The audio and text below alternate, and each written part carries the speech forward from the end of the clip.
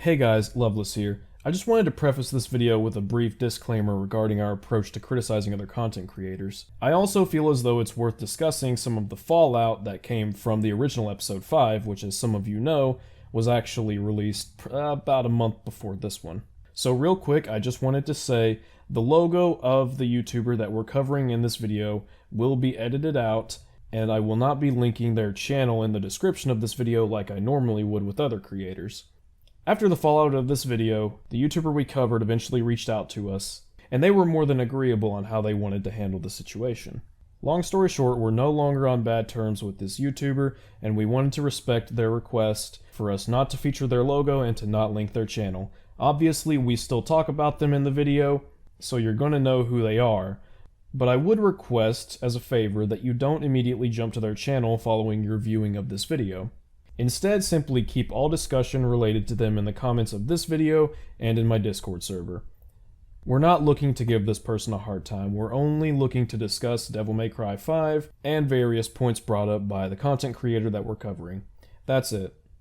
And yeah, we do get a little bit harsh here and there, but we never want what we say to be misconstrued as bullying or harassment or inciting of harassment or anything along those lines. Anyways, I really appreciate you listening to me go on this little tangent, and I hope you enjoy the video. And start recording. How's it going, Luce? It's been a while, hasn't it? It has been a while. I've been a little bit busy on my own channel since you've been gone. I've been a little bit busy myself. I know you have. You've told me. Yeah, so for our faithful 166 listeners, or however many subscribers I have, I think it's 132, I don't know. Which, yay, I passed triple digits, woo! But for those of you who are wondering, I'm in the middle of moving across the country, on top of being quite infatuated, I will say, with my Pokemon games that I've been playing for the first time in since high school. That's been a lot of fun.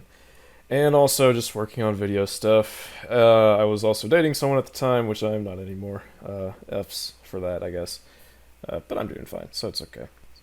Big F's, homie. Yep. I did my move last month, and then my fucking my employer was. I told my employer, I was like, hey, I need a cover letter to get approved this apartment, so that I don't have to live in a hotel paying like $70 a night minimum if I'm lucky, and so I can actually have shelter. And oh yeah, no problem. And after about a week and a half, they were just like, nah. I was like, okay. So I went back home and found a better apartment and also a much better job, where I'll be making about $13 an hour, which hey, it's a decent little start. So you went across the country. Yes. And then you came back. Yes. Oh my fucking god. And now I'm about to go back again. Fuck. What's funny is that the ride down there, because we gotta move stuff, so I can't take a fucking plane.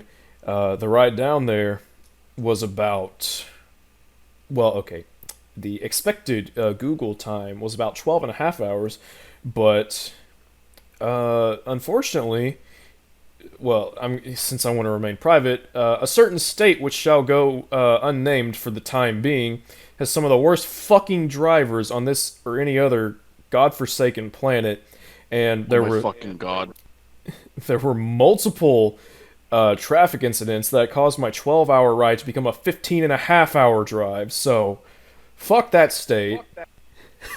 I don't know which state it is, and I'm not gonna guess on. I can say that it's not your state. Son of a bitch! I thought it was mine. It was I could have sworn it was mine. Nobody knows how to fucking yield where I live. Oh man, I feel that. No, oh man, it was the whole time, the whole fucking car ride down there. I shiny hunted for my shiny Squirtle, and I finally got him. Named him Shaft. It's fucking awesome. Sick. Now I'm shiny hunting for a Eevee and a Shuckle, because Shuckle's my favorite Pokemon. And shiny Eevee looks like Loose, but as a little cat mon thing. I am the cat. It's true. And yeah. So it's been quite a time. Man, we've had a lot happen. Mayo blocked me on Twitter. Oh my god, he did. Holy shit, nice. Wait, you didn't know? I think I heard about it, but I forgot, so it's once again a nice surprise. Yeah, he. So I don't even remember what the post was. I think. What was it? It was something about Doom Eternal, and I basically retweeted it, and I was like, because I had like just been in some Twitter conversation with someone about. I I don't even remember honestly. Honest God, it's just kind of a vague blur. But basically, I retweeted something he said, pointing out something that I thought was an issue with it, and he responded with like half a dozen fucking tweets, and I was like, "Whoa!" What? I was like, oh, "Slow down, buddy." Blah blah blah. And then he responded, "Oh, it's you," and fucking blocked me. I'm like, "Oh, Oh, it's you. Oh what do no. you mean, you people?" Speaking of Mayo, the first S.E.E.S episode is at exactly 555 views. It is, and I had a That's cool. fun little conversation with some commenters on there recently. I'm actually quite happy with. Some people were initially not so happy, but once I actually talked to them, they were like, you're okay, and I think that's good. Discussion is healthy. Uh, yeah, it's Discussion do be like. that has I've seen decent. I'm happy with the turnout of that one. I will say. I would say my favorite episode of ours though is the Persona 3 one. That one was so fucking fun. Oh my god. Mine is definitely episode 4.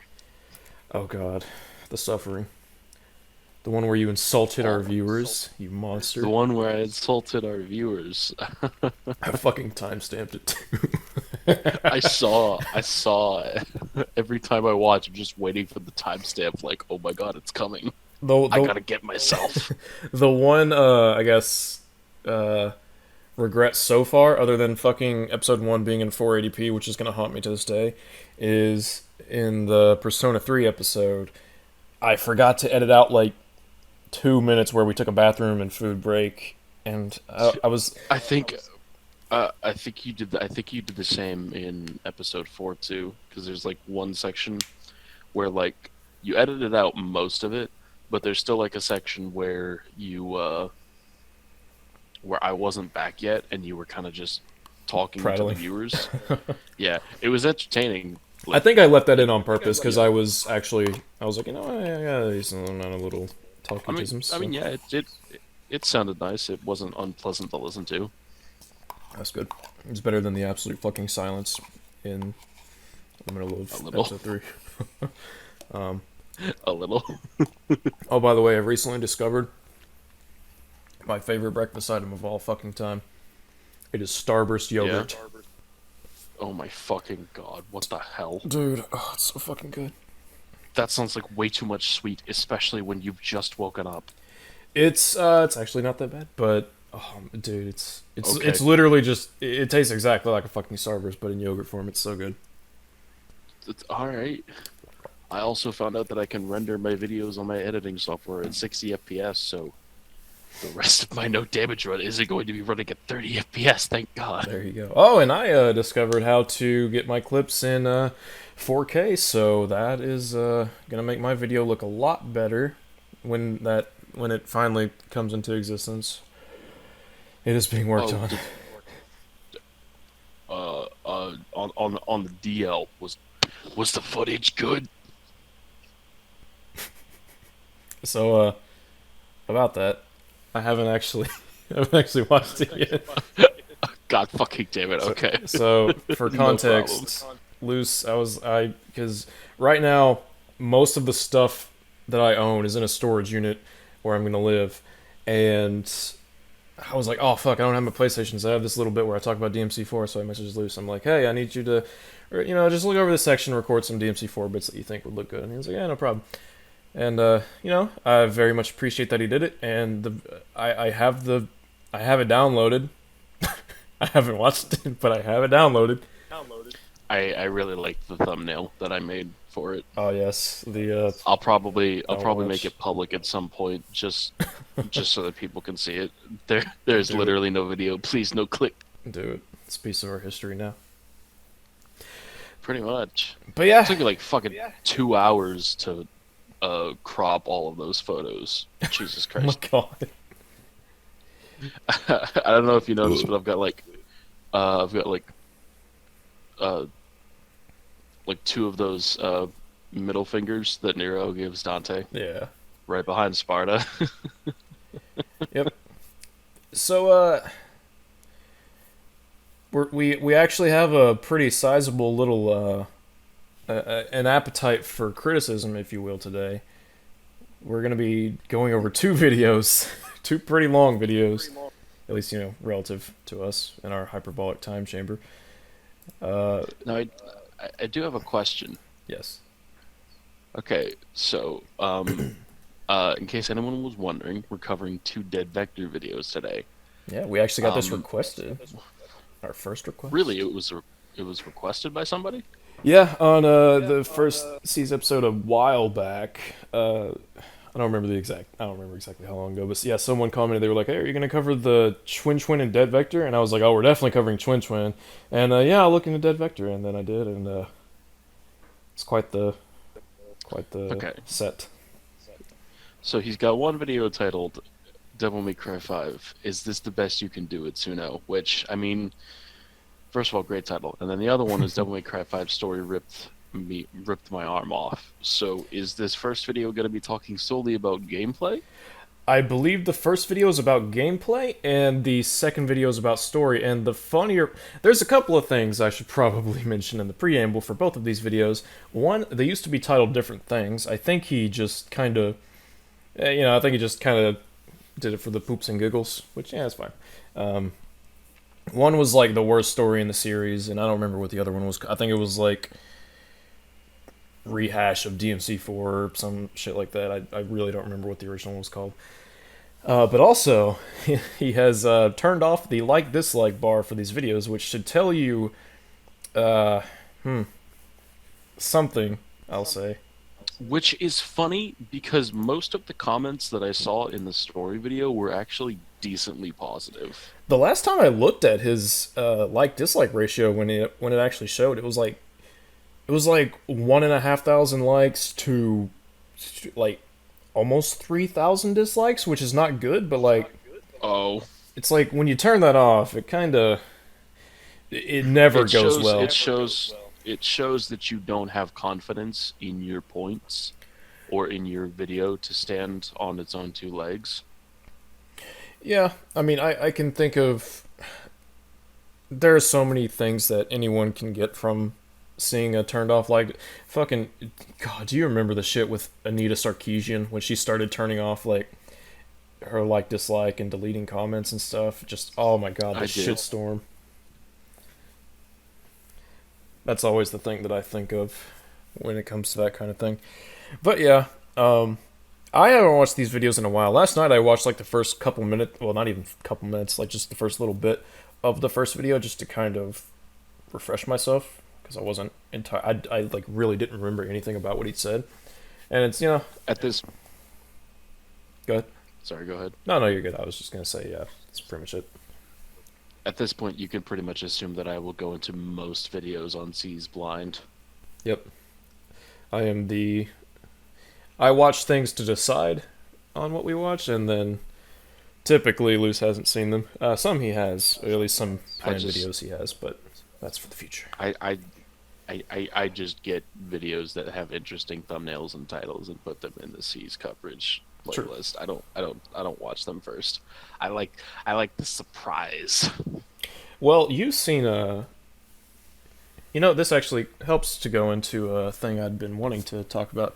So, you've seen like Sphere Hunter's DMC videos, haven't you?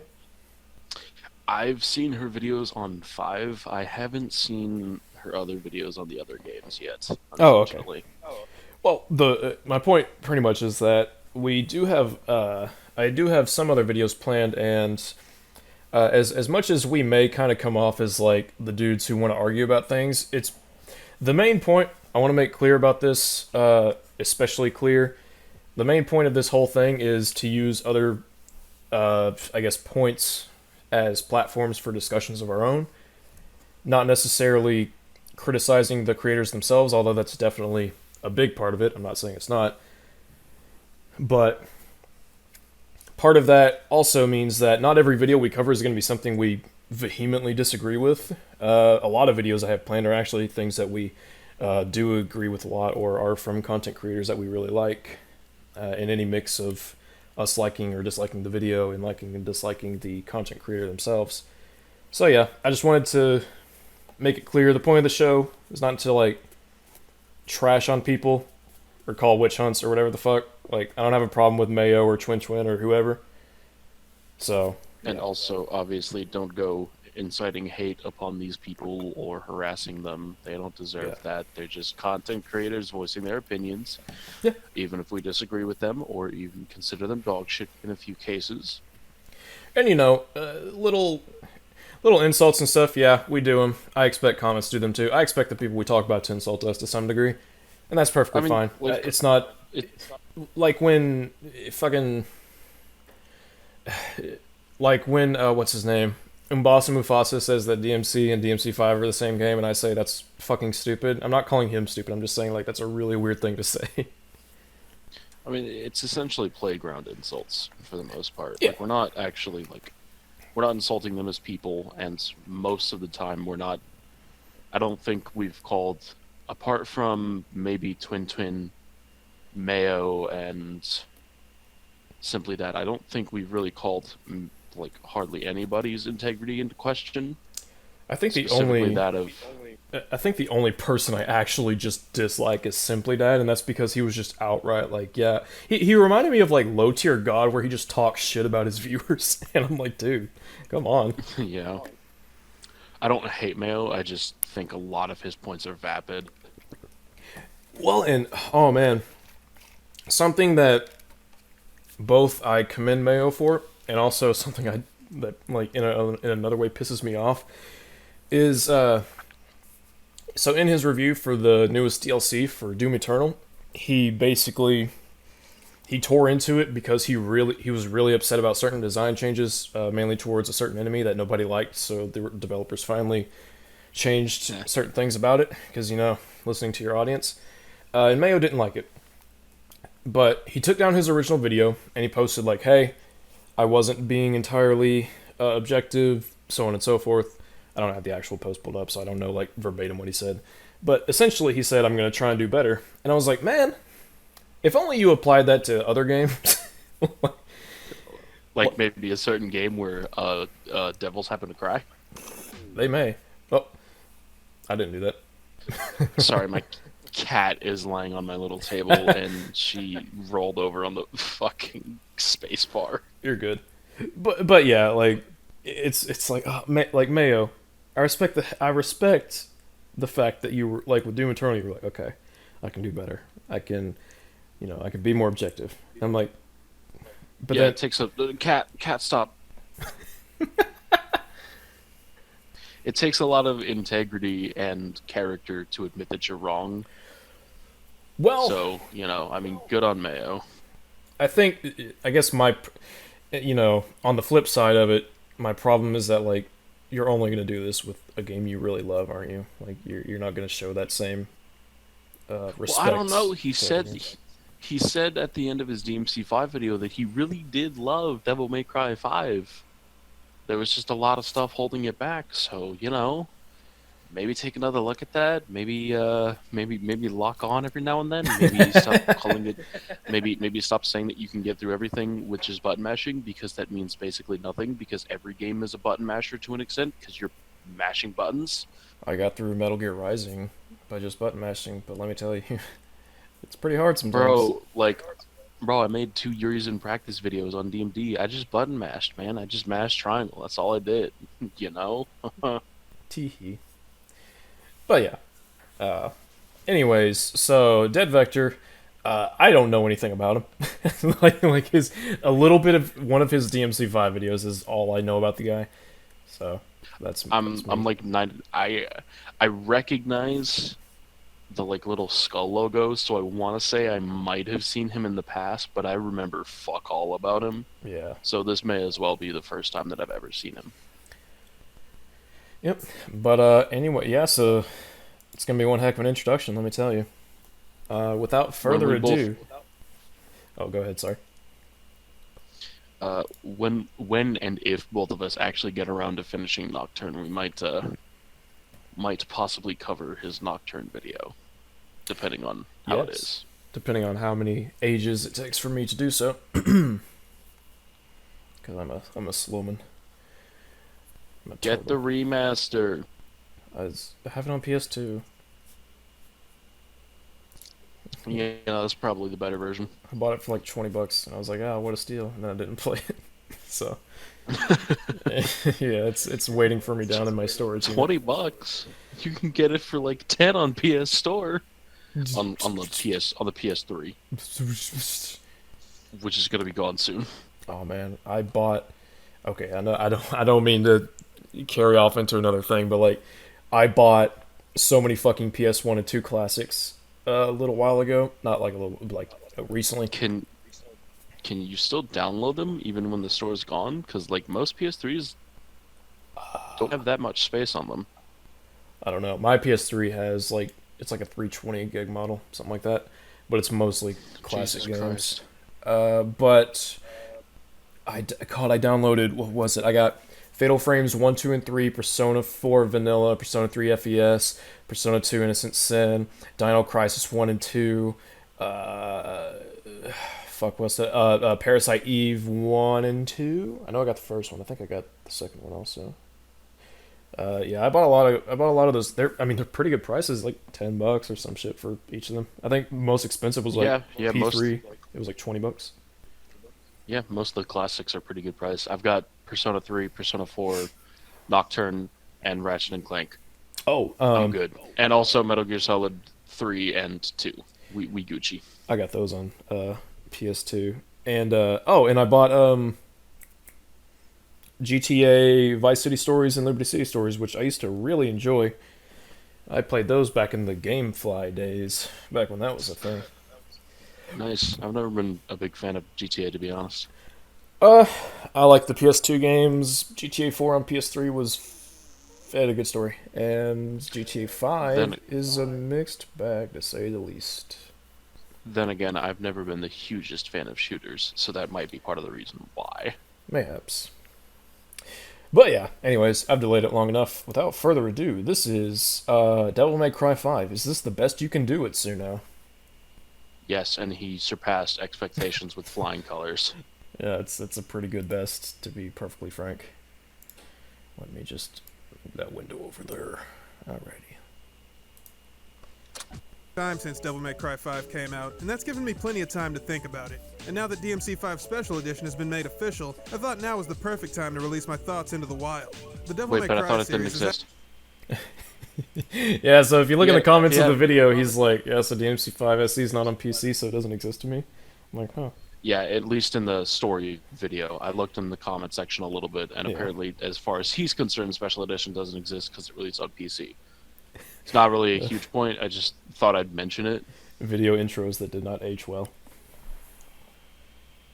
has had a major impact on my creative and artistic career, so these games are something I think about constantly.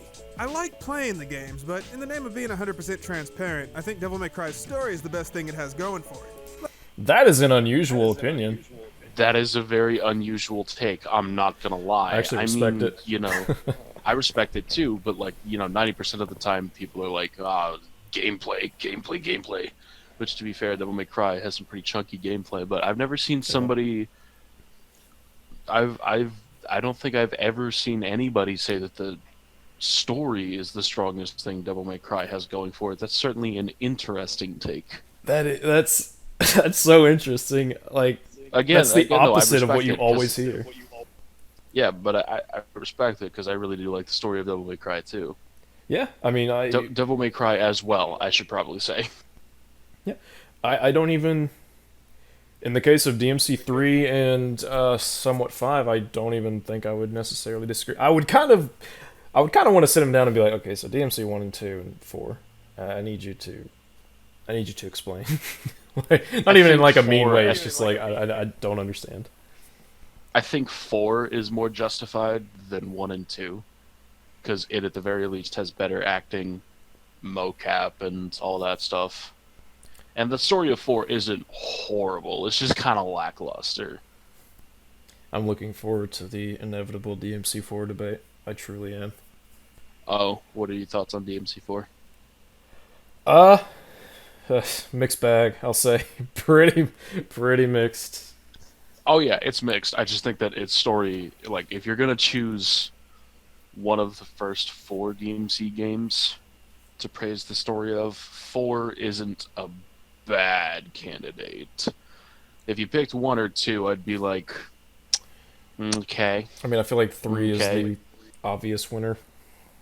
Well, So- no shit. DMC3 story is fucking so good. But anyways, I'm not gonna lie, it's a little hard for me to play 4 though.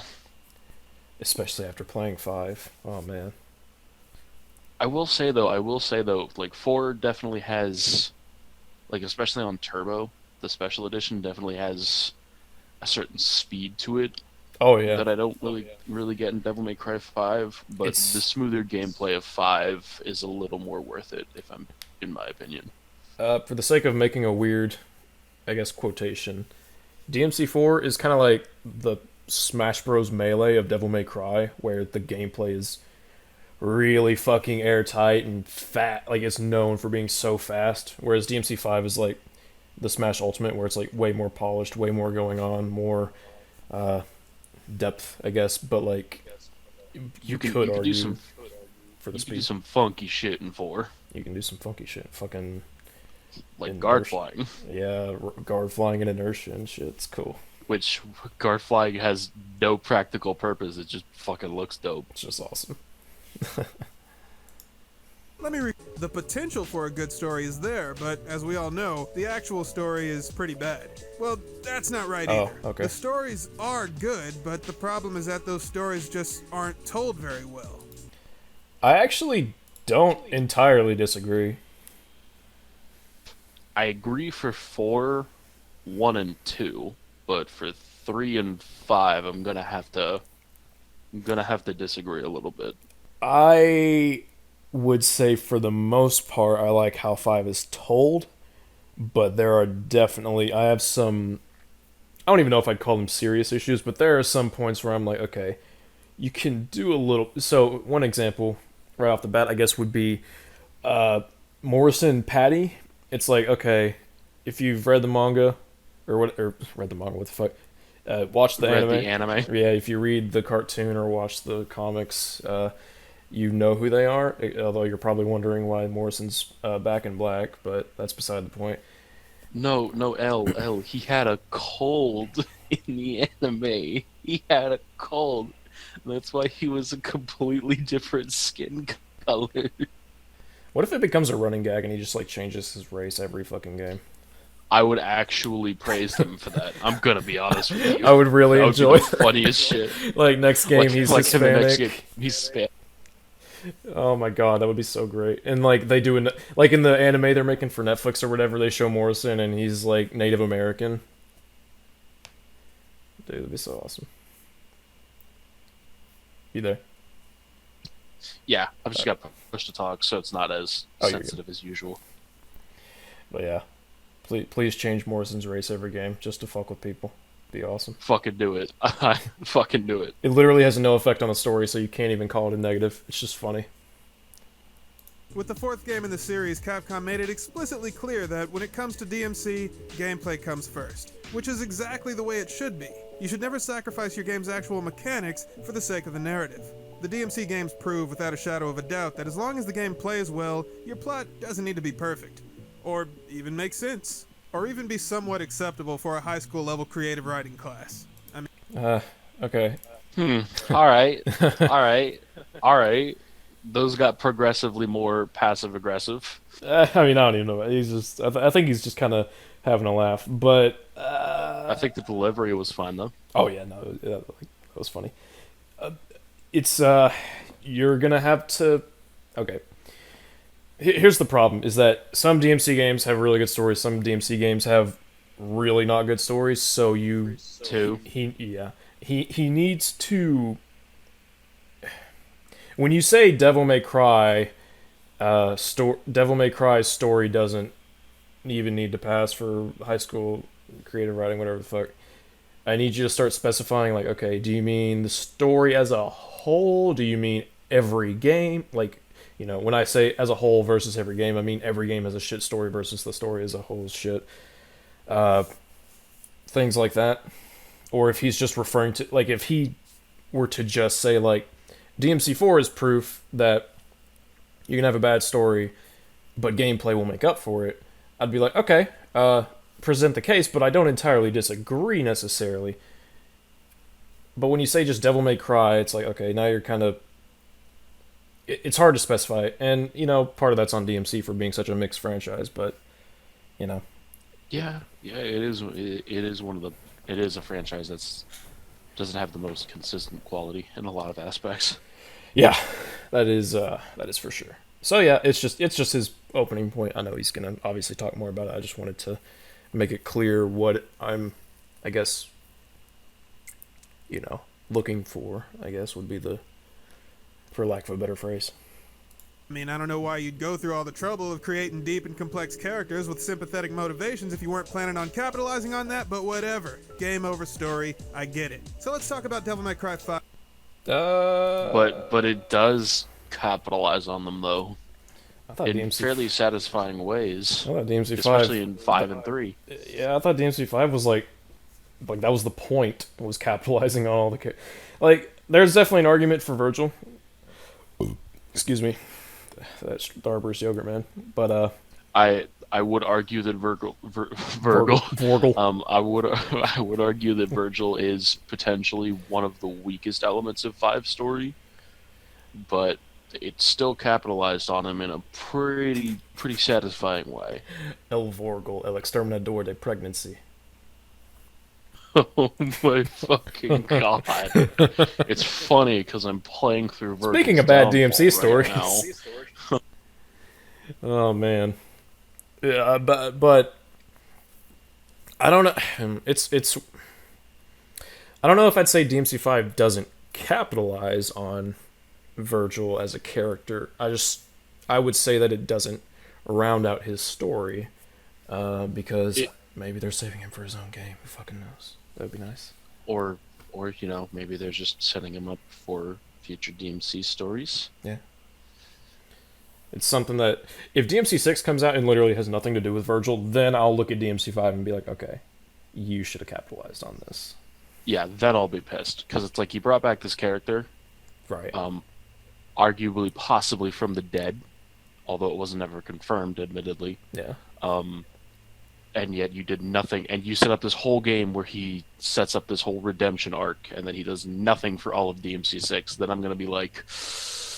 Yes. Bingo, what are you doing? Yep. I think DMC5 does a good job of using his character while setting him up for more and giving him just the... I don't even know if I'd say just the right amount so much as adequate development. But yeah. Yeah. I see where he's coming from with this point. I just don't... Well, I mean, to be fair, he says the characters anyways, so if he's like talking about Nero or Dante, then I'm going to kind of look at him and be like, okay. Yeah, What? at that point, I'm going to be like, all right, the line in the sand is drawn. What the fuck are you talking about? Right. Because, ooh boy. Yeah.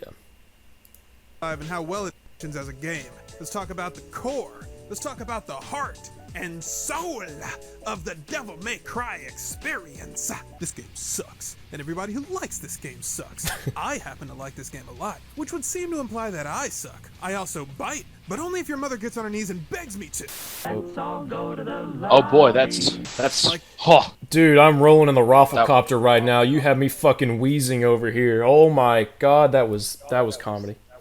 You know, for some reason, I don't believe you. Why would you say that? Are you questioning my integrity as a content creator? Yes. How fucking dare you? You forgot in your... Oh, you know what? It's because I didn't make a your mom joke. That's why. It is because you didn't make a your mom joke, dude. To be If fair, you don't make at least, like, 5 your mom jokes in your DMC5 review, you're literally the worst YouTuber. oh man. I have to shoehorn in a couple at the end. I'm gonna shoehorn some into my next video just for the sake of the fucking joke. Literally, the video's just gonna end. It's gonna be a black screen of me making your mom jokes.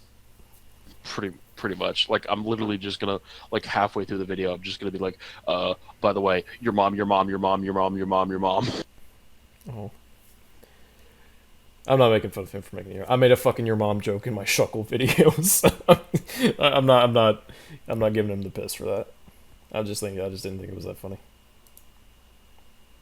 All go to the lobby.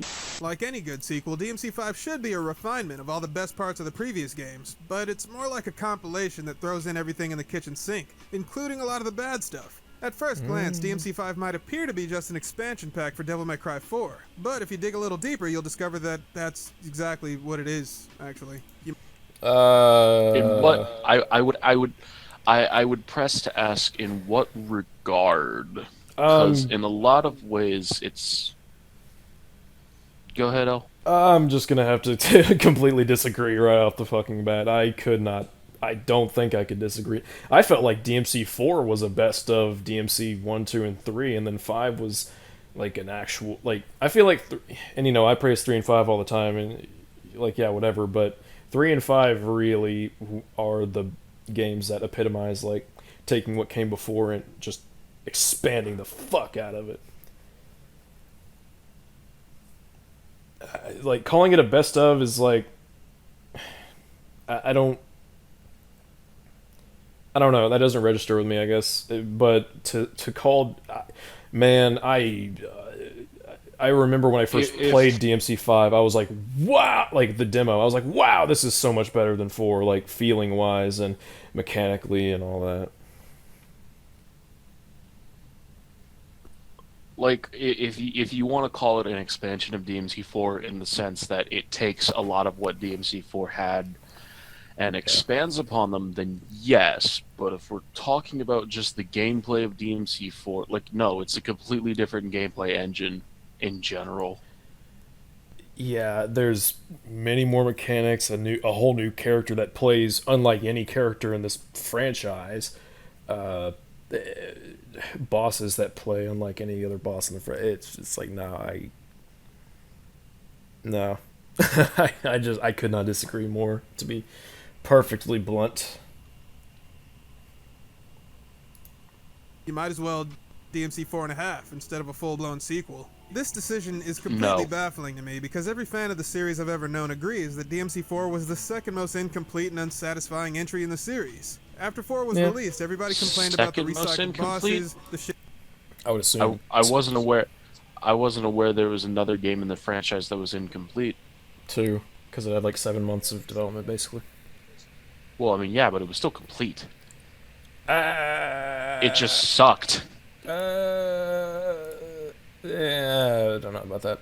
It has a lot of reused assets that kind of point to it just not having had enough time, which it didn't. I would definitely call 2 an incomplete. Not even just an incomplete game, but an incomplete project that got forced out. That's fair, which is why they should definitely remake it. Wink, wink. Yeah, dude, imagine if fucking RE4 remake takes too long and it turns into the DMC1 remake. There's been rumors that a DMC2 remake might be in the works. Before the first one? That would be well. I would say that 2 needs a remake more than literally all of them. The first one wouldn't like hurt from a remake, but 2 is the one that is the worst. I feel like starting with 1 would be a much better option because it would kind of open people up. Like, okay, so let's say they remake 1 and it's just a fucking outstanding game, you know, greatly improves upon the original game. Then everyone's going to be like, okay, what can they do with 2? But if they just announced straight up a DMC2 remake, there would be a lot of skepticism right out the gate. So, possibly, yeah. Not that, I think the majority of people would be on board, but, I mean, it's... Especially fans. Yeah, but it's DMC2, so it's like, you know, we're going to be cautious. Look, man, any chance for Lucia to come back and actually be a decent character is a good chance, in my opinion. Dude, for real. I need my Lucia. She was so wasted. She had such a good design, and it was fucking wasted. She actually played all right too. Yeah, like actually, she's actually kind of enjoyable to play once you get her down. We here on the S.E.E.S podcast absolutely stand for Lucia. Fuck Dante in 2 though. That is, oh my god. His design's pretty based. His design is based, and I actually do like his diesel clothing, but like Really? gameplay wise, yeah, I just like leather jackets. That's true. I never disliked it. I've just always heard people shit on it. I'm like, it's fine. Well, they shat on it because it's like, okay, what? I think they shit on because it was Like, green. I think they mostly shat on it because it was weird product placement. Well, true. Because it's like, why the fuck is this fantasy Devil May Cry land advertising for a real ass clothing line in our world called Diesel? Y'all remember the fucking RE6 $1,000 special edition that came with Leon's jacket? Y'all remember in fucking Final Fantasy 15 how they just had Coleman and fucking Nissen just in the game? I want DMC6 to feature Virgil in a Harley Davidson jacket. Please do it. Have Virgil ride around on motorcycles. Dude, fuck yeah. He'd be Sword like, fights on motorcycles. Let's go. oh my god, the Yu-Gi-Oh! 5Ds of Devil May Cry. Fuck yeah!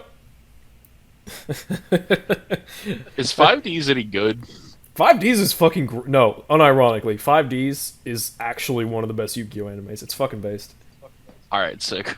I've heard a lot of people shit on it, so I was wondering what your take was. It's ridiculous. Don't get me wrong, like the card games on Motorcycle, everyone acknowledges is really silly, but like the characters and story are surprisingly fun, and the duels are some of the best in the series. Like it's great. Also, V-Rains, Yu-Gi-Oh! 5Ds and V-Rains are the best Yu-Gi-Oh! Animes, and you will not change my mind unless a new one comes out and it's really good. But you know, Nice. yeah. Anyways, I'm just imagining Virgil on a Harley Davidson looking like the fucking Terminator. Bro, yes. He's just like totally emotionless, but like looking so fucking It cool. would look even better with that fucking Yo. gas coat flowing in the wind. Yo, you know what we need? We need fan art of Virgil and Child Nero as Terminator and John Connor.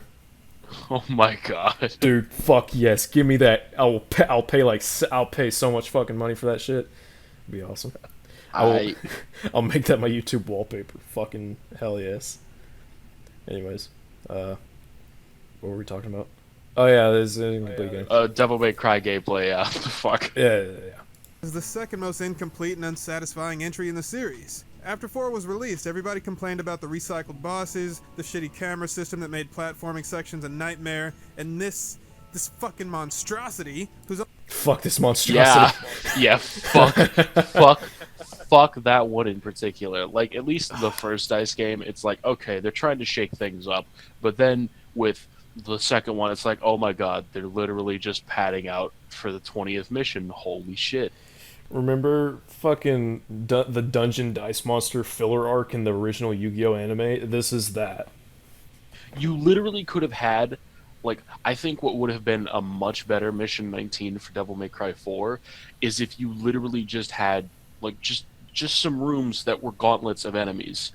And, like, Yeah. Nero was just tearing through them as fast as he could so he could get to Kyrie. That would have been so much better and more satisfying. Fucking, but like- no, Dungeon Dice Monsters. Fucking like Sanctus taunting you in the background and like Dante doing his wacky wahoo shit off and like you can hear it off in the distance, like beyond the. That'd be cool. That'd be cool. And like maybe like you could even have Dante encouraging Nero from the outside to move faster. Like if you played Yeah. well, Dante would be encouraging you, and if you didn't play that well, Dante would be kind of like berating you, like, come on, you can do better than that, and stuff like that. Are you implying a Dante style announcer? I'm implying a Dante style announcer. It's literally the best thing ever, even though it's mostly recycled clips. Man, I so wish you could pick your style announcer for different characters. I would have Dante on all of them. I would too. My second choice would be, I don't know. Well, I mean, to be fair, I like all of the style announcers. They're all pretty freaking good. Although I think Morrison is possibly my favorite. I think Morrison's either Morrison or the standard announcer. I just like the demonic. Even the fucking DMC reboot announcer where he's like, Savage! I'm like, oh, that's cool. Or like sensational. Yeah, it's fucking cool. Or like when I got a fucking A rank and Morrison's just like, you worked off that dead son, and I'm like, I'm trying. Oh man, Morrison's awesome. I want him to. I'm telling you, that's Hispanic Morrison for DMC6. Make it happen. That's possibly my favorite style announcement, to be honest. You know, I'm gonna make a video when DMC6 inevitably comes out, and I'm the title's gonna be like it's gonna be like Morrison is the same race as he was last game. Is this the best you can do at Suno? Why Morrison was black in the last game? Why is he Hispanic in this one? It's literally the worst game ever. And to anyone like out of context, they'd be like, "What the fuck is this guy talking about?" But that's the thing about Devil May Cry. Out of context, it is the funniest fucking game of all time. And even in context, it's pretty fucking hilarious too. Oh yeah. There is one game, though, as far as comedy goes, Time Splitters Future Perfect. If you haven't played it, anyone who's listening to this, please play that game. It is so fucking good. It's funny because I'm listening to this and I've never played it. Oh, dude, it's my favorite shooter of all time. It came out on the PS2, GameCube, and Xbox, and it was made by the people who made GoldenEye. And it's actually the third in a trilogy of games. The first two were good, but Future Perfect is fucking amazing. It's so good. Alright, I'll check it out. I need to get you on that, and then we need to do a Seize on it, because, oh my god. It is the fun. I would kill to watch you play that game. It is so fucking funny. But anyways, yeah, Dungeon Dice Monsters is bad. Fuck this game. Yeah. It's only you along and draw the game out as long as possible. In DMC4, the levels were repeated because all the encounters were designed around Nero's Devilbringer, and then Dante was shoveled into the game after the fact. As a result, whenever you play as Dante, he feels like a fish out of water. Like he's out of his element, like it's his day off and he's not even supposed to be there today. He's Why they literally would on use holiday. 4 as their frame of reference for a sequel only makes sense if they were trying to prove a point and finish the work they started back in 2008. The good news is, 5 has no recycled levels, but the gameplay's still all kinds of messed up, so none of it makes any goddamn sense.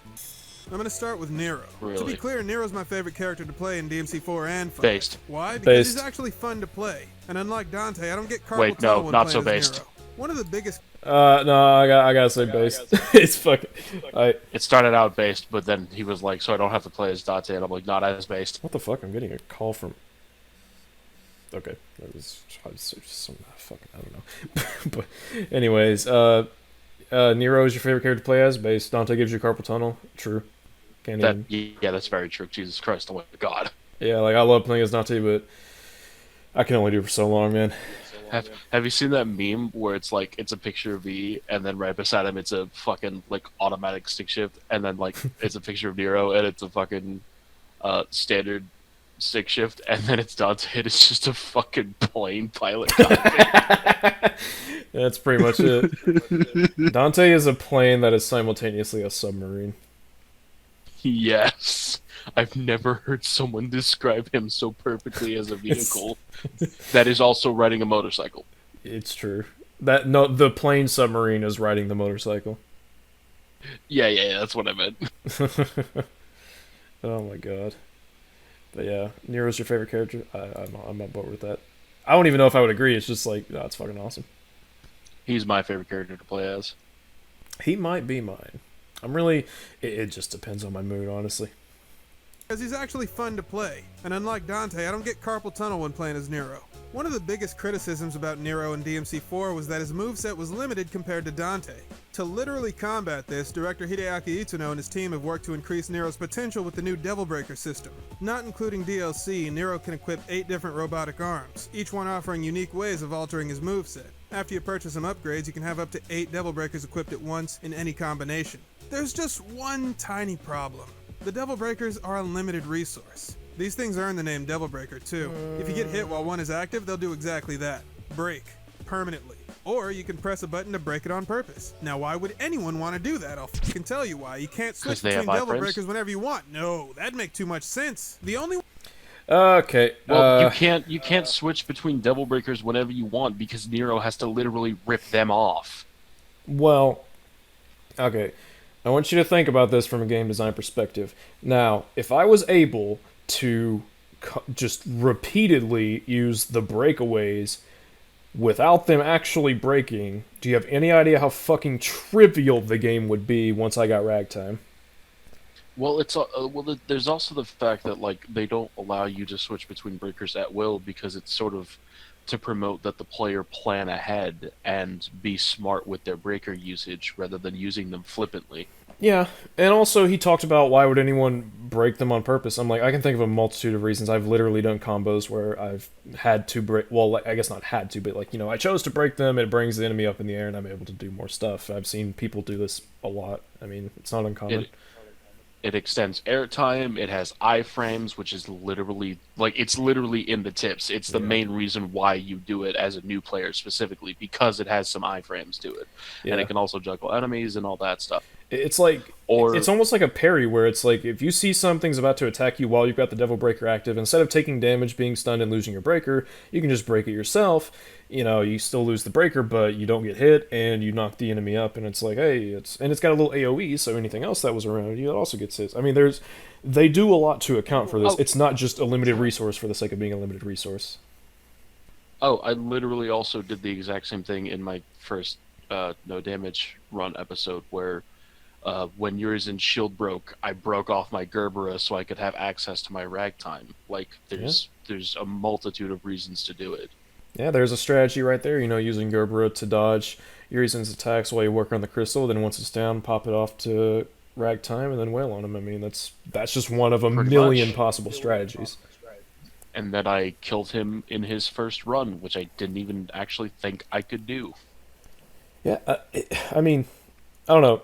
Criticizing this feels like it's just such a integral part that has so many other design choices that account for it. It's like I don't know. It's so bizarre to see a criticism for to me.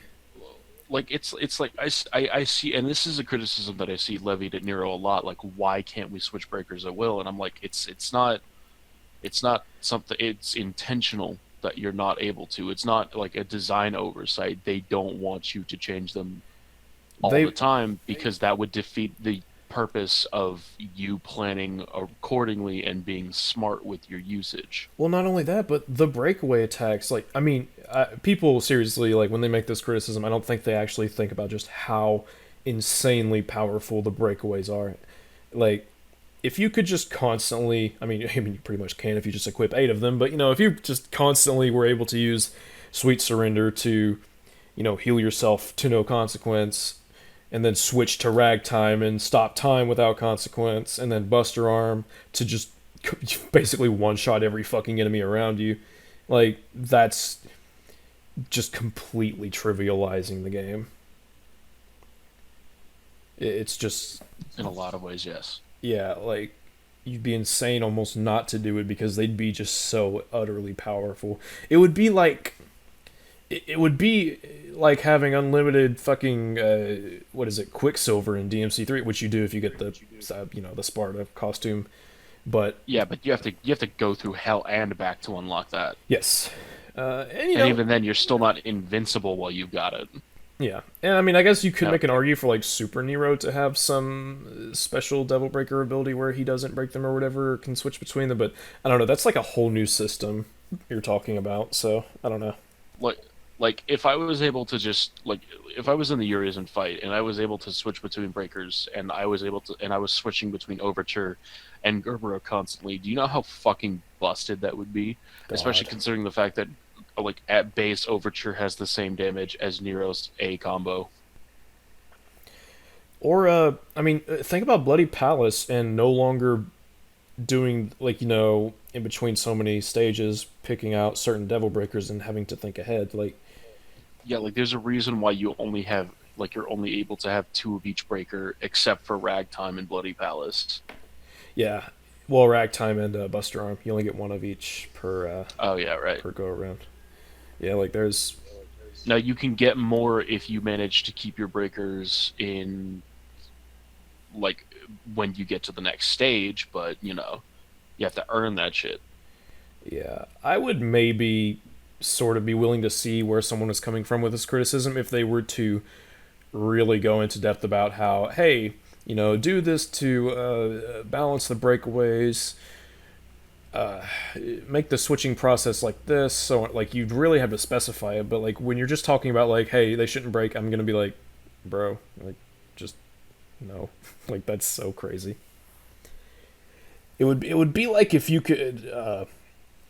It'd be like if Virgil didn't consume Devil Trigger with his fucking... Which, to be fair, he might as well not, because he's fucking busted, but you know what I mean. Pretty much. Like, yeah, if you could holy literally fuck. just... If you could just Storm Sword and Blistering Sword everything in the fucking game with literally no...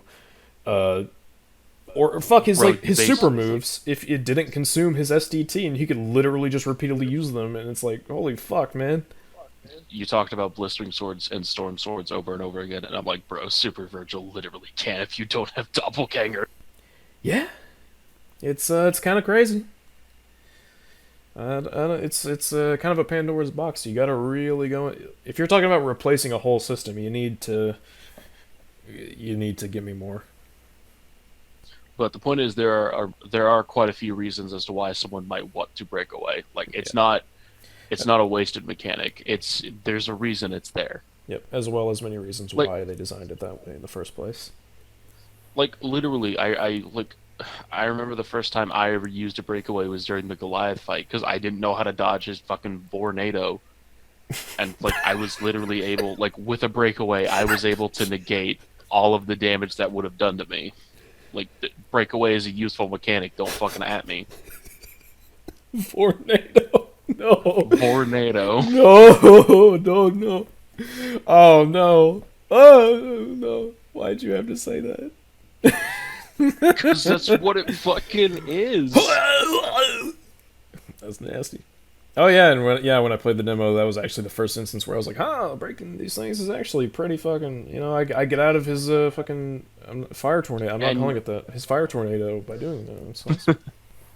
And it's like, oh, you could just use Devil Trigger. Well, what if I don't fucking want to consume my Devil Trigger and I want to save it? Fucking playthrough, I don't have it. Or yeah. Yeah. And even then, like, I just don't want to consume my Devil Trigger, so I fucking break away instead. Yep. Fucking Legendary Dark Knight, where there's so many fucking enemies. It's a great time to break aways if you're surrounded and you just need to see yourself. And I can also, I can attribute to the fact that breakaway can extend your airtime quite a fucking bit. Yeah, it also gives you a little lift, if I remember correctly. Yeah, it'll push Nero, you can sort of push the left stick in a direction, and it'll inch Nero that way. Oh, really? Oh, okay. At least in the air. I don't think it does that on the ground. Nah, on the ground, you're stationary. Yeah. The way to switch to break your current breaker, but you have to go in sequence. So if you have the first breaker of your inventory equipped, but you really want to use the last breaker you're carrying, the only thing you can do is break 7 of your breakers to get to it. And you're not getting those breakers back. Or, counteroffer, you can plan accordingly. Yeah. Also, he just said which that is you the can't... entire point. He said you can't get them back. I'm like, bro, you can find Nico in, each level. I don't know if you know this, but they're pretty fucking cheap, especially after you've beaten the game multiple times. Yeah, I can't recall a time where I've ever been, just drained of breakers, other than literally when I first booted the game up. Yeah, if you're on your first playthrough, I can understand, but, I'm looking at your orb count, bro, you don't got that problem. Can I talk about something that just... This is such a nitpick. Something that just annoys the absolute hell out of me in watching other people's DMC5 videos. Sure. When they don't have all of the health bars. Oof. Yeah. I'm gonna... Yeah. I feel personally attacked. You should. I don't have all the DT bars either. I only have what's available from the shop, because I haven't gotten around to doing all the secret missions yet. Chat, do you want me to kick this guy, or... Jeez, this is a load of barnacles. Fucking no max health, have an ass. I just bully people. I will admit, it is, if you have OCD, I could definitely understand that. But, yeah, no, just fucking, or you could just actually like plan your encounters instead of being a fucking numpty and breaking 7 breakers to get to the breaker you want. Yeah, I mean, this obviously would be this would be a predicament for you if you were like, let's say, it's your first playthrough and you're relying on the level itself to supply you with breakers, but you're relying on the level itself to supply you with breakers, so don't expect it to be perfectly laid out Yeah. for you. So yeah, it's just, I don't know, it's weird. You're carrying. Imagine You'll- breaking 7 breakers in the Impusa fight in Mission 2. No, I won't. That's apparently what he thinks has to happen. Yeah, you could just use your other attacks. I don't know. That's another. Yeah. That's another thing. Why I not mean, just like you don't have to rely solely on the breakers. And imagine trading a ragtime to get to the Buster Arm in the Impusa fight. Like, what the fuck? not using I know it's just ragtime an and then the fucking Buster in sequence? Like, I get this is just an example, but it doesn't help. Like, it's just an annoying example because, like you're acting like your breakers are your only thing that you can rely on when no. Well, I mean, yeah, it's a good example of if you're gonna give us a point like this, you need to have a proper visual example. Otherwise, it's just not. It's not gonna register. If he gave us like a really, I don't even know what would be a good example because I disagree with the point entirely. But if there was a proper visual of him like fighting a boss and he was having a rough time and he needed to get to a certain breaker or whatever, even though it's up to him to plan that shit out in the first place, and there's divinity statues in Nico right before every single boss in the fucking game to account for this. But I mean, even disregarding all of that, there was just a good visual example.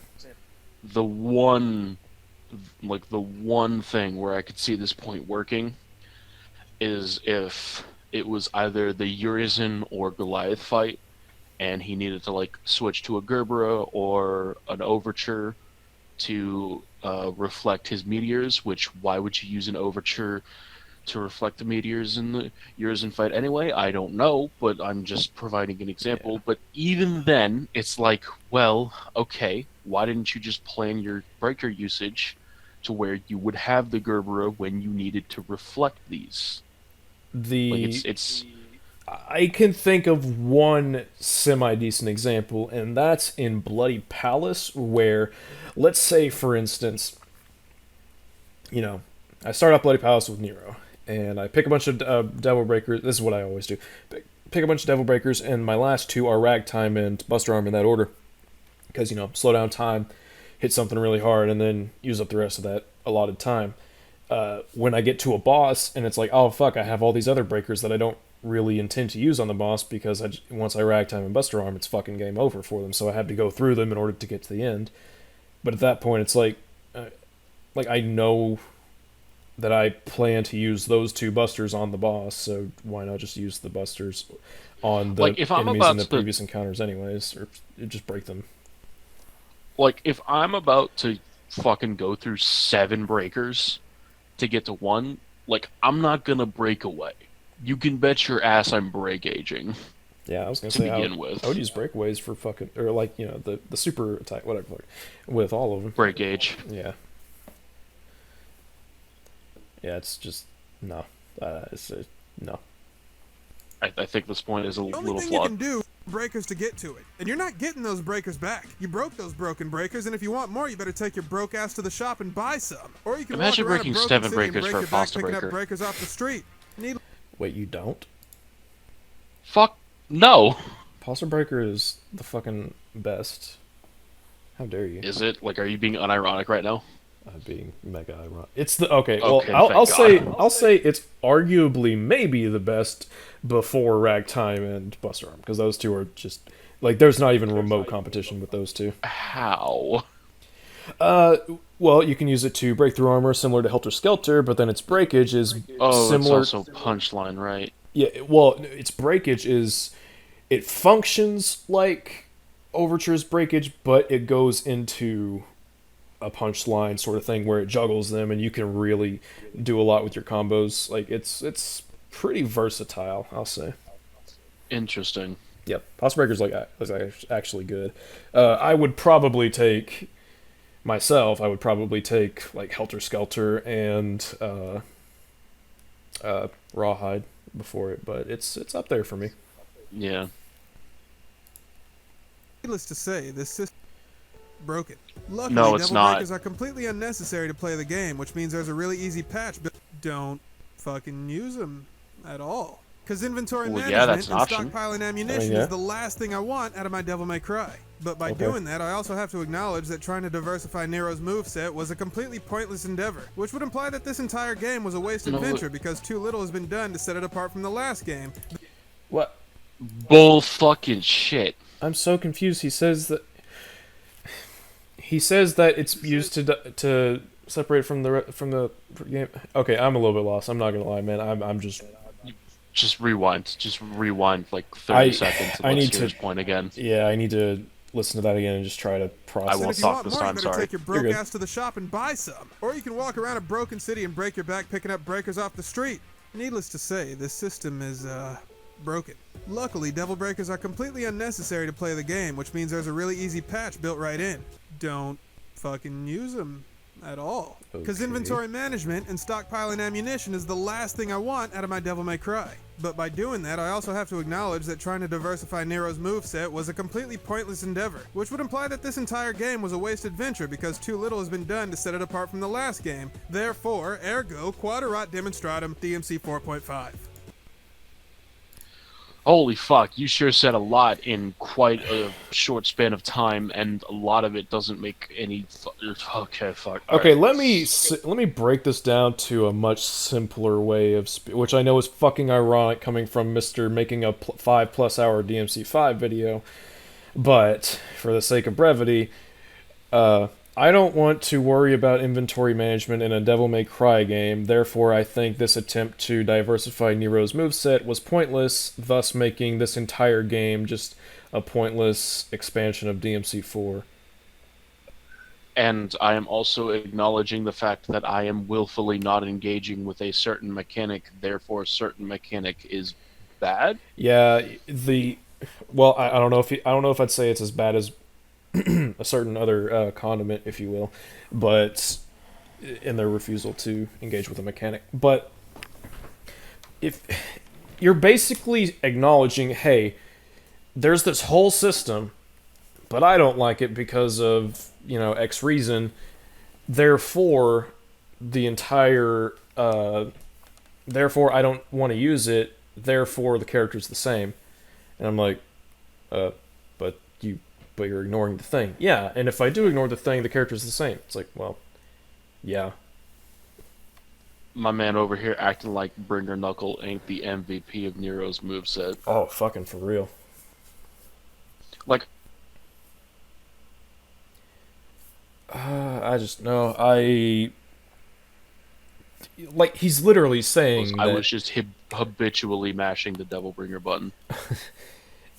he's just straight out saying, I don't like this mechanic. I'm not going to use it. Now the character feels the same, and it's like, well, yes.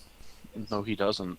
Well, I mean, yeah, he does if you're refusing to engage with the mechanics that they added from the previous game that he was in. Well, yeah, it's like Maybe. he's saying he doesn't engage with the biggest change to the character, and now the character feels the same. So it's like, well, yes, that's how that's going to work. And also, I just want to mention, even with that, like, my boy, have you seen Color Up? Like, the Color Up is literally one of the best, like, stunning weapons in the entire fucking game. Honestly, I would probably argue, even without the breaker system, that Nero has quite a bit of Bro, fucking expansion to Payline his. and Yeah, I don't know if I would argue that it's enough for a sequel I waited 11 years for, but again, that's why you don't ignore an entire new system of mechanics. So, Bro, Payline and Hardway, holy shit. Payline's so fucking awesome. That's how you deflect those meteors from Urizen. Oh, uh-oh. Ruh-roh, Raggy.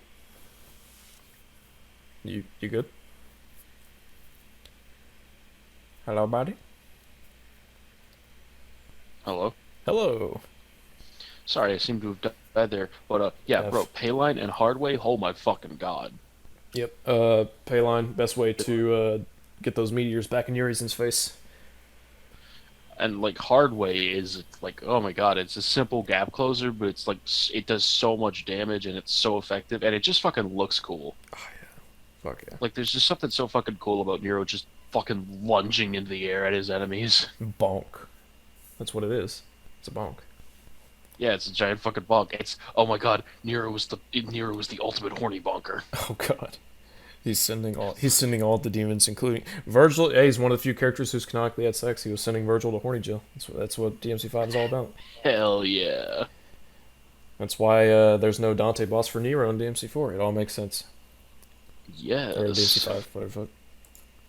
Like, I actually liked playing as Nero in DMC4, so I'm cool with his playstyle being largely unchanged in this game. Again, if you just ignore the whole new system of Devil Breakers, sure. Yeah.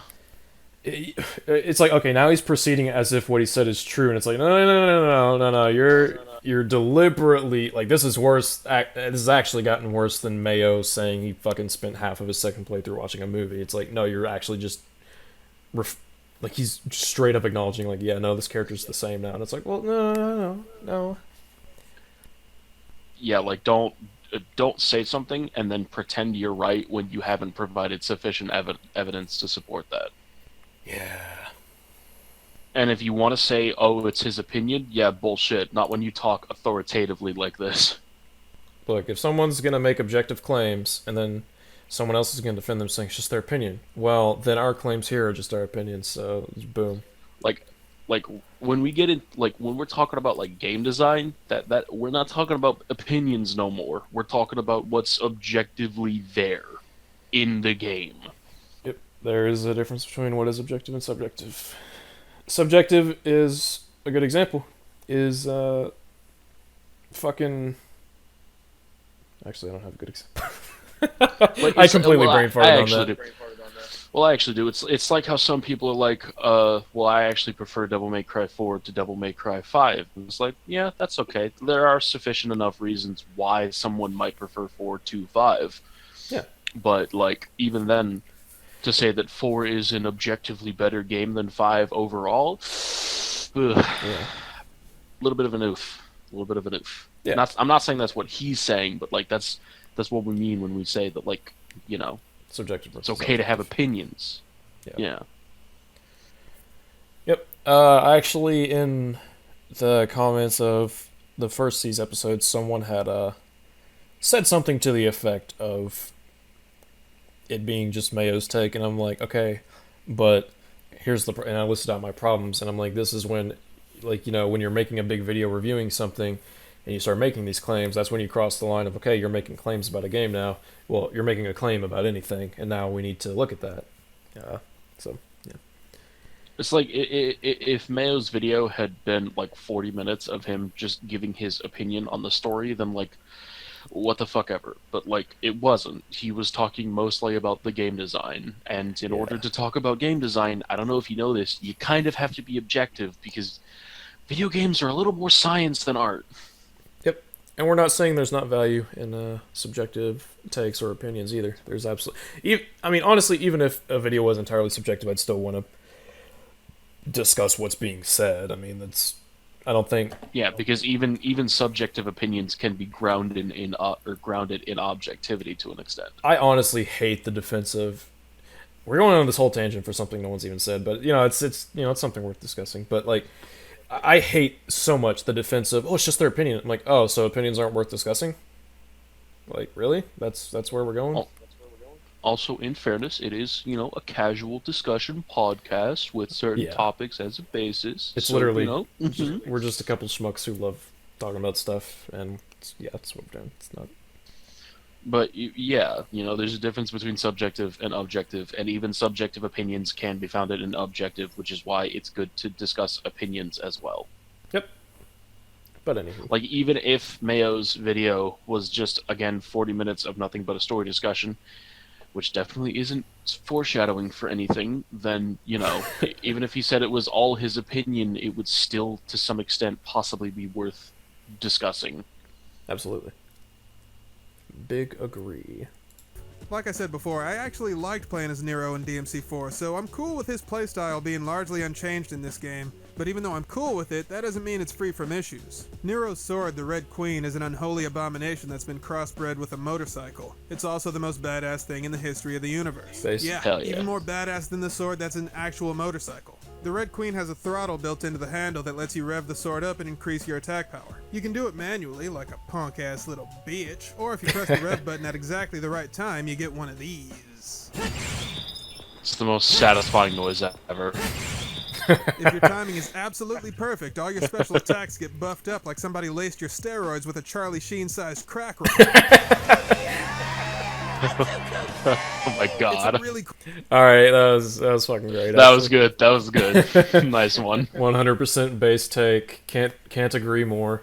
Very true. Dante, even fucking Cavalier has nothing on max acting.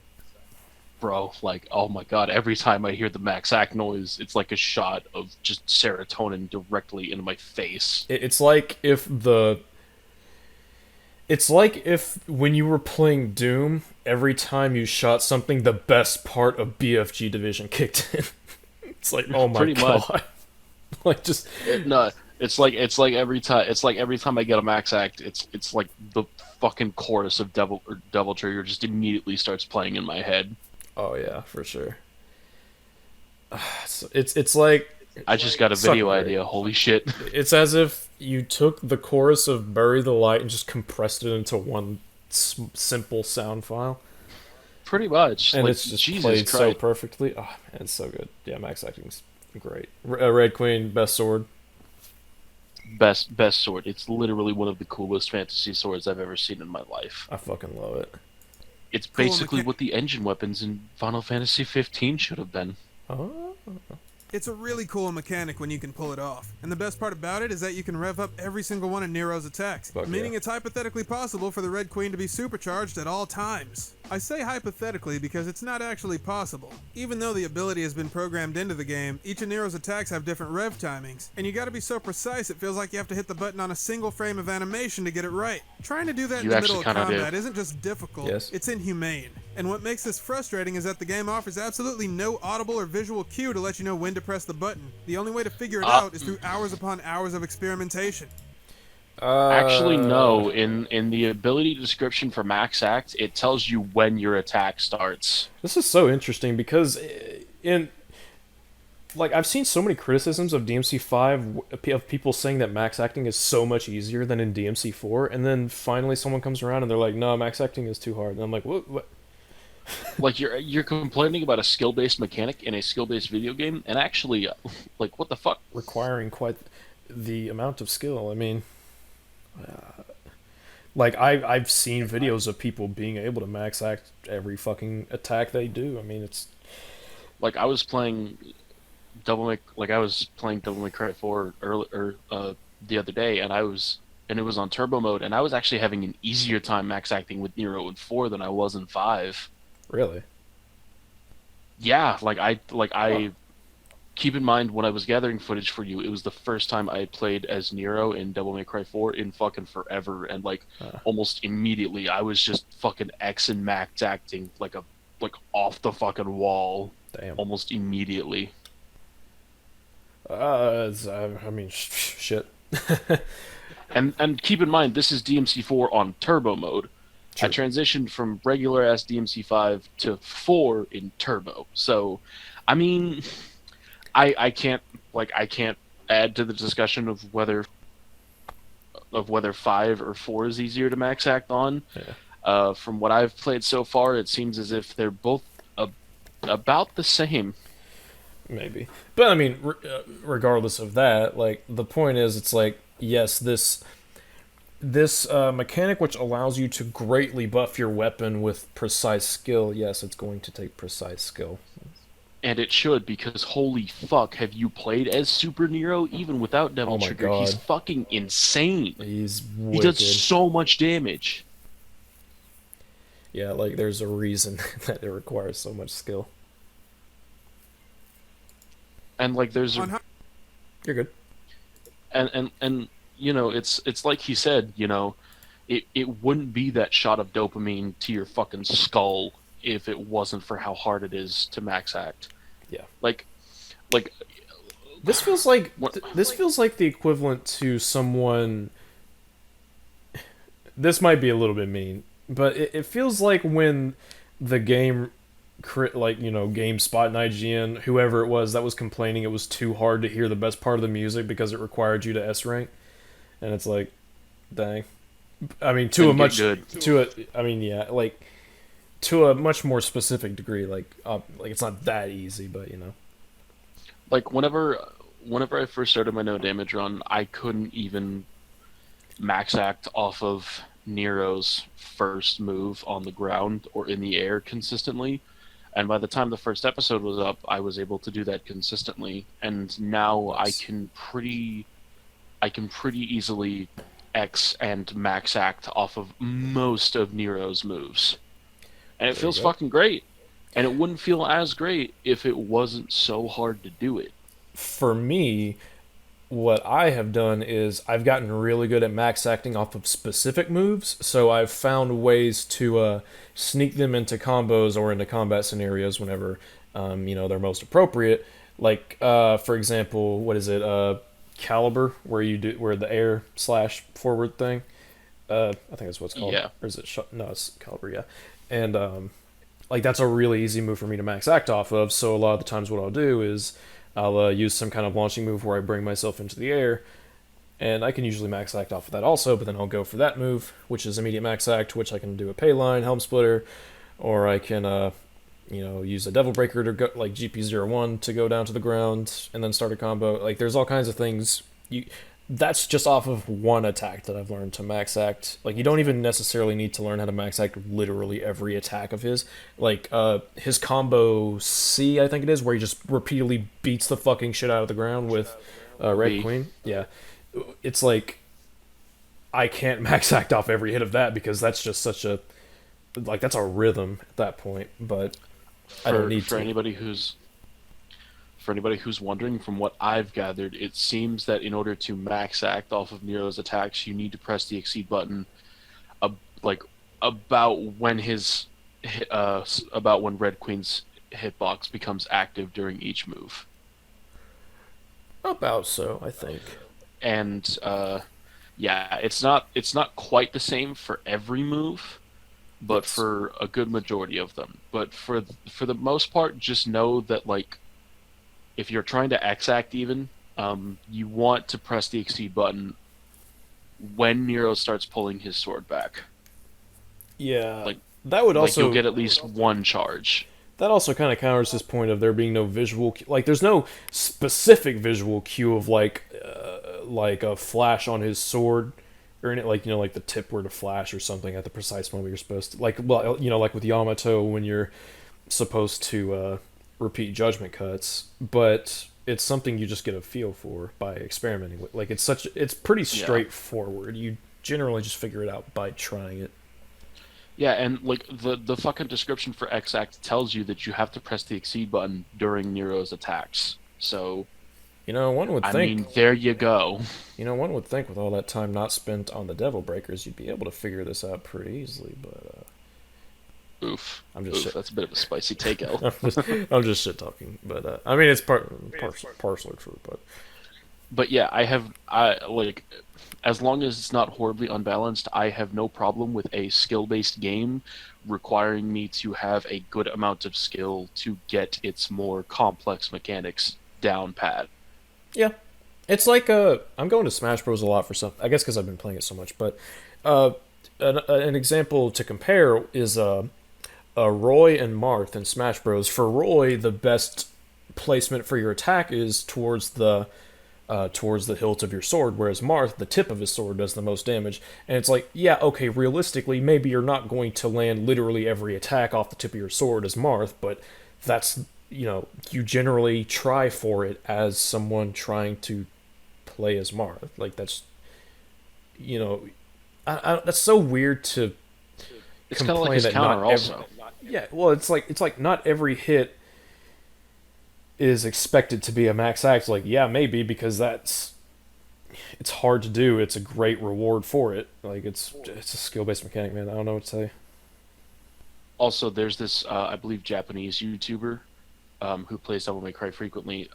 His username is in Japanese, so I can't say it to you. I'll try to link it into the comments Yeah. whenever this video goes up. But like, have you fucking seen him? He's able to like X and max act off of basically every attack Nero has naturally.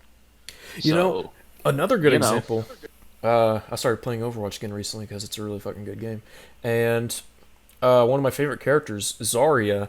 Her main mechanic is she pops a bubble on either herself or a teammate, and it blocks like 200 damage at max, I think, and like the more damage it blocks, the more power Zarya gets for her gun.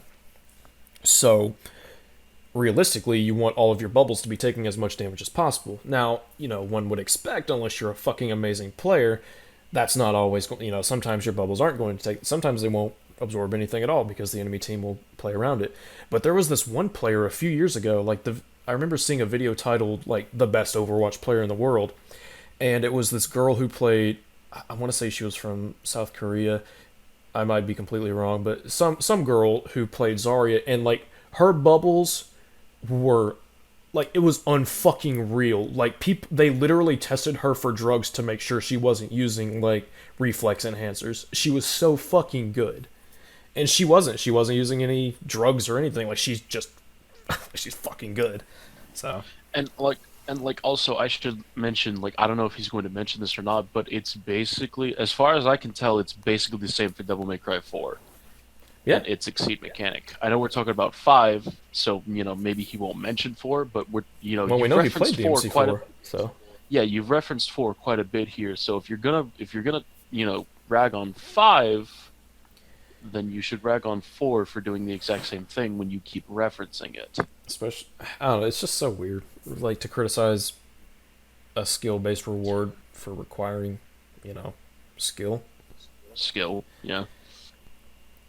Anyways. Game offers absolutely no audible or visual cue to let you know when to press the button. The only way to figure it out is through hours of I wanna compound on that.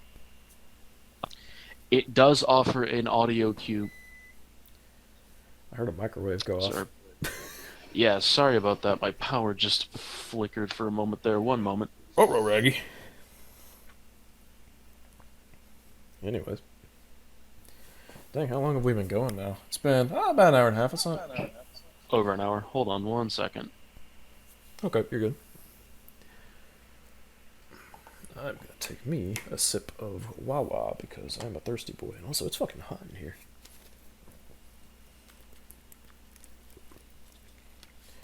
I should probably also make it clear we're not trying to be like, get good. We're really not those types of players. I can't stand players who are like that.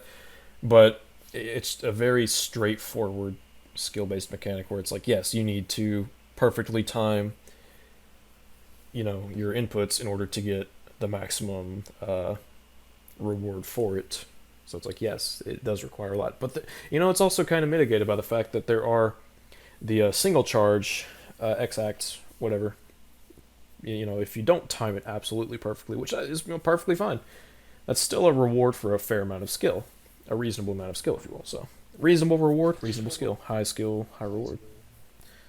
Okay, sorry. You're good. I would like to compound on that. It does actually give you an audio and visual cue, even if you whiff an X-act.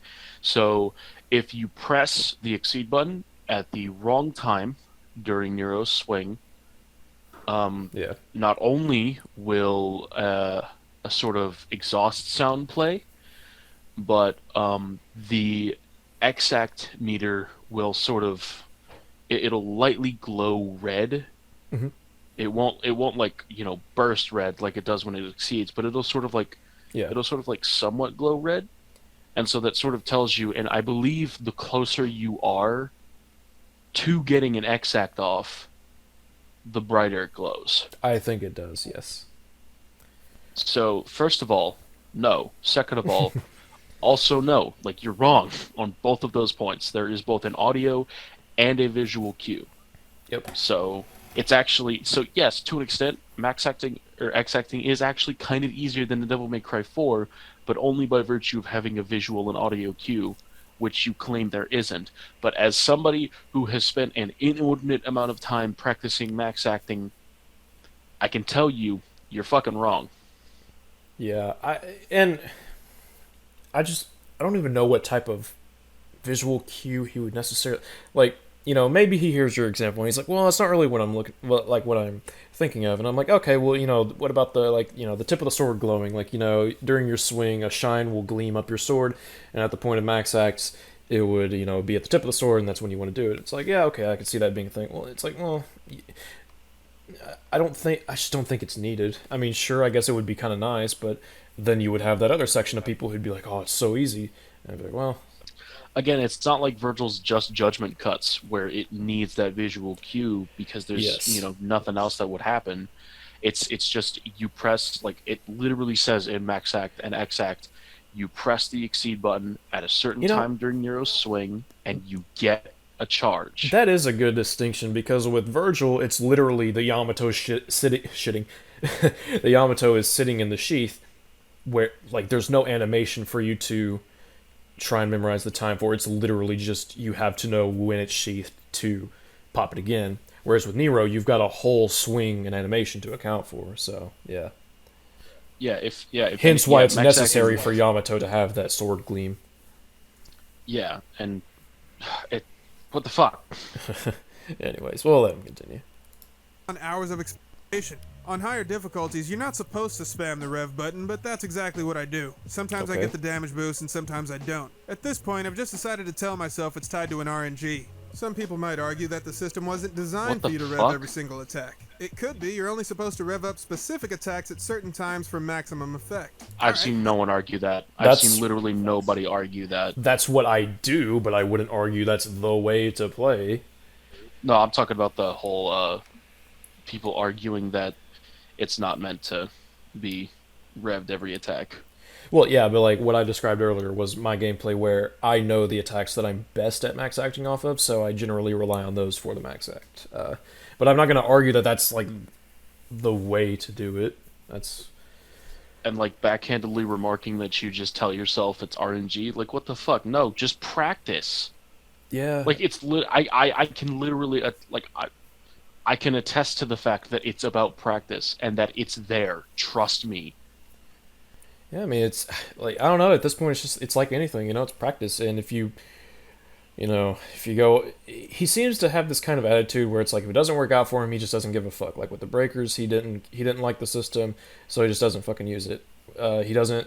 He's not particularly good at not to like criticize him as a player. Just, he doesn't seem to be as good at max acting, so he just doesn't rely on it. It's like, well, I mean, you could practice and use That the breakers seems to and be stuff. what's happening so far. Yeah, I mean, I don't fucking know. Alright, I don't give a shit, fine. But the fact of the matter is there's an ability programmed into the game that even the best players in the world don't have access to, and that don't exactly... They do though. No, bullshit. Bullshit. Bullshit. Also, is he calling himself one of the best players in the world? I really hope he's not. Oh my fucking god. Are you kidding me? Like, what do you mean? Like, literally, I've literally seen somebody who is capable of max acting off of most of Nero's moves pretty naturally. I was gonna say, Like, what are you on about? fucking just YouTube the best players in the world, and you will see how wrong your comment was. And I mean, I could even reasonably see an argument of, wow, only the best players in the world can do it. And I'd be like, well, no, you just need to practice at it. Like, it's really not that fucking insane. It's hard, absolutely, but it's not like he's making it out to be this impossible feat, and it's like, no, it's kind of hard. It requires you to figure out the timing. Like, Adjust your buttons so that you can press it adequately enough. It's kind of like how I have my Exceed on circle. And my devil trigger on square, which apparently gave L an aneurysm when I told him. Luce is a fucking alien. Okay. You You got some weird ass fucking crab pincers for fingers. I don't even know. How do you like that my jump button for Virgil is on R2, and he's the only character that has that? I don't. I do. Heck you. He said, you smell Can you rewind a little bit? I think I was missing some context on what the fuck I just heard. Yeah, I heard a rock reference, and that was kind of weird. That the system Oh, wasn't okay. designed for you to rev every single attack. It could be you're only supposed to rev up specific attacks at certain times for maximum effect. Alright, I don't give a shit, fine. But the fact of the matter is there's an ability programmed into the game that even the best players in the world don't have access to, and that don't exactly sit well with me. If you smell this complete fucking bullshit. Dante is the other half of the DMC5 equation. Itsuno and friends have definitely solved the problem of Dante feeling like an afterthought like he was in 4. He has all his own levels and boss battles, and nothing is recycled from Nero's campaign. This time, all his bosses and weapons are recycled from 3. Drastic improvement. What? Wow. Homie. Yeah, the motorcycle, the punch kick weapon, the Devil's Sword Dante, the fucking Faust hat. Yeah, those are all recycled from 3. Hold on, let's give him a second to expand upon this. He did just say it. No, I'll calm But he down. still plays with some minor tweaks, and that's disappointing for a couple reasons. For one, the transition in Dante's gameplay from the original game to 4 felt like the character was evolving. There's a big difference to how Dante plays in DMC 1 compared to how he feels in the 3rd game, and the gameplay transition from that game to 4 was even more significant. So the fact Can you give some actual Oh my examples? fucking god. Oh my god, the gameplay of him just spamming the fuck out of Stinger over and over again was slightly painful. Not gonna lie. I think I have one clip where I just do because I talk about Devil Trigger and I talk about how satisfying the stinger is, and I just pull up a clip of me just being like, but okay, so I don't even disagree that Dante developed properly from 1 to 4, but it's like, okay, if you're gonna use that as an example of how to do it right, you need to give actual examples of how they do this, and then you need to show how in DMC5 they don't do this, other than just saying, which, I mean, he might. At this point, he hasn't shown me how DMC5 doesn't, and he hasn't shown me how DMC 1 through 4 does. Or, well, I guess technically 2 through 4, but yeah. But, like, also, I'm gonna be honest with you, as someone who played 4 a few days ago, Dante doesn't feel like his fucking, like, the entire wheel has been reinvented, but he feels pretty significantly different from how he played in 4 in 5. I mean, to me, it feels... And part of it... Sorry, go ahead. It feels like what 4 was to 3, where they've got a really strong foundation, and then they just build on that, which is perfectly fine, especially for the not main character. Well, for 4 and 5. Yeah, like, fucking, like, Dante has come so far, and, like, there's only so many times that you can reinvent the wheel. Like, at this point, it's not about completely changing Dante's system, it's about expanding it. And perfecting what's there. Which they do. It's like, okay, so let's look at Dante from DM. There's an argument that you could make that the only thing that's really changing about Dante is his weapons, and I would actually somewhat agree with that, but the problem is that the weapons are how he plays, aside from, like, movement and the style mechanic, which I'd say that I would argue they change enough about the style mechanic to where it's adequate. But, like, compare the weapons of DMC4. You have Ebony and Ivory, Coyote A, Pandora's Box, Rebellion, Lucifer, and Gilgamesh. Now compare that to what you have in DMC5, and it's comparing a lake to a fucking ocean. Rebellion, Sparta, Devil Sword Dante, Balrog, Cavalier, King Cerberus, Kalina Ann 2, Kalina Ann Squared, Ebony and Ivory, Coyote A, Cavalier R. Dr. Faust, Cavalier R, which literally just adds one fucking move. Well, it also changes. Regular Cavalier has more hyper armor, whereas Cavalier R attacks faster. But doesn't have hyper armor. Doesn't I would say have that's hyper actually a little more balanced. Yeah, I prefer Cavalier R because I generally go for not being hit versus tanking hits. But I mean, yeah, I like that. I like that the options there. It's pretty cool. But yeah, like Dante's weapons are what define his gameplay in almost every single game that he's in. Like, it would even be with like the style mechanic.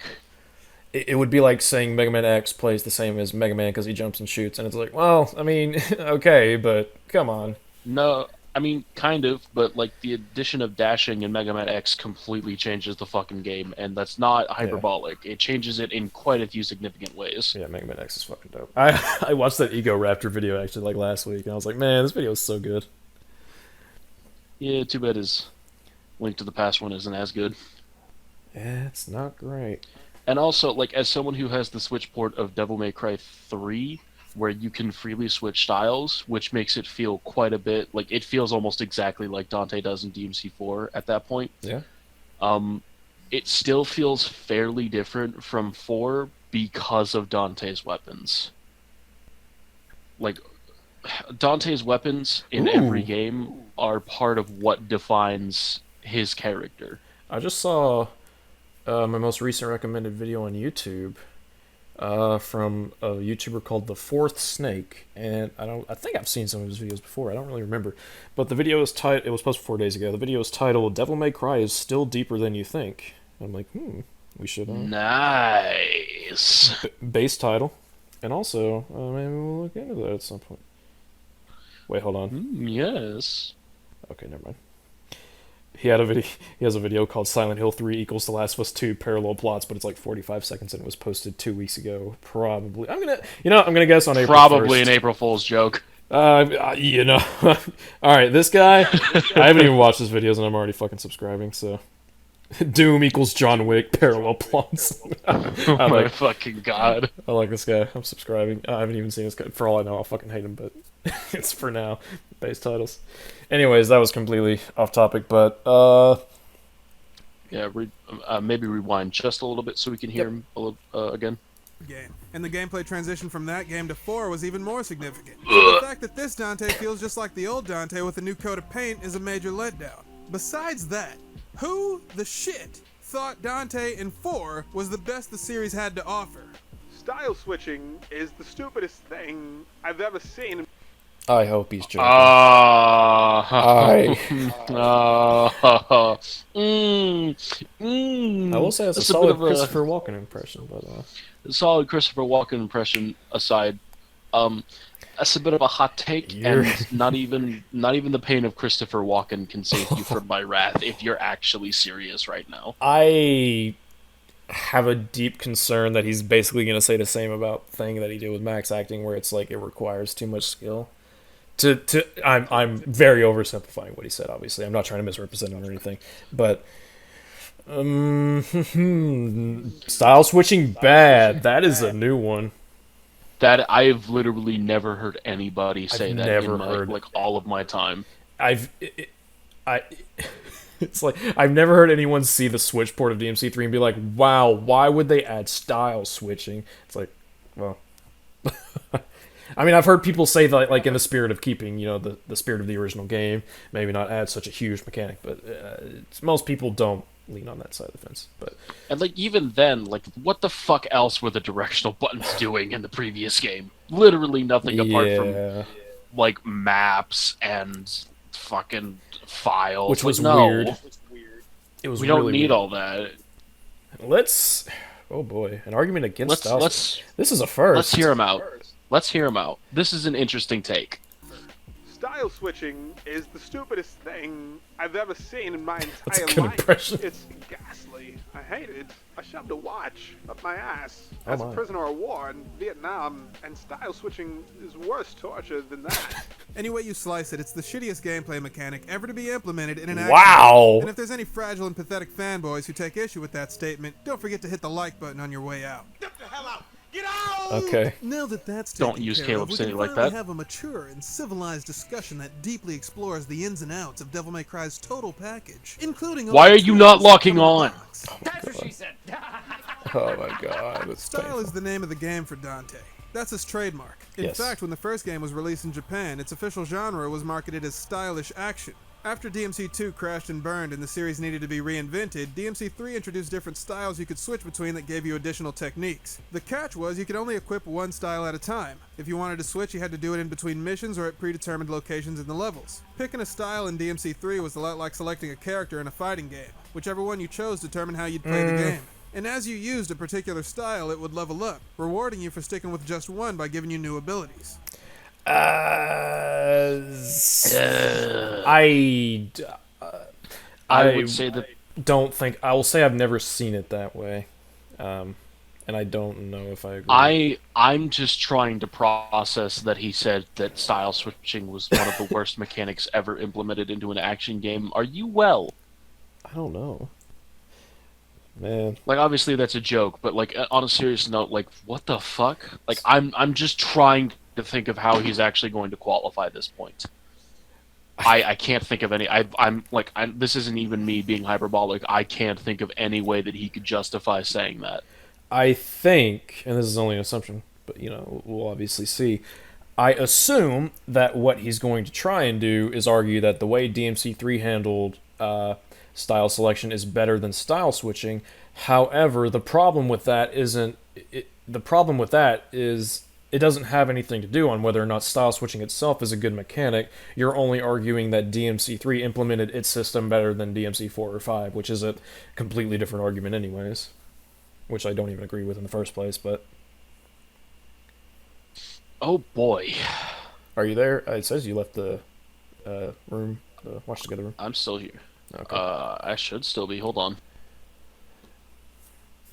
But yeah, it's like, for one, you're bringing up two arguments now. You're bringing up that style switching is bad, which, oh my god, and you're bringing up shit. you're bringing up that DMC3 implemented its style system better, but that's not an argument against the new style system. That's only an argument for the original, I think. I mean, I'm just baffled. DMC3 having a well-implemented style system, not the same as DMC4 and 5 having bad style systems. So I'll need to... Or style switching being a bad mechanic in general. Yeah, I'm gonna... You're really... This should Like, be... If I was gonna make this argument, this would be the video. Like, the whole video would... The whole 45 minutes or whatever the fuck... 35 minutes? That's actually not too bad. Would be about style. Like if I were playing DMC4 and it was the same as DMC3 and you could only pick one style, and I got to mission 18 and there was a new style that said Dark Slayer, Yeah. and I picked it and that was the only style I could play for the rest of the mission, do you know how pissed I would be? It'd be kind of... Because I don't hate Dark Slayer, but if that was the same system and that was all I could use for the mission as my style, holy fuck. Oh boy. Oh, let's This hear is it. an interesting take, and I'm not excited to hear how it turns out. This is going to require some seriously good arguments. Style, it would level up, rewarding you for sticking with just one by giving you new abilities. And then I don't know who it was, but some friggin' genius thought it would be a good idea if you were able to switch between styles on the fly with the press of a button. And that's exactly what they did in DMC4, which is why 3 is still the best game in the series. In DMC4 and 5, What? you switch between 4 different styles by pressing each of the buttons on the D-pad. No, hold on. Sword Wait, Master what the and fuck? No, sir. You can't just say that. What the fuck? You can't just... What? You transitioned so fast from that argument and didn't even qualify why 3 was the best one. Well, 3 was the best one because apparently you can't switch styles. Why? Part of me wants to believe he's going to have more to say, and part of me doubts maybe it. I'm just jumping the gun. Maybe, benefit of the doubt to him. I'll rewind this just a bit Yeah. and- which is Hopefully why I'm 3 is just still the jumping the best gun. game in the series. In DMC4 and 5, you switch between 4 different styles by pressing each of the buttons on the D-pad. Swordmaster and Gunslinger turn you into just what the name implies, Trickster gives you more mobility options, and Royal Guard is just stupid as hell. Let's be real. These games before, He's let me- not wrong. I have... It has been so long since I've heard that song. Fucking Benny Hill. I love it. Okay, so he's described the styles. Let's see what he says. Let's see what he has to say. Before, let me break down the controls and explain how unnecessarily complicated this system was. In the original Devil May Cry on PS2, X was jump, square was shoot, and triangle was slice and dice. And then the No, problems began actually. in DMC3. What? No, actually, this is a little pedantic, but that's only in the HD collection. In the original Really? Devil May Cry, circle was jump, and square and X were both shoot buttons. Really? Yes, it was a very odd. Like it was very odd. That is something I did not know. I never played the PS2 version of DMC1 though. I only played DMC3 on there, and I watched somebody play DMC2, and it was terrible. My only criticism so far, that health bar. Oh yeah, and also But yeah, The video. I'm not going to all that too, but and dice. And then the problems began in DMC3. All because of this button right here. The style button. because they started using the button. What the style button does obviously depends on what style you have selected, but basically all it does is an enhanced version of actions that you already have buttons for. Square is shoot, right? But with Gunslinger, press circle to shoot a lot. Tired of this boring-ass sword animation? Switch to Sword Master, then press circle to sword like a freak in the bed.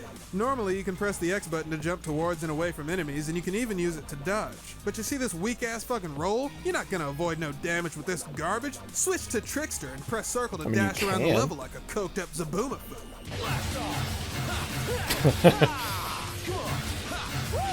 In DMC... Okay. What the fuck? Hold on. I'm noticing a distinct lack of having said why it's bad yet. He's spending a lot of time setting, like, not even setting up the argument, just kind of repeating himself at this point.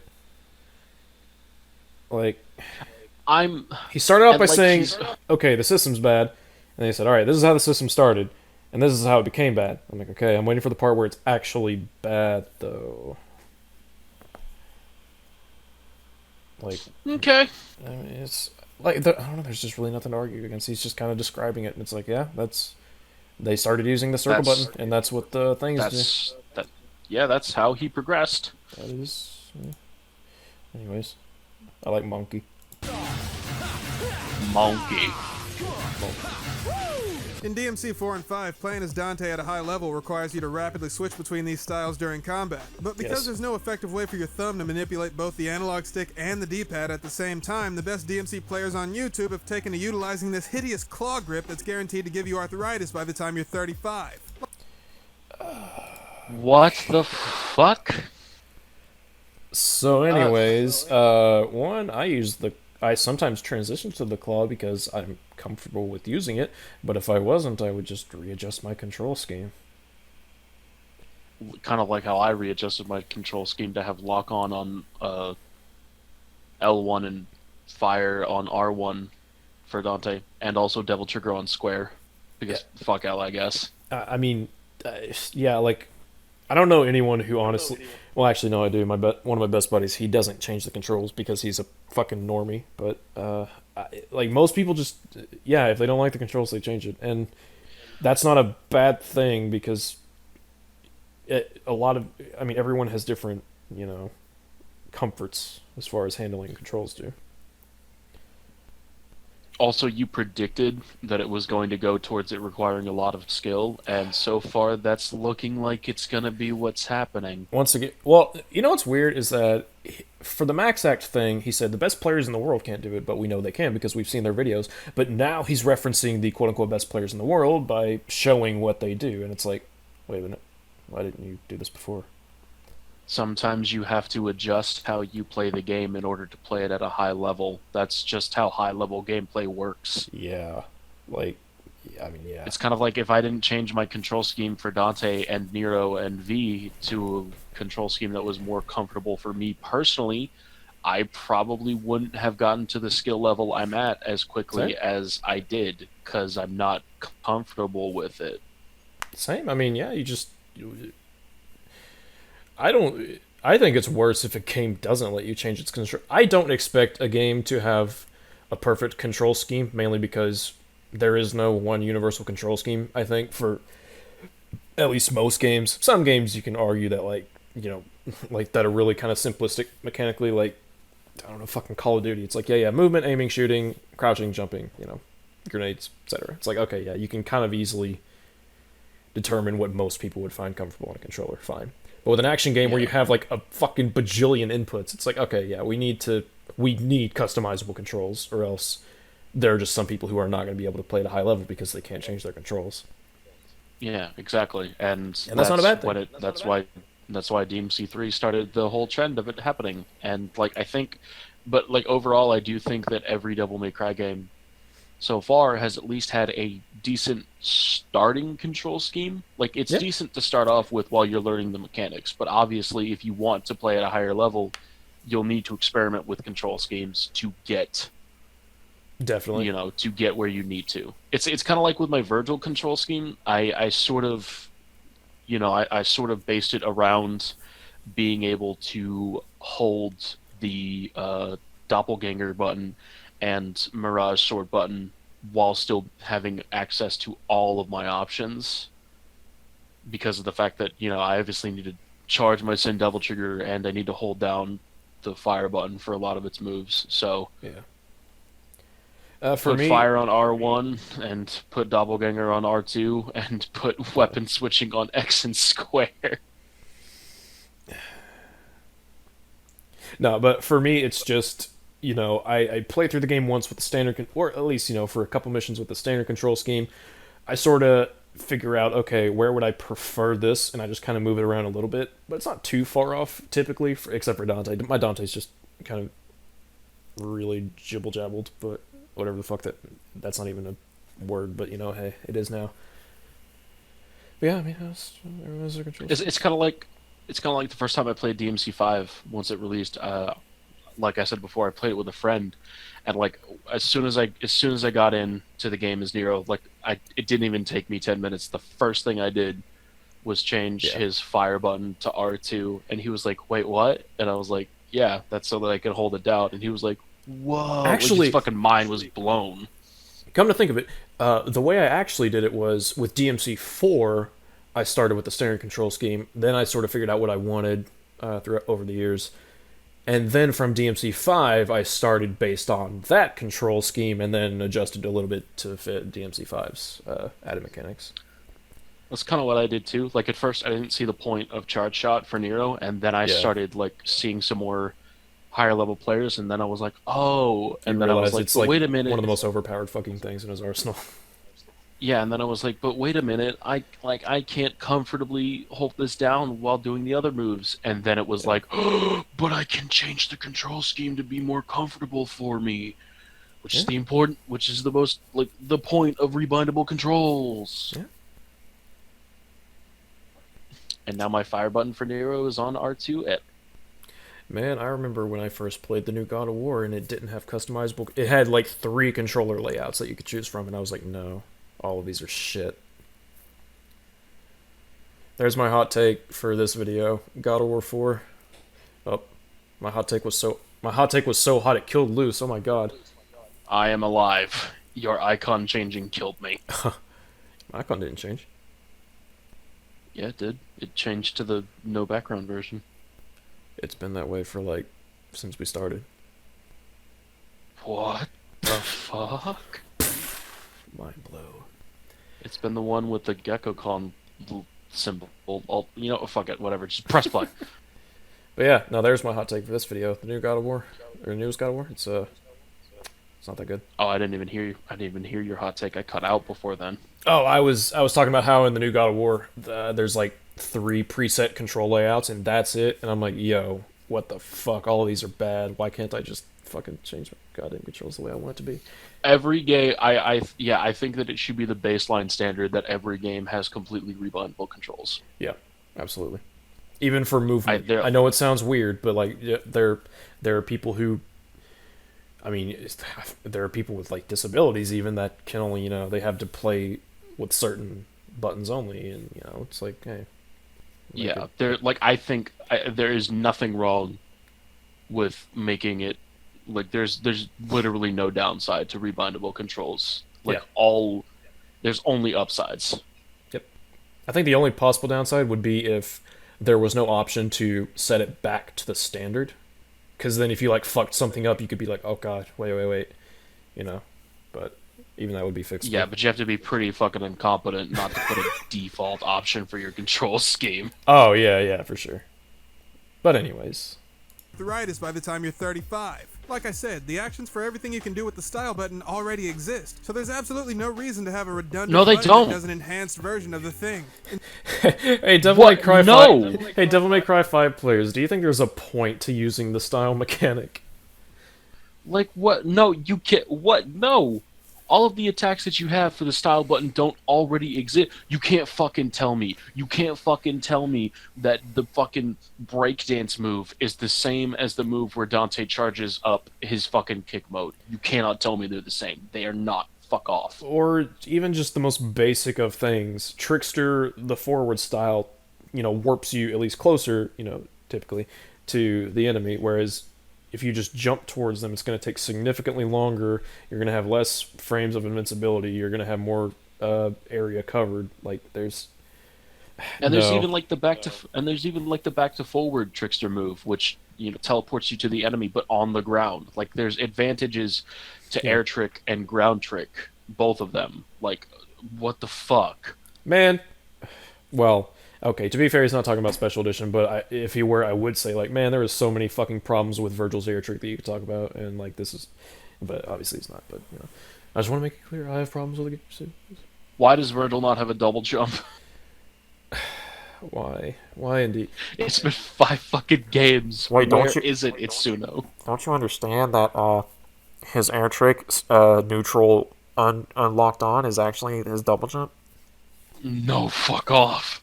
Oh, fuck off with that. It gets him higher, but he has, like, no aerial control. It's so fucking bad. Anyways, yeah, that's a random side note. We have complaints about this game, too. I just want to be clear.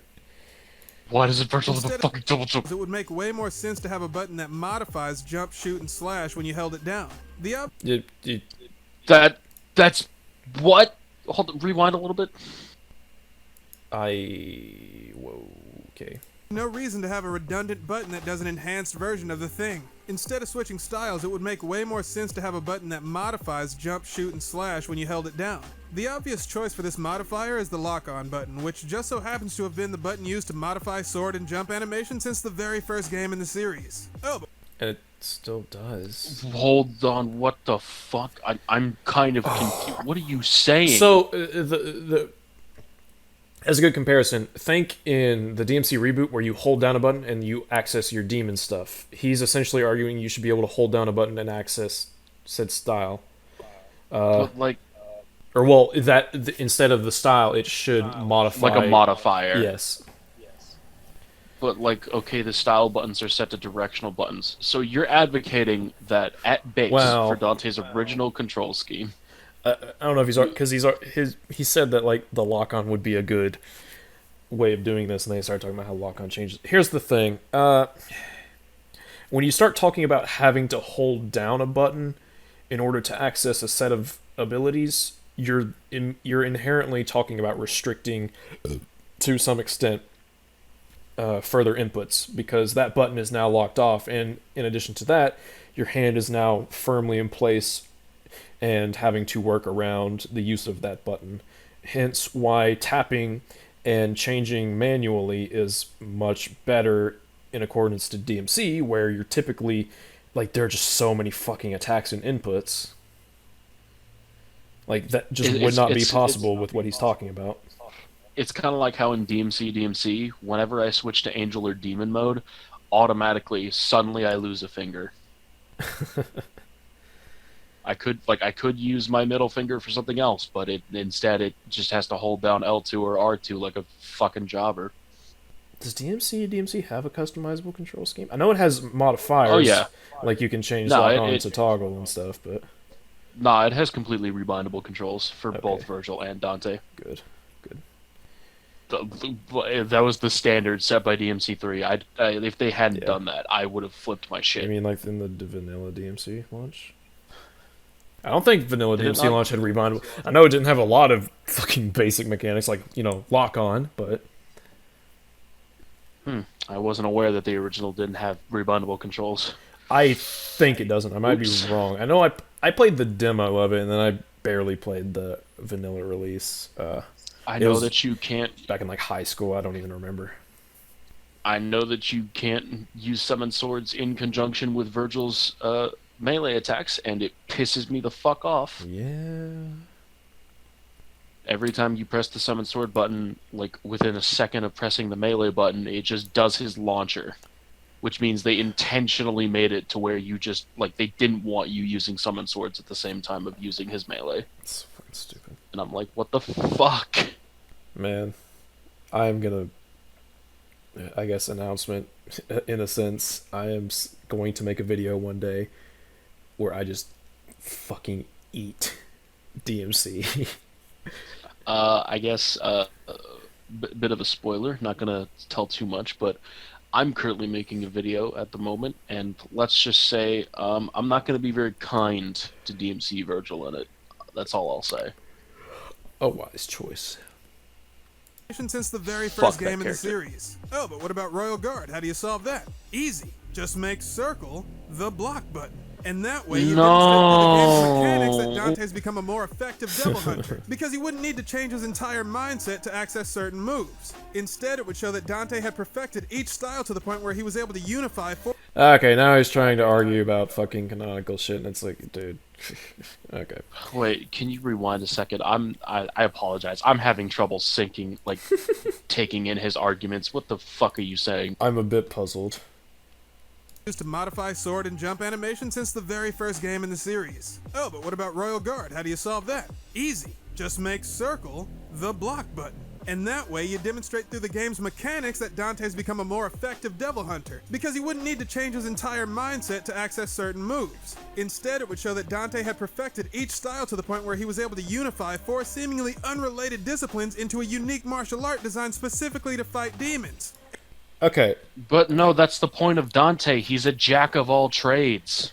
Well, one could just as easily argue that Dante's ability to use all of those styles is his own unique martial art, and which, this is such a superficial, like, I don't even fucking care kind of thing anyways, but, you know, if I were to humor it, I would say, well, what you're saying still stands. It's just that like, the thing about Devil May Cry is that just because you yourself are not, like, this absolute god at style switching and, you know, perfect inputs and shit, that doesn't mean Nero or Dante aren't themselves. Well, no, that's the thing. He hasn't even justified why style switching is bad yet. Yeah. And also, you're basically advocating for what DMC did, which is simplifying the controls, because he said, I mean, in a way, that's exactly what they did. He said making, you know, circle the block button, while in DMC, they made circles solely a launcher and overhead button. Yeah, it was really fucking bad.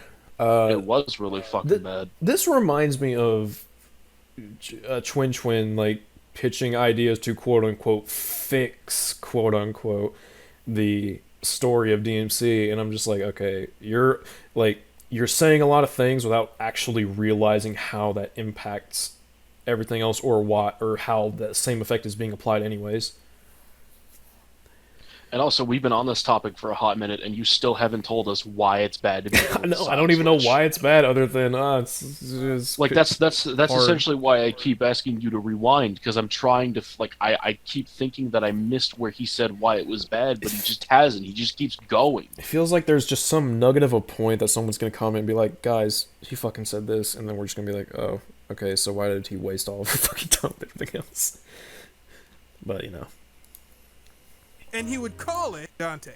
Be formless. Wait, hold on. Rewind again, I'm Yeah, sorry, it it bugged cut out out, for yeah. me. Just make circle the block button. And that way you demonstrate through the game's mechanics Please, that Dante's no. become a more effective devil hunter, because he wouldn't need to change his entire mindset to access certain moves. Instead, it would show that Dante had perfected each style to the point where he was able to unify four seemingly unrelated disciplines into a unique martial art designed specifically to fight demons. And he would call it Jeet Kune Dante. Be formless. Shapeless. Like water. Okay, but why is style switching in DMC bad? Yeah. And why does You still haven't told us yet. why does the distinction of the styles in gameplay mean that Dante hasn't mastered and made them his own general overall style anyways? Yeah, I mean, we haven't seen many other people use any of the styles in DMC before. Yeah. I've never thought of the style switching as Dante's inability. I've always thought of it as Dante's ability to master those styles, not his inability to master them. And I never thought that he changed his supposed entire mindset every time he switched between them. He was just changing how he Yeah. fought. He's just, like, I always saw the switch themselves as just Dante being silly. Like, I could absolutely Well, I mean, see yeah, Dante it's- being it's- the goofball who, you know, everyone's fucking fighting, and he's just over here shouting, you know, trick sword, trick royal guard, trick sword, trick guard. Yeah, I mean, like, it's just... Like, you're advocating for making the game less complex.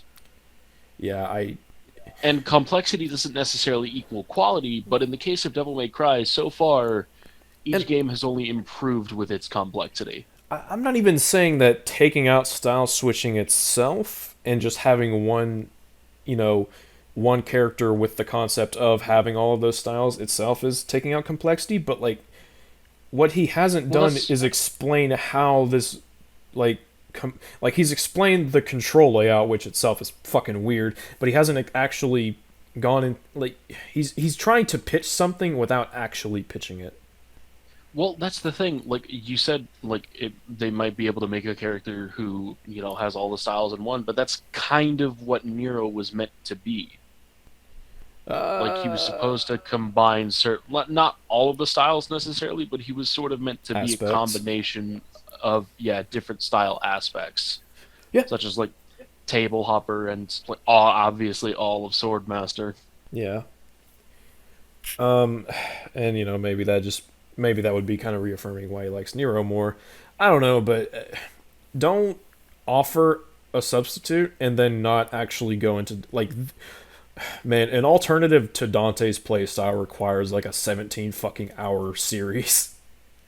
Probably, because Dante is such a complex character when it comes to mechanics. Yeah, you're gonna have to go into how he's played in every game, how he's developed between games, how the styles, what the styles themselves stem from, how they've developed, how the styles themselves function, how they function in the levels themselves. I really don't think you realize just how much you're really going to have to put together to actually pitch a new concept for such a fucking complex character. And he still hasn't told us why style switching is bad. Yeah, I still don't know why. I swear to God, if this is the conclusion to why style switching is bad, just this shot of Dante right here, I'm gonna be pissed. I'm gonna cry. Oh, it can crash. I don't know what this is, and I'm afraid Quit showing. That DMC5 already implemented the system and nobody realized it. In DMC 3, 4, and 5, you can do a move called Aerial Rave with Dante's Keep. Nobody realized it. In DMC... Oh, it can crash. Alright. Be water, my friend. Interestingly enough, it turns out DMC5 already implemented this system and nobody realized it. In DMC 3, 4, and 5, you can do a move called Aerial Rave with Dante's keepsake sword, the Rebellion. To do it, you have to switch to Swordmaster and press the style button in midair. In DMC 5, though, Dante gets a new sword named after himself. Guess how you do Aerial Rave with this new sword? Guess. You just jump in the air and press the regular-ass sword button. And this is regardless of what style you're currently using. So now you can do Aerial Rave while using Gunslinger, Trickster, or stupid-ass Royal Guard, which you weren't able to do previously. So what does the style button do when you have this new sword equipped and you're using Swordmaster? You're never gonna believe it. You know that DMC reboot that all the whiny fanboys hated? It literally replicates one of the weapons from that game. And these spinny lightsaber things are the exact... Not really, Next hand is the Summon Swords ability that Nero... Fucking pause. Oh my god. Okay. So, Aquila. Summon Swords of Devil Sword Dante. I'm gonna go out on a limb here. They're not the same. No, they're fucking not. Even as somebody who likes Aquila, they're not the fucking same. Are you shitting me right now? What the fuck? I was expecting him to compare it to Virgil's Summon Swords, and then I would just be like, but Virgil's Summon Swords already existed in DMC 3. No, he's just like, no, you know what? Fucking Aquila. And I'm like, what? It's so fucking weird. What? It's got almost completely different moves to Aquila, and it's got way less moves than Aquila does. There are a couple of attacks with some spinning swords. Yes, spin does not equal same. Please don't do this. He started referencing the reboot, and I was literally dumbfounded. I'm like, wait, what the fuck? Where is this gonna go? Most people compare it to Virgil, and it's like, oh, Virgil has summon swords, and Dante has summon swords, and that's kind of the same. And I'm like, yeah, okay, fine, I sort of see because they're brothers. Literally, the first time that I played DMC and it showed me DMC5 and it showed me the tutorial for DSD, I was like, oh my god, Dante has summoned swords now. That's so fucking cool. I'm about to make a drinking game every time you say literally, bro. I'm sorry. I know it's bad. I need to stop. It's good. It's funny, but it's just like that is so left field. I was like, he's gonna compare it to Virgil, and it's just blah, blah, blah. It's like, no, Aquila. Got Aquila, the shuriken weapon. Fucking what? There's a couple of attacks where they spin. It's like, they spin. Okay, it's the same thing. Yeah. They spin to win. Spin to win. we meme on it so much of people saying this thing is like this thing is like this, they're the same thing, and that's It happens in almost every fucking video. like I feel like I feel like we do it so much, and it's like people are gonna think we're just reducing their arguments, but like, no, that's what they're saying. Oh my Aquila and god, Devil Sword Dante Summon Swords, basically the same basically thing. the same thing, bro. We're gonna call this Oh my fucking God. we're gonna call this basically the same podcast. That's what we're gonna fucking call it now. Nice. Welcome to S.E.E.S. It's basically the same podcast. What S.E.E.S. a episode 1 and episode 4, basically the same episodes. They both have Devil May Cry. Okay, so now not only does he have to explain while style switching is bad, not only does he still have to explain his entire alternative and why it's supposedly better, now he has to get my attention back because I'm having a hard time taking this seriously. Okay, now you essentially have 3 things you have to explain. Really big things. And you have done basically nothing to explain the first 2. It's a lot of claims and points without any actual reasoning, other than the occasional "I really don't like this" or "it's too hard" or something like that. And again, I'm really not trying to be reductionist. I'm just, I'm simplifying for the sake of explaining how I'm processing this fucking video. Not a lot is being said. Like he's giving. It really doesn't feel like a lot's being said. Like there's a lot of words, but almost no substance so far. Wait, hold on. I have a image, if you will, that I need to read off because it was the big funny. If you can be unable to can and do, and so cannot that it be do like that it and that sometimes. Based. That's what that's what it sounds like to me. Not being mean, of course, but no, but like real shit. What I'm saying is that like he's bringing up a lot without actually really backing it up, and then going on to other points kind of fast. And it's like, man, you really want to back these things up because these are some big claims you're making. Aquila and Summon Sword's basically the same thing. Fuck up! The whiny fanboys hated, it literally replicates one of the weapons from that game. And these spinny lightsaber things are the exact same as the Summon Swords ability that Nero and Virgil shoot with the square Okay, button. that's a better again, comparison. No, there's reason to that's use a the better circle. comparison, but it's still not true. Yeah, no, they're not the same, but like that's actually reasonable. I think, I don't know. Part of me wants to believe that the DMC reboot thing was just a joke, but at the same time, when you take a shot at the fans, that's when I start to go, maybe he's not joking. Anyways, better comparison, but still not quite the way I would have put it. Like Nero's Summon Swords are basically just okay. They come out after Nero's regular shots and damage the enemy, whereas Virgil's Summon Swords are purely a projectile. They are their own manipulatable mechanic, free of other inputs. I will describe it that way. Also, Jesus, you've got 3 tomboys in a row. Who fucking hurt you? Dude, I can't even use one tomboy in a row. I'm gonna be fucking real. I feel bad because like use tomboy. I talk about it in my video. I'm like, man, I tried using tomboy, for the sake of the video. I made sure that I went into it because I didn't want to be one of those guys who doesn't know what the fuck they're talking about. And I see the potential, blah blah blah. I give my thoughts on it, but I also make it clear like this is not something I regularly use. So maybe if I spent more time with it, I'd be really good with it. But like, I can't. I've only used Tomboy once, and that's when I was trying to no damage King Cerberus in Bloody Palace, and I essentially just used its break gauge to do some very quick unga bunga damage. Because if you use Tomboy's like neutral non-locked on aerial move and jump cancel it, you can get a lot of them off really quickly. For me, Tomboy, it has too many. I feel like so the idea of it's like a new tier of charge shot and exceed, and like that's really cool. But the nerfs are so extreme. For the charge shot, you have to stand perfectly fucking still and aim, and then you don't get lock on, which itself isn't a problem. Like I can attack enemies without lock on, that's fine. But the problem is that limits the amount of inputs, which is abundantly clear in the very limited moveset that it actually offers you, even though the moveset itself is decent. Well, even then, like, the shot for Tomboy only has the same damage as a charge shot 1. Wait, seriously? Yeah, it's equal to charge shot 1. That's it, which means that as soon as you get That's charge shot, it's like that move is literally useless. I said it again. God damn it. that's wow. I actually, again, I didn't like go crazy testing it or anything. I just assumed it did a lot more damage than that. Oh my god, charge shot No, 1. it's just charge shot 1. It is That's charge shot 1. not good. That's okay. That's fucking bad. I'm gonna asterisk that into a text block in my video and be like, dude, what the fuck? Yeah, no, like Tomboy is actually the one breaker that I would argue is kind of bad. Yeah, no fucking kidding. I hate monkey business the most though, so that's my Nice. possible. I've never even used it. Yeah, it's because you can barely fucking find it and you can't buy Yeah, it. like what the fuck?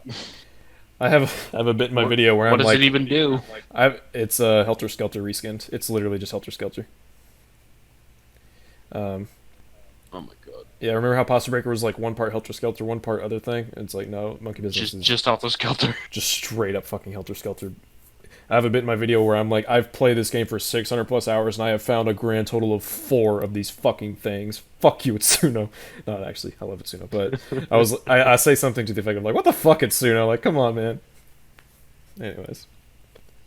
With the square button, so again, there's no reason to use the circle button for this. Basically, new legendary Devil Sword Dante, featuring Dante from the Devil May Cry series, is the game saying directly to your face that style switching is a stupid idea. Mind you, No, the sword it's what the whoa, no, It opens up more All right. possibilities. Now hold on. Now we're talking about developer intention. And if we're gonna talk about developer intention, you better have some fucking dank ass proof. Maybe. I mean, I would just counter argue by saying no. Like Devil Sword Dante expands even more on styles because now Swordmaster has summoned swords. Now Gunslinger has a different set of summoned swords that function completely. Well, not completely, I guess, but they function differently enough. Trickster doesn't use the summoned swords. They just, I mean, No, Trickster does. It gives you an extra Sky Star and double jump. What I mean is like in regards to Devil Sword Dante, the like it plus style, not the Devil Trigger. Yeah. Although it is the Devil But, Trigger like- that brings out the summon swords, but you know what I mean. Like it's I mean, you can like sacrifice some Devil Trigger to use the swords outside of DT. yes. I mean, But like it's no. I see it as just a pure expansion on what's there. When you use Swordmaster with Devil Sword Dante, you get summon swords that do melee combos when you use it. No, not with gun. Never mind. But yeah, Well, like even then, even if the Devil Sword Dante was supposed to be the developers saying that style switching is stupid, which you have no fucking proof of, by the way, why the fuck are styles still in the game? that and what does Devil Sword Dante do for your Trickster and Royal Guard? Fuck all. Fuck all, because those are Because they're not sword moves. I'm They're gonna- not sword styles. I'm gonna stick my head out here. Hot take: Trickster and Sword, well, all of them really, but Trickster and Royal Guard pretty integral to how Dante plays. Yeah, like if I didn't have the ability to close the gap on enemies without damaging them as Dante, oh my fucking god. If my only fucking option was the jump and like the side roll, ugh. Like those things are- is, Those things are fine in conjunction, but like if those were what I had to rely on, it'd be like, oh my god. like Trickster is basically Dante's own version of Snatch in a way. Like it allows you to move around enemies without damaging them, or it allows you to gap close without flinging them away again. Yep. And like, Because that's in comparison to Trickster, Nero's Table Hopper requires obviously more precise timing and input, but arguably, I think it has more iframes in it. it has Mondo iframes. Yeah, like it's crazy. Whereas with the dodge roll, you're invincible for as long as Nero isn't touching the ground. You're Yeah. basically invincible for all of Table Hopper. Yeah, Devil Sword Dante having summoned swords does not negate the style switching. I'm sorry, it doesn't. And it's not the developers saying to our faces that style switching is stupid, which I can already tell you're not gonna prove. You're not Oh gonna no, qualify that's not something you could even. Why should I show proof when blatantly stating what developer intentions are? Yeah, When people I seem don't to do fucking that a know them. lot with not just Devil May Cry, but like with Capcom in general. They seem to really enjoy like saying that this was their intention, and I'm like, whoa, okay, you got like a citation for that, or Well, it's the number one way to try to provide substance for your argument without actually having anything to say. Or Oh, yeah. actually, well, not actually having any way to qualify it. It's just like, oh, the developers clearly intended to do this, and it's like, wait, what's the proof for that? If anything, I would say that the developers clearly wanted to maximize the amount of stuff that you could do with the style mechanic by including the style mechanic and giving you more shit to do with them. dude, what the developers hate the style mechanic. What the fuck are you talking about? It's kind of like how if they really hated Trickster, they could have just kept Trickster the exact same as Devil May Cry 4, but no, they now added a ground trick, which is really useful.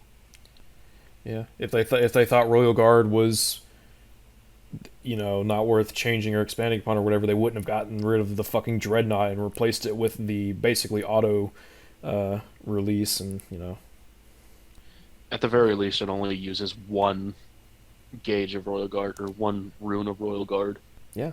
On top of that, And Royal they Guard- added a meter so that people they really went out of their way to expand on Royal Guard so that it would be more accessible. Not necessarily easier, but I mean, I would say it's easier, but accessibility being the primary focus. I can derive that from how it was implemented. They offer the gauge, so it's like, okay, you have a better idea of what your release is going to be. And so it's like they clearly wanted people to use that more, so why would that not apply to the others? Wait, but Royal Guard had a gauge in 4. Did it? Yeah, it was very small, and it was just below the R. It was just like a rectangle, and it filled up with yellow. I really don't remember. It's been so long since I played DMC4. It's kind of like... Was it it's a little DMC3 hard- that did it? Yeah, DMC3 didn't have an Okay. actual gauge. Okay.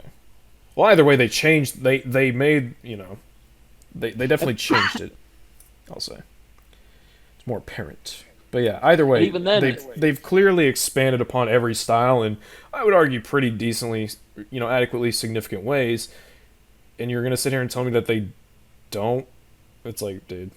And Come even on. then, like, they changed how Royal Guard works to a significant extent, because in the previous games, if couldn't you hold it. Royal Guarded and it wasn't a parry, like, you would lose a little bit of health, but it just cost Devil Trigger in this one. Yeah, but back then it wasn't Royal Guard, it was Royal Parry and Riposte. Yeah, pretty much. just Pretty much. Riposte. Yeah, and in 5, they're like, okay, you can actually guard, like, it's dedicated guard now, which is good. Yeah, it is a block. Yes. Saying directly to your face that style switching is a stupid idea. Mind you, this sword represents Dante's ultimate form. In other words, Dante is at his most God. powerful when style switching is made obsolete. No, he's fucking not. Okay, so Like, he could still style switch, though. yeah, I'm just gonna give you the simplest possible response. That's not fucking true. You could actually. I'm going to somewhat give him something here. You could argue that Sin Devil Trigger in a way invalidates, because you got the teleport, you got your super powerful guns, or at least projectiles, you have your super powerful sword swings, you have, well, I don't know if it has a block actually, but either way, you could argue that Sin Devil Trigger's Dante's ultimate form, it embodies the unification of styles or whatever the fuck, to kind of play devil's advocate against us and take his side. However, Sin Devil Trigger is a temporary transformation with lots of supermassive buffs, so I don't... No. It also doesn't have a guard, like, at all. It Yeah. is purely an offensive state.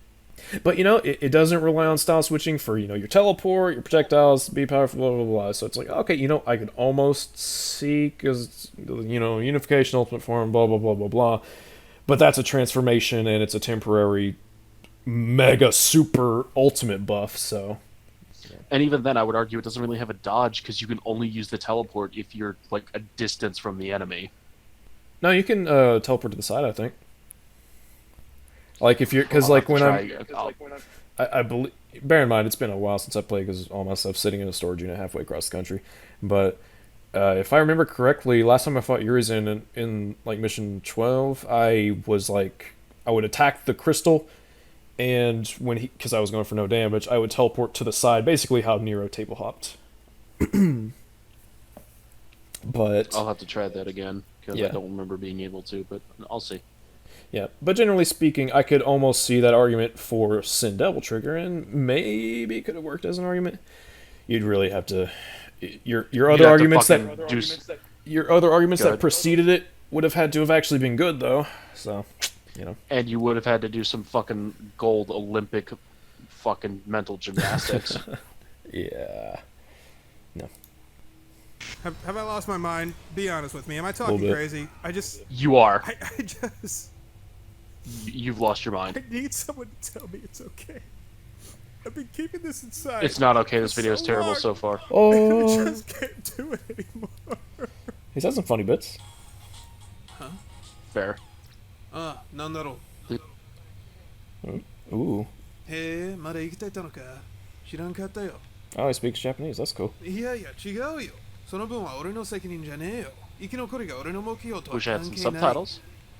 Yeah. なにそれ。いいから心 All 配 right. すんなよ。 This is going on for a bit. All right, it's time to let the joke go. The number one thing about comedy is to know when to end the fucking joke. Yeah. Like whatever you're doing, it's lost. It's a Anyway, what was humor. I talking about? At first it Oh, was right. kind of neat, but I you know. just don't know how much more of this I can take. In addition to being able to switch styles, Dante Wait, what was the point of that? Yeah, like what the fuck? You're just gonna speak some kanji at me and then act like it didn't fucking happen? You have no subtitles, so I don't actually know what you're talking about, and then there's no actual payoff to it, so, like, even to... Oh my god. That was dumb. Although it did help kill some What time. was that? We're up to 13 minutes now. Woo! Oh my god! I wish that time was killed with some substance. Oh, snap. I think it's fair to say that we'll be recording our response to his other video on a separate day. Probably, but at least we'll be able to get the majority of this done. Oh yeah, no, I think we'll definitely finish this video up. also has 4.5 guns and 6.5 melee weapons that he can equip in any combination. The .5s are there because some of the weapons are duplicates that only have slightly different functionality. You're That's not fine. supposed to equip all of Dante's weapons at once, but you still have the option to. That's why wait, it's what? downright infuriating that Dante has all these toys to But play what? with while Nero is Pause? stuck with the same sword and gun. You just said you're not supposed to equip all of Dante's weapons at once, despite the fact that you can do that. Yeah, not to mention Like I've it's literally seen, encouraged. I've seen style videos of people having every weapon equipped, and the shit they do is fucking insane. So Yeah, like they literally encourage you to equip it by it's making kinda- it an unlockable ability. it's kind of like with Nero, where you can sort of plot out some, like for example, what I like to do when I use all the weapons. I normally don't, but if I want to use all the weapons, what I'll do is I'll have like Rebellion. Balrog, whatever, some other weapon. Devil Sword Sparta, another weapon. Devil Sword Dante, then another weapon. I'll have a. That way I can do air raid, go into an attack in another weapon, go to air raid or some other mix up with Devil Sword Sparta, round trip maybe, another weapon, Devil Sword Dante. You can do all kinds of stuff like that. It's perfectly reasonable to use all weapons, even if I don't disagree that Sparta is basically Rebellion 0.5. I don't even necessarily disagree with that. It's just I don't accept that as an argument for them not being meant to be used at the same time. That's really weird to say. I don't know, man. You can have 2 round trips out at once, and that's fucking cool. It's kind of fucking cool. There is someone with a really fucking loud lawnmower halfway down the street. Oh my god. If it makes you feel any better, I can't hear it. I hope it doesn't come through in my audio. If it does, I Also, apologize to our oh so gracious viewers, but I'm not gonna go out and scream at someone, especially when it's that deafeningly loud anyways. So You might want to rewind a little bit. I didn't quite. I lost my mind a little bit, so I didn't quite hear his Nero part of You're fine. the video. Has access to 4.5 guns. Wait, and hold on. 6.5 What the melee fuck? weapons that Wait, he I can just equip. realized. We transitioned from talking about style switching straight to talking about Dante's weapons, and there was no qualification for why style switching was a bad idea. Yeah, we spent so much time insisting, like, okay, you need to back up these arguments and present argument, and you didn't do that. It's like, oh. Where the fuck are your arguments? They're in the fucking old man SCP pocket dimension. Non-existent? Yeah. Do you like SCP? I don't think I've ever actually asked you about that. It's never been something that I've had too much interest in, but you know, I mean, if somebody sat me down and was like, "Hey, let's watch some SCP stuff," I'd be like, "All right, I'm down." We're I'm doing that always for Halloween this year. That's what we're gonna fucking do. sick. C's number We should read some- 69 official. I don't even know. No. I don't know what it would No, I've actually. got it. No, I've got it for our C's Halloween. We should read SCP fan fiction. Oh fuck yeah, SCP's good shit. But anyways, Yeah. Equip in any. The .5s are there because some of the weapons are duplicates that only have slightly different functionality. You're not supposed to equip all of Dante's weapons at once, but you still have the option to. That's why it's downright infuriating that Dante has all these toys to play with while Nero is stuck with the same sword and gun throughout the entire game. Oh, Well, how could I wait, forget about what the fork? fuck? That's right.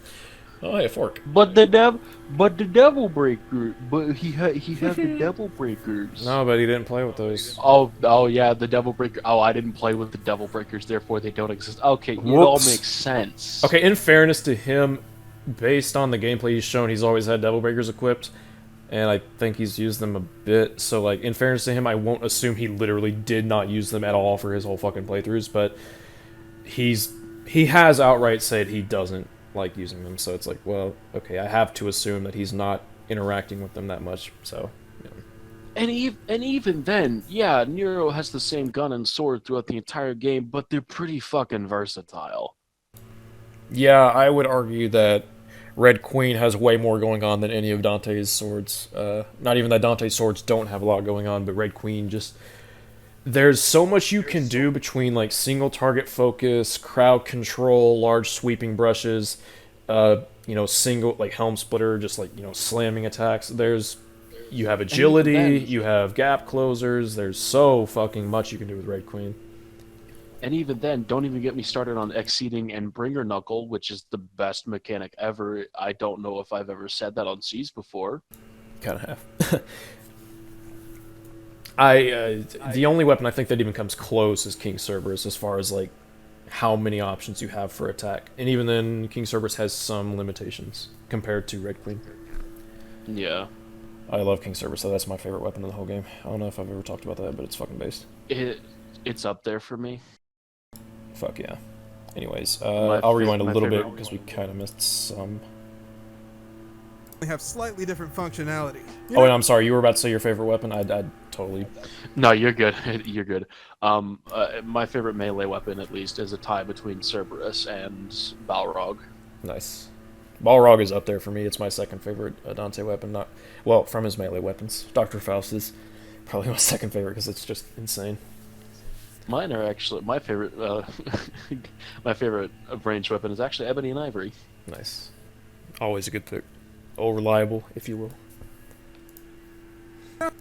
Dante's weapons at once, but you still have the option to. That's why it's downright infuriating that Dante has all these toys to play with while Nero is stuck with the same sword and gun throughout the entire game. Oh, but how could I forget about the fork? That's right, people. Nero can fight demons with a literal dinner fork attached to his stump. It's So fucking why can't I based. switch to the fork whenever I want? Why is it that when I want to switch to the fork, I can't do that without first breaking my prosthetic dildo? And if anything I just said sounded certifiably insane, welcome to Devil May Cry. If it wasn't paid. He's not wrong. But wrong. you know, it's why would... That was a little bit humorous, but I still disagree with the point. I would have had a giggle if I didn't so vehemently disagree with the actual point being made. God. I'm feeling a bit under the There's a weather, reason you but- can't switch breakers. Yeah, we've been over that. You can also basically equip your breakers however you like anyways, so I don't even know how much credence I would even give that quote-unquote limitation that he's presented. And I still have certified whiplash from us talking about Style switching being the worst styles mechanic. and never actually qualifying why it's bad. Oh man, that's wow. Anyways, it's kind of weird coming from the guy. He said himself that Red Queen is the best sword weapon, but now he's talking about how Nero's arsenal is so limited, but then he acknowledges the Devil Breakers, but then he disregards them because you have to switch between them in a way that's not as, I guess, seamless and on the fly as Dante's, to which you have to disregard a lot of the design elements that go into putting these systems together in order to actually bring that argument together. Let's let him continue for now. Yep. Pain, welcome to Devil May Cry. If it wasn't painfully obvious, playing as Dante puts me in a really bad mood. But just when you think it can't get any more depressing, DMC5 makes your life so much worse. Don't. No! No, no, oh god, no. I'll be gentle.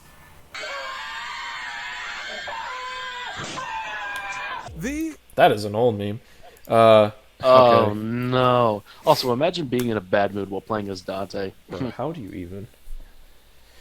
Alright, we're gonna talk about V again. Oh boy, hold on. I gotta fucking use the restroom before we jump into this rabbit hole. Alrighty. Oh my god. So, for those who haven't seen our previous episodes, V, he doesn't seem to be too popular of a character in the Devil May Cry critique circle, if you will.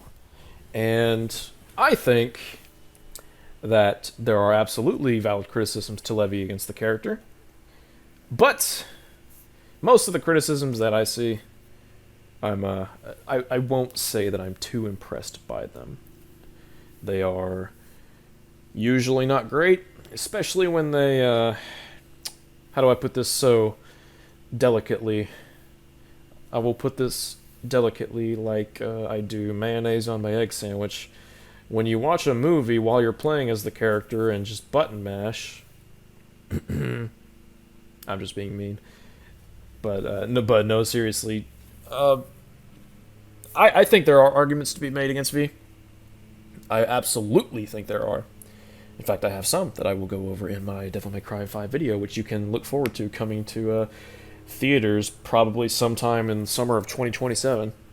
But you know, until then, I'm going to stick to the points that are being made in the video, and I'm going to try to, maintain a discussion around said points rather than, unless I can find a way to segue into my own points. I generally, I'm going to keep my cards close to my chest for now, and just respond to what I see. But also,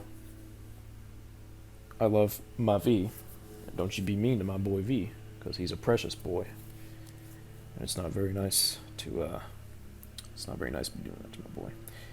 I could look at, you know what I think I'm going to do? I think I'm going to look at a couple of comments on previous S.E.E.S videos and, discuss them to some extent. Because I like the interactions we've been getting. I like the discussions or the points that people have brought up themselves, I enjoy it. I appreciate it.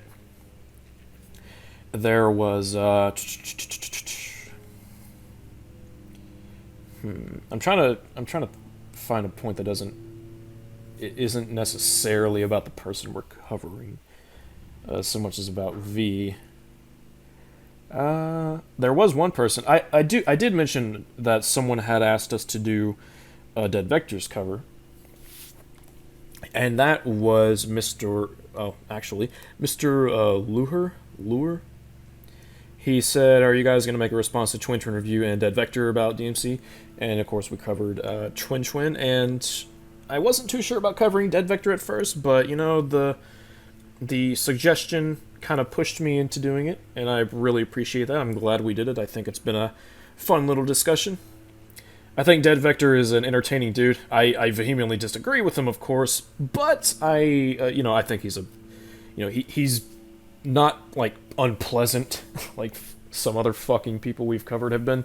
He's got some good comedic timing, some good jokes. Hello, Luce. I am back. Hello, back. I'm also dad. Oh, simply? Complicatedly. Oh, complicated father. Also, V. Uh, The V sections are always my favorite of these videos. yeah. Because almost, like, it's, like, okay, here's the thing.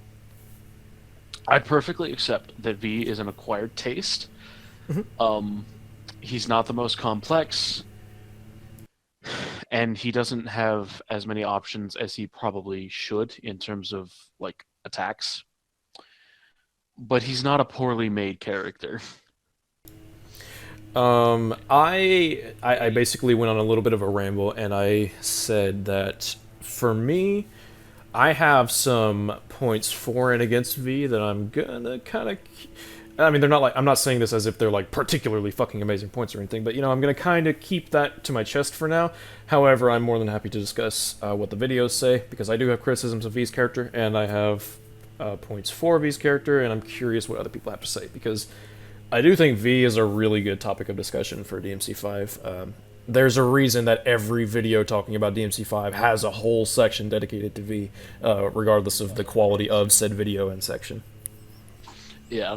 Like, I perfectly understand when, like, if I'm, like, in a discussion with somebody and they say V is their least favorite character to play as, I wholly understand. And I understand that he's an acquired taste, and he's not perfect. He's got some issues. But I would probably say he's my still least favorite character to play as, but I don't dislike playing as him at all. Yeah. Yeah. After my no damage run, I like playing as him a lot more. Oh yeah, at first I liked V, but I got this whole new level of appreciation when I was going for all the S ranks for the Platinum Trophy, because that was quite the experience, especially when playing as V. It was just so interesting. Mission 4, like, it is not easy to get no damage in. It's really not. Holy fuck, that thing took me forever to get down. Like, people talk about Nidhogg being relatively easy, and just strictly as a boss, sure, but when you're going for no damage, Nidhogg is no fucking, like, he's a run killer. Yeah, he really is. And also, like, to go back to a certain condiment for a second, like, button mashing your way through Mission 4 while trying to do a no damage run is the #1 way to end it. Yeah, like, I have some, and you might, I'm not necessarily gonna, like, highlight them, I don't think, but you might notice some clips of mine in my DMC5 video, like, where I'm playing as V, and, like, I get some fucking good, like, there's some cool shit you can do, not just combo-wise, but, like, in the midst of battle. There's a lot of very interesting kind of plays you can go for, and it's really satisfying to pull off. It's kind of like in my no damage episode 2. I kind of, like, in V's first fight, whenever the Antonoras appeared, I kind of had Griffin in a little corner, charging up his like, the lightning pillars move, and I sort of like turned him a little bit so that he would hit the entire arena of enemies. It's cool. There's some nice looking stuff you can do as V if you just have to play a wee bit more tactical than with the other characters. It's just a very different playstyle. Very. Holy shit. But I wouldn't say so different that it doesn't fit into the game or even the genre, so. But anyways, let's hear what he had, our favorite unalive Visor has to say about our favorite hobo-wearing, clothes-wearing emo boy. The thing to happen, not just in a game, Wait, but hold on, let in me my rewind. Yeah, cut out what he said. Gentle. V is the worst thing to happen, not just in a game, but in my life. He is a blight upon my existence. Words can't do how shit-tacular V is justice, but I still gotta try. On the one hand, I have to applaud Capcom for trying to do something as crazy as a fourth-person action game, and in theory it's an interesting idea, but in practice it's a steaming pile of fucking moose and... Fourth person. Yeah, what the fuck? Okay, okay. For the sake of just keeping it as simple as possible, I'm I'm just going to Google fourth person point of view. The fourth person is a new emerging point of view. It is a group or collective perspective corresponding to we or us, a global top-down perspective. The fourth person functions as a collection of perspectives rather than a single objectivity. That sounds like fixed cameras to me. Kind of like a strategy game, I guess. Strategy games could possibly be fourth person. Yeah, I kind of see it because you're technically controlling multiple characters on a single plane with the camera set not in the it's weird. I'm not like disagreeing with them or like trying to like bash them or anything. It's a weird topic, I guess. Just fourth person. Yeah, it's certainly a tad odd. I'm not big brain. I don't know of these other dimensions you speak of. But no, that's fine. Anyways, I'll rewind it just a little bit so we don't get no cutout. Hopefully. It's a steaming pile of fucking moose intestines. Oh. So what do I mean by a fourth-person action game? Well, it's a little hard to explain without a crash course in non-Euclidean geometry, but here's the gist. In a first-person game, you view the action from the eyes of the character you're playing as. Simple enough. In a third-person game, you view the character you play as through an out-of-body camera. Second-person games, which do exist, are first-person games with a twist. You play the game from a first-person perspective, but there's another AI-controlled NPC you view from the third person that you have to try and guide through the game. Does that make any sense? Of course not, and it never will, so let's look at some examples. This is Lifeline for the PS2. It's kinda like a survival horror game, but you play as an operator in a control room viewing the protagonist through security cameras. Your only means of getting the protagonist from point A to point B is by giving her voice commands, and the result is funny as shit. There is a yellow chip by the lamp. Would you please take it?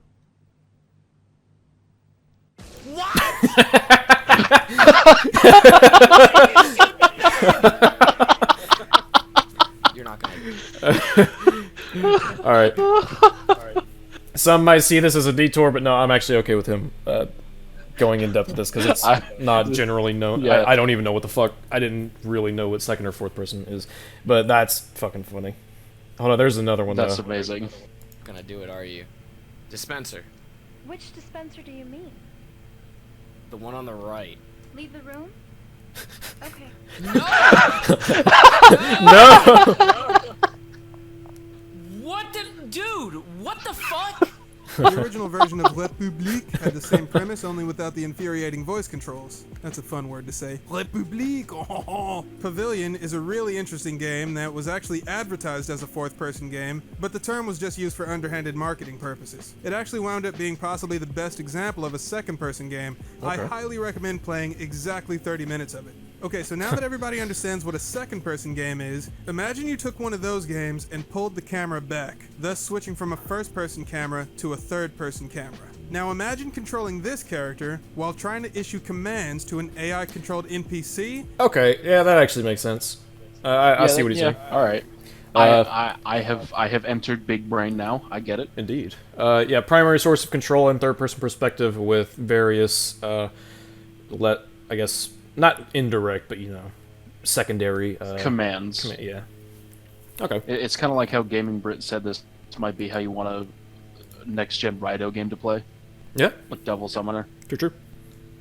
I wouldn't Trying mind to a issue Persona game playing commands like to this. an AI-controlled NPC, Me neither, and actually. boom, that's a fourth-person game. You see, V's weapons aren't a weak-ass sword or a gun like the garbage Nero and Dante used. No! Griffin and Shadow are actual living creatures, and one of them even talks to you. But V doesn't control his weapons directly. He just gives them helpful suggestions, and then they just do the best they can, bless their little hearts. They pretty directly commanded. I mean, they're like weapons. They just behave, not independently, but, they have their own behaviors in the midst of your commands, if you will. Yeah, kind of like how Shadow will roam about the battlefield if you're not using him as a dodge or attacking. Yeah, or how Griffin will sometimes... I don't know if I'd say it's done strategically, because I don't fully understand the AI myself, but, he'll fly around the battlefield. He'll sometimes fly over to you or go to a flanking position on the enemy. But, I mean, no, for the most part, you're pretty directly, like, you're not suggesting, you're pretty much straight up telling them, like, hey, do this attack. The only difference is that its camera relative to them versus yours versus V, which can be a bit overwhelming. I think what they could have done to make V a less frustrating character to play for some people is, you know how his directional buttons aren't used like at all, unless you're like me and you use them to summon Nightmare. I mean, he has like Griffin's V beam or the Shadow's spike, which you can walk on, which is cool. Or I mean, there's directional. I think no. I mean like the directional pad. Oh yeah. Yeah, you're right. I think what they could have done to maybe, help a little bit is use the directional buttons to set what kind of behavior Griffin and Shadow will have when you're not attacking with them. Yeah, similarly to Virgil with his doppelganger. Yeah, like if you press the down button, Shadow and Griffin will stay relatively close to V. If you press either of the side buttons, they'll flank based on which one you push. And if you press the forward button, then they'll sort of, fan out from V. Yeah. And I think it could be made even better by changing who it is you're commanding based on like if you're not holding down either summons button, both of them will do it. Or if you're holding down Griffin's button, he'll do a specific command. So like you could make Griffin go to the left while you make Shadow go to the right. True. I think that'd be an interesting way to take a sort of summoner type character in the future. I have a small little subsection in my V section, which is also a subsection, where I talk about what I would have done. I don't necessarily insist that it's better or that it's like the way they should have done it. It's just like I'm like, here's how I think it might have been able to work better, at least for from my own perspective, which you can look forward to in my video. But for the time being, I will leave it as is. But yes, there's definitely room for improvement with V. I'm not denying that. Do the best they can, bless their little hearts. It reminds me a lot of the Dogbird monkey in The Last Guardian. Oh, you don't boy. actually attack enemies directly, you just point at enemies and tell one of your minions to do it for you. Amazingly, DMC5 isn't the fuck. There have actually been countless games like this before. Personally, I would classify any game that has you press a button to sick a dog on an Yo, Dead to Rights! I fucking love those games. Alright, you know what? This video's 10 out of 10 just for that. You should play Dead to Rights. It's an old PS2 game. It was so fucking... I don't want to say innovative, it was just so unique. It was really fucking cool. I was like, Dead to Rights. I don't know if Dead Vector's ever gonna actually watch this, let alone make it this fucking far, but if you do, bro, based. I just had to say it. Anyways. Nice. Yeah. Personally, I would classify any game that has you press a button to sick a dog on an enemy to have fourth-person mechanics. Yeah, I know that's a weak example, but there are still tons of other games that revolve around the idea of commanding NPCs to do all the heavy lifting for you. Pikmin and Overlord are two examples that stand out off the top of my head. Probably Wonderful now, 101. Considering all the examples Itsuno's team could have used as research while DMC5 was being developed, how did they fuck it up this bad? Here's Dante, right? In every game where you play as him, if you lock on, hold the analog stick away from the direction you're facing and attack, you'll do something like this. Hold the stick in the same direction to hit him with the stabby stabby bobabby. V can do variations of these same moves, except you have to move the analog stick relative to the direction your demonic pets are facing. If you think that sounds like bullshit, you're wrong. It's not. No. The fact that... it's relative to where V is facing. Yeah, it is relative to where V is facing. The only difference is that your thing can be positioned differently, but the input itself is reliant on V. Yeah, if there's an enemy if there's an enemy like 10 meters away from me and I'm facing it directly as V and Shadow is on the left side of the enemy and I pull V back and press the attack button, then Shadow is going to do his launcher. It's not summon relative, it's V relative. Yeah. Because Itsuno knew that if they made it summon relative, it would fuck with everything that the player has come to know up until that point. Yeah. Yeah. It's not. I mean, that's just wrong. Like, it's not that. Maybe rewind a little bit just to make sure we heard his point. Yeah, for sure. Clearly. All right. 2 examples that stand out off the top of my head. Now, considering all the examples Itsuno's team could have used as research while DMC5 was being developed, how did they fuck it up this bad? Here's Dante, right? In every game where you play as him, if you lock on, hold the analog stick away from the direction you're facing and attack, you'll do something like this. Hold the stick in the same direction to hit him with the stabby stabby bobabby. V can do variations of these same moves, except you have to move the analog stick relative to the direction your demonic pets are facing. If you think that sounds like that's exactly bullshit, what he said. What the fuck? No. How did you play the game and make a review on it and never catch that this was wrong? Yeah, I mean, yeah, no, sorry, buddy. This is why it is important to not only proofread your scripts, but to really make sure that you not only do you play the game enough, but you go back and double check. Like, there have been a lot of things that, like, I've had to correct in my own script where I was like, oh fuck, I actually got that wrong, because I went back to double check and it was wrong. Like, if I was making a review of Devil May Cry 5, when I finished my final draft of the script, before I started recording, I would do, like, an entire playthrough. Yes. Again, just to make sure, just to play it again, to experience it, make sure it's fresh, make sure the entire game, unsegmented, is fresh in my mind, and then I would start recording and change anything in my script based upon anything that I might have discovered or, you know, changed my view on. And, like, how do you fuck that up?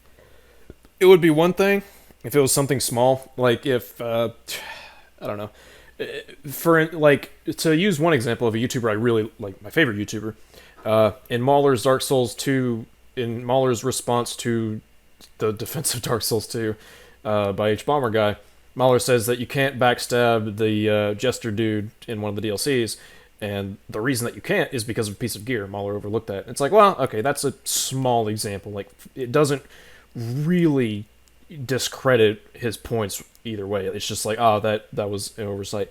This is his whole well, you know, at least so far, this is his whole argument for why they fucked up V. And it's like, no, you're just straight up wrong. So, like, your argument is dead in the water. And I can't, like, I want to say, like, I want to give him the benefit of the doubt and say that it's just a matter of he didn't catch it. But, like, if you play a game, like, this is a huge part of his argument. I don't like. This isn't even just this isn't even just a point that we're, like, we're focusing in on. Like, this is his argument for why V is bad. I don't even know what to say to help him justify this. Like, you're just, like, how do you not catch this the first second that you play as V? Yeah, I'm gonna do him the favor of not laying into him too much for it, but I mean, like, the more he goes on about it, the worse it's gonna get, because, like, this is a huge, like, for a whole argument, this is a huge thing to get wrong. Yeah, like, it's already, we're off on a bad foot for this character. Could you imagine how fucking bad it would be if we were wrong? I mean, we're not, because you played it yesterday, I'm pretty sure, but yeah, I played it a little bit yesterday, and, like, even then, like, I am very familiar with how V works thanks to my. I remember the moment where I remember the moment where I actually, when I first played the game, I was wondering, I was like, okay, is are the directional inputs relative to me? Or I'm pretty sure the instructions themselves, like, in the game, tell you it's relative to V. But yeah, it is. Yeah. So, like, fucking Christ, dude. Yikes. This is not looking good. This is not a good oversight to have at all. Bullshit, you're wrong. It's not. No. The fact that your weapons have health bars? The fact that your weapons can die, leaving you completely defenseless until they respawn off a cooldown? Now that is some pure, organic, unfiltered horse booty extract. And it's fresh, too. I'm talking farm to fork. Straight from the horse's ass, directly into your face. Every time I'm forced to play as... This dude really likes dragging out his jokes. Anyways, okay. Thoughts on the health bars of Shadow and Griffin? Well, they try to sell the idea that Griffin and Shadow are their own entities that have some form of autonomy and are, to an extent, not exactly living, but they exist within this world, and Yes. they have Dante their can own kill them, sense. so Yeah, Dante can kill them, so they have their own well-being that they have to look after. it even plays into their boss fight. It's fucking awesome.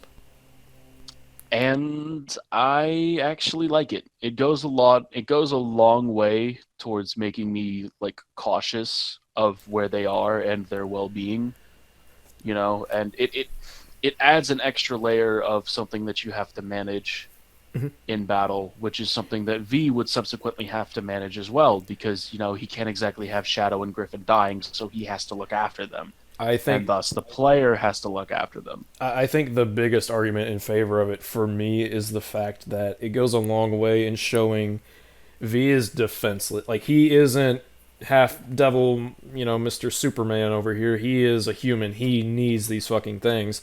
So when you lose one of them, you fucking feel it. Like, as soon as you hear that, that kind of crack, you're like, oh fuck.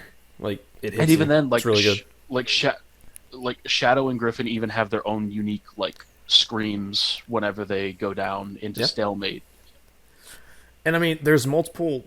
You have multiple options. You can take the risk of going for the slow revive, or you can activate your devil trigger, which sometimes isn't a risk, sometimes isn't something you want to do. You have to take that in consideration.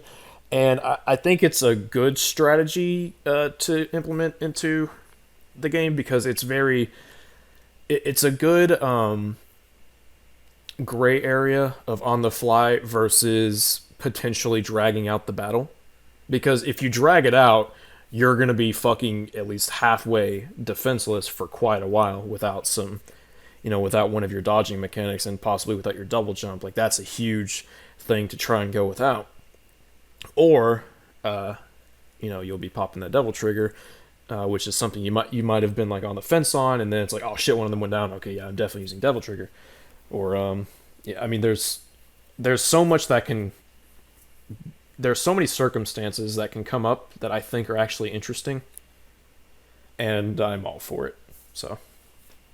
Yeah, it adds that little extra bit of tension and depth to a fight, because it's like, oh shit, Griffin's halfway down. All right, I'll use my backward move to get him near me to refill his health while I put Shadow on the front lines. Or, oh shit, Shadow's kind of looking down. I'll dodge a lot so that he can refill his health. Or, fuck, man, they're both down. Time to devil trigger to get them up. There's been a few cases where I've had both Griffin and Shadow go down, and it was, oh my fucking god. And if you don't have devil trigger, it's fucking scary. Now you're V. You are just V, and it's fucking scary. It's kind of like how in the Visions of V manga, whenever V first appeared and Urizen was right behind him, he mentioned how he had forgotten how it felt to be so helpless and how much he hated it. And I'm like, oh, that's just me. Without Griffin and Shadow, that's literally just me. Yep. Yeah, I'm 100% for V's summons, except for Nightmare. If Nightmare had health, I would be... I don't know how to feel about that. But I like the fact that if you're riding Nightmare and he gets hit, then that drains your DT, which is pretty... Because that's your direct control method for him, and that's pretty cool. Yeah. It's very well balanced, I think. I think it goes a long way towards giving these combat a lot of tension, to be honest. Oh yeah, it's just a completely different kind of feeling, while also fitting perfectly within the genre as well as the the game itself. Yeah, which I don't know if I've discussed this with you before, but apparently the black on V's hair is part of Nightmare's tattoo. Nightmare's tattoo. Yeah, because all three of the summons are connected to tattoos on V's body, and the black on V's hair is part of his tattoo. That's basically what I'm saying is read the Visions of V manga. Just do it. I read the first one where he killed Phantom, and I was upset about that. Yeah.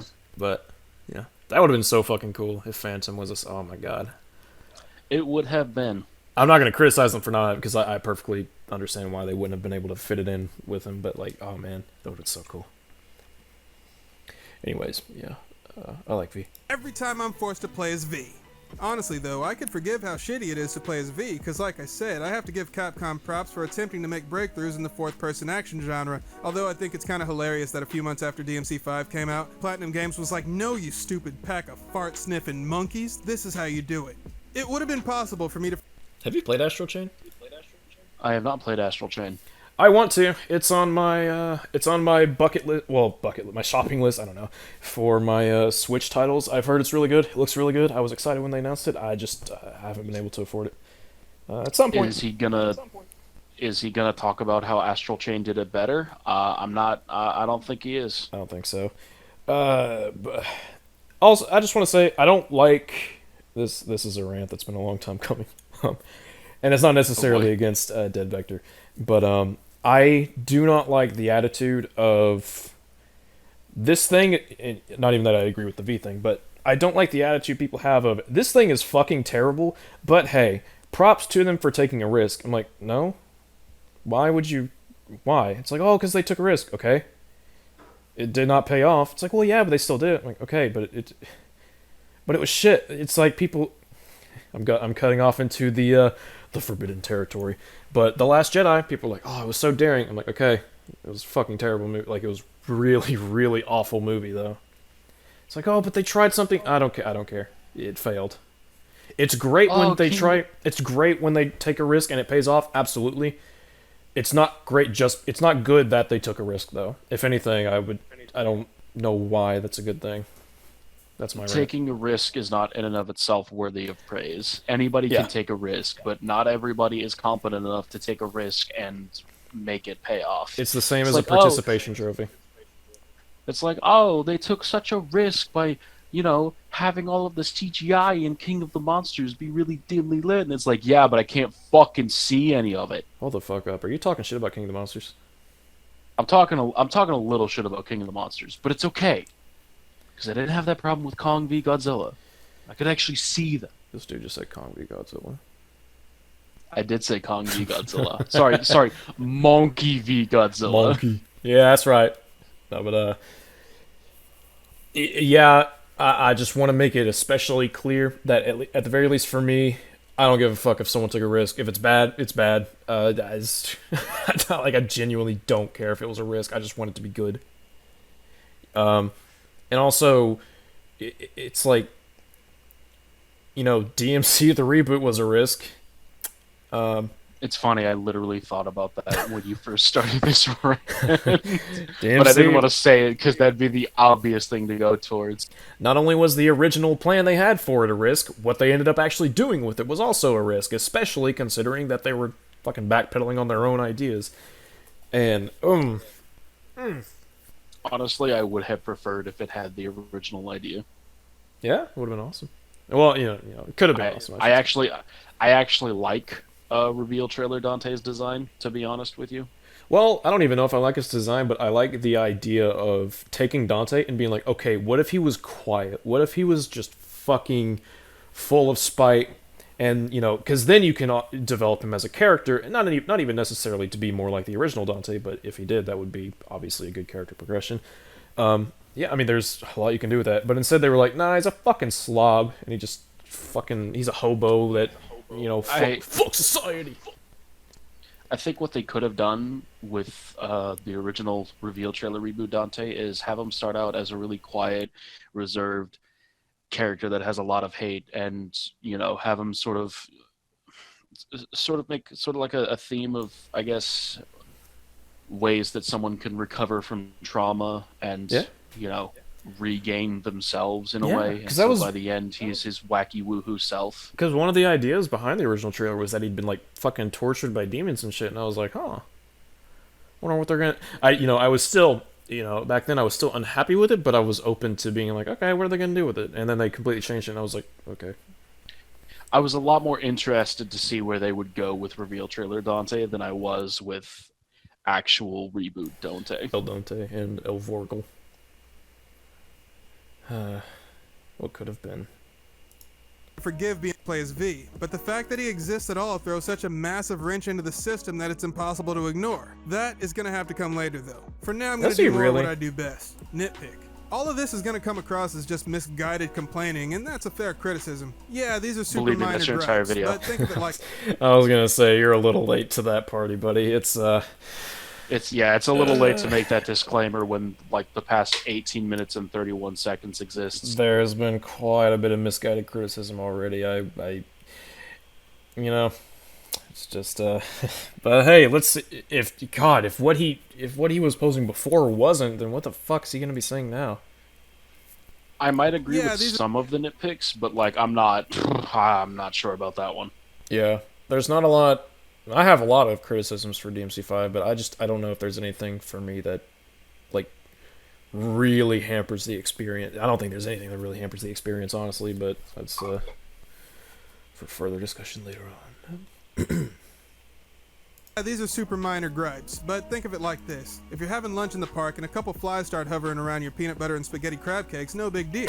But if you start getting swarmed by flies and one of them lands in your blueberry stroganoff, now somebody has to die.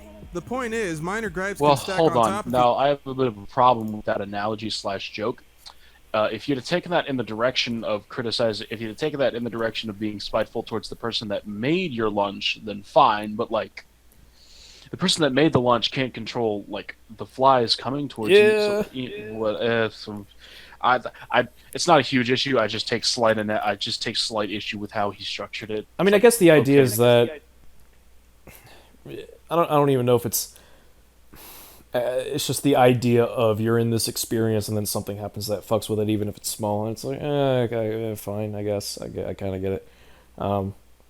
But in the analogy, that is something outside of the. Yes, we're fucking nitpicking his analogy. Shut up. Get over it. No, but it is just kind of a weird analogy. He has to die. The point is, minor gripes can stack on top of each other to form one gigantic super gripe. Agreed. Like Voltron. So even if these are just small annoyances that 90% of people don't care about, they're still things that I noticed. And I think it's important to call attention to even the smallest issues for two reasons. For one, they can help people understand how much effort it takes to turn a good game into a great game. Secondly, identifying these issues now allows us to start coming up with solutions that will only make future games better.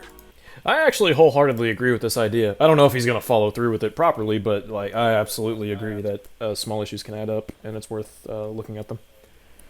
As do I. It's kind of like how Last Jedi is dead by 1,000 cuts. I mean, Last Jedi is dead by 1,000 fucking supernovas as well as 1,000,000 cuts, but you know. Yeah.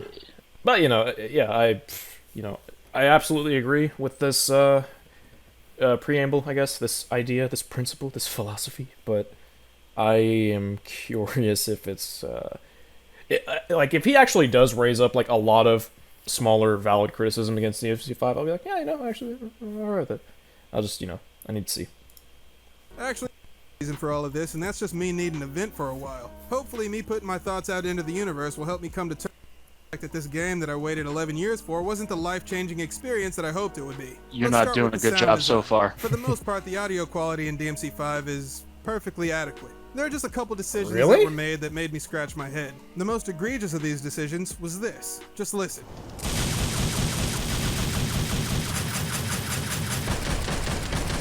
Yeah, they changed the sound of Dante's gun.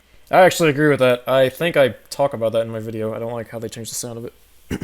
I do prefer the blam as opposed to the normal bang. Yeah, oh man, DMC3 Ebony and Ivory is so fucking satisfying. Good shit. It would be so satisfying in DMC5 to be doing like us in Mission 10 using Ebony and Ivory only, where we're just like fucking flying around. Like, sound nut. Although I would disagree. He said the sound in DMC5 is like overall adequate, and I'm like, homie, like the sound in DMC5 is really fucking good. Like I agree with this sound change being bad, but like the sound overall is really fucking good. Yeah. But I actually agree with it though. I think it's perfectly valid criticism. I think it's a weird, because with DMC5 they were like, we're going for the more realistic look, and on that hand I'm like, okay, fine. Like some people don't care for it, but I'm like, no, I'm fine with it. I like the way DMC5 looks. I don't think you need to change the sound as well to compensate, to coincide with that. Hello, cat. Hello. Yeah, I agree. Also, hello, cat. This is CJ. He's a kind of an asshole, but he's cute. Can I kiss you? Oh, thank you. Mwah. Don't you start chewing on my headset cord. I will put your ass outside. He's been napping this whole time. That's why he's been away. My bud. Same with my cat, but she's still napping like a good girl. Yeah, CJ talks. He's not afraid to be like, hey. Anyways, yeah, no, I agree with this criticism though.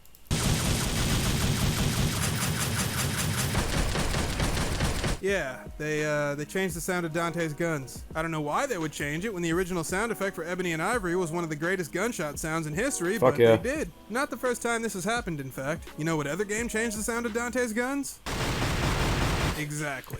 Don't fucking No, don't you dare. even You son of a bitch. Don't fucking even act like these games are on the same level. I think he's just having a laugh, which I think it is funny. Fair it's enough, but also no fuck off. triggering me, man. Literally triggering me.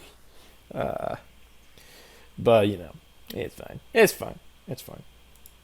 After all these years, there's a lot of implications that come with changing the sound of Ebony and Ivory. If they had established that Are the new there? gunsmith character, Nico, had developed a more powerful ammo type, I would have totally bought into that. Yeah, you actually. can't just change the sound effects for essential pieces of the lore for no good reason. When you change something that's been no, established... hold on. I actually agree with that. I just want to be. I want to throw that out there. I would be all for changing the sound if there was like an actual canonical reason why they sounded different. I mean, fair enough, but I wouldn't say that changing the sound of a gunshot is necessarily something that... It is a nitpick, I understand, but, like... Yeah. Never mind. I thought I had something to say, but forget it. Yeah. I you know, it's fine. I think it's perfectly valid criticism, and I would have... Well, okay, now we're on the issue of Dante's ammo. Yeah, like so that's my Nero, thing. It's like Nero loads his guns. Lady loads her guns. Where the fuck Dante and Trish are like Reaper from Overwatch. They just pull out a gun and just keep on going. Nah, man, Dante just magics his bullets. That's yeah, it's fucking. We do see him reload in the DMC 3 manga. That is true. I know that isn't canon, but you know. Yeah. Well, it would really fuck with the flow of the gameplay if he had to reload. Like that would really fuck with the flow of the gameplay if he had to reload. Could you imagine doing like the bullet storm, whatever the fuck, where he's like spinning around and like halfway through it, one of the guns goes out? Yeah. Like, it'd be weird. He just fucking stops midair, upside down. Up, hold on, gotta reload. Fucking. I don't even know what like his magazines look like. There's clips for all you gun aficionados. In his in the DMC3 manga, they're just standard looking clips with the bottoms of Ebony and Ivory. Gotcha. Okay. Nothing terribly special about them. True. I will rewind just a wee bit. Entries in a series, the fabric of that world starts to unravel. Changing the sound of Ebony made the entire Devil May Cry universe feel less real. And yeah, I don't know if I go that far. I don't know if I'd go that far. Like, I would absolutely say that it does have an impact, but it doesn't exactly send ripples throughout the fucking canon or anything. It doesn't completely fuck with my suspension of disbelief. There's a bit of sequel dissonance, yeah, but making DMC feel less real, that's a fucking stretch if I've ever heard one. Yeah, it's I was actually completely on board with the criticism, but now it's like, you're kind of blowing it out of proportion a bit. Like, that's like that. No. Like this is a bit of an overreaction. I'm gonna be honest. Yeah.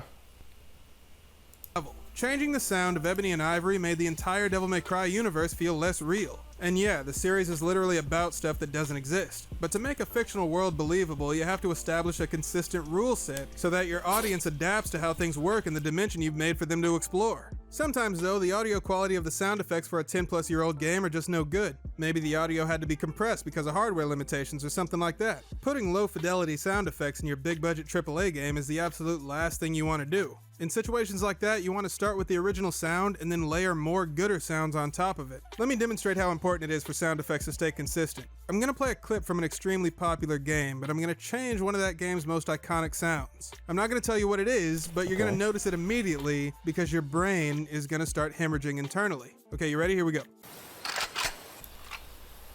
Okay, so, do you play Halo? Or have you played Halo? Not really, but I'll try my best. Yeah, I played Halo back in like the early 2000s, like Halo 1 through 3, and Reach, because Reach is fucking great. But I don't know. This feels like if he goes into depth, like even just a little bit about like what the change was, then I'd be like, okay, fine. But as someone who I haven't even touched a fucking Halo game in years, this might just go over my head.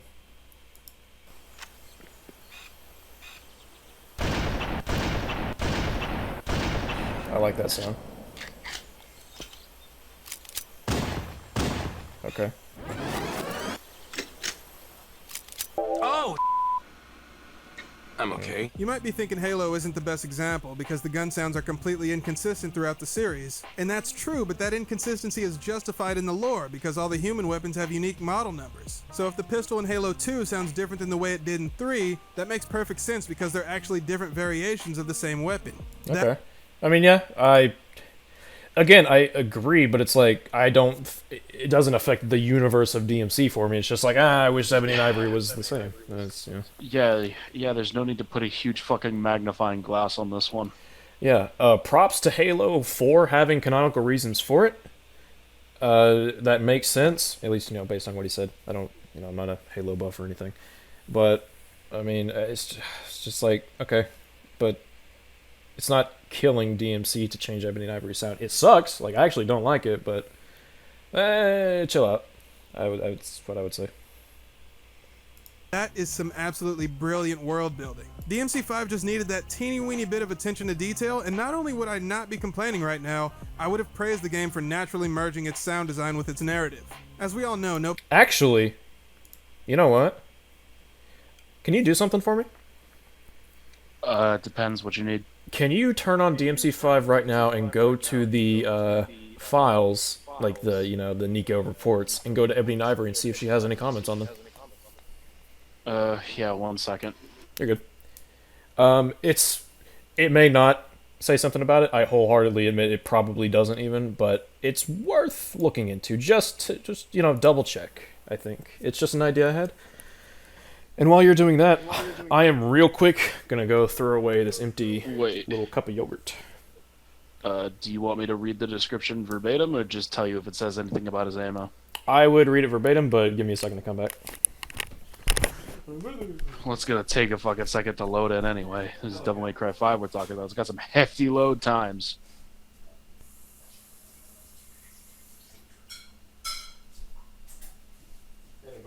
You need food.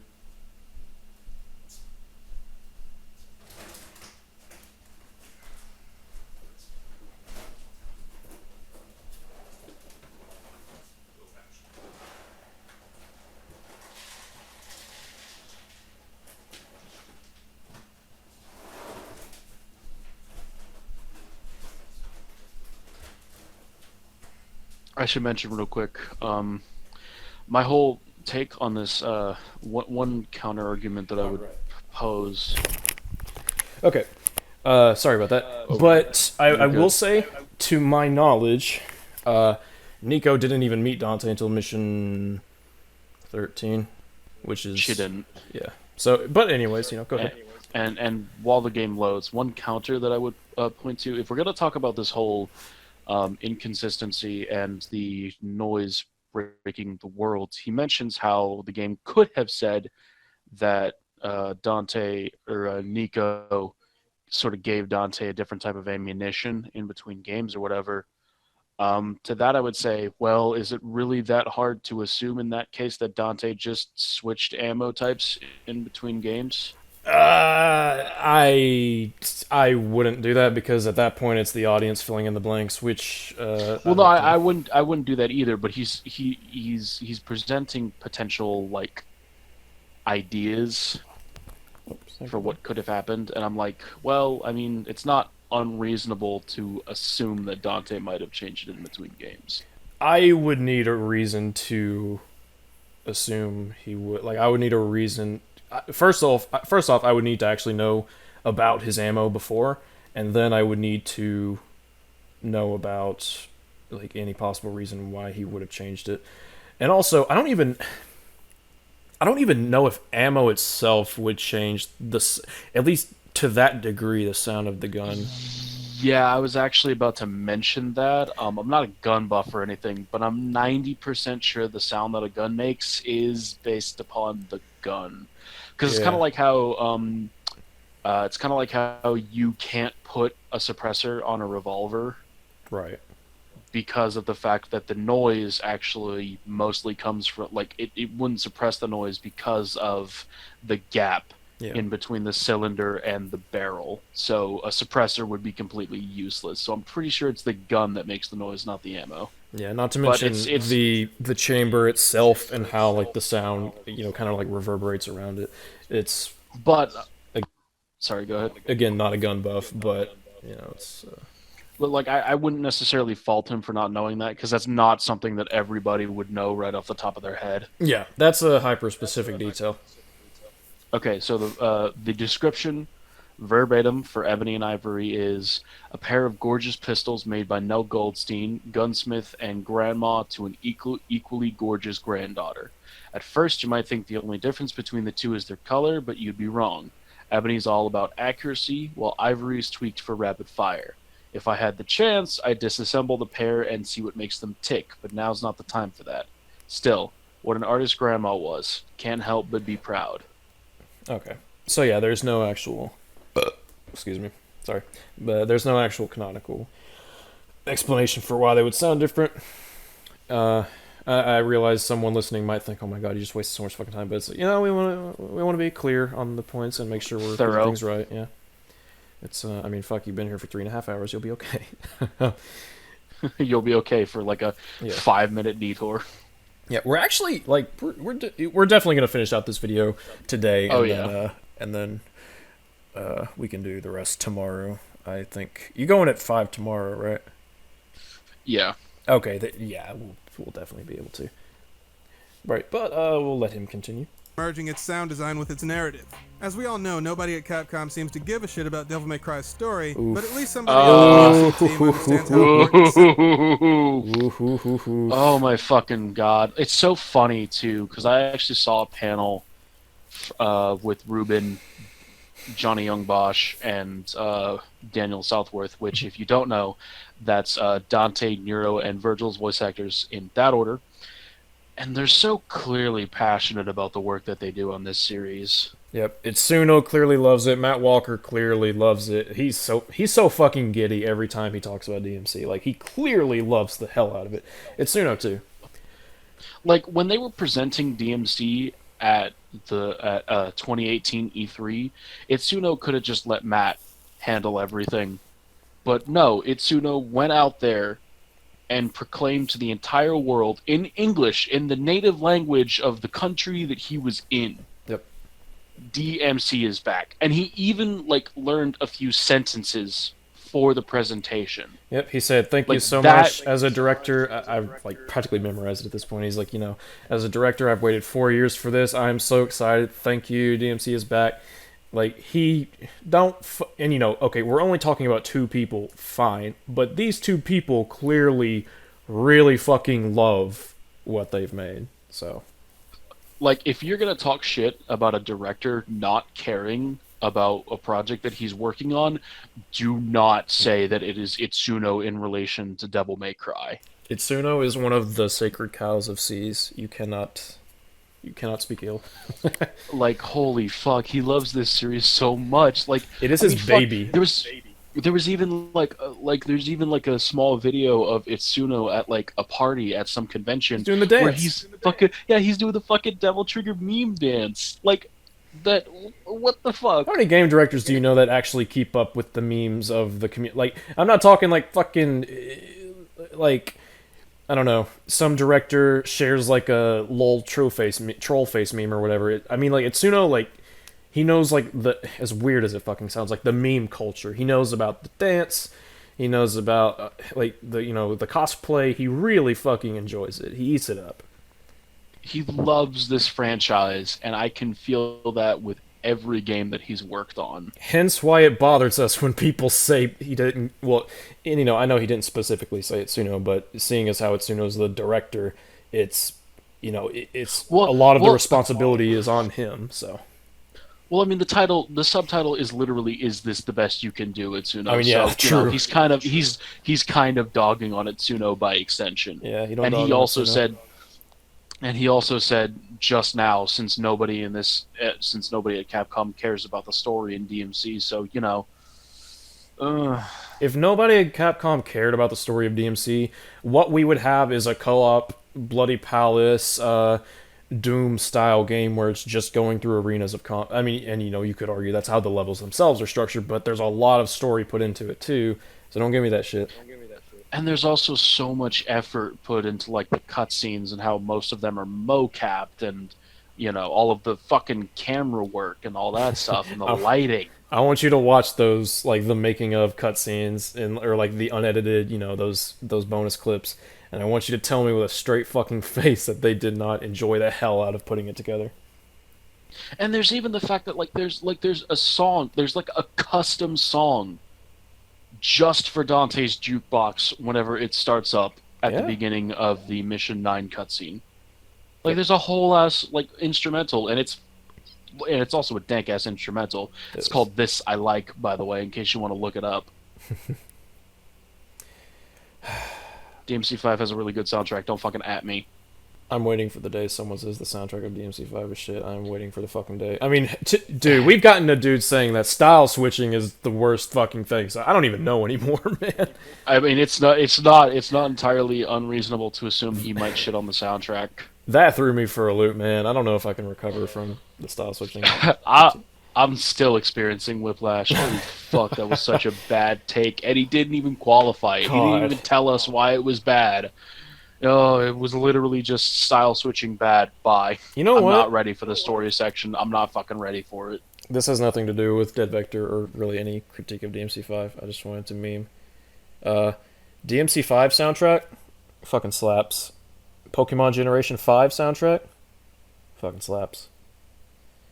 They both have 5 in the name.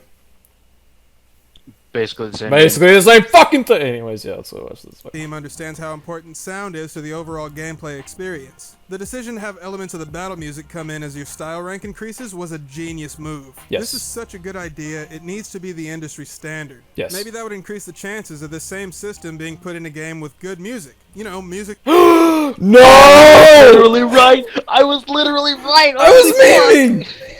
Oh my god, I was right! Oh my fucking god. Holy fuck. Oh my god. Homie. Come on. I was right, holy fuck! I was joking! Dude. I wasn't serious. Go back. No, I don't want it. Oh my god. You're digging your own grave. This picture of Dante right here. This is me right the fuck now. Huh? Subhuman, I can kind of understand. It took me a while. I mean, the original to, Subhuman, I can understand. That was fucking terrible. Well, even the one with Cody Matthew Johnson, like I can kind of understand. It took me a while to learn to love Subhuman, but oof, oh my big god. Fucking oof. Oh my god. Damn, dude, you gave us a double helping of some whiplash with an extra side of cringe right there. All right. I'm gonna set some ground rules right now. There is one song in existence that you never fuck with if you want to be friends with me, and that is Devil Trigger. Oh. No cap. That is my favorite song ever. I was gonna say my favorite DMC song is one he actually won't be, because at least as far as I know, because he is not covering the special edition, so it's Bury the Light. Yeah. I will say though, I don't really like the soundtrack that plays during the Dante and Virgil fight in Mission 19. The duel. Not a fan of it. The fucking blend of Virgil 2 and Ultraviolet? How dare you?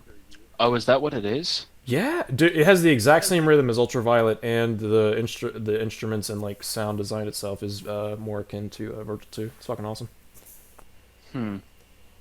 All right then. Yeah, I don't know what it is. I'm just not a huge fan of it, to be honest. Wow, I'm not a huge fan of you. I wouldn't be either. Oh, damn. Oops. But okay, all right. Soundtrack's not okay. You know what? I'm waiting. I'm waiting. You know what? I'm just gonna keep it simple and say this. We talked about this in the Persona 3 thing with Simply Dad. If you can actually lay out like the construction of the music, how it's put together, the use of instruments, and how they coincide with one another to create a tune, things like that, like Alex Mucola does, who, by the way, fucking loves the DMZ5 soundtrack, so already you're in a bad position. You are going to have to do some serious breaking down and explaining as to why it's bad. I would still say I enjoy it, but I would be completely open to being like, yeah, okay, it's badly constructed music, or something like that. I'm going to go out on a limb and say that most of his takes on the music are going to be subjective. If he trashes on the King Cerberus boss theme, I might actually have an aneurysm. Bro, hard bass in Devil May Cry. You can't go wrong. Oh my god, King Cerberus' soundtrack's fucking dope. Anyways, let's go. Oh my god, I'm not ready. As we all know, nobody at Capcom seems to give a shit about Devil May Cry's story, but at least somebody on the DMC team understands how important sound is to the overall gameplay experience. The decision to have elements of the battle music come in as your style rank increases was a genius move. This is such a good idea, it needs to be the industry standard. Maybe that would increase the chances of this same system being put in a game with good music. You know, music that doesn't make me sick to my stomach, because the music in this game sucks like a vacuum. More like dirt, Devil May Cry, right? That wasn't even a this good... goes back to Man, you got me on the Rafflecopter right now. I am just twirling around this room with these giggles. Can you rewind a second? You started speaking right as he started speaking again. I'm just being mean. Anyways, go on. Music in this game sucks like a vacuum. More like dirt, Devil May Cry, right?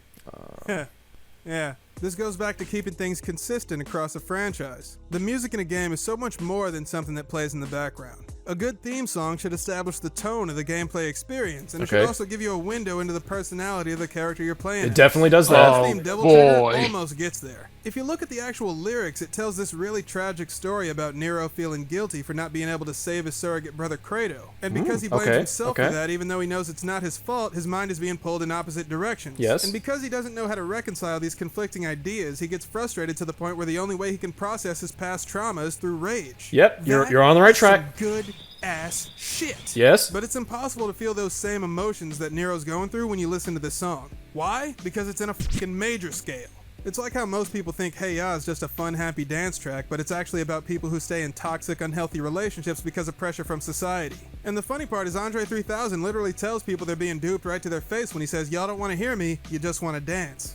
I'm not saying Devil Trigger's a bad song. I mean, I wouldn't listen to it unless somebody had a gun to my head with their finger on an actual trigger, but it's fine, I guess. So then it's a bad fucking song. Anthem was the right genre to convey Nero's mindset. Okay, so he's saying that it's not, you know, he pretty much just said it right there. It's not the genre to go with for conveying Nero's mindset. He talked about the scale that it's in, and that it's really, you know, energetic versus, well, you know, like a higher energetic versus like rage. I actually think he almost had it. However, due to the vocals, the constant rise and the I guess, you know, the crescendo, the way the rhythm itself and everything starts to build up, you know, like when it's saying "Gotta let it out,"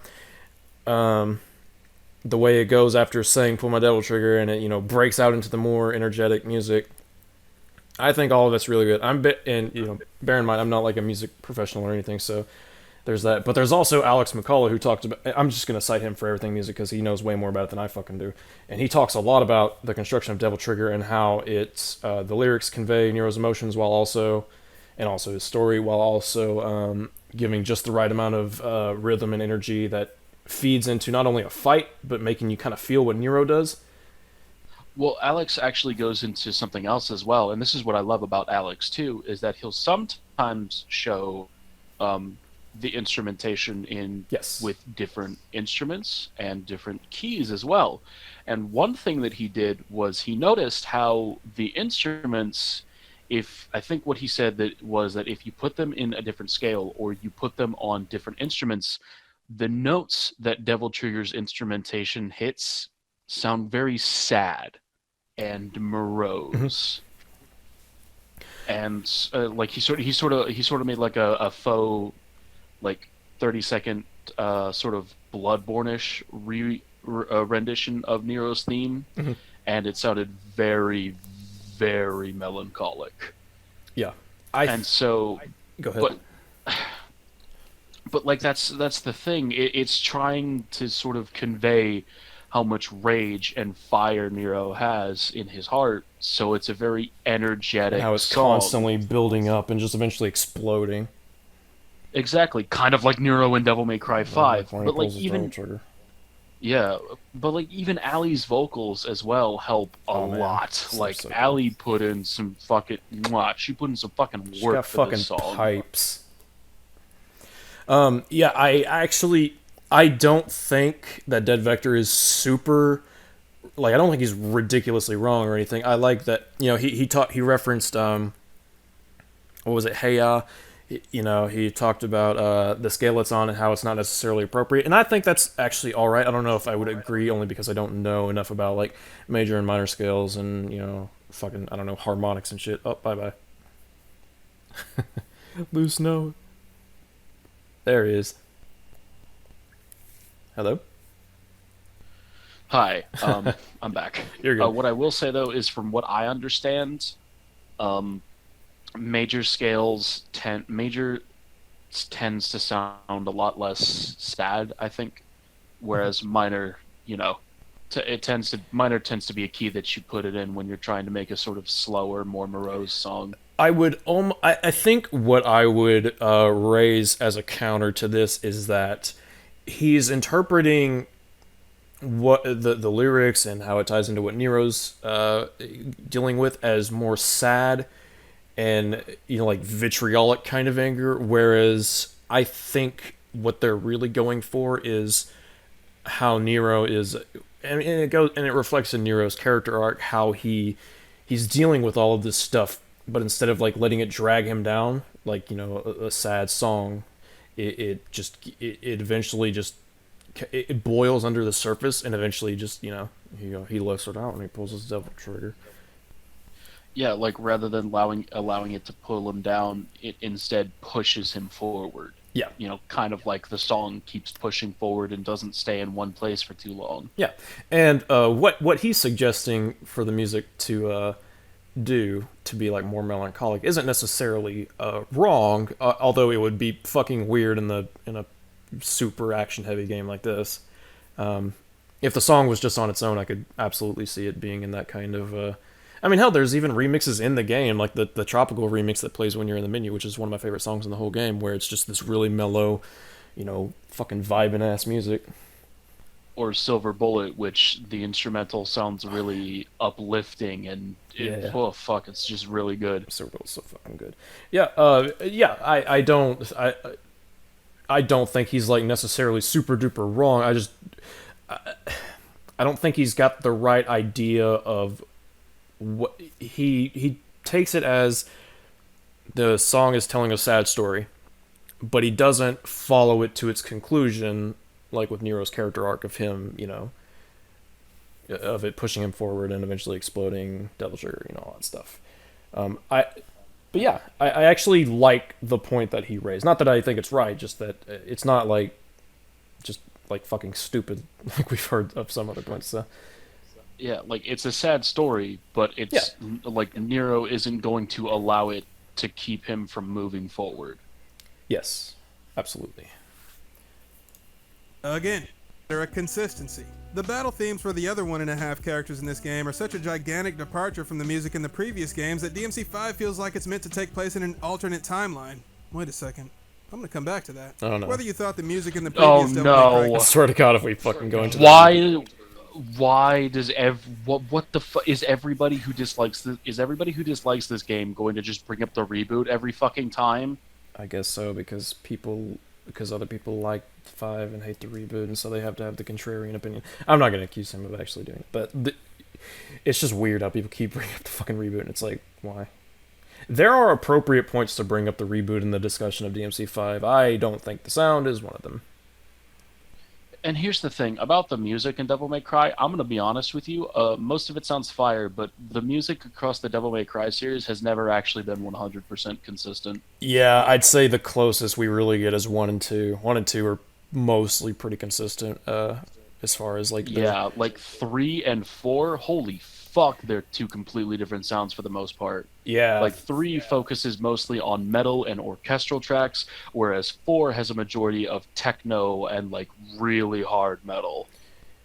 Yeah. Mostly techno though. And a lot of it, I mean, kind of goes with the times. I mean, you know, DMC 1 and 2 was early 2000s, back where like grunge and more like if you were to try and go to like a rock club, it would be more of an underground thing, whereas in DMC 3 it's towards the mid 2000s where that stuff's starting to get more popular as it kind of like, you know, blended with techno. And also DMC 3 is telling this epic story with more orchestral instrumentation, like, and like the vocals of like with Virgil 3, which is such a fucking good song.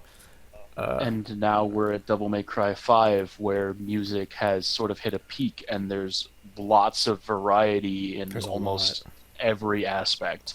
And Devil May Cry 5 music reflects that, because there's a lot of variety. Well, I think that's a good step for the music itself to take too, because there's so much variety in the combat. They've had such complex characters over the years. It only makes sense that would extend to the music.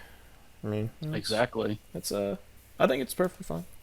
And yeah, to people who, I don't know if he's actually going to make this argument, but if he was to make the argument of like DMC 3 being so similar to 1 and 2, I would go no. Like DMC, I listen to these soundtracks pretty regularly. DMC 3 and 1 and 2 do, like the closest I can think of is like Lucia's battle theme and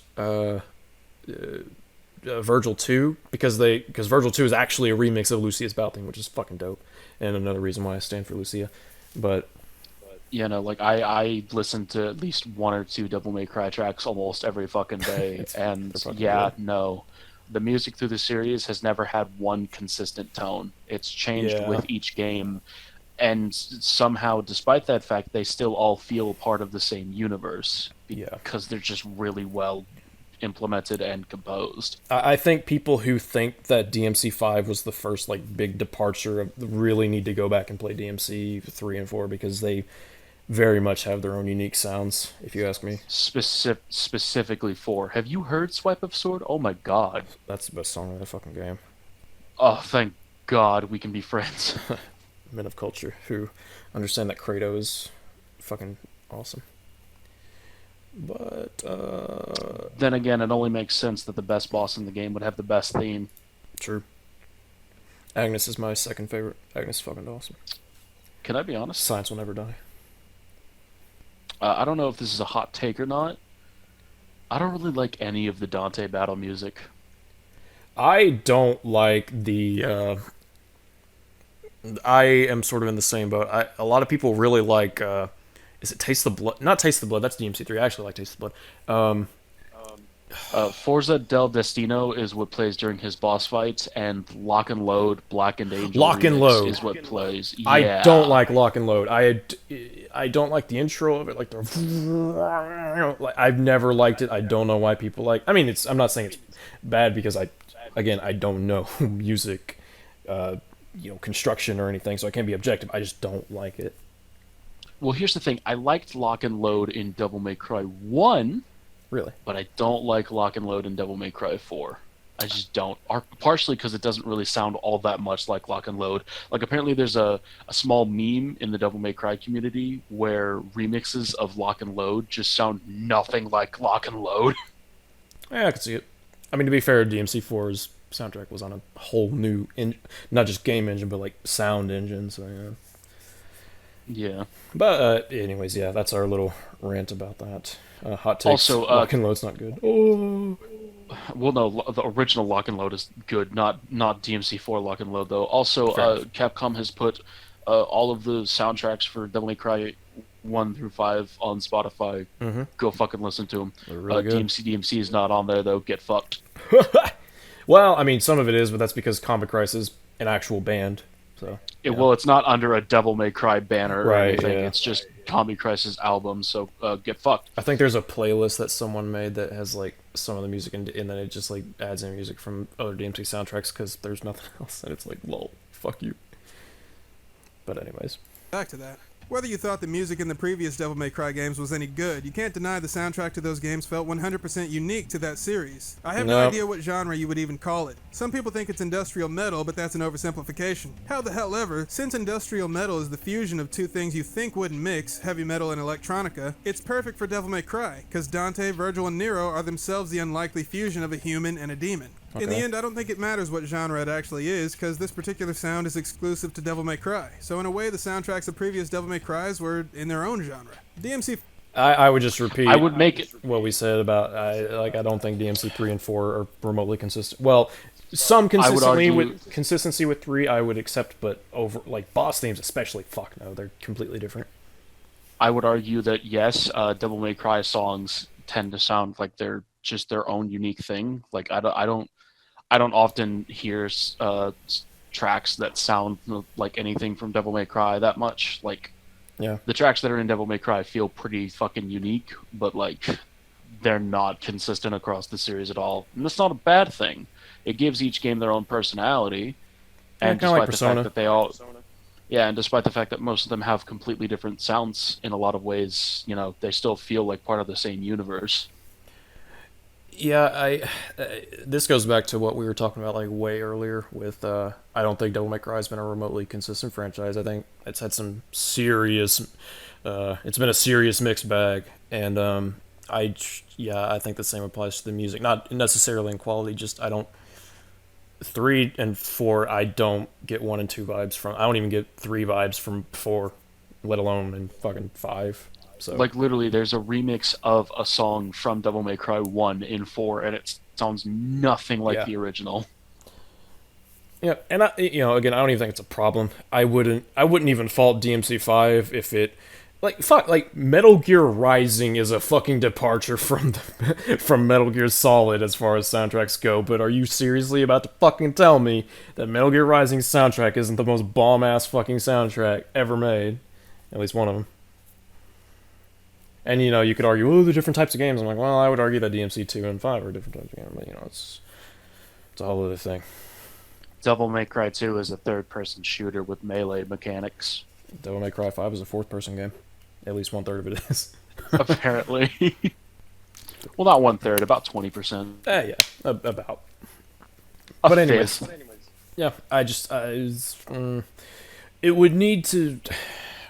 I don't even know what I would use to justify an argument like this. I would need a game that the soundtrack is just such a huge fucking departure tonally, which I don't think DMC5's soundtrack is. You mean like DMC?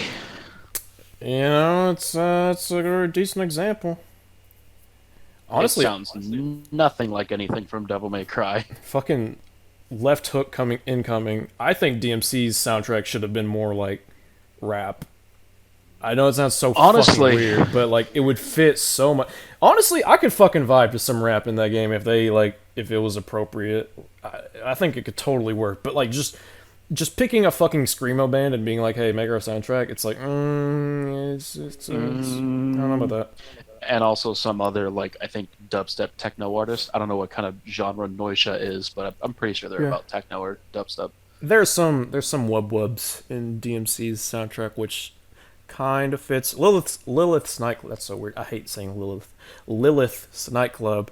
The music fit. I mean, I hate the fucking level, but I mean the music fits. Yeah, I fucking hate the level. Jesus Christ, it hurts my eyes. Fuck that. Fuck everything about that. If I ever make any videos with that fucking level in it, I'm gonna have to like change the color grading so that there's not as many flashing colors. Put a fucking epilepsy warning at the top of the screen at all times. I will.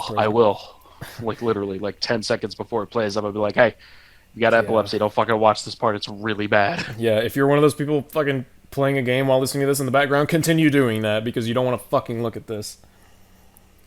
Oh my fucking god, that level is so hard to look at. It's not good.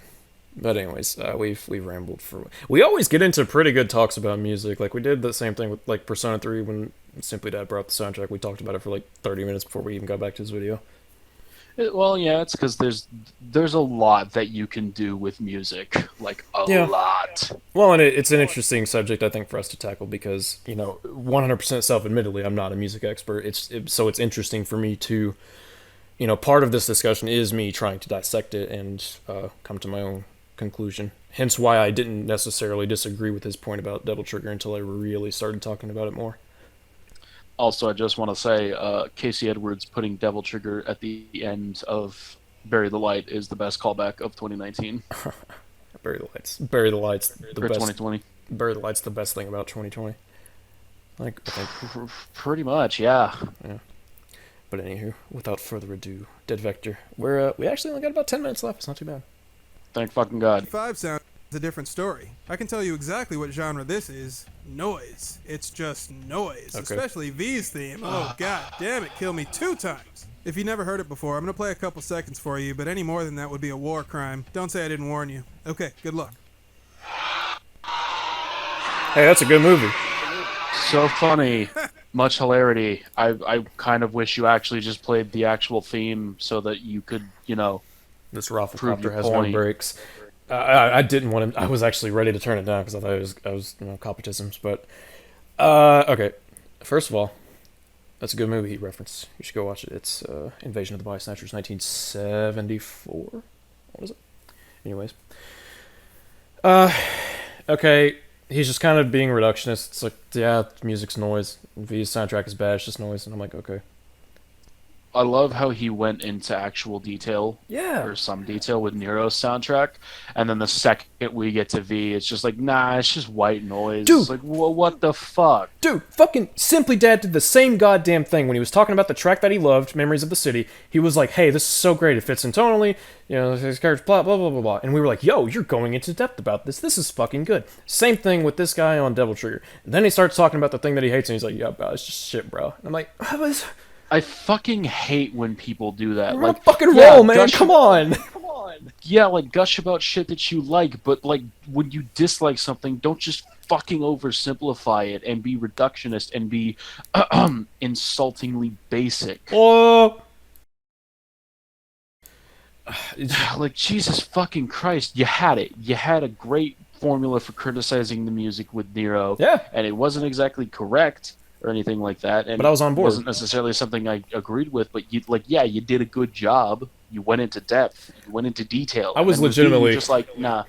I was looking for, and maybe he will, maybe we're jumping the gun, I fully admit it, but like, oh my god, would it not be so fucking good if he did the exact same thing with the other music? It would be good if the same thing he did with Nero or the same thing he did with V. The same like, if he took, like, his efforts to, like, analyzing Nero's song and the structure of it, fucking major scale, blah, blah, blah, blah, blah, and did that with other songs, I'd be like, yo, it's like, Yeah, actually it'd be good fucking job. great, but it doesn't look like he's gonna do that. Yep, and that would be a shame. But, if he does, props, and we jump the gun, absolutely. But if he doesn't, well, it's unfortunate. Fuck off. I swear to all the gods, that's exactly what it sounds like. I'm not kidding. I don't know what Listening ears to you this have, garbage but doesn't okay. make me want to kill demons. It makes me want to stab myself in the... Oh. Okay. Huh. So, I guess the music in this game really does give you a window into the personalities of its characters. Oh my fucking So now I'm going to God. talk was about hilarious. visuals, but first I want to clarify how I personally Wait, distinguish what? That's between all a we game's get art for you style- calling the entire soundtrack garbage? Are you serious?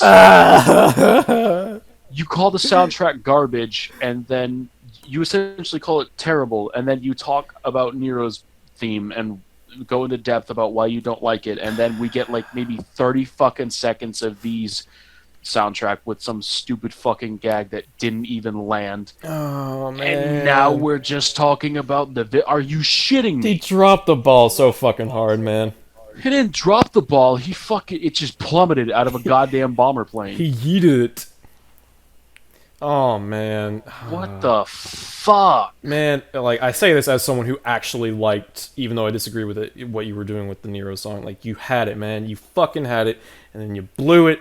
Damn it, man. I was... You had me. You had me the first half. Not gonna lie. And then you fucking dropped it. Oh my god. So close. So close. Cause like I'm all for if someone was to be like, yeah, V's song is really bad. I'd be like, okay, why? It's, you know, this is major scales, harmony, you know, whatever. I'd be like, oh, okay. But no, he didn't do that. He was just like, ah, funny. It's like, all right. I was hoping for something. No. Its graphics, and its animation. A game's art style is made up of all the decisions that the lead director and the art team made when they were figuring out how the game should look. Some of the best games take inspiration from an actual artistic movement to maintain visual consistency throughout the experience. True. There's that word again, consistency.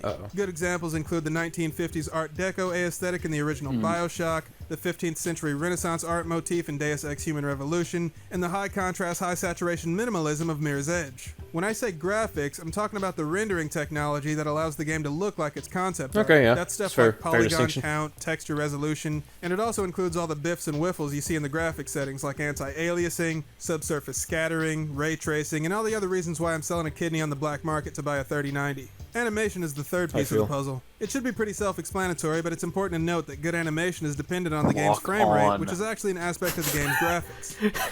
The walk-on is fucking killing me, man. I will say, like, literally, you could have saved yourself so much trouble just now if you just fucking locked onto the enemy. Oh, man, he fucking watched Mayo play before he played, didn't he?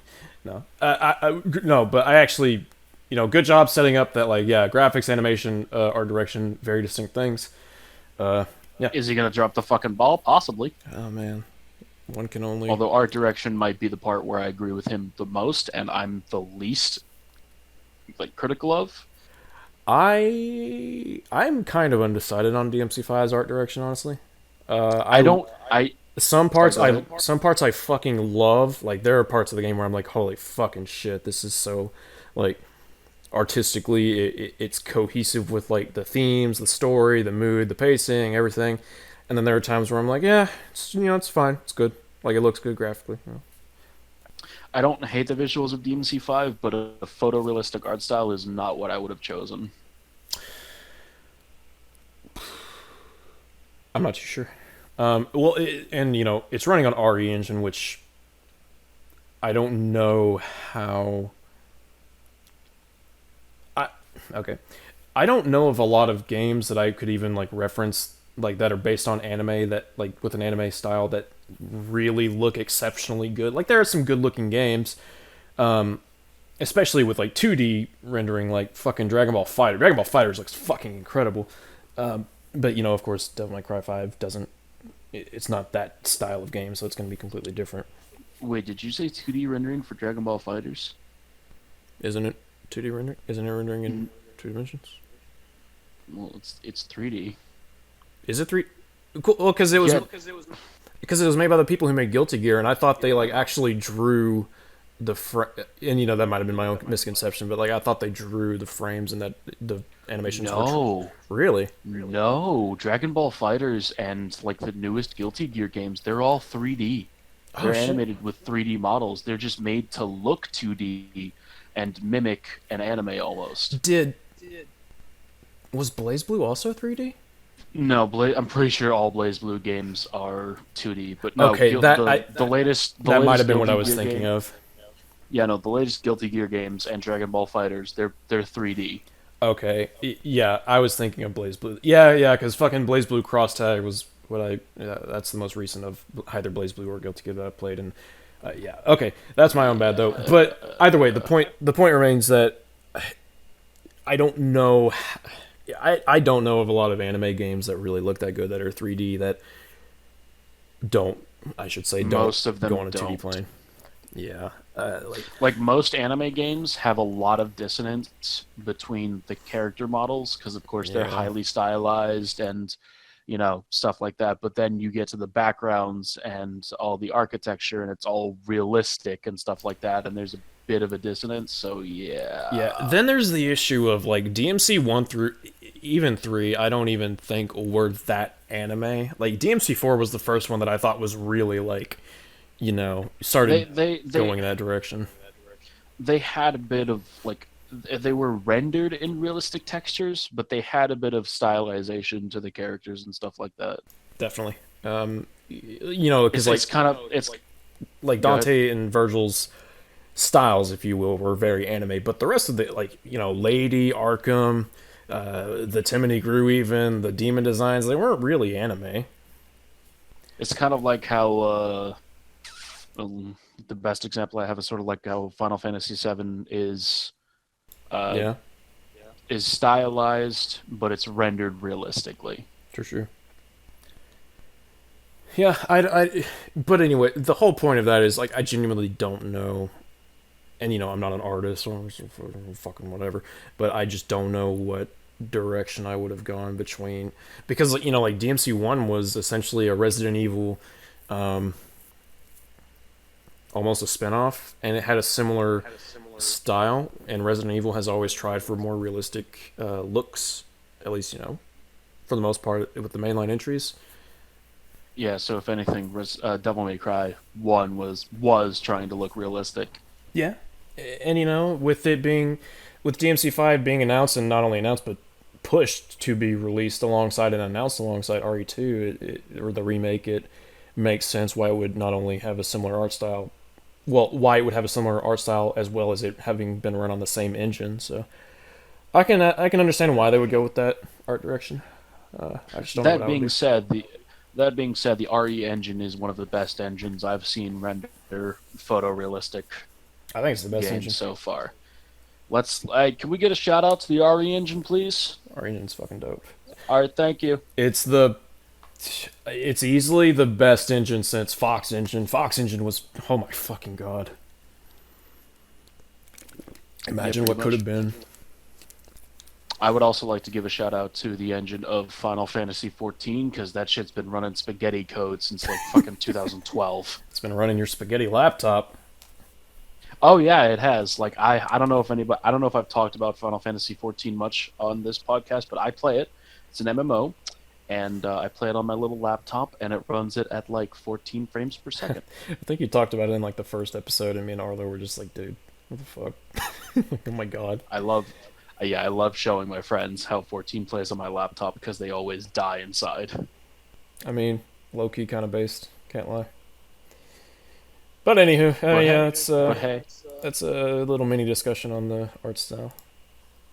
We'll let him continue. The game's frame rate, which is actually an aspect of the game's graphics. A game could have the best animation in the world, but if the engine hasn't been optimized and the frame rate is choppy, then it's all for nothing. True. That doesn't just apply to animation either. All the visual elements of a game work together to create something that looks good in motion. The way a game's art style, graphics, and animation harmonize with each other creates what I refer to collectively as the visuals. It's not the proper technical term or anything like that, but it's simple and easy enough to understand for the purposes of this video. And I think it's important to distinguish between these three things, because it's possible for everything to be damn near perfect, but if one of the visual elements in a game isn't at the same level of everything else, well, it might not be the end of the world, but you're definitely going to notice. There's a saying in Japanese that I hate that goes, "It's the nail that sticks out that gets hammered down." And that brings me to Devil May Cry 5. DMC5 has amazing graphics, but it's got a shitty art style, and the animation leaves a hell of a lot to be desired. DMC5 was built using Capcom's own RE engine, and I let's let him finish. Let's let him finish. But that's the animation. That's a bit of a hot take. Yeah, it's a really hot take. I remember when they first announced the game, people were like, "Oh, they're going for more realistic animations. That could be bad." And then the game came out, and no one criticized it because the game looked fucking great. But yeah, writing on games did. That's what be desired. DMC5 was built using Capcom's own RE engine, and I guess it's pronounced Re-engine because it's short for Reach for the Moon, not Resident Evil like I thought. The Re-engine is based around 3D scanning real-life objects into a game. Doing this lets your game look photorealistic while also cutting down on modeling time. Photorealism makes perfect sense for a game like Resident Evil, since in those games you're supposed to be a regular-ass human with regular-ass human abilities. And the events taking place in the game are supposed to feel like something crazy is happening in the real world. So an art style that mimics real life is exactly what you want. The fucking mundanity of your protagonist is exacerbated by the realistic presentation, okay? Big word, so it's gotta be true. But the Resident Evil games have always strived to make their visuals as close to the real world as possible. Look at the back of the box for the GameCube remake, and it's right there as one of the selling points. The most terrifying, realistic video game ever created. So there's a precedent. I actually have that, yeah. I have the the GameCube remake of RE. And yeah, no, I so far I agree. RE, not even just with RE, but like horror games in general really benefit from more realistic graphics and animation. In a way, an uncanny valley in a horror game can help a little bit with unsettling the player. Also, I will go ahead. Go ahead. No, you. Also, I will agree that the protagonists in RE2 do kind of look a little boring, a little mundane. Claire has a fish face. I hate everything they did with Claire. I can at least accept what they did with Leon because he doesn't look bad, but fuck everything they did with Claire's character model. I just I guess here's the thing for me. The realistic graphics and what the engine is capable of benefits Resident Evil much more due to its, inherent style and what goes with it. However, I don't think that because it doesn't benefit DMC as much, that it's a detriment to DMC. That's how I would put it. At least, so far, based on what he's given us.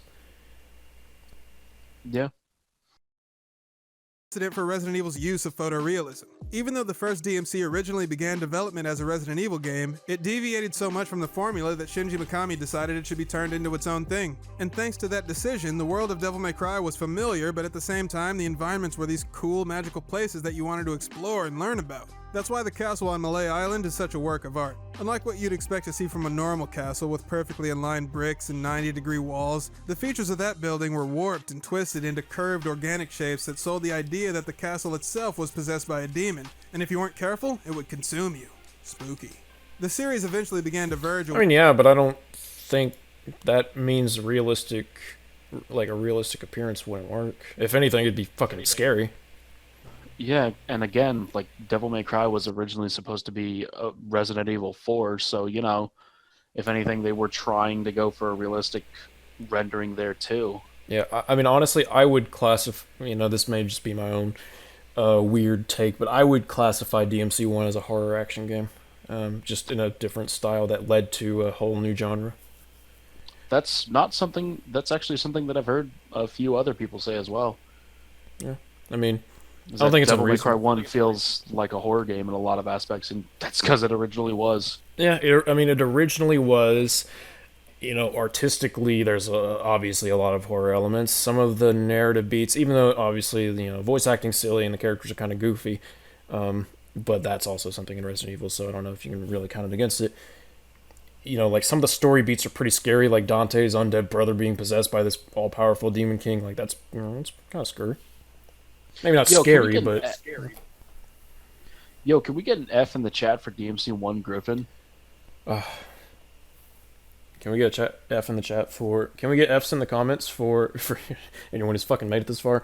For our boy Griffin, anyways? Yeah, just Griffin in general, please. And also Brad Venable. Yes. Whomst is one of the best boys, and I am... I don't know if I've said it on this show, if you will, but I am doing a in memoriam in my DMC5 video. I'm going to start off the video with an in memoriam, and then towards the very, very end, I talk, like when the credits start rolling, I talk a little bit about him and how awesome he is. Good man. You have not said that yet. Oh, really? Oh. Yeah, you haven't talked about the in memoriam. Well, there it is. The series eventually began to verge away from its survival horror beginnings, but the environments in 3 and 4 were still unlike anything that existed on Earth. You ever just walk around DMC4 and admire how beautiful Fortuna City is? It can't just be me. Just look at all this friggin' prettyfulness. I mean, yeah, Fortuna City does look pretty just by being kind of generic. I don't even... Fortuna's not even that fantastical. Like, yeah, it's, kind of got that kingdom look to it, but it's not like... It's not like Malay Island where it's like, fucking demonic structures and organic walls and shit. Fortuna City kind of looks like, Redgrave City and DMC3 just rendered in better graphics. Yeah, I've always thought of Fortuna as the next step up from whatever the fuck it is that's surrounding the Timony. I don't think it's Redgrave. And Redgrave being the next step up from that. I just, not... I'm pretty sure Redgrave was also where Dante was in DMC3. Fucking even DMC2. We're gonna talk about its art direction. I mean, it starts with pretty. You start on the island, and it's kind of little medieval Victorian vibe to it. But then you go into like the city, and you're on like a fucking tanker at one point. I mean, it's got a lot of quote unquote realistic environments. I mean, I don't know. I don't see this as necessarily an argument for. I'm kind of trying to decipher what his argument is, that the art direction doesn't work, that the art direction of more realistic elements don't even work for DMC. Hell, I would compare DMC5's art direction more to DMC1 than anything, and he praised the hell out of it, so.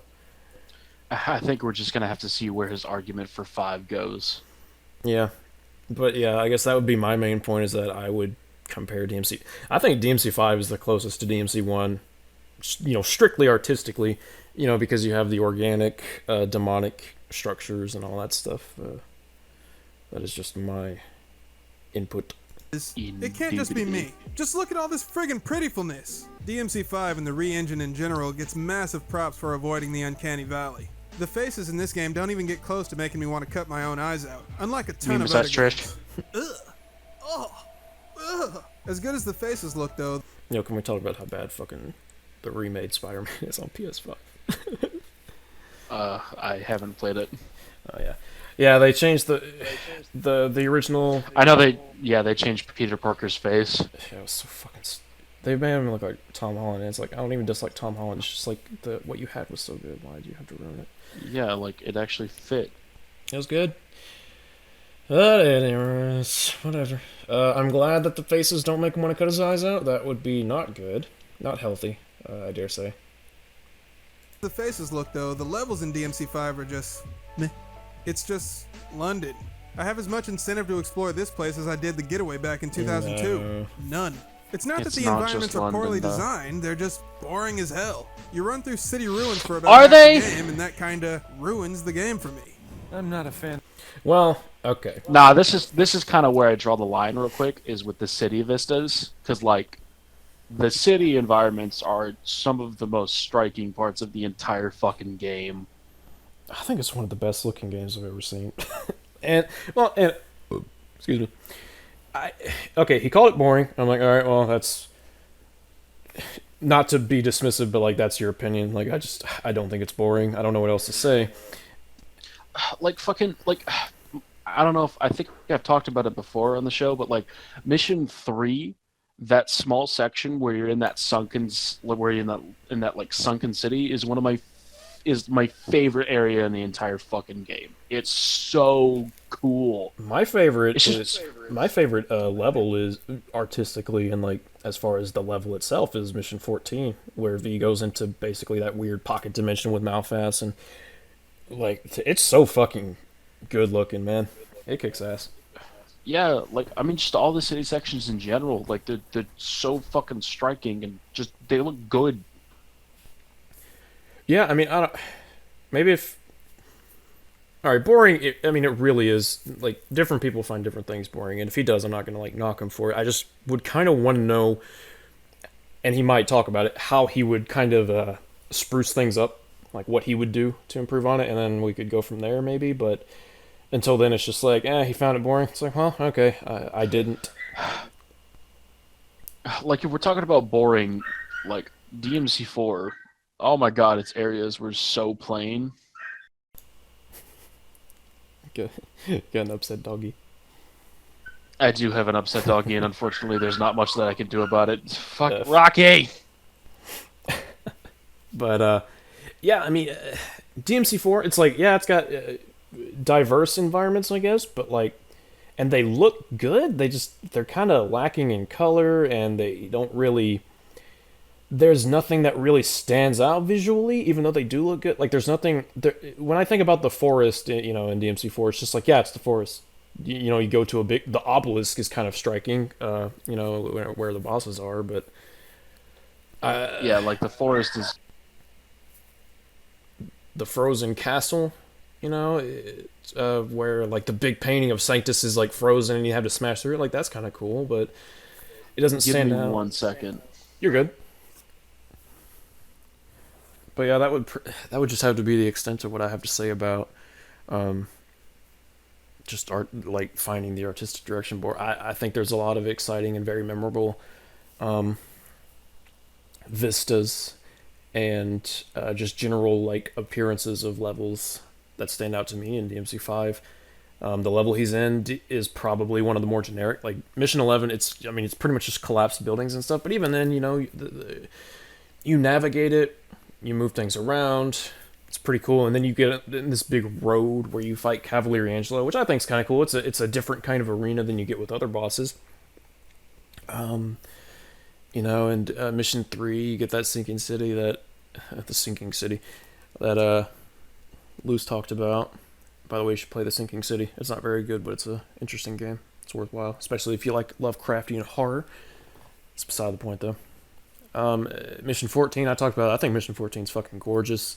Mission 18 is a really good example of how you can take something that's been used throughout most of your game, and just a simple color palette swap will really kind of change how it feels. Or how it can potentially feel, I should say. It won't necessarily always be the case. What are some other good examples? Mission 13. Is it Mission 13? Yes, Mission 13 is kind of generic. It's just more of the Clive. Mission 13 itself is just, it's just you clear some, it's basically a Doom level. You know, you just clear some rooms and that's the level. That's another good example. Mission 8, I think, stands out as like, you know, it's like the peak of the Clive. It's where the story's kind of escalating, and it feels like the environment itself kind of fits that. Mission 6 is where you fight Gilgamesh. It's just kind of more of the same as far as the city, but at the same time, it kind of stands out in its own way, because you're like next to this big fucking tanker, which is kind of cool. I mean, you know, Mission 6 is pretty unremarkable, but, you know, it stands out amongst the others, even though it is unremarkable, I think. And maybe it's how I've been conditioned from playing it so much. I acknowledge that. But, yeah. What's up, Blues? Sorry about that. Rocky was not happy, so I decided to give him some love for a minute. You put him down, didn't you? Definitely. Nice. It's pretty epic, my gamer. No, just kidding. My brother would actually murder me. Yeah, I've pretty much just been kind of going on about how him finding environments boring. It's like, I don't know. I disagree. There's a lot of levels that stand out to me. I think they tie in well. The environments and like the general art direction ties in well to how the story is structured and the story it's telling. I don't know, man. I just disagree. Like, Fortuna and the castle are the two most standout environments for me in 4. Yeah. And even then, they're pretty fucking bland. I think the most standout environments for me in 4 would be... This is going to sound so fucking random. One of the standout environments for me isn't even an actual level. It's where the Yamato is, where it's like this big fucking room with lava at the bottom of it. Yeah, I mean, I actually like the way the Bloody Palace backgrounds look more than the actual Devil May Cry areas, or Devil May Cry 4 areas. I like the later Bloody Palace stages, like the blue kind of... Yeah. Especially is really good. The starting, not so much, but it definitely gets better. But like after you get into like that giant night city, Rocky, please. Yeah, no, I think DMC4's Bloody Palace looks really good later. I think DMC5's Bloody Palace looks fucking great. 3's is probably my favorite, though. It's just very otherworldly and ethereal. Yeah. Yeah, when you get into the later levels, and it's just a pure black abyss. Yeah. It's fucking good. Rocky is not I happy. apologize if you hear Rocky in the background. There's not a whole lot I can do. You're good. F's for Rocky. He got kicked in. Please, F's for Rocky. But yeah, it's just, I like the environments. I don't know. Of ruin. Like my city's lively. Yeah, man, you and me both. The other half of the game is spent climbing a tree.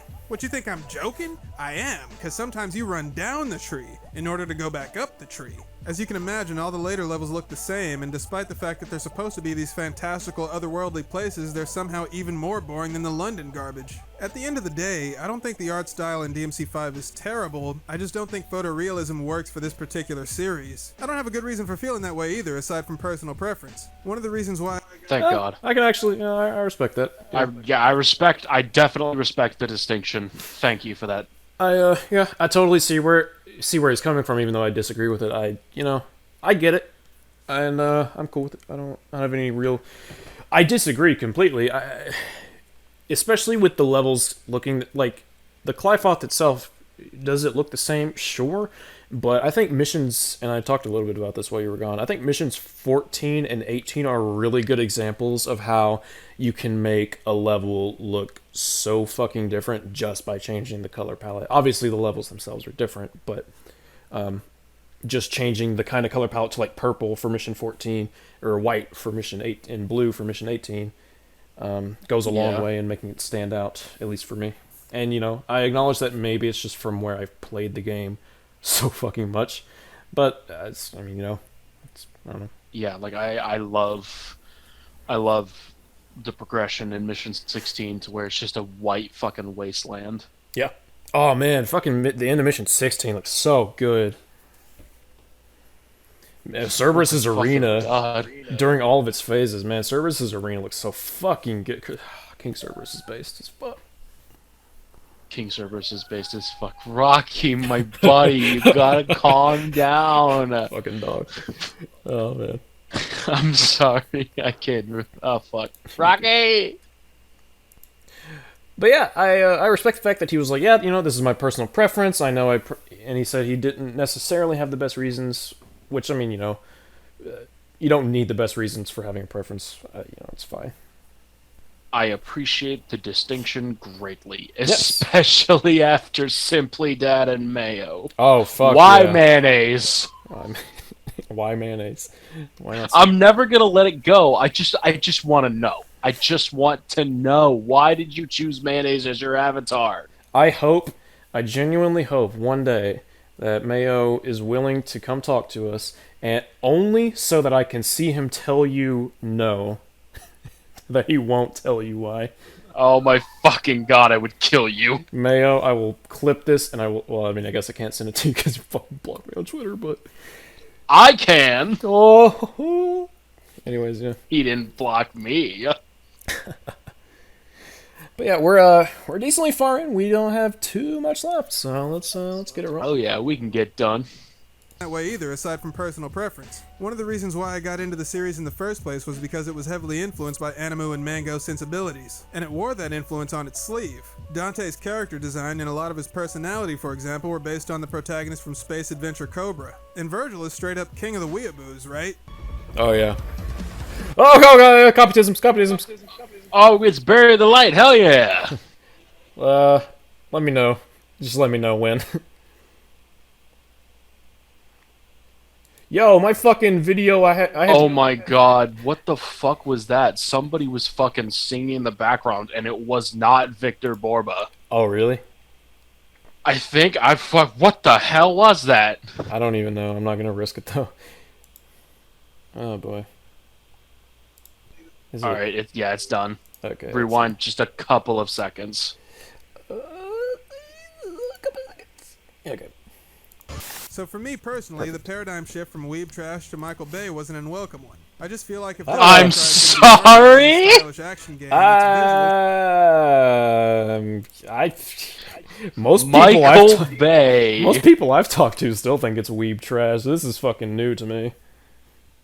Like, I mean, I guess it's because of the realistic graphics, art direction or whatever. But like, nah, it's still pretty anime. It somehow still has less explosions than Michael Bay. Well, it's weird because I thought when he was first talking about it, he talked about how he enjoyed the more ethereal, gothic, almost horror style of DMCs like 1 through 3, or at least 1 and 3, and a little bit of 4. And I was like, oh, okay, that's what he likes. And then he's like, no, I want the anime. And I'm like, but this is the anime. He's like, no, it's the Michael Bay.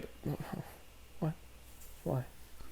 like, Devil May Cry is anime as hell. What the fuck you talking about? Yeah, and I'm not trying to be like Simply Dad, where he's like, I don't like anime. Like, this is like, come on, you cannot tell me that Devil May Cry is not anime as fuck. Like, the characters are super over the top, which is one of the key elements, I think, of the character designs. So, yeah.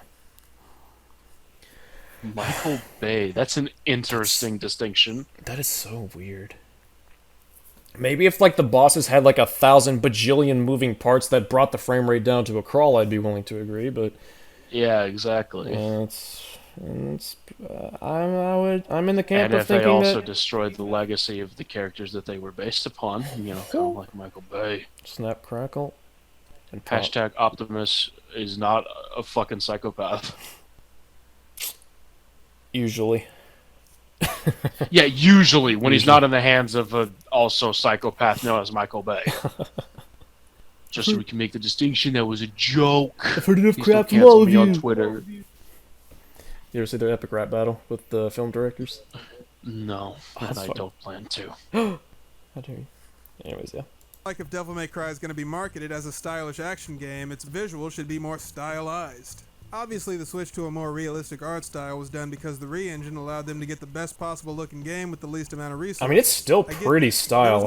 guarantee this game was going to sell, so stuff had to be cut to keep Least the amount of financial resources. risk I don't to a know, it's a minimum. pretty resource-heavy That's just the game. way game making go. But there were several odd choices made in DMC5 that are actually wrong, causing valuable time and resources to be diverted away from the things that needed the most attention and put into things that Really? break the lore. Do the most tell. heinous crime is what they did to Dante's twin brother Virgil. The key word there is twin brother. Dante and Virgil are identical twins, and this fact was established in the very first game. Want to hear a joke? How do you make a 3D model of Virgil? You don't. You make a model of Dante, then copy and paste. Psych, that's not a joke. That's actually how you do it. Okay. I mean, he's not wrong, but... Okay, so, I'm gonna blow some people's minds here. Twins, as they grow up, can begin to look different, based on how life has affected them. In numerous ways. I mean, it's just... This might sound kind of weird, but it's how life... Or even pretentious. It might sound how... It's how life molds you. Like... Your experiences, how your body itself physically reacts to the things that happen to you, will eventually cause changes, and I mean, yeah, Dante and Virgil, you know, Virgil, he's had some pretty rough goings. He was also absorbing human blood for like a month. That's also true. I don't know. I mean, you know, probably did wonders for his skin. Yeah, I mean, they don't really say that, you know, that, like, there's nothing in the canon that says that affected his appearance, but, like, yeah, you can sort of begin to infer that, I suppose. It's just, yeah, like, twins sometimes grow to look different, and, yeah, there's pretty much all I can say.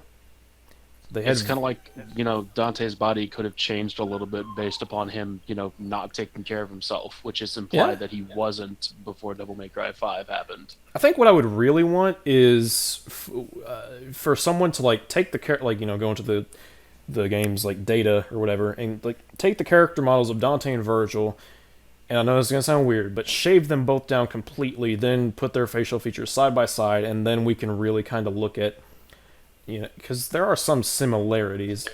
Yeah. It's just, it's harder to tell because, you know, Dante's got all the facial scruff, the grown out hair, he has different mannerisms entirely because he's a different person, and then there's Virgil who's, you know, very clean cut. And you can't even see Dante's eyes half the fucking time. I mean, yeah, I'm not saying they don't look different, it's just that I feel like there are similarities between the two that probably get overlooked. However, I can't say anything necessarily too specific because I haven't seen the character models bald side by side, which I know sounds really fucking weird, but... Virgil definitely has thicker fucking lips, that's for sure. My God. That boy got some... That boy's got some lips. He do the, you know? But, but yeah, I mean, yeah, twins can look different, and I mean, I'm not even against them looking as different as if Virgil looked like a completely if his character model was Virgil, then I would be like, okay, You're kind of pushing it here for me, but Yeah, but like they're both the same height. They have around the same builds, and yeah. they have some similarities in facial feature. Yeah, they're just not. They've had completely different walks of life, and they have different mannerisms because of their different personalities. They carry themselves differently. They take different. Virgil definitely takes better care of himself, even though he's basically a hobo. Also, I didn't get a good look at it, but I don't know. Nero Angelo's facial model doesn't look exactly like Dante's. It probably is. I just don't know for certain. It might just be because of the fact that half of Dante's face is covered by his fucking hair in that game. That's true, yeah. But anyways, we'll let him continue. Psych, that's not a joke. That's actually how you do it. No, you only put that when it's funny. Oh, All God. the characters in Devil May Cry 5 or 3D scans are real people, right? Here's the guy Capcom got to play Dante. And here's the imposter that plays Virgil. It doesn't make any sense why they would hire a different face model and spend all those resources on a new art asset when all that was needed was a bit of the old Control-C, Control-V. That I actually kind of agree with. I think they should have used the same facial model, but they should have applied differences, I would argue. But yeah, no, they definitely should have used the same to be facial fair, the models don't look that different. I will rewind just to kind of get a better look, of course. Also, goddamn, that's what Dante's facial model looks like? I follow them, but I follow all the facial models and voice actors on Instagram, and there are some pretty stunning works of art, let me just say. And here's the... So, okay, I think their jawlines are actually fairly similar. It's just his... Yeah, their jawlines are fairly similar. Dante's looks different because of the voice... facial hair. And also, I think that Virgil's model has a bit of a thinner face. His cheeks are... Virgil's models are definitely... His cheeks are more pronounced. I think they're...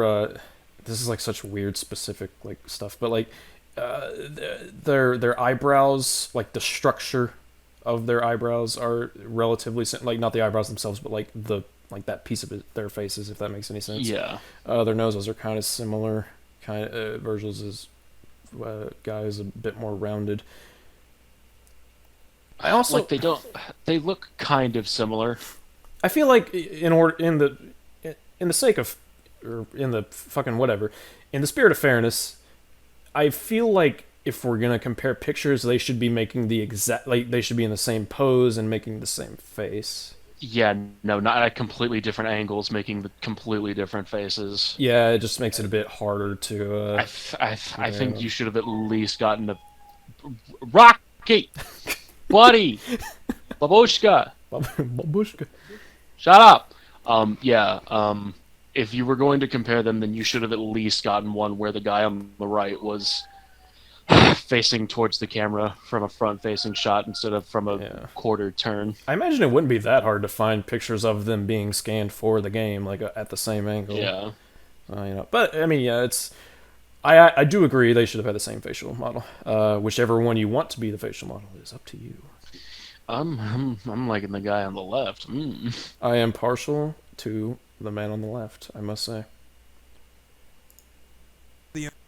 No bromo. It doesn't make any sense why they would hire a different face model and spend all those new art asset when all that was needed was a bit of the old Control-C, Control-V. There's a bit more to it than that, but you get the point. Somebody actually asked Itsuno about this on a stream, and he gave 2 reasons for the change. The first reason was that Dante and Virgil were made identical because of budget and time constraints back in the days of the PS2. Bullshit. So when they were thinking about what they could accomplish... I mean, I would imagine that's the reason. But I would imagine that actually is the reason, but I would also say it's... Oh. Uh-oh. Where'd you go? Oh. You there? Sorry, Discord just doesn't seem to like me this morning. You're good. I fully understand, the budget constraints and all that. I would actually say that that's still no excuse to change them, though, because it's like you've established they're identical twins, so you should probably keep with that. Also, like, if it's supposedly bullshit that's why they did that, maybe show us, like, an interview or something, or some kind of piece of evidence that can, like, shows us that that's false instead of just saying bullshit. Yeah. Maybe something from... I mean, I'm sure there's maybe not plenty, but I'm sure there's something from back in the day that you could cite as You know, like a But yeah, like there has contradiction. to be interviews. Yeah. Even with fucking like Daniel Southworth and Ruben Langdon, I'm sure there's something that you. Well, I mean, you know, assuming that you were right, I would assume that there's something out there you could reference. Yeah, until now, you saying it's bullshit means nothing because Yeah. there's no way you can prove it. But anyways, what's the second point? Bullshit. So when they were thinking about what they could accomplish with the re-engine, they realized that identical twins are rarely 100% identical. Which is true, but there's no such thing as identical twins that don't look alike. Yeah, there are subtle differences, but not to this extent. The second reason Itsuno gave was even dumber. Apparently Virgil spent so much time in the demon world that the bones of his face were rearranged, and that's why he looks different. I'm serious, he actually said that. But it was obviously one of those half-assed answers people give when they have Okay, well, the Demon World reference specifically, I'm kind of like, it's a little weird, but again, life experiences can make a person look different over time, and make, even if they look the exact same, so, And also what you do with your body as well. Yeah, I don't think it's outside the realm of possibility to assume that his time in the Demon World and under Monus' control would change how he looked at least a little bit, but if I haven't seen the interview, but if Itsuno were to be like, yeah, it changed the bone structure and blah blah blah, I'd be like, it seems like a bit of a stretch, but you know, it's like I sort of agree with Itsuno, but I don't want to like, you know, call it Tsuno dishonest or anything. It does seem like kind of an on-the-fly answer rather than something he actually put like a whole lot of time in. But that is my own guess. For all I know, that genuinely could have been his thought process while making the character. So I don't know. It's a possibility. Yeah. no idea what about, you know, like doing a 6th grade book report in front of the class when all you've read is the cover. That's not the only nonsensical decision they made with this game, though. Sure. When they updated all the weapons for the new generation, they didn't just keep the same designs and up the poly count. Every single weapon was rebuilt from scratch for DMC5, and the justification for this was that the model they used for the Sparta sword in DMC4 was the same model they used in the PS2 games. So all the weapons needed to be overhauled for modern-day hardware. Everything except Dante's trademark handguns. Ebony and Ivory are actually the only weapons whose design remained constant throughout the entire series. In DMC5 though, they actually ran spell check on the engraving on the side. For almost 20 years, the guns were signed for Tony Redgrave by 45 Artworks, because English education in Japan is an atrocity. Not anymore! As far as retcons go, this is one I'm actually on board with. That's actually kind of cool. I didn't know that. Neither did I. That's fucking sweet.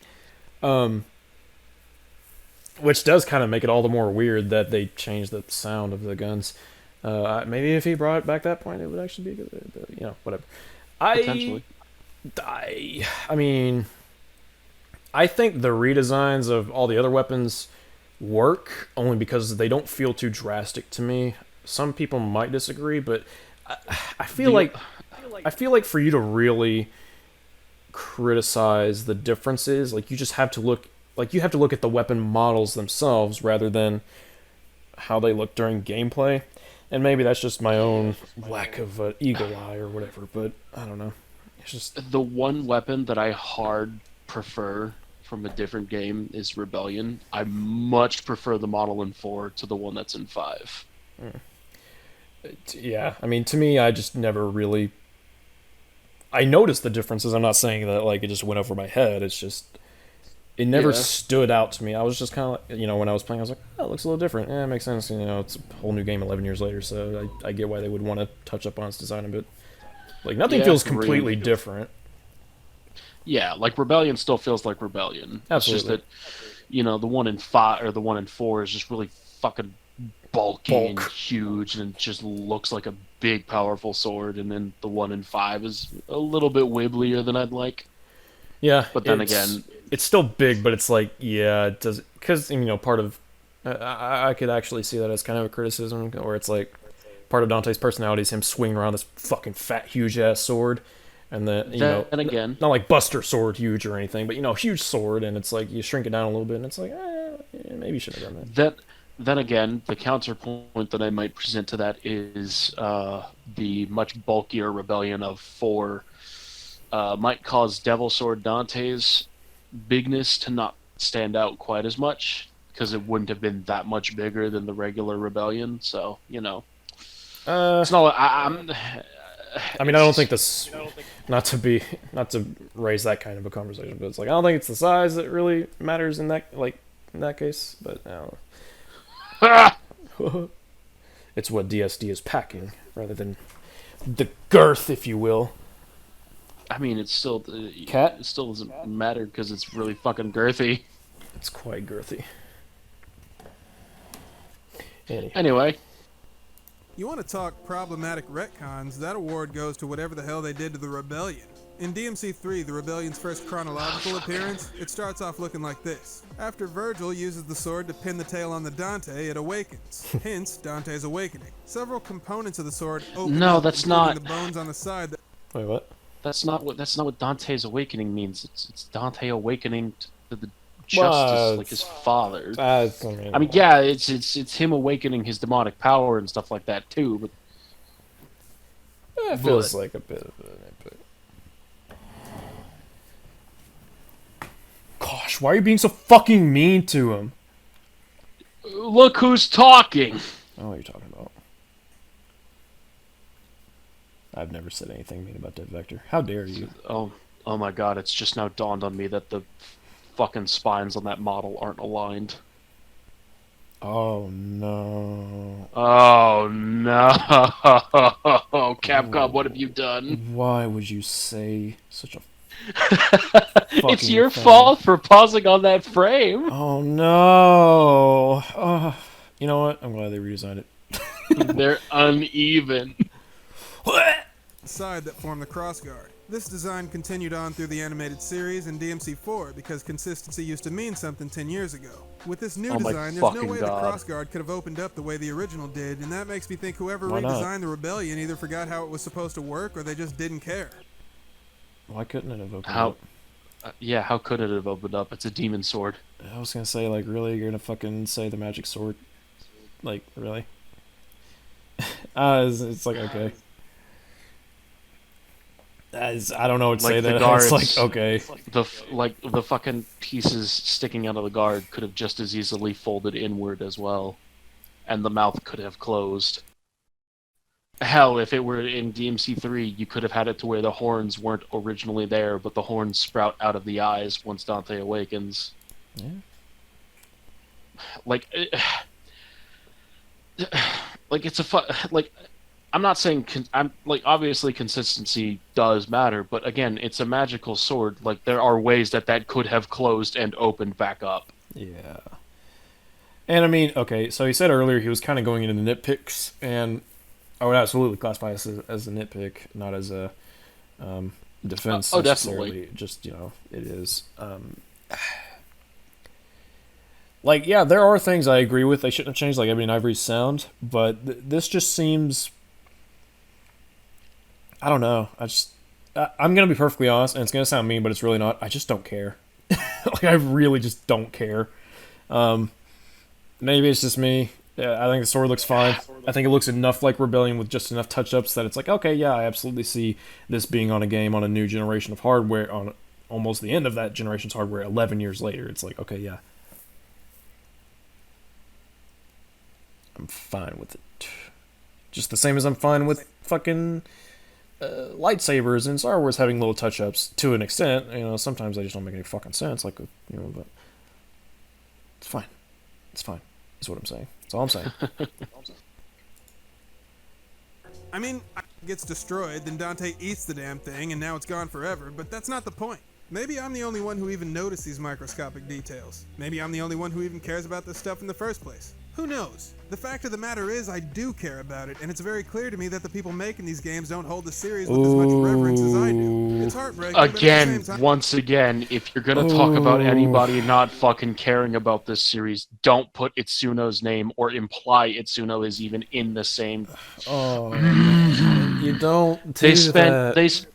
They spent 5 fucking years making this game, and you're telling me they didn't care? Dude, okay. Let me fucking tell you something. Ninja Theory. I fucking loathe the reboot. I hate the direction they took with it. I don't like, at least, at the time, the creative director behind it, because he was a spiteful little piece of shit.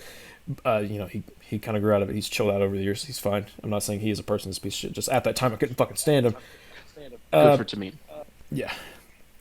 But I'm not going to say... And regardless of how I know they felt about the original series, because the guy didn't... the creative director... I can never remember his name for the life of me. He clearly did not appreciate... Yeah, Tamim. Tamim. God damn it. Tamim clearly did not care for a lot of the original design elements of DMC, and that's why he changed it. But I would not fucking accuse him of not caring about his own game. What a brain-dead fucking thing to accuse someone of when you have no way of actually supporting that kind of argument. Like, if it's a fucking movie, I can sort of understand the whole laziness argument, but, like, when it's a fucking video game, especially one as big and as, like, and one that had such a long development time, like fucking Devil May Cry 5. Like, are you fucking kidding me? I wouldn't even equate laziness to, to an extent, but, like, if you were to, like, point out one design, like, seriously, okay, let's take a step back and let's assume, or, well, not assume, I guess, but let's, hypothetically say this Rebellion criticism was, like, his only criticism so far, and he was to try and use it as an example of them being lazy, to which is weird because they redesigned it, so I don't know how you fucking call it lazy, but whatever. I'd be like, yeah, okay, fine, maybe it is a little bit lazy for some fucking reason. And then he's like, yeah, it means the developers didn't care. I'd be like, whoa, whoa, whoa, whoa, whoa, whoa, whoa, whoa, whoa. Hold on. That's not the same thing. Like, the developers cared enough to give these people completely new models in almost every regard, make completely new environments, animate completely new cutscenes. Like, yeah, sure, they didn't care. Oh, yeah, they cared so little that they got new and upcoming artists to do music so that they could promote them and also, put it in their game. Going back to one of his previous points, why isn't he praising them for taking the risk of touching up on these designs and putting in all that effort? Why isn't he, yeah, exactly. Why isn't he praising them for, taking a risk and getting these newer artists to help with the main themes? I cannot think of a game that I would make a review for that I would accuse the developers of not caring. I really cannot. Like, maybe, I don't know, a fucking movie game? Maybe? Like, fucking, I don't know, Bolt, the video game? Like, even then, I'm sure they cared a little bit. Even if it was just, they just cared about making money. Like, fucking hell, man. Don't ascribe intent. Oh, boy. Alright, anyone who's wanting to make a review that's listening to this, don't ascribe intent without having a really fucking good argument to back it up. Like, if you can give an obvious example, like, I can accuse Tamim, for example, of not liking a lot of the design elements of the original DMC. I could cite several examples. He did not like Dante's design. He said that it was he looked like a gay cowboy and that he would not look cool in the real world. That's something that Tamim said, and you can find for yourself. I can cite that. That is an example of him not liking Dante. I'm not ascribing intent, because that's a stupid thing to do. Yep. It's not even because I like Itsuno necessarily. I just don't like when people do that. It's so fucking annoying. And also, don't assume that the developers are lazy, especially when they're making a fucking video game. Yeah, he said himself that there's so much that goes into designing games, and then he's just going to say that they're lazy. Yeah. It's like, dude. Like, it's not impossible to make good arguments for a developer being lazy, Like, fucking Homicidal Studios. I don't know, there was some fucking people that Jim Sterling got in a spat with a couple years ago that were essentially making a bunch of games on Steam by doing little more than just asset flipping. Like, yeah, you can make an argument that those people were being lazy. But when it's something like Devil May Cry 5, that's a AAA title that was made for 5 fucking years and has clearly had so much effort put into it. Like, even just this fucking frame that we're looking at right now. There's so much going on. This probably took fucking weeks, not even weeks, fucking months to model, to program, to shade, to touch up, just everything. Here's a good example of games that are made lazily. If you go on the PlayStation Store and find those $3 indie games that have like super easy platinum trophies, where the platinum trophy is basically the selling point, and you play the game and its mechanics are like dumbfoundingly basic and there's just nothing to it. That is a good example of a game that's lazily made, and you can tell that they just wanted to make some money off of riding the hype of having an easy platinum trophy. Like, that actually happens, and I could cite a few. Well, I don't know if I wanted to name specific examples just for this, but you know, that's I got a game. something. That's an actual example of lazily made games. DMC5 is not an example. Like, I got a game on my Switch called Dear God for like, because it was on sale for like 30 fucking cents, and I was like, it's 30 cents, why not? And it's just basically a very simple platform where like a deer hunter dies and gets turned into a deer. Oh God. And so it's sort of like a platformer, and like, you know, you've got to defend yourself against different animals and hunters, I believe. It's been a while since I played it, but it's got pretty simple mechanics, and it's not really for me, and I don't like it that much, but there was clearly some love and passion. It's got a pretty satisfying pixel art style, and I wouldn't assume that the developer was lazy just because I didn't like the fucking game or its art direction. You know what I think's lazy? This video? Well, maybe not the whole video, but when you... I'm kidding. Well, when you make claims that you don't bother to actually back up, that's pretty fucking lazy.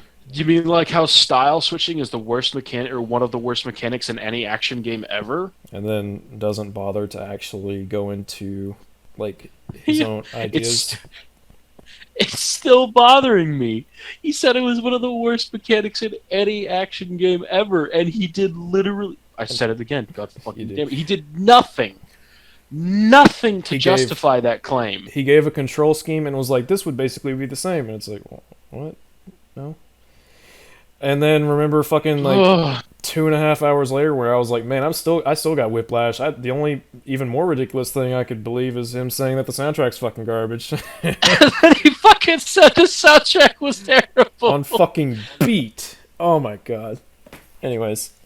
Yes, but I would say that ascribing motive without coming up with any actually compelling arguments is pretty lazy. Insultingly basic, even. Insultingly basic. Oh my god, we have 3 minutes left, dude. High five. Yay! High five. Fucking digital 5. Ow! Fuck. Yeah. I can't do it because I'm on push to talk. Anyways, yeah, stop calling... We're not even just saying that because like, we like it sooner or anything. Stop calling developers lazy unless you got a really fucking good example, because Last of Us 2. I fucking hate The Last of Us 2. I would not dare call them lazy. Oh my god. I would not even for a fucking moment would I dare call the people who made that game, even Neil Druckmann, that fucking piece of shit. I mean, not a piece of shit. That guy that I just cannot fucking stand. That absolute douchebag that spites the fans and is just a complete twat on Twitter. I would not call him lazy, even though I think he's the biggest fucking cunt in the industry. Well, maybe not the biggest, but he's one of them. I cannot stand God of War.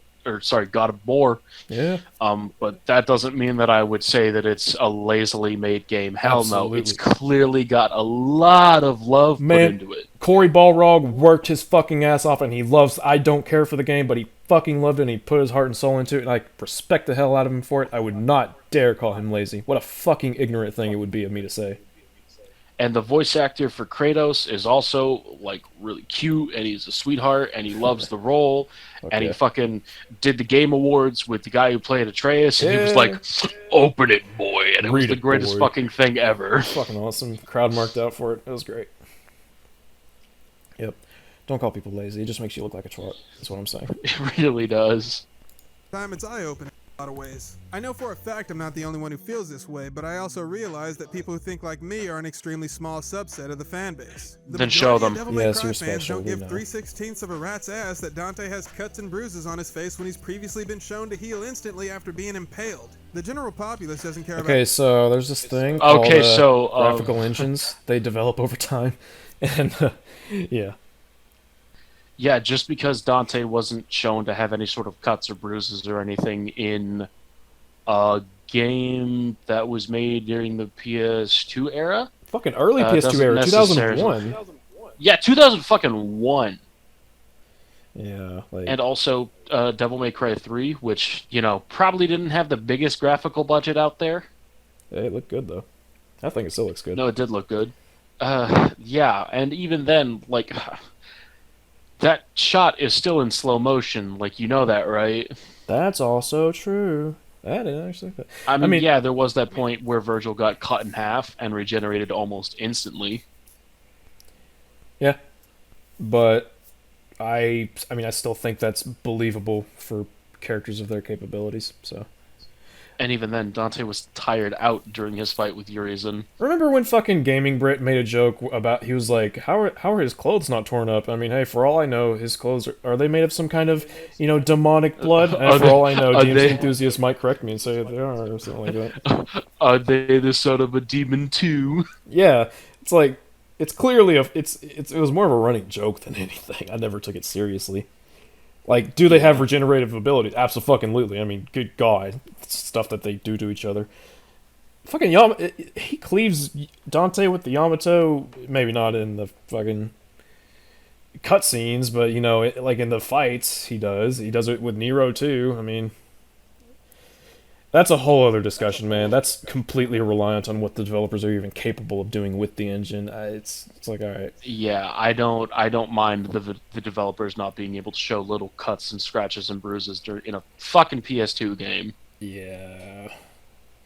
And on even with that, I'm perfectly content with believing that in those split seconds he did have a couple cuts and bruises, but Dante's still capable of surviving being basically cut in half. It's fine. It's fine. It's fine. Now, if Devil May Cry were to actually try and really break down Dante's regenerative abilities, that might open up some problems. But I mean, yeah. Until that happens. But as it is now, we don't know exactly how his regeneration works, other than he's able to regenerate his body, even in the most deadly of circumstances. We do know. We do know that Dante, the more, and Virgil and Nero, all of them, the more they get worn down, the less they're able to heal. And Dante quite literally just had his ass fucking handed to him by Urizen, and in that instance, he had just gotten up, flown to him again, and then, fucking Urizen knocked his socks off like Little Mac. Yeah, exactly. Like, Dante literally got punched in the face by Urizen despite being already exhausted, so, I can believe that there would be a couple cuts and bruises for a couple of seconds. God fucking forbid. And even then, when we see Dante again, his fucking wounds are completely healed. Yeah? And he gets no major wounds for the rest of the game, actually. Yeah? I don't even think there are any cuts or bruises on Dante, even in the fight with Virgil. I would have to go back and watch the cutscene just to, I would too, but I don't think there are, so don't entirely quote me on it. Yeah. Either, I mean, it's more just what the engine's capable of doing and what the developers can do. Yeah. But anyways, if we're gonna talk about the games, then we also have to factor in the engines as well. Yeah. I mean, fucking look at Dante's coat. It is literally clipping through the fucking sword right now. Yeah. I don't, the little tail of it. Seriously. I don't knock Bloodborne for not cutting off someone's hanging tethers when I cut through them, because I don't. And it's not because fucking son of the demon prince of clothes. It's no, it's just it's the engine, man. It's okay, it's fine. Instantly after being impaled. The general populace doesn't care about any of this stuff, but that's exactly who Capcom has to market this game to in order to make their money back. As we all know, the general populace. Oh boy, it's the general populace is too stupid argument. Dumbasses are Devil May Cry's target demographic. I think it's about time I stopped putting so much thought into a game that hasn't been made for me since 2005. But oh my God. You pretentious little shit. Oh my God, that is so pretentious. Devil May Cry is now being made to being marketed towards dumbasses, which means they're not for me anymore. Shut the fuck up, dude. You're Oh my talking about god. one of the most. You're talking about one of the most skill-heavy games I've seen in fucking years. Are you shitting me? All because Dante had a couple fucking cuts and Rebellion got. Oh my god, fucking shut up. Like, did you see the reception to Devil May Cry 5 whenever it came out? Do you know how many people were calling it like, oh, it's the best of trash, or even fucking critical saying that the writing of the game was basically terrible? Like, do you know how much pushback this game got whenever it first fucking released? It got a decent amount. Generally speaking. Ironically enough, most of the people calling it dumb are the ones who are completely overlooking the most basic in-your-face plot details of the fucking video game. God fucking damn. Like, holy fuck, I wasn't a fan of this video, but I wasn't willing to insult you until just now, when you literally insulted the entire fucking fan base. You're fair fucking game now, you little dickweed. Get him. Like, holy shit, how can you say something so pretentious in such a short amount of time? Oh my god. Devil May Cry is being marketed towards... Like, do you... Oh my god. If I were in a call with him, I would assume that he would say, I'm not trying to call the audience dumbasses, but that's exactly what you're doing, which is why you fucking proofread your scripts and think before you speak. Oh my fucking Christ. Oh my Imagine god. insulting an entire fan base of people just like that. Like, oh my god. I think what makes this so impactful compared to like Simply Dad is that Simply Dad was like really constant. He was just being a twat the whole fucking time. Whereas this guy, I actually kind of liked him. I agree with some things. Thought he was kind of funny sometimes. And then he's just like, yeah, it's for fucking dumbasses. And I'm like, oh man, you just had to go and drop the ball, didn't you? Oh, there it is, man. Like, so, oh my, holy shit. So now, even though I haven't seen the video, so maybe I'm completely wrong, but I'm going to make an assumption here. So now, next time we go over one of his videos, when we go over his little story video of DMC5, and he misses the most basic fucking in-your-face plot details that everyone else seems to miss, despite them being literally in the dialogue, if you just pay attention for half a fucking minute, I'm going to be able to say, yeah, so, these dumbasses you're talking about. This game. Do you mind being corrected by them so fucking much when you miss the most basic of details, you pretentious little twat? Oh my fucking god. And I just realized we've spent 36 minutes on this video, and he hasn't really said that much. I mean, he's made quite a few claims, I'll say that. Okay, he hasn't said much of substance. I think that's why this video has gone so fast, is because he's just not saying all that much. Well, it's so weird because a lot of his points, I think he does a good job at structuring his points, even though his points are most of the time fucking terrible. I think he does a good job of structuring it. He'll be like, okay, so here's my point.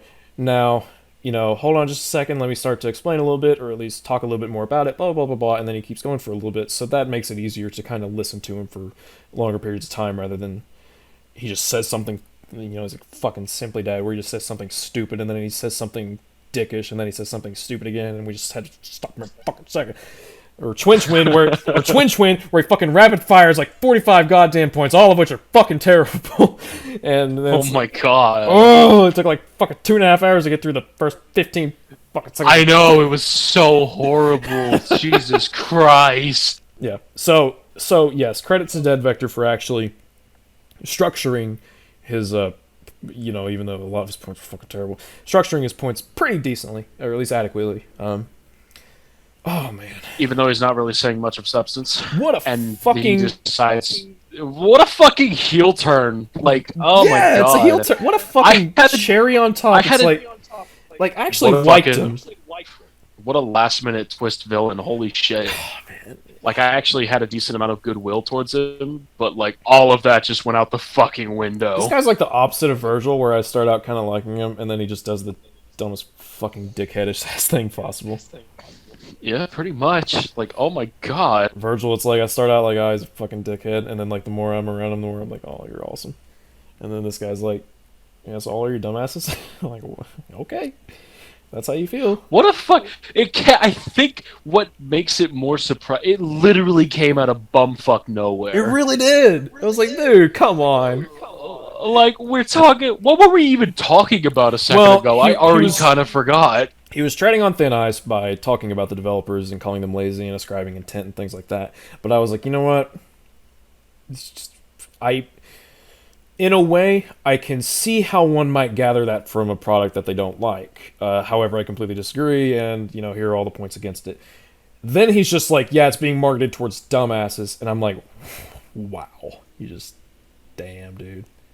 Just gonna drop that fucking bomb. He was like, right out. He was like, I'm gonna work really hard, maybe fail at times, but I'm gonna work really hard on establishing some credibility here, and then I'm just gonna fucking put it in the toilet and shit on it and not flush. That's what I'm gonna fucking do. Oh my god, that's so frustrating. To I actually, feel like I just got carpet bombed. Fuck, he said the N-word. He said napalm on our coordinates.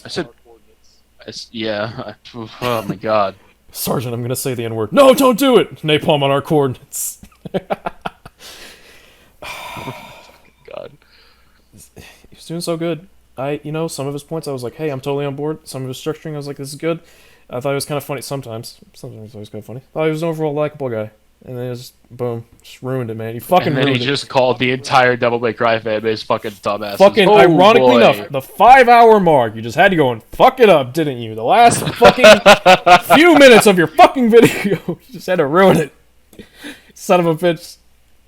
Oh boy, is this a Disney third act villain? My lord. Man.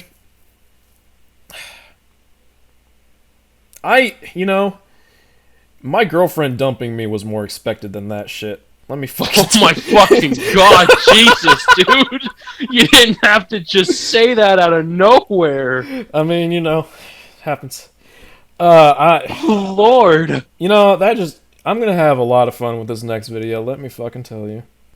Me too, probably. Holy man, shit! Free game. It's free game now. You've opened the floodgates. It's free game to be insulted now. I just want you to know that. Yeah, for the sake of our audience. For the sake of our audience, I will say us insulting it, it's just, it's just insults. We're not. Don't go after him. Yeah. It's just that him insulting us has opened up free game for us to throw insults his way. Yeah. Because he essentially started it. He brought this on himself. So this is why whenever I make videos in the future, I'm gonna do my best not to rabidly fucking insult people. And because I don't take insults the best, so why the fuck would I incite insults upon others? Well, and I would also just for and the it's sake also of not being a dick too. Well, yeah, and for the sake of reminding people, like I don't want it ever to be construed as our insults being actual arguments against him. They're not. It's literally just us casually talking to me like this guy's a fucking prick. It's like. And it's all, just to be extra clear, it's all in this instance. Like I don't think he's actually an asshole in real life. I don't know anything about the guy, but in this instance, in this video, what he said was extremely fucking douchey to say. So yeah. So from here on, I don't exactly have high hopes or expectations for what you have to say about Devil May Cry. Oh man. Let's let him wrap it up. He's got about 2.5 minutes, and he's probably gonna have like some kind of outro. So let's hear what he has to say. Following that, but not before I also find it. Go ahead.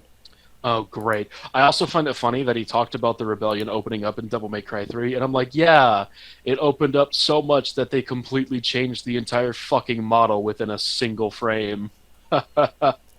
Yeah. See, we can nitpick it. It doesn't mean it's fucking ruined or anything, though. It doesn't mean it's marketed towards dumbasses. Oh boy, he's about to talk shit on something else. Let's fucking go. So as long as a bunch of dumbasses are Devil May Cry's target demographic, I think it's about time I stopped putting so much thought into a game that hasn't been made for me since 2005. But not before I talk shit about this game's garbage-ass animation. Let's hear it. I'm exaggerating, obviously. The animation isn't entirely garbage, it's more like a mixed bag. Most of it's great, and that's what makes the mediocre stuff look worse. But if they spent less time remaking stuff that didn't need remaking and focused on more important things, some of the animations would have wound up better than they are now. Give me an example. One of the reasons why I like playing as Nero is because, unlike Dante, every move Nero makes is packed with raw kinetic energy. Nero's animations have this weight and heft to them that's both graceful and brutally violent at the same time.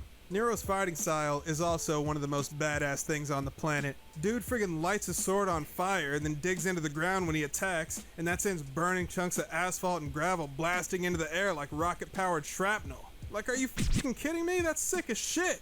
Dante's moves just don't pack the same punch. Even though he technically does more damage per second, his attacks feel weaker because the animations don't sell it. Look at Nero's attacks in slow motion. Notice the wind-up time before he swings his sword and the time it takes him to recover in between each swing. There are two important principles of animation on display here. The first is anticipation. Okay, well, he's going into... Can I just say, like, man, this is a lot to bring up in the last 2 minutes of the fucking video. Yeah, holy fuck. I was like, damn, Jesus. dude, he's really going on. I thought he was just going to be like, these animations are good, these animations are bad. He's like, no, he's really fucking diving in. Okay, so... Nero's animations, yes, they're fucking fantastic. They have a lot of, as he said, raw kinetic energy. It ties into his fighting style, him as a character. Very, very good stuff. Dante, this carefree, silly, goofball character, has animations that are not quite as hard-hitting. They're more, I guess, lightweight, if you will. And I think that's perfectly fine. It's almost like he's a lightweight boxer in a way. Yeah. Well, and also, it's just like... Okay, so obviously both... Okay. Well, hold on. Both have super strength, obviously. But Nero I can see as being, you know, he's kind of... I don't want to say child... Well, I mean, you know, sometimes he is childish. But, you know, generally speaking, he's just like... He's just beating the fucking shit out of stuff with his sword. Whereas Dante, he's just kind of flying around doing his own thing. He's not as aggressive. He's not as actually angry as Nero. So it makes sense that his attacks are more precise. They're more, you know, elegant, if you will. I think that works perfectly fine for him. Like, Nero's attacks are filled more with rage and anger, whereas Dante's more about grace and style. Yes. Dante is... I mean, you know, it's pretty well known that Dante's trying to show off and look as, you know, sharp and as clean as possible. But he hasn't really said much about Dante's animations, so let's let him finish in this 36-minute video that has, like, not even 3 minutes left. Yeah. There are two important principles of animation on display here. The first is anticipation. That's when a character essentially warns you they're about to do something through their movement, and that makes the resulting action feel more powerful. Before he swings his sword, notice how the male reaches back like a pimp in order to slap the hoe. The way Nero leans back and throws his arm up to counterbalance the sword prepares your mind for what follows. Jolly good, I say. The second important animation principle is slow in, slow out, which if you ask me is actually way kinkier than it sounds. The way it works is basically Newton's first law. Objects at rest stay at rest, and objects in motion stay in motion unless acted on by an outside force. Going back to Nero, he demonstrates how much the Red Queen weighs because you can see how much effort he has to put in to slow the damn thing down. So,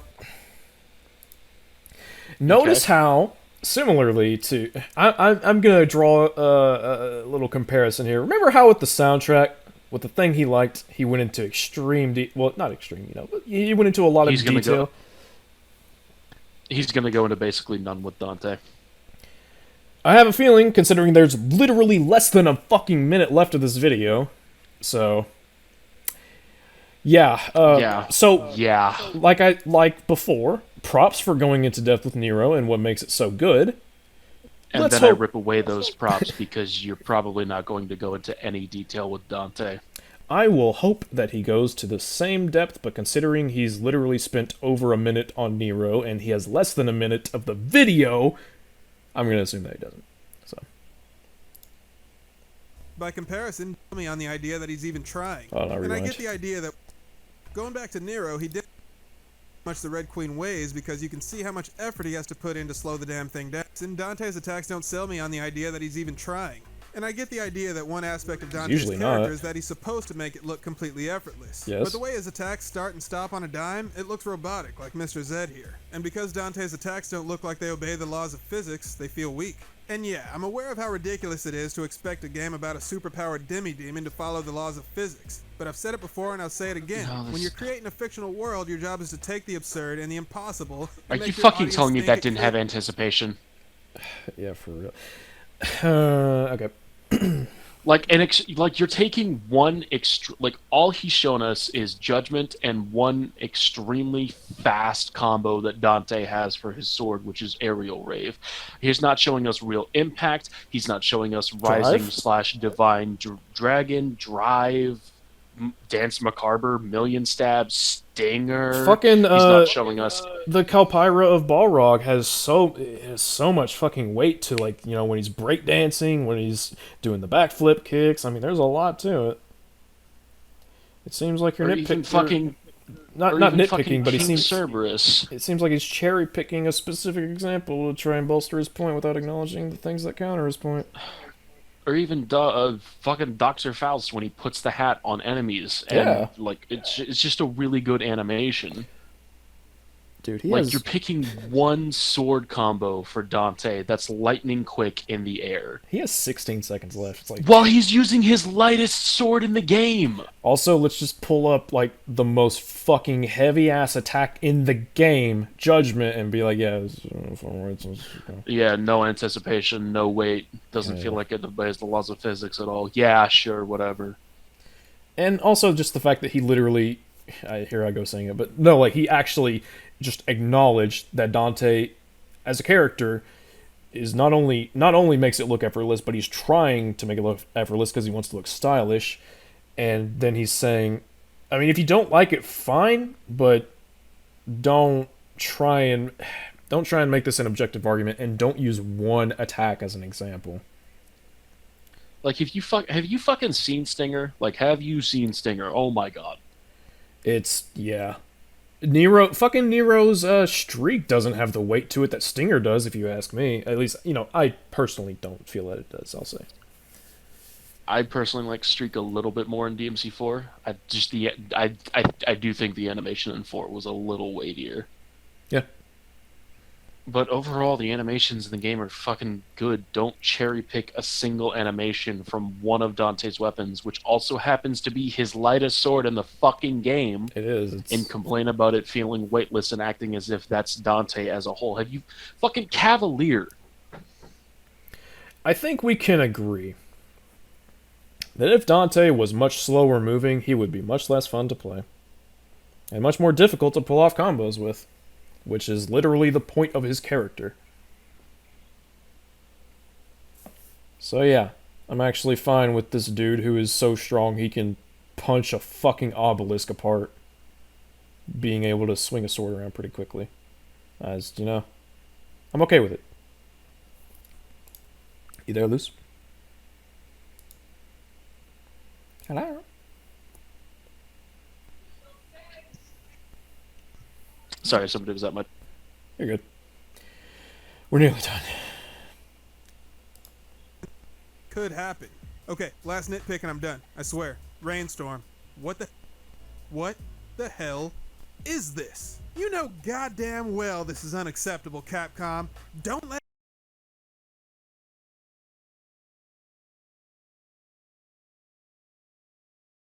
it happen again.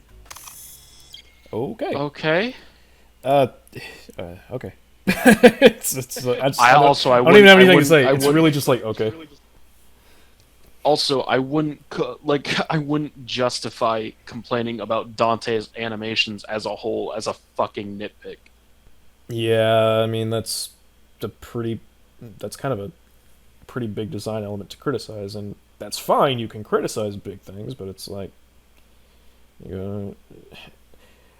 I feel like he tried to brush it all. I feel like that was him trying to deflect criticism by saying it was a nitpick. Call me crazy, and I know.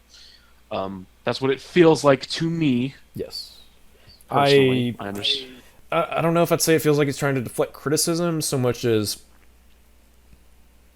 I just genuinely think that he thinks that the animations, like his criticisms of the animations, are nitpicks, but they're really not. But even if they were, it wouldn't matter. The points we make would still stand. So. Yeah, like fuck me, dude. So that was fun. Yeah, it was until the end where he just completely fucking heel turned on us. What a twat! Like, man, we had something. We had something special. We could have been friends.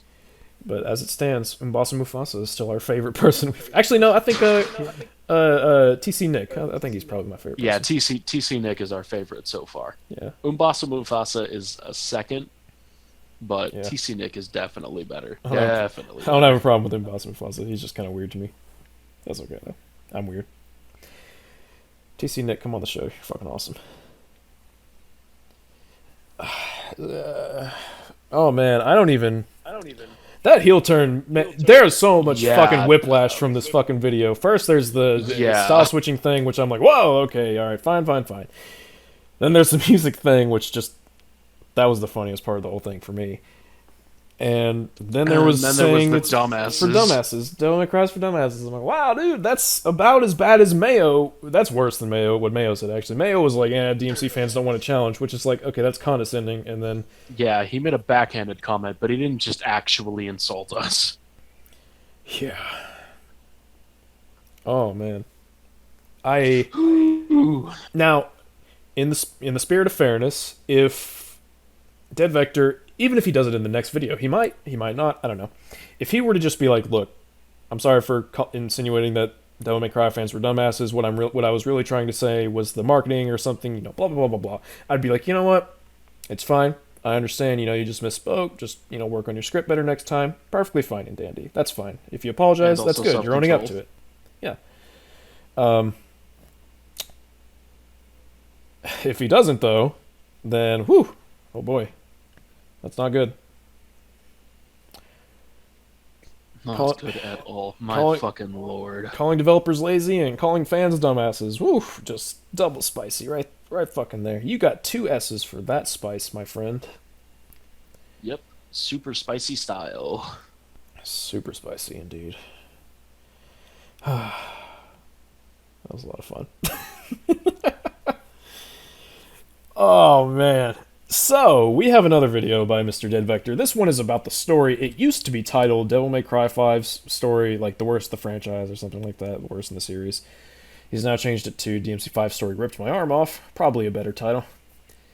Oof, boy. I gotta say, after watching that video, I am looking forward to it.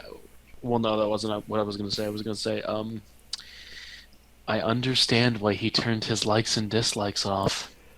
Yeah, if I made a video calling everybody dumbasses, aside from editing the fucking thing out and re-uploading the video, if you just really wanted to keep the video up because of monetization or whatever, I would at the very least pin a comment saying, "Look, I'm sorry, I shouldn't have said that. That was bad. That was dumb on my part. Please try to please try to look at my points and omit that." Yeah, or, saying that one of the most integral pieces of a certain character's combat system that has defined much of the series so far is literally the worst thing ever without actually qualifying it. I would fucking turn my likes and dislikes off too. Yeah. Okay, so let's make some predictions for his criticisms of DMC5's story. What do you think he's gonna... What would you guess he's gonna go after, at the very least? Or what would you guess are some criticisms that he's gonna make? Maybe it can be something that someone else has said or other people have said. He's either gonna go after Griffin or Nico. He's... oh, dude, if you go after probably Griffin, gonna go... you are an archenemy of S.E.E.S. Pretty much. Griffin is the he's sacred probably bird. gonna... We already know he's going to hate everything about Virgil. I'm just calling it now. Everything involving Virgil, he's going to fucking despise. He's most in likely. the thumbnail, so well, he already said that he hated what they did with Virgil, but yeah. Yeah.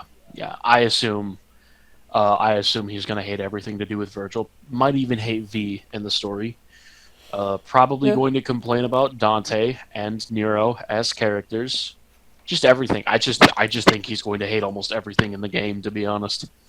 I'm going to make a couple of predictions about what some of our responses are going to be. Not that I'm trying to preempt them or anything, but I'm going to go out on a limb and say he's probably going to go after Virgil, saying that Virgil didn't have a complete arc, to which I'm going to respond, yes, because it's not his fucking game, and in order to have a complete arc, you would need so much more content for him, which, maybe a special edition should have done something about, but I mean, hey, that's neither here nor there. Yeah. And probably go after Trish and Lady, to which I'm gonna be like, yeah, I agree. I wish they had more. But if he starts calling them fucking stupid bimbos or whatever, then I'm gonna be like, okay. No? You are welcome to have that opinion. You are welcome to be a complete fucking dumb twat, but yeah, it's whatever. Oh man. It's gonna be fun though, but we actually won't be responding to it until tomorrow because Luce has work and I have a fucking 1,000 things I need to do. Yeah. Yeah, moving it's across the country is a lot of fun. Yeah. For the second time. Yeah, technically for the second time. Oh, fucking hell. But yeah. Hopefully this time sticks. In the meantime, though, I guess that'll be it for now. And in a couple of seconds, at least for the viewers, the next recording will start. Boop.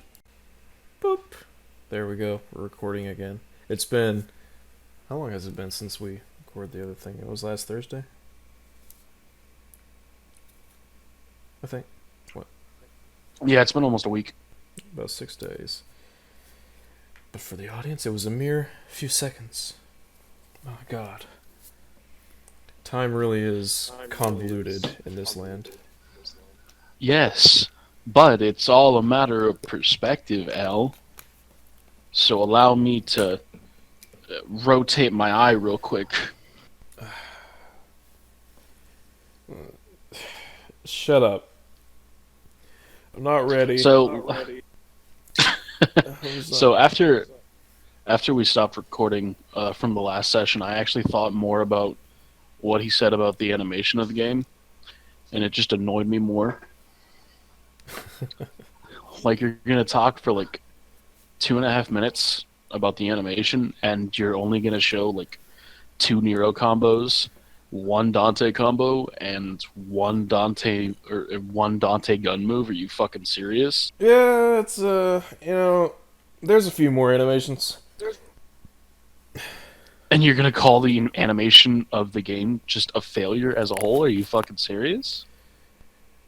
Yeah, no, it's probably... I absolutely... Okay, so... Part of me is like, okay, he said he was going into nitpicks. And I'm like, okay, so you want to nitpick certain animations, that's perfectly fine. I can even understand the part where it just kind of like, like swoosh right out of the rainstorm for Ebony and Ivory, because it does look weird. But then you say the animation in the game itself is not good, and that's when I kind of go, wait, hold on. If you're gonna...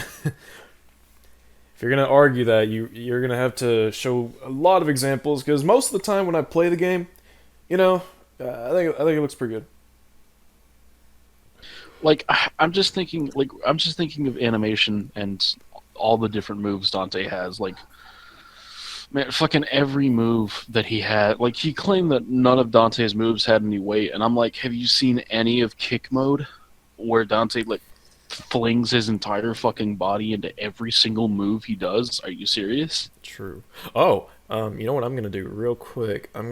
Because last time when we first started recording, we had no fucking audio for some reason, and I want to make sure that that's not still the problem, because that would be bad. So cool. I've also got. Hold on, real quick. All right, we're recording again. Nice. You want to go ahead and say that again, since that part wasn't recorded? I've also got Devil May Cry 5 pulled up on my PlayStation in case we need to directly reference anything. Nice. Just in case. Because I know there was Twin Twins video where we were kind of not entirely remembering everything, because some of the stuff is hyper-specific, so, Yeah. Just in case. Yeah, but today we're talking about the story. Oh boy. This is fun, isn't it? Oh yeah, discussing Devil May Cry 5 story has always been fun so far. Mayo didn't touch on it like at all, and then Twin fucking rapid fired off like 50 different fucking things at the beginning of his video, and it took 2 hours just to get through his goddamn intro. I loved it. Oh, that was so fun. Then in Boss and Mufasa compared it to DMC Reboot, which was something. Yeah, but his was fairly quick and clean, so I'm not mad about his. Honestly, plus I don't like. Honestly, in Boss and Mufasa, please make more bizarre videos just so we can like have a good time. It was so weird, but I actually enjoyed it. my favorites are still. Well, I mean, I don't mind seeing other people's perspectives. It's like Umbasa Mufasa. Like we disagreed with him, but he wasn't an asshole about it. You Oh know? no, he was chill. That's why I like TC Nick. That's why him and Umbasa Mufasa are my two favorites so far, because they're not assholes. Yeah, They just seem like pretty chill guys. Yep.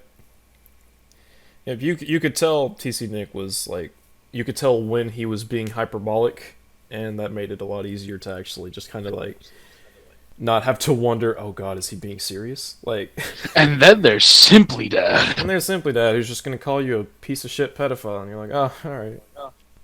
Yeah. Oops. Hey, at least he gave me the phrase of insultingly basic, so I can use that basically whenever I want. Simply Dad, more like bottom text. Am I right, fellas? So funny, shut the fuck up. I don't know why, but bottom text memes just, they fucking kill me. They're so funny. They're so stupid. They don't do it for me. Oh. Shit, I was gonna say something, but I totally forgot. Oh, yeah. Episode 3 is up to 1,000 views. Woo, that's my second video to reach 1,000 views. I think. Go figure that it's the Persona 3 one. Actually, you know what? Let me see. I think that's my first or second video to reach 1,000 views. Man, my fucking Dead Space 4 pitch is at 12,000 views. I'm like, what the fuck? Jesus Christ. Like, damn. I saw someone share it, and I was like, oh my god. Pretty sure the Mayo video still has the most comments. Probably. Well, I also responded to a fair bit. I think that video's at like 700-ish, maybe? They've all got a decent size of views. Yeah. I think... Yeah, no, there's a few hundred on each one, I think. I apologize if I don't sound too great, by the way. It's, God, dude, allergies up here have been so fucking bad. I cannot wait to get this move over with so I can have some fucking sunshine in my face. Yesterday was bright and sunny, and today it's snowing. I'm just like, why? Yeah, no, I'm fucking sniffling like crazy. Have been for the past couple months, actually. It sucks. I need some, I need to go to the ocean and get some sea salt air just to clean myself. That's what I fucking need. You know, I'm not too far away from the ocean. I could probably do that. Shut the fuck up, Discord. Oh. So, I get, oh god, if you hear dogs barking, I apologize. My neighbors have been borrowing their friends' dogs. Like, they just come, like, their friends will come over with their dogs, friends will leave that night, but the dogs will stay for like 2 days. And I'm like, what the fuck, what? Like, no, those dogs are annoying pricks. Man, I was looking up sounds that would make a dog, like, shut the fuck up, and my favorite was, the sound bang. That's my favorite. Interesting. Yeah, that'll make him be quiet, all right. Oh, that reminds me. I read something yesterday. It caught me off guard. Let me just say. So, hey, Luce. Yeah. Why was 6 afraid of 7? I'm not gonna like this answer. Why? Because 7, without reservation, violently and methodically knife raped 9. What the fuck?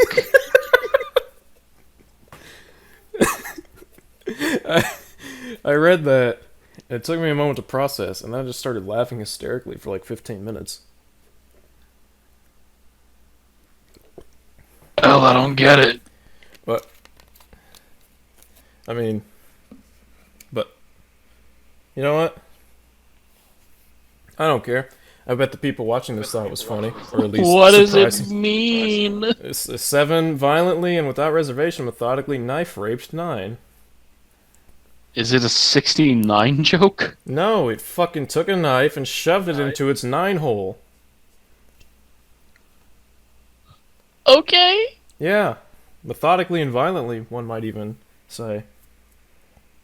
One might even say insultingly basically. Oh, you got me there.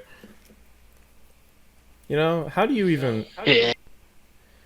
Actually, you know what? I'm not even gonna. I'm not even gonna. No, finish that thought. So no, I probably shouldn't. So, anyways, we're talking today about the Devil May Cry 5 story, and so far, Dead Vector. What do you think of Dead Vector, Luce? What are your thoughts? He's got good production value, and he's well spoken. I'm just a little miffed that he took 36 minutes in the last video and said almost nothing. I mean, overall, I didn't think the video was very good or that the arguments were very good. Or, well, I guess points. Not really arguments because it's just a review, but I was fine with him. And we got to that last, few minutes where he's like, I guess Devil May Cry is being marketed towards dumbasses now. And I was just like, ooh. Oh man. yeah. You just now had he's. to. You just had to. You just had to get that ill will. Yeah. My favorite moment, probably, of this fucking podcast so far was, man, he's talked some shit about style. I think the only thing that could throw me out now is if he were to talk shit about the music. By the way, and then he talks shit about the music. I hope that systems like this are implemented into a game with good music. And I'm just like, what? No. I was fucking kidding. I was joking. Bro, I was joking. Oh, man. And then he spent fucking 15 minutes, or a whole third of his video talking about how style switching was one of the worst mechanics ever, and then never actually explained why. He was just kind of like, hey, so, excuse me, DMC3 introduced styles, and they were pretty cool. And then DMC4 introduced style switching, and it was convoluted. And here's how I would do it. And I'm just like, what? Okay. I don't care. A skill-based mechanic in a skill-based video game requires skill and brain power. Who'd have fucking thought? Man, I was in the fucking... Well, DMC4 came out in 2008. I would have been 13 or 14 at the time, something like that. I think I was in 8th grade. And it was my second PS3 game, which is funny to think about. But I remember when I saw Dante, and I was like, oh shit, they introduced style switching. That's awesome. I'm like... it didn't, fucking brain blast me or anything. I just thought it was cool. Well, Devil May Cry 4 was my first Devil May Cry game when I was 11, so it fucking blew my mind. Nice. My first DMC game was Devil May Cry 3. I think I've talked about this before, but I found it at a flea market. I was like, oh boy, this game, it was $20. I was like, oh man, this box art's kind of cool, and I like what I'm seeing on the back of it. And I asked my mom, I was like, hey, can I do this video game? She was like, yeah, sure. And went home and played it, and I was like, oh, level 1's fucking great. And then level 2 comes out, and it's like, okay, yeah, I'm getting the hang of this. And that Reaper boss, and I'm just like, oh no.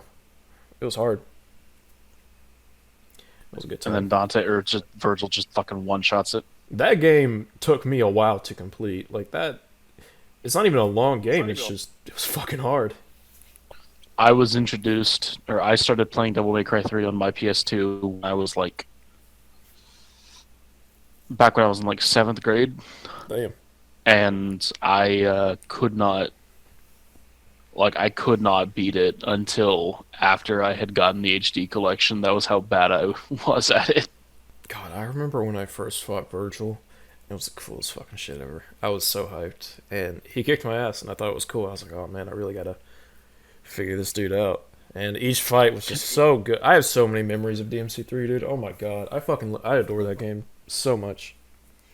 It's very good indeed. I have very fond memories of me and my friends getting the HD collection and inputting the unlock everything cheat. And just fucking blasting everyone away as Nero Angelo in Super Virgil. God, I remember being so hyped for Virgil too. And I remember when I was first playing, I was wondering, I was like, how the fuck where do we even go from here? This seems like a final boss, doesn't it? And then that shit with Arkham happens, and I was blown away. I was like, holy shit, this is awesome. It's so cool. Arkham's awesome. Yeah, audible hooting and hollering was had when me and my friends found out you could play as fucking Nello Angelo from DMC1. Oh man, it was so funny for me because I hadn't even played DMC1. I was like, what the fuck is this? I was like, this is cool, I guess, but what the fuck?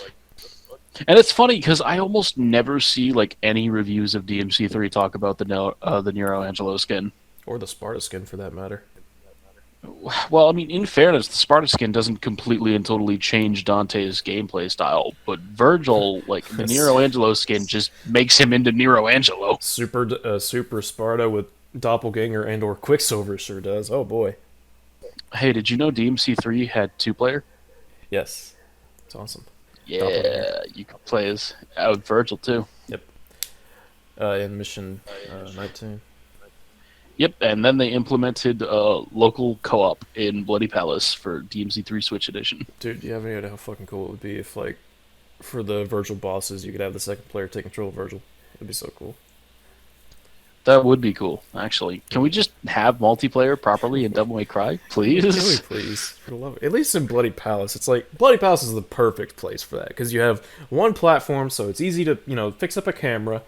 I mean, especially obviously on separate screens, but even local, you could just DMC3 did it recently, so. Well, yeah, because in DMC3 it's just a single camera, and it zooms out depending on whether the players are locked onto certain enemies.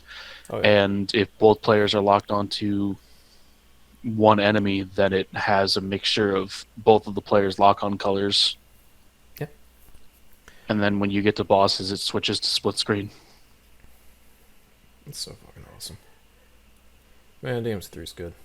I haven't played the Switch version, though. I really need to.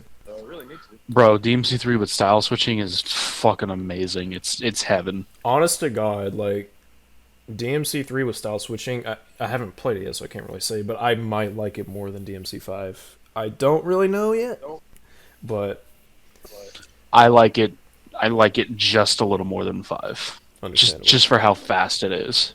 Oh yeah, dude, DMC3 and it's funny because I've seen a couple of videos with gameplay of the Switch port of 3, and one of the comments I saw in one of them was, well, DMC3 is back to being the best Devil May Cry game again. I mean, yeah.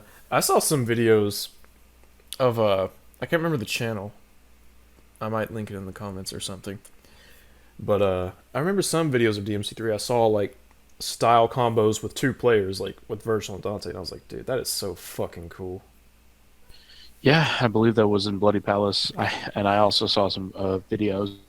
Imagine shit like that with fucking, like, Nero and V, or Dante and Nero. It'd be so cool. It would be so cool, which means both of us have to save up for computers so we can play Devil May Cry co-op. Yeah, it's true.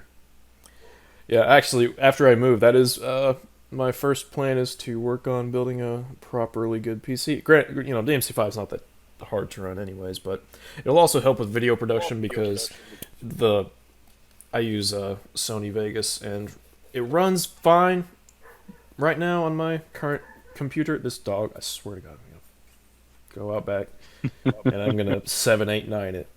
But oh no. But it's like when I start putting in the 4K clips, it really slows down a bit, and that's when I'm like, all right. Because I'm making a fucking 5-hour video with 4K clips, so I need to probably, get that worked on a bit. But that's all right. Yeah, no, my editing software is fine whenever I've got things set to render at 30 FPS. Mm-hmm. But as soon as I set it to 60 FPS for video that nobody here will have seen, it just fucking chugged it until I said to render. I use quite a bit of that. Forbidden video. Yeah, I used a few minutes of it. That's good, and I will have to make more forbidden video before long. Yes. Yeah, I got a pretty healthy amount of video production done yesterday. I finished my intro, like the whole, like the video form of it completely. So that was, first 3.5 minutes of the video out of the way. Only another 5 hours to go, so it's no problem. But it's fucking dog. I swear to God, it's like right outside my goddamn back door. But then I started. I've got about half of my Nero section done in video form, and I'm also, as far as audio recording, I am almost done talking about the characters. I just need to talk about Virgil now, which is a fun time. And after that's the campaign, and that's going to be the biggest fucking chunk of that video. I'll probably start writing a script after we get done with this. Yep. And I'm also working But on a I script won't for, tell what for. Yeah, I'm also working on a script for a certain thing that I'm pretty sure I told you about, but yeah, I have. But I will hold off on talking about it for now on here. Chalky. You know, it's kind of funny because when I was younger, the first like action game that I remember playing was the God of War HD collection, and I fucking hated it. Really?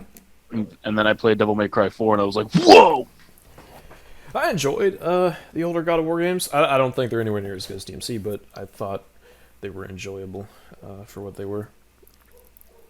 I enjoyed God of War. Well, okay. I got through God of War 1, and then I played God of War 2, and I was like, man, this is such a huge fucking improvement. And then I played God of War 3, and I was like, man, this is pretty awesome.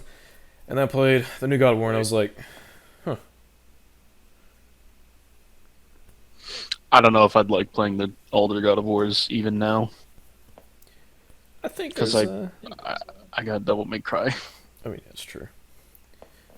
But yeah, anyways, we've been kind of talking for about 20 minutes now. Holy shit! But I suppose we should let Dead Vector take it away. So go on ahead, sir.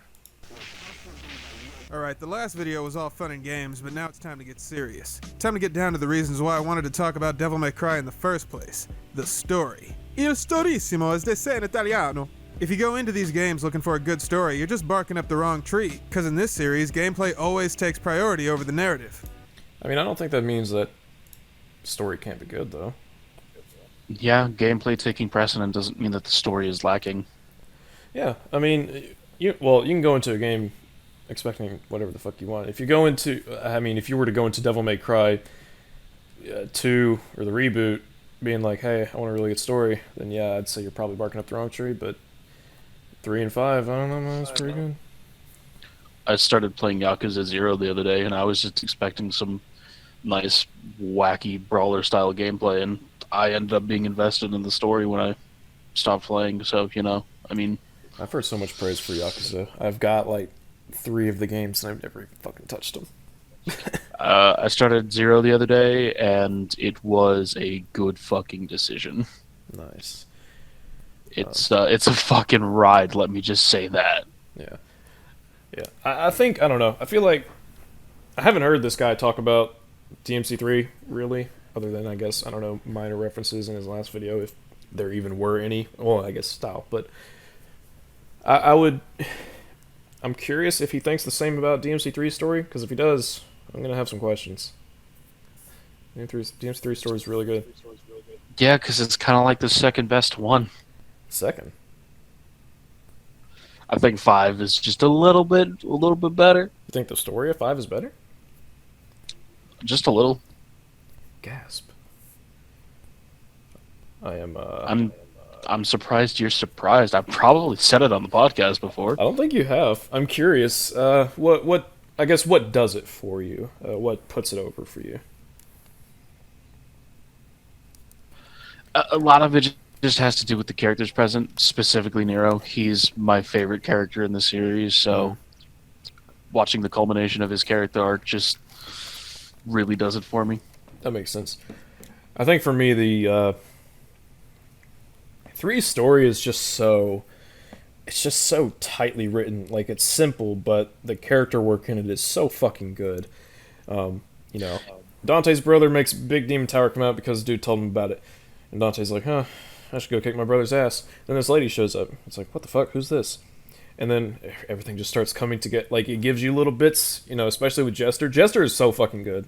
Jester is a great character. Like, I'm not counting him. Jester gives me life. Yeah, like, I'm not counting him in the same... I mean, I guess I could, but I'm kind of, distinguishing him from Arkham. But even if I weren't to, like, it's just such good character writing. I was surprised that Arkham and Jester had the same voice actor. Yeah, that voice act. I can't remember his name, but he's so good. He is. If I did an objective comparison between Devil May Cry 5 and 3, 3 might come out on top, but personally 5 is my favorite. That makes sense. I get that.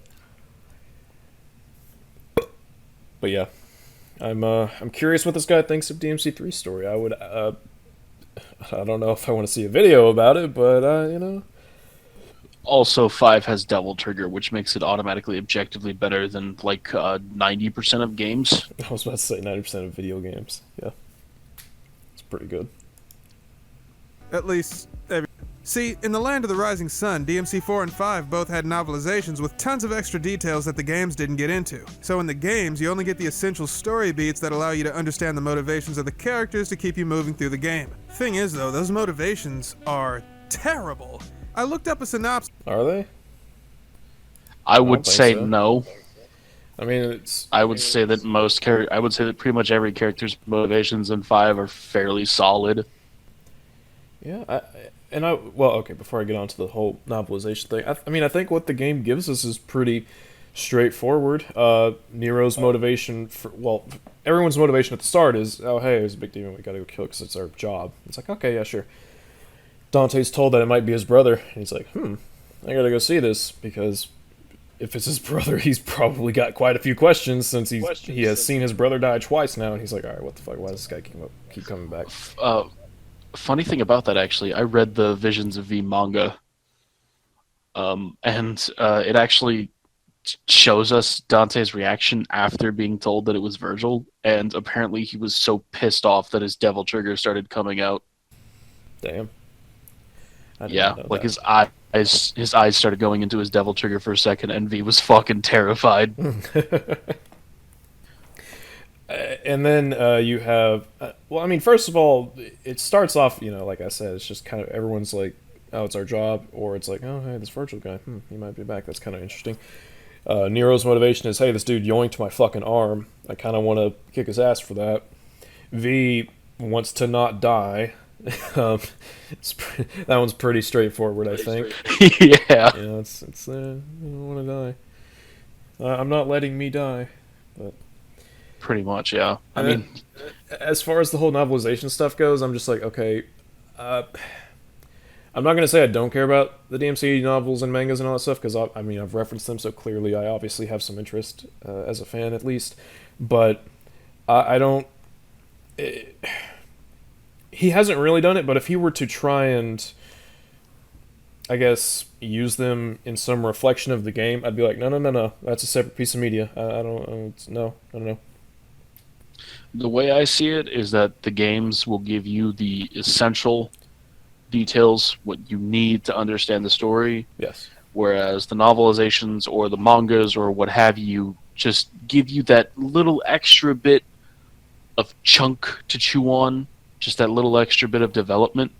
But the games absolutely stand on their own as their own stories without the ancillary media. Yeah, I don't really understand this criticism of the game for only giving you... Well, I mean, he says it only gives you the bare bones amount of details, which I disagree with, but I think it's perfectly fine for a game to be like, okay, we're going to give you everything you need, we're going to give a little bit of extra, but we're not going to go too out of our way with, because it's an action game, we want to keep a solid, brisk pace for the story, which I totally understand. I think that's perfectly fine. I think the game is better off for not showing us the scene of, for the scene with Dante and V cutting out as V fucking bites his lips in a totally not sexual manner. Yeah. I think it's perfectly fine. I think it works as it is, and they didn't need it anymore, and the novelization adding, or the manga adding to that, it's cool, and I can appreciate that, but it's not in a bad way, it's not needed. Yeah, it's not necessary to the story's flow. Yes, it's cool to see in addition in some extra media, but it's fine. It's pretty funny because in the Visions of V manga, like when V leaves the Glyphoth, when Dante, Trish, and Lady are first getting there, he fucking takes a helicopter to Fortuna, and he just fucking breaks into Nero's home while he's resting and hospitalized. What the fuck? He's like, sorry, I had to come through the window, the door was locked. And Nero's like, who the fuck are you? Wait, Dante does? No, V does. Oh. And in that section of the story where like Dante, Trish, and Lady get into the Glyphoth, he just fucking takes a helicopter to Fortuna and breaks into Nero's house like, I need you. Every visual thought about that is fucking... First of all, V riding in a helicopter, I don't know what it is, but it's just really funny. It's funny because like Because like the pilot's like, "Oh man, this is the boonies. There's nowhere to land," and V's just like, "All right, I got you," and he just fucking flies out using Griffin.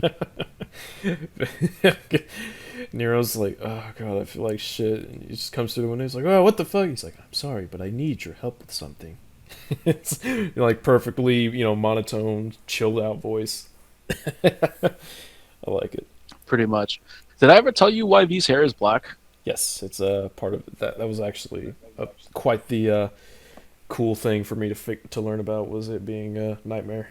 And that's why his hair turns white. It's fucking cool. Yep, that's Nightmare's tattoo, which is fucking amazing. That's so fucking cool. Those motivations are terrible. I looked up a synopsis of all the extra stuff that happens in the novels, and even with that additional context, I'm still having trouble understanding what the hell they were thinking when they made this game. It's stupid. I apologize. Okay, so can you tell us what's in the novel? Because I haven't read them. Maybe you could actually fill me in as to what's going on and to why you think this way? I've only read Visions of V, so I've only got that context. All I know about Visions from V is some panels that I've seen and what Luce has told me, and so far it sounds fucking 10 out of 10, so... Bro, it's fucking great. Fucking read it. Is it physical English available? I can link you to a website where I read it. Okay. For free. Yeah, that's fine. Because I'm a little thief. But yeah, the only piece of context that I know of from either of the Dante or Nero novels is that the Devil May Cry sign that Nero has on his van was a gift from Dante. Oh, that's nice. Yeah, it's very nice. Good old Uncle Dante. Very because good. DMC is packed to the brim with retcons, and I don't have a prejudice against retcons, like on principle.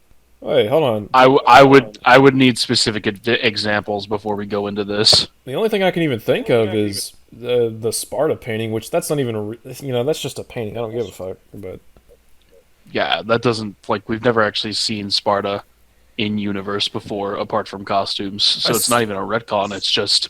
I swear to God, if we're about just a painting. If we're about to hear the twin thing of, oh, Yamato Rebellion can fucking have the people in half, and I'm just like, okay, no, it's not a retcon. That's an addition. It makes sense based on the abilities we've got. It's not a retcon. I don't know what he's actually going to say. I'm just, In order for it to be a retcon, it has to contradict previously established information, and Yamato and Rebellion's new abilities do not contradict anything. Yeah, I don't know if that's what he's. I don't know what the fuck he says. I'm just saying if that's like the route we're going, since I know Twin did it, I know other people have done it too.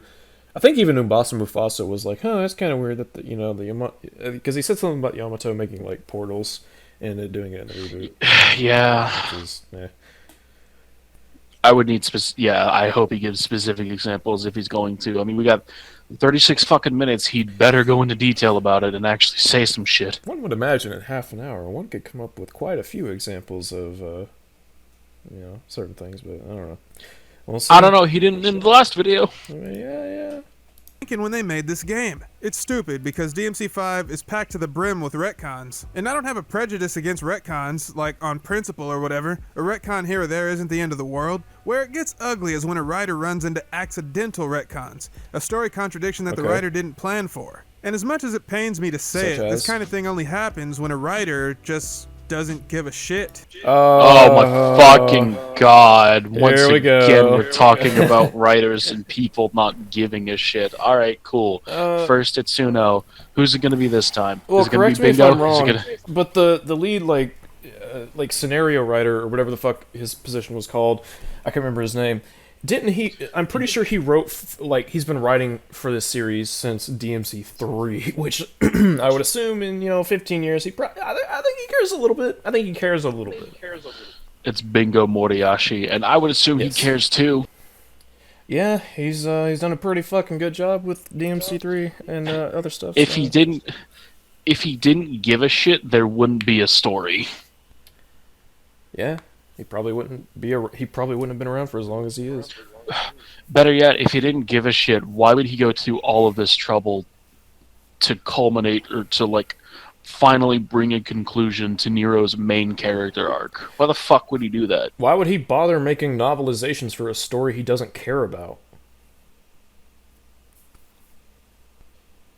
Doesn't make any fucking sense. Why would he bother working on these games to begin with if he didn't give a shit about them? Yeah. I mean, he has to have options. It's not like they're just holding a gun to his head and saying, "You will write the scenario for Devil May Cry 5." I'm willing to bet the lead writer, or at least one of the... I don't know if he was the lead writer for DMC3, but, you know, I'm willing to bet someone who wrote for DMC3 probably not going to have too rough of a time finding a gig. That's my guess. I'm gonna bet that somebody that was chosen by the company gives a shit to some extent. Like, seriously. One would hope. Well, I mean, and... Stop saying people don't give a shit as a criticism. It's not a criticism. At that point, you're just essentially trying to take away credit for the effort that they made because you don't like something. Yes. Again, I fucking hate The Last of Us 2, but I'm not about to say they did not care about that game. They clearly did. It's reductive at best and just fucking insulting at worst. Like, so many people put such hard work into this game, and you're just discounting all of that. I think it's just ignorant and dishonest to do to any developer or writer or whoever. Like, it doesn't matter how much I hate a game, I'm never gonna assume that the people working on it were just fucking lazing about. Here's a good example, actually. So, Game of Thrones. That thing I haven't talked about on the show like at all, mostly because I've only seen a couple of seasons of it, and I read the first book. So, when George R.R. Martin decided, he was like, you know what, this last book, I don't want to fucking finish it, because he's just really fucking lazy. And I know someone's going to call me like, oh, you know, he works on like one chapter a year. I'm going to be like, oh, fucking God, jeez. But when he decided, you know, for like 10 straight years that he wasn't going to finish his book, his final book, and that put the creators of the show in a bind because they started having to come up with their own original material, which wasn't good because they're best at adapting things. I can say, at the very least, with some degree of certainty, yes, George R.R. Martin, in some way, he seems to not care, or at the very least, he seems perfectly content with what he's put out.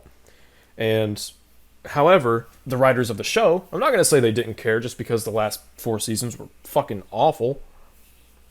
They clearly cared, they just, you know, they had a tall task put on them, and they were kind of blindsided by the original author. I'm not going to say they didn't care. That'd be fucking stupid and ignorant. It's a random... Especially when we're talking about a video game. Like, a video game.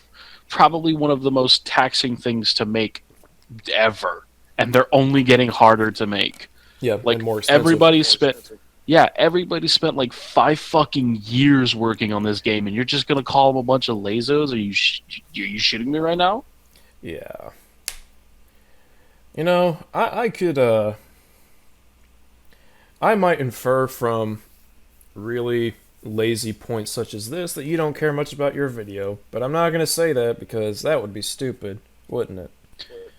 Yeah, it would be stupid to say that somebody who put in the work of scripting and recording and making points, quote-unquote, for a 36-minute video doesn't care about the video. I could say that. It'd be really fucking stupid of me, but I could say that if I wanted to be reductionist and not give you any credit whatsoever. Yeah, which is why I'm not going to fucking say that. I wouldn't even say that about, like, the most low-effort...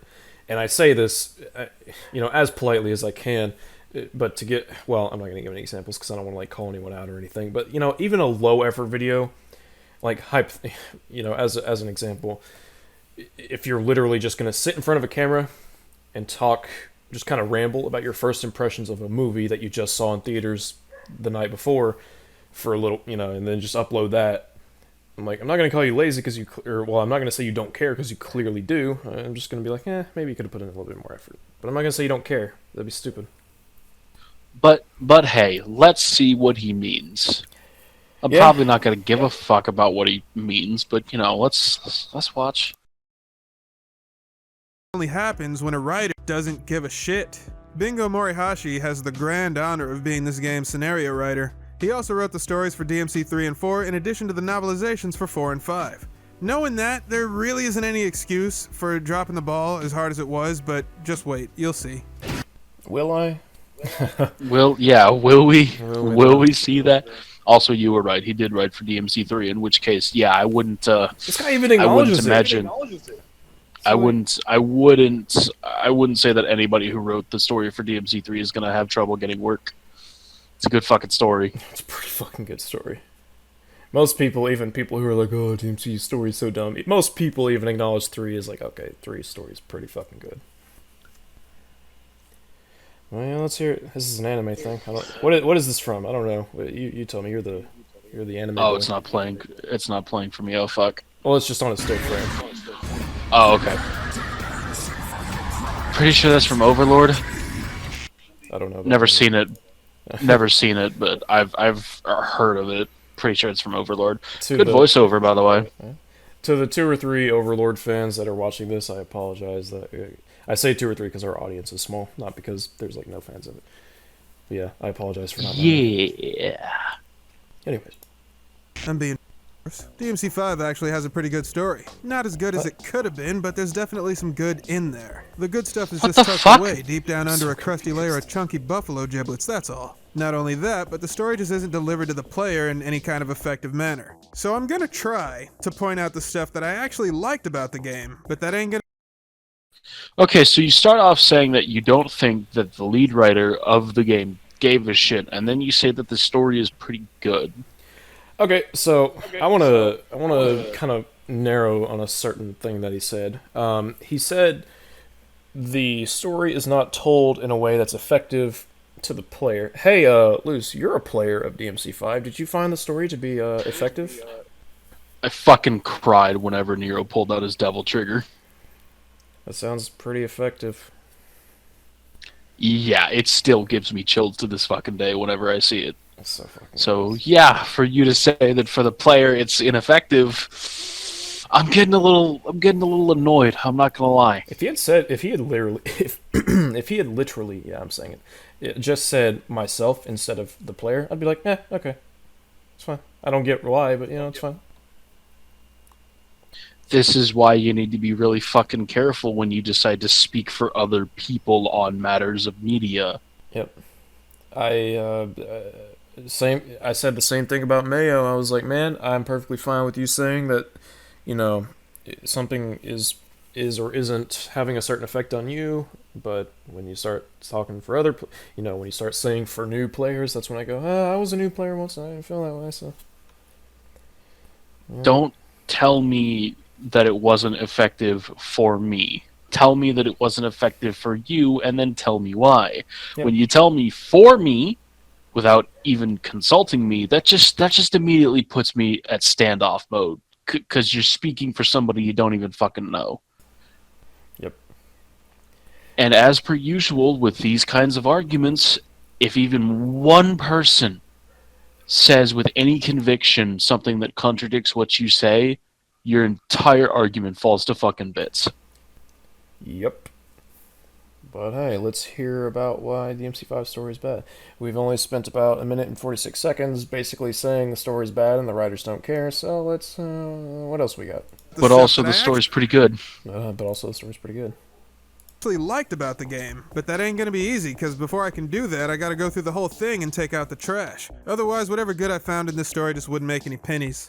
So after the entire DMC crew gets their ass beat by the Demon King Urizen, Nero shows up like he's gonna be able to contribute anything of value, but we all know how that goes. Hoping to buy Nero some time to escape, Dante holds Urizen off. Then Dante says some stupid ass shit, knowing full well it's gonna piss Nero off. Nero, go! You're just dead weight!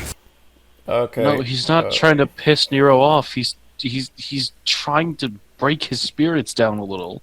This is a moment where, and I think Ruben Langdon does a really good job at this of showing Dante as being completely fucking like this isn't jokey joke time. This is Dante being like, you need to get the fuck out of here because this is a disaster. Yeah, Nero has never seen Dante act this serious. Yeah. As far as we know in terms of the games. Which would also sort of explain why Nero took it as such an insult rather than... I mean, he would have anyways, because being called deadweight's... It's like, holy fuck, it's a blow to your pride, but, especially coming from someone who up to this point, to him, was just wacky wahoo, Shakespearean pizza Power Ranger boy. So yeah, to him it's like, oh, he's talking shit about me. Okay, all right. I know we said we weren't going to talk about it too much, but to bring up the visions of Imalgo one more time, whenever V hilariously breaks into Nero's house while he's hospitalized for his yoinked arm, V tells Nero that he needs Nero's help because he doesn't think that Dante can defeat this demon, and Nero just laughs in his face and tells him he's a bad comedian. Yeah. Like, that's how confident Nero was in Dante's abilities. Again, he's never seen Dante this serious before, as far as we know. It's quite obvious, and I think even Nero knew that Dante was being serious. It's just a matter of, well, it's a matter of pride, and Dante wasn't thinking about that. It's just like, dude, holy fuck, like, people are gonna die. Shit's about to get really bad. You need to leave now. Yeah, he wasn't trying to piss Nero off. He was worried about him. Yeah. I don't accept that as a... I don't even know what the point... It's like, Dante said this knowing it would piss Nero off. It's like, okay. I don't know. I'm willing to give him the benefit of the doubt just this once that maybe he was trying to go for a funny. Maybe. I don't know. I hope for his sake that he wasn't. But, Full well it's gonna piss Nero off. Nero, go! You're just dead weight! Dante doesn't want Nero to fight, because as everybody already knew before the game even came out, Urizen is actually Nero's father and Dante's twin brother Virgil. Sorry, former twin brother. Anyway, I guess Dante got the idea in his head that Nero would never be able to overcome the guilt of killing his own father. Never mind the fact that the guy tore Nero's arm off, then summoned a giant demon vampire tree in the middle of a heavily populated city. Okay, I'm just gonna stop there. It's we're starting to hit a few different points, but Dante didn't want Nero there because of the stuff about... He didn't even know that was Virgil at first. You can't really say that. He wanted Nero to leave because shit was getting bad. Well, no, he knew it was Virgil. V just straight up tells him that it is Virgil. It's just that he didn't want Nero to have to kill his own father. Well, I think it's implied that Dante wasn't really sure up until the moment where he said jackpot. And stuff. Oh, yeah, that's right. Because that's right. He wasn't sure up until that moment. Yeah, because when it was him and Lady and Trish, when Lady and Trish ran up ahead, he was like, "Well, I guess to see if it really is you." So. Yeah, because he didn't really believe it was Virgil until he responded to his jackpot. Yeah. But also, he just doesn't want Nero to have to kill his own father. Yeah. Well, and I don't even buy that that's relevant to what was going on. Like, shit was really fucking bad. He just wanted Nero to leave, not because, I mean, sure, because he didn't want him to kill his own father, but also because if Nero had stayed there, he would have died. Yeah. Like, in that moment, Dante was worried about Nero's life, and then when he wakes up from his month-long nap, then he's worried about Nero having to kill his father. Right. That's... yeah. It's... I don't feel like he's... I don't think he's doing this intentionally. I just don't think he's really conveying what was really going on in that whole scenario as properly as he could. I definitely hope he gets better at his analysis going forward. Yeah. Got the idea in his head that Nero would never be able to overcome the guilt of killing his own father. Never mind the fact that the guy tore Nero's arm off, then summoned a giant demon vampire tree in the middle of a heavily populated city. I like how he just acknowledged why Nero, like what his motivation would be for being there after having said the motivations were really shit. No, the motivations were shit, Al. Don't worry about it. It's like... He's afraid Nero would be afraid of blah, blah, blah, killing his own father, but the guy tore Nero's arm off. It's like, well... These motivations are terrible! Yeah. And as far as... Well, I mean, yeah, there's Demon Tree killing a bunch of people, so that's all. That's another fucking motivation for wanting to, put a stop to this shit. Yeah, because Dante probably knows that the situation's gotten pretty fucking bad. There's a giant tree growing in the middle of the city. It's not something you see every day. got the idea in his head that Nero would never be able to overcome the guilt of killing his own father. Never mind the fact that the guy tore Nero's arm off, then summoned a giant demon vampire tree in the middle of a heavily populated city in order to suck the blood of tens of thousands of innocent people to make himself more powerful. Forget all that. Dante doesn't want Nero to fight his dad, so he literally says the one thing that would make Nero want to keep fighting. We are off to a good start.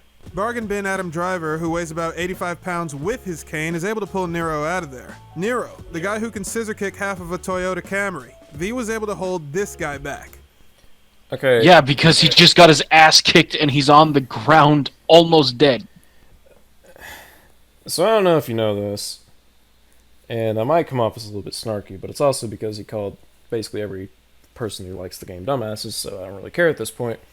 But this may come as a bit of a shock, but you can take a person who is quite literally the strongest person in the world, and if you beat the shit out of them enough, eventually they're going to have a hard time fighting back. I know. Yeah? I know. It's a little weird.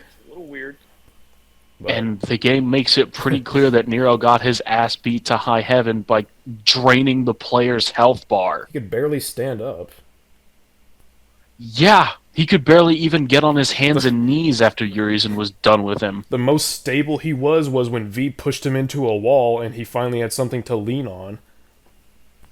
Yeah, and then after he had a second to recover and V finally calmed him down, then he was able to move again. Yeah. Which, funny thing about that, I was actually, while I was playing the game, I was actually wondering how it is that Nero gets his sword back in the very next scene when they're jumping out of the Clyfoth, because we didn't see him pick it up. But in the background, you can actually see Griffin flying off with Red Queen. Yep. Actually, which is pretty cool. I'm surprised that the developers put in the effort to animate that happening for the sake of continuity. It's a really good attention to detail. Yeah, it's almost like somebody gave a fuck about this game, right? It's like, holy shit. It's a good thing this game and people really gave a shit. But yeah, it doesn't matter how strong you are. Everybody's got a limit, and Nero is the most human out of everybody there except arguably V. Yes. I think I'm still kind of unsure if V has some degree of super strength, at least when he's like using his devil power. Do you want me to reference the manga again? No. Actually, you can go ahead. I don't really care. But it's just one of those things where it's like, there's clearly times where he has some, not even, like, not to the degree of Dante or Nero, but he has, like, above average human strength. Oh. Uh-oh. Hello. Hey, buddy. Hello? Hello. Sorry about that. V has almost no power to his name. In fact, when Nero leaves Redgrave for a month, Griffin asks why V stayed behind, to which V replies that physical training would do him absolutely no good since he's nothing more than a shell. Fair enough. So, yeah, V has basically no power. Griffin, Shadow, and Nightmare are all of his power. Okay. And then he eats a riot. It's true. Wait, what? Yeah, he just eats a fucking... He eats a riot because there's nothing else. I didn't even process that first. I was just like, oh, yeah. Wait, what? I knew it would surprise you, but yeah, no. He has to essentially feast on demons since there's no other kind of meat. So that's why riots attack Virgil in his opening to Special Edition. I thought it was just there for no fucking reason. Oh, well, I mean, it kind of is. Yeah. That opening's not very good.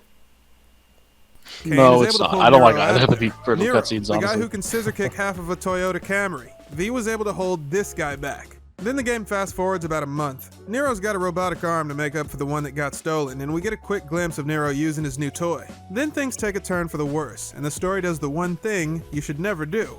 A flashback. I'm gonna give you some... Really? Why shouldn't it do a flashback so that it can... Okay, so let's, real quick, let's break down the pace of the story from the beginning here, since this is, like, still the beginning of the game. We start off on the prologue in medias res, shit's happening. Giant tree in the middle of the city, Morrison's waxing poetic at Dante, and Nero's walking in and watching Dante fight giant demon dude. Nero lost his arm. We don't fucking know how. We just know that he did. And we know that this demon guy on the throne is the guy who took it. Nero fights the demon guy, gets his ass kicked. They all have to retreat while Dante stays in the Glyphoth. A month later, we come back. Nero's got a new robotic arm. You fight a small boss to get the hang of using the Devil Breakers. Shows that he's gotten more powerful and he's, rearing to go. Yeah, and then we finally get the flashback at the end of this mission showing us the inciting incident where Virgil takes Nero's arm. Yep. Not only setting up future events in the plot, but also explaining, hey, this is how he lost his arm, and this is also, by the way, this is the person who built his arm and how he came to know her, and blah, blah, blah, blah. How is that? Like, I know we haven't given you the chance to say anything yet, but that's because of the fact that I'm wondering how the fuck you can tell me that's bad pacing. Or why a flashback is bad. I don't like the idea of just flashbacks are bad, because I'm like, no, I can think of so many fucking examples where flashbacks absolutely work in great stories. Such as Devil May Cry 5. Fucking, man, I recently was watching some Breaking Bad, because it's one of the best fucking shows ever made, and I want to say it's at the beginning. First of all, have you seen Breaking Bad? No. I have seen Lord of the Rings 1 and 2, though. Alright, Lord of the Rings has a fucking flashback of fucking Sauron and stuff, and Gollum, what the fuck is it, Schmeagol, when he was a hobbit, there's a flashback to that. Pretty good. But to be fair, let's let him explain real quick why it is that flashbacks are apparently just bad as a writing tool. Well, to finish my example, it's not a spoiler, so it's not really a problem. Okay. At the beginning of one of the best episodes of Breaking Bad, a show known for its goddamn exceptional writing, there's a flashback, and this is pretty late on in the series, I think it's in season 5. It shows Walter and his family, Walter and Skyler and Walter Jr. when he was like a baby, when they're first getting the house they get in Albuquerque, and it doesn't recontextualize anything, it doesn't give you any new information, it's literally just, hey, this is how these characters were like 15 years ago, and then you cut to the present day timeline where it's showing Walt in like the lowest fucking point of his life, and this is right before the worst is to come. Like, so the flashback is just, hey, this is how things were. Could have been so nice if he had just not started doing what he was doing, but he did, and this is where we are now. And it's like, oh fuck. Like, there's no new information, there's no recontextualizing, it's literally just, man, could have been nice. I mean, fucking hell, Final Fantasy... Sorry. Final Fantasy XIV is filled with flashbacks, and they're even... it's not really much of a spoiler, but essentially the main character has the ability to peer into other people's memories. Sometimes it will, sometimes involuntarily, and the game has a ton of flashbacks, and they use them to great effect because both the player and their character are experiencing the flashbacks at the same time. Fucking FF7, the flashbacks to Zack. And, well, not even just Zack, but like Sephiroth before all the stuff went down between him and Cloud. I mean, there's a lot of flashbacks in FF7, actually. Yeah, and then there's Final Fantasy 15, which should have had a lot more flashbacks so I could have some context as to what the fuck's going on in this $60 game that I bought. Yeah. Daredevil, another really good show, has some flashbacks that are pretty fucking good, I will say. So yeah, flashbacks can be good. I just want to get that out of the way. But let's hear what he has to actually say about them. The one thing you should never do, a flashback. I'm going to give you some advice that's going to ruin your life in a good way, and that's not going to make sense until you see it happen. You're going to hate me for it in the short term, but you'll thank me later. If there's something in a character's past that is now coming back to haunt them, or if there's a memory that wasn't relevant to the current situation until now, that's the perfect opportunity to use a flashback. Okay. Do not use flashbacks as exposition dumps, or to provide context. Just don't do it. Why? Why not? Why? Why is this such a bad thing? It's maybe like a 2-minute cutscene. What's bad about it? Maybe he'll explain it in a second. Don't use a flashback to provide context or exposition. I mean, I could see the argument that it's kind of an easy route with writing, because it's like, oh shit, we haven't built up to this, let's do a flashback. But that's circumstantial. You don't. Sometimes it's just fucking Bly Manor. You haven't seen it, but I don't think. But I have not. The whole episode before the final episode is a flashback to basically the origins of the show, and it's not there just for the sake of providing context to what's going on because the previous episode ended on a big what the fuck note. It's there because, hey, the writer's like, y'all really need to see what happened here, though. And it's like, okay. And it's a really, really fucking good episode. So, no, immediately I don't buy this argument because I've seen good works of fiction that's completely dismantle it. To give my own example, Transformers Prime. Oh shit, based. Have you seen Transformers Prime? No. I hear Transformers, so I'm like, okay. First of all, watch Transformers Prime. Second of all, Transformers Prime has 2 episodes dedicated entirely to flashbacks and recapping, sort of.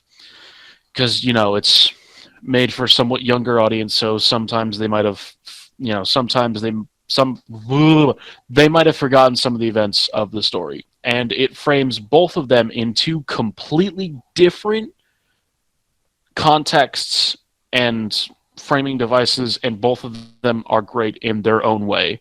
One of them is a more humorous instance, and the other one is a much more intimidating and tense instance where in both contexts a character is remembering and recanting or recalling events to another character, both for the sake of the audience's benefit and both so that character has context of what is going on. And both episodes are they're 2 of the best recap episodes I've ever seen in my life.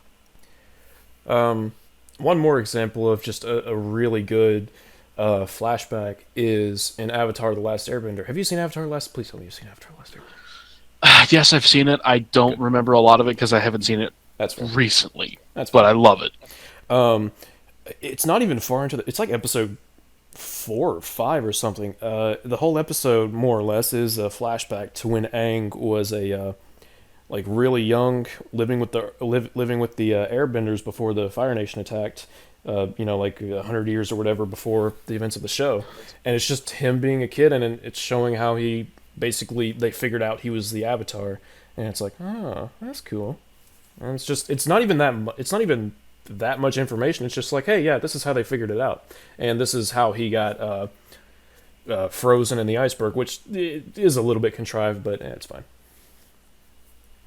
As a flashback, it works. This is why you don't just dismiss an entire writing tool, even in certain contexts. Yeah, and I mean, okay, so fine, we've been talking about a whole bunch of other stuff. Let's talk about this flashback. So in this flashback, we learn who Nico is. We learn how her and Nero came into contact with one another. We get to see a little bit of not only their interaction, but also their interactions with Kyrie. So we understand a little bit more of their dynamic. I mean, that's pretty. It's pretty important stuff. We see how he lost his arm, which sets up the whole thing with Virgil, as well as his motivation for what happened at the very beginning of the game, just, 15 minutes prior. There's a lot going on here.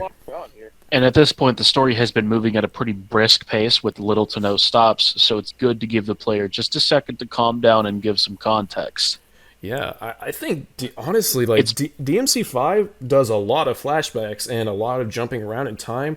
And normally I fucking hate that, but it's paced so well, and it knows exactly when to end a scene and when to start a scene. I'm just like, man, this is fucking good. Yeah, it's almost like somebody put fucking effort into putting all of this together. I'm sorry, I'm going to go back to that a lot because it pisses me off. Understandable. But I mean, it's basically been nonstop action for most of the game up until this point. Yeah. And this is the first time that we've actually slowed down and been like, okay, so what's going on exactly? Yes. They start you off with a big event to set up the stakes, then they cut to, you know, kind of your standard Devil May Cry opening level where it's like, all right, it's time to have fun. And then at the end of that, they're like, okay, so you've had your fun, you've seen seen what the situation is, now we're going to give you a little bit of information. And it's like, okay, yeah, works. I would honestly say that the opening to Devil May Cry 5 is pretty fucking well paced. It's really good. And then, like, Mission 1 has a decent amount of cutscenes to introduce you to the new elements of the game and stuff like that. And then in Mission 2, they're like, all right, everything's been set up. You have been introduced and tutorialized on most of the new mechanics. We're going to ease up on the cutscenes. Go have fun. And I think it has about the same amount of cutscenes as Mission 1, but they're spaced out a lot more, and they're a lot shorter. Mm-hmm. Yeah, Game's pretty well paced. I just gotta be honest. It's got a fucking great pace for a story. Yeah, I think it's pretty good. Dumps. Or to provide context, just don't do it. So Nero's chilling Just out, don't do working it. on his Oh, okay. Winnebago when No, okay, no, fuck. What? Really? We're not going to explain it. It's like- Are you fucking? And you're the one calling out Bingo for not giving a shit about the story. You're the one calling out Itsuno for not giving a shit about this franchise, and you're just not going to tell us what you should never use flashbacks for context. Are you shitting me right now? Yeah, seriously, he sets up this whole point of like, hey, you shouldn't do this, and it's like, okay, yeah, don't do it. Wait, what? That's it? He just like says, this is he just says, don't do it in this situation. And it's like, okay, can you tell me why, or give me examples of like that would indicate why it doesn't work? No, just don't do it. Like, oh, okay, that's fine. like this is the definition of intellectually dishonest. Are you fucking kidding me? You could say it's insultingly basic. Oh, yeah, kind of. It's not great. Oh, yeah. Fuck off. Okay, so apparently we're just past that. So I'm just gonna stick. Yeah, we're just going right the fuck past that to Virgil. Okay, yeah, whatever. So the several minutes of points that we brought up and examples of how it can absolutely be done well. Yeah, that's not just like that's where 5 the seconds conversation for him. ends. Winnebago when Virgil shows up, and everybody knows it's Virgil. Why they thought they could make this some kind of dramatic reveal is beyond me, but whatever. It's a dramatic reveal because Nero doesn't know who it is. Okay, so I won't say I knew it was Virgil, but I had deduced that it was. I just didn't know because I didn't know what happened later on in the story. So obviously, you know, a lot was up in the air for me. But essentially, I knew. However, when Virgil came back, I fucking nutted everywhere. Okay, I can tell you that I was quite happy with the, you know, his eventual return, and even this scene I thought was so. Man, me and my buddy, because we were playing alongside one another, we were just sitting there watching. We were like, "Oh fuck, this is awesome!" Like we were so excited. Like just because the viewer knows who it is and the viewer has context for the events doesn't necessarily mean that the character is. That's called dramatic irony. It's a fucking writing tool. It's the time bomb theory. Yeah. Right? Where you've got like two people sitting in a room. There's a time bomb underneath the table. If you just show 5 minutes of them talking and the bomb suddenly goes off, the viewers have a 10-second reaction. But if you show them the bomb at the beginning of the scene and you show the characters talking for 5 minutes, then there's a dramatic tension. Like, we know it's Virgil, but Nero doesn't. Yeah, we also don't even know what he's... like, yeah, okay, yeah, he's coming back for the Yamato, but what is he doing? You know, we don't know Why that is he doing it? Yeah, we don't know that he's gonna fucking cleave himself in half and turn into a fucking god-powered demon. Like, the entire game is building up to the moment where Nero finds out that Virgil is his father. Now, if he's if he's just referring to like people who fucking like looked up the story, at that point I'm just like, okay, that's beyond the writer's control. Like I don't, you can't really count that. Sorry. Pretty much, you know, apart from the fact that Capcom just fucking spoiled him being in the game a month before the game launched. Yeah. But even then, they didn't explain the context, they didn't explain what he was even doing, which, don't get me wrong, I still would have preferred they didn't reveal him, but it's not the end of the world or anything. It doesn't break the story knowing that Virgil is there. Yeah, I don't know why it is that you're saying that there's just no dramatic tension just because the viewer knows it's Virgil. Yeah. I don't know if you knew this, but Nero doesn't. Yeah. He has no fucking clue who this man is. You can. In fact, he's so clueless on who he is, he just thinks he's a homeless person and offers him some fucking food. Yeah. And then when he figures out Which that also- he's a demon, he immediately gets on his guard and he's like, oh, okay.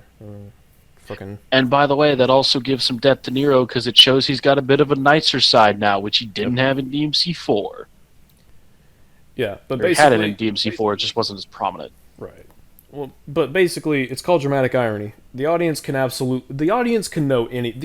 how the fucking Persona 3 literally tells you at the beginning, yeah, you're gonna die. But oh man, when that moment finally comes, ooh, let me tell you, it is exquisite. Oh, it fucking stings. It is fucking good. All kinds of stories do this. It's fine.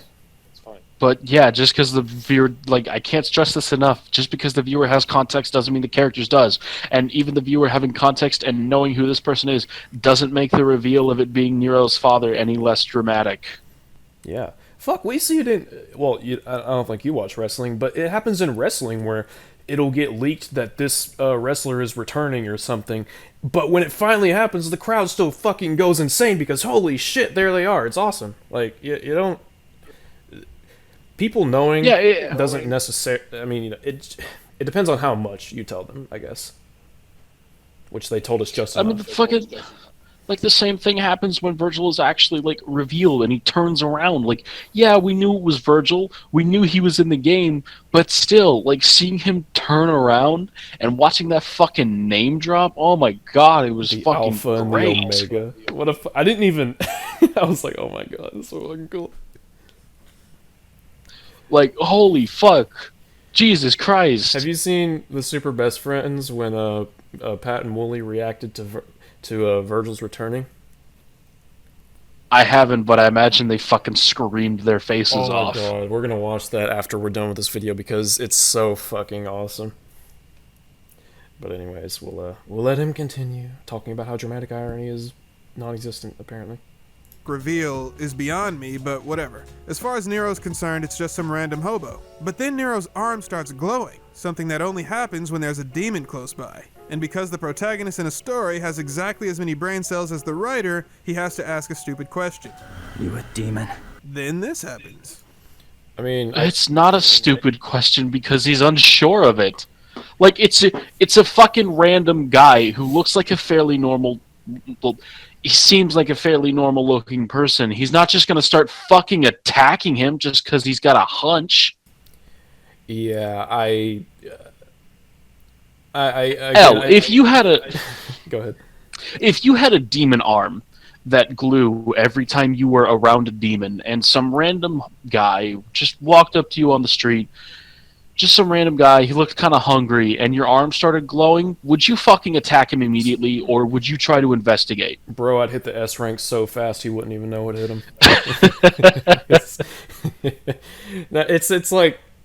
Yeah, I mean, the dude's fucking decrepit. For all he knows, it is a demon, and he doesn't even have the... Fuck, Dante's a demon. He doesn't just attack... well, he attacks Dante because Dante killed the Pope. But, you know, if it was just Dante walking up to him, he would be just like, huh, okay. I mean, fucking hell. Like, Nero knows that just because somebody's a demon doesn't mean that they're a bad person. Look at Credo.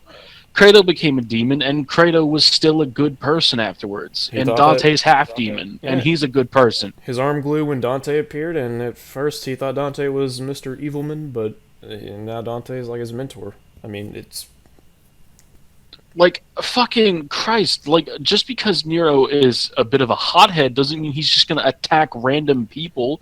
Just because he's got the feeling that they might be a wee bit dangerous. Man. I'm just imagining... like, what the fuck? I'm just imagining, like, a pregnant lady walks by and his arm starts glowing, he fucking uppercuts her into the air and starts styling on her. It's like, oh my god. Pretty much. Or like his arm starts glowing, and rather than asking Virgil, he just jacks Virgil in the face and he turns to dust and the whole game is over. Oh, man. Like, no! Nero's not the kind of person to just fucking deck somebody out of nowhere just because his arm started glowing. Nero just walks around like, you know, because he helps out the homeless a lot. He just walks around the shelter, his arm just, he thinks his arm, it's like just the glare from the sun, but he thinks his arm's glowing. He just goes fucking nuts and blue rose shoots people in the face. And Kyrie is like, oh, there he goes again. There he goes again, styling on them homeless people. God, Nero, you monster. So yeah, I don't think Nero attacking total strangers that appear to be homeless people would be the best way of showing us his I don't think that's some. Yeah, I don't think that's something Nero would do, even if he was suspicious of them. Suspicious of them being a demon. I mean, for fuck's sake, in Devil May Cry 4, the first time that he encounters a Bianco Angelo, he's suspicious of it, but he doesn't immediately start out talking or immediately start out punching it. I was about to say, yeah, he tries to talk to it. Yeah. Or even in Devil May Cry 4, where he's very suspicious of Agnes whenever they first meet. He doesn't just start attacking him immediately. Yeah, he lets him ramble for a bit, then he decides, okay, yeah, this guy's kind of a fucking psychopath, so let's get him. And I think that's interesting because Dante typically, when he sees like demons and shit, he's just kind of quiet, and you know you can kind of tell he's working out the situation in his head. And Nero's just like, okay, let's start out talking first. Let's see what this thing's all about. Yeah, which is, you know, both reactions are in line with their characters, and I think perfectly fine. Yeah, Nero's a bit of a loudmouth, whereas Dante is just more actions than anything else. Yep, Dante, you know, he drops his silly one-liners and all, and he goes wacky wahoo, but, you know... Dante normally lets the demons attack first. Yes, same with Nero. Yeah. Typically. Yep, it's perfectly fine. He has to ask a stupid question. You a demon? Then this happens. Oh shit! Oh shit! That was my reaction. Pretty much, yeah. Even when we first... Like, because I'd seen that trailer, I don't even know how many fucking times, but when it finally happened in the game, I was like, oh my god, holy fucking shit. Yeah, you were like, oh, he really did just tear it off with one judo throw, holy fuck. Yeah, like, goddamn. I figured there was going to be a cut, no pun intended, of him, like, you know, yipping out the Yamato. Yipping out the Yamato. I don't know what the fuck that's supposed to be. but, you know, he just yoinks the Yamato out, like, super fucking quick and chops his arm, but no, he just literally ripped it right out of its fucking socket. Pretty much. Which just goes to show how powerful he is, that even in a weakened state, he's capable of tearing Nero's arm clean off. Yeah. It's pretty cool. I hope he's not about to say, like, it's stupid or something, because I'm just going to be like, I'm just going to groan. Shut up. I'm just going to, at that point, we're just going to be like, well, we already explained our point. There's not a whole lot more we can do. Yeah. Well, yeah. Nero has a business hunting demons. That's what he does for a living. Yes. Not only that, but he was trained by his foster brother Credo to be a knight of the Holy Order of the Sword. If Nero recognized Hobo Man as anything even resembling a threat, there's no way he would have turned his back to him. Yeah, so we've either already Credo never this. taught Nero that you should never give your back to your opponent. Wait, no, also, he turned his back to him so that he could warn Kyrie to get the fuck away. If anything... Which he's about to show. I would be fucking just mind-boggled if Nero was like, alright, time to start doing wacky wahoo combos in the middle of the fucking garage that we're working on, you know, when we're working on our Winnebago while, you know, Kyrie is coming down with some food. Yeah, perfectly fucking fine. Yeah, like in DMC4, he's like fucking... he's fucking styling on some demons, and he turns back to Credo to tell him to get the fuck out of there. Yeah. And then he saves Kyrie as well. Like, I would be surprised if Nero did not tell Kyrie to get the fuck out of there. Same with when Dante first showed up. Kyrie like hollers for Nero, and he's like, "Hey, go with Credo and get the fuck out of here." He doesn't just you know, grab Dante and choke slam him down right next to Kyrie or some shit. like I don't know what impression you've gotten of Nero, but it seems like you seem to think that Nero is just some. You seem to think that Nero just fucking strikes at the first sign of danger. Yeah, like, we know he's a hothead and we know he's trained to combat demons, but that doesn't mean he's a fucking psychopath who just disregards the safety of others. Like, Like fucking whenever Dante shoots Sanctus in Devil May Cry 4, what's the first thing that he does? Does he go to fucking kick Dante in the face? No, he grabs Kyrie and goes to get the fuck out of there. Yeah, he makes sure the building... He doesn't even start fighting Dante till the building's, like, clear. Yeah, until everybody is out, which shows a lot of character and shows how much he actually values the safety of others. Yeah. It's like, oh, he turned his back on... Also, like, he turned his back on Demon, like, oh, gee willy wowie, because Nero has no fucking reason to think that he's gonna overpower a demon, you know? It's not like he's fucking styled on, you know, hordes of the most powerful demons in history or anything. Yeah, like Echidna, Burial, Baal. He didn't kill any of them, but boy, he made them retreat. Fuck well, actually, him he up. killed Baal, but you know. And then a bunch more came out, yeah. Like, do you think that Nero just doesn't give a fuck about other people's safety? Even or if, that Nero doesn't... Even if it was as simple as, like, one of the Scarecrow demons or whatever from DMC4, where it's just, like, a complete jobber enemy, he's going... Well, even if it was dangerous, he's going to make sure that other people are in, you know, are safe first before he does anything. And, you know, I think it would... I would forgive Nero for not thinking that the demon would just rip his fucking arm out in a matter of a second. Yeah, especially with how strong Nero is shown to be in the previous fucking game. Yeah, like, he only ever gets overpowered by Dante, because it's fucking Dante, Agnes, because Agnes kind of intercepts him after his fight with Kratos, where him and Kratos were fairly evenly matched, I would say, at least canonically. And then Sanctus, who, you know, just goes into a fucking mecha angel or whatever. Yeah. It's 3 examples amidst... I don't even know how many other examples of demons that he's fought at that point, so yeah. And in Devil May Cry 5, it's shown that, like, the only demon that's able to even give Nero a little bit of trouble is Urizen. Yeah. Yeah, because even, you know, straight into Mission 1, we see him being his typical cocky, hot-headed self. But not in a way that's stupid. Like, he's, you know, he's clearly learned a little bit since getting his arm ripped off and being called a deadweight, so... Yeah. So, basically what I'm saying is that this point is fucking bad.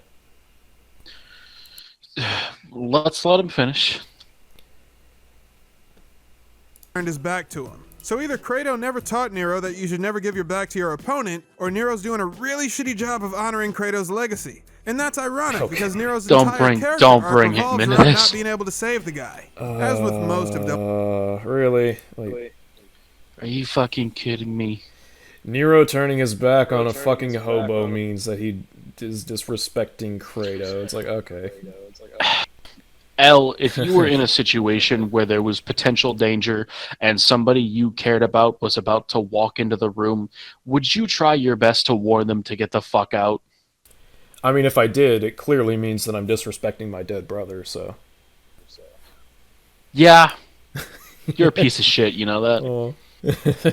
Whoops. Oh, gee, wowie, didn't think of that one. Shucky darn. I guess not. Entire character arc revolves around not being able to save the guy. As with most of Devil May Cry 5's story, the name of the game here is contrivance. It's forced and unnatural, because the only reason why Nero turns around is because the writer needed Virgil to be able to somehow sneak up on Nero. But that's still... Did he? I mean, let's be real. No. I think Virgil could have taken his arm regardless. It was just a... I think the point of it was to show, like, oh, hey, you know, Nero's putting other people first, and Virgil's going to take advantage of that because Virgil's kind of an opportunist. And he doesn't give a fuck about other people. Yeah. I mean, because he didn't even, like, whip out the Yamato or anything, so I'm willing to...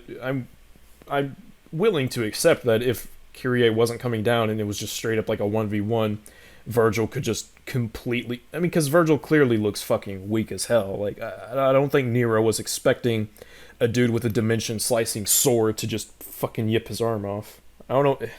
Yip is my new word. It's not contrived. I thought it was pretty natural. The only question I had about the scene was, how the fuck did... Virgil figure out where he was, and, you know, it's like, Virgil, Yamato, it's like, okay, fine, I guess, but, eh. Yeah, it's implied that they have some sort of connection. Yeah. Which is, you know, fine. I'm not. It doesn't exactly. I don't know. Maybe there's something in Nico's files that I just missed. But even then, that's not exactly the worst contrivance in the fucking planet. Like, it's fine. Well, in Devil May Cry 4, they clearly show Nero's arm reacting a lot to Yamato, so true. You know, I think There's it's supposed to be implied that, they're connected in some way based upon their bloodline. Yep. Yeah, I just no. It's not contrived. It's a pretty natural scene. I'm gonna be honest with you. That was a pretty fucking well done scene, yeah. Still doesn't work, because this game wants me to believe that a weakened, decaying Virgil is able to pull Nero's arm off at the socket like it was attached with bubblegum. Actually, that would explain at least one thing. Okay. Okay, wait, hold on. Since when is the Yamato made out of Nero's arm? In the last game... Okay, do you want to take this one? So, the Yamato, I didn't know if you noticed, it's inside Nero's arm. Which is weird magic shit, but I mean, it's clearly established. So if you take the Devil Bringer, you get the Yamato. So it's not... I mean, I don't think it's supposed to be necessarily that the Devil Bringer, the Yamato is made out of the Devil Bringer, but rather the Devil Bringer is turning into Yamato.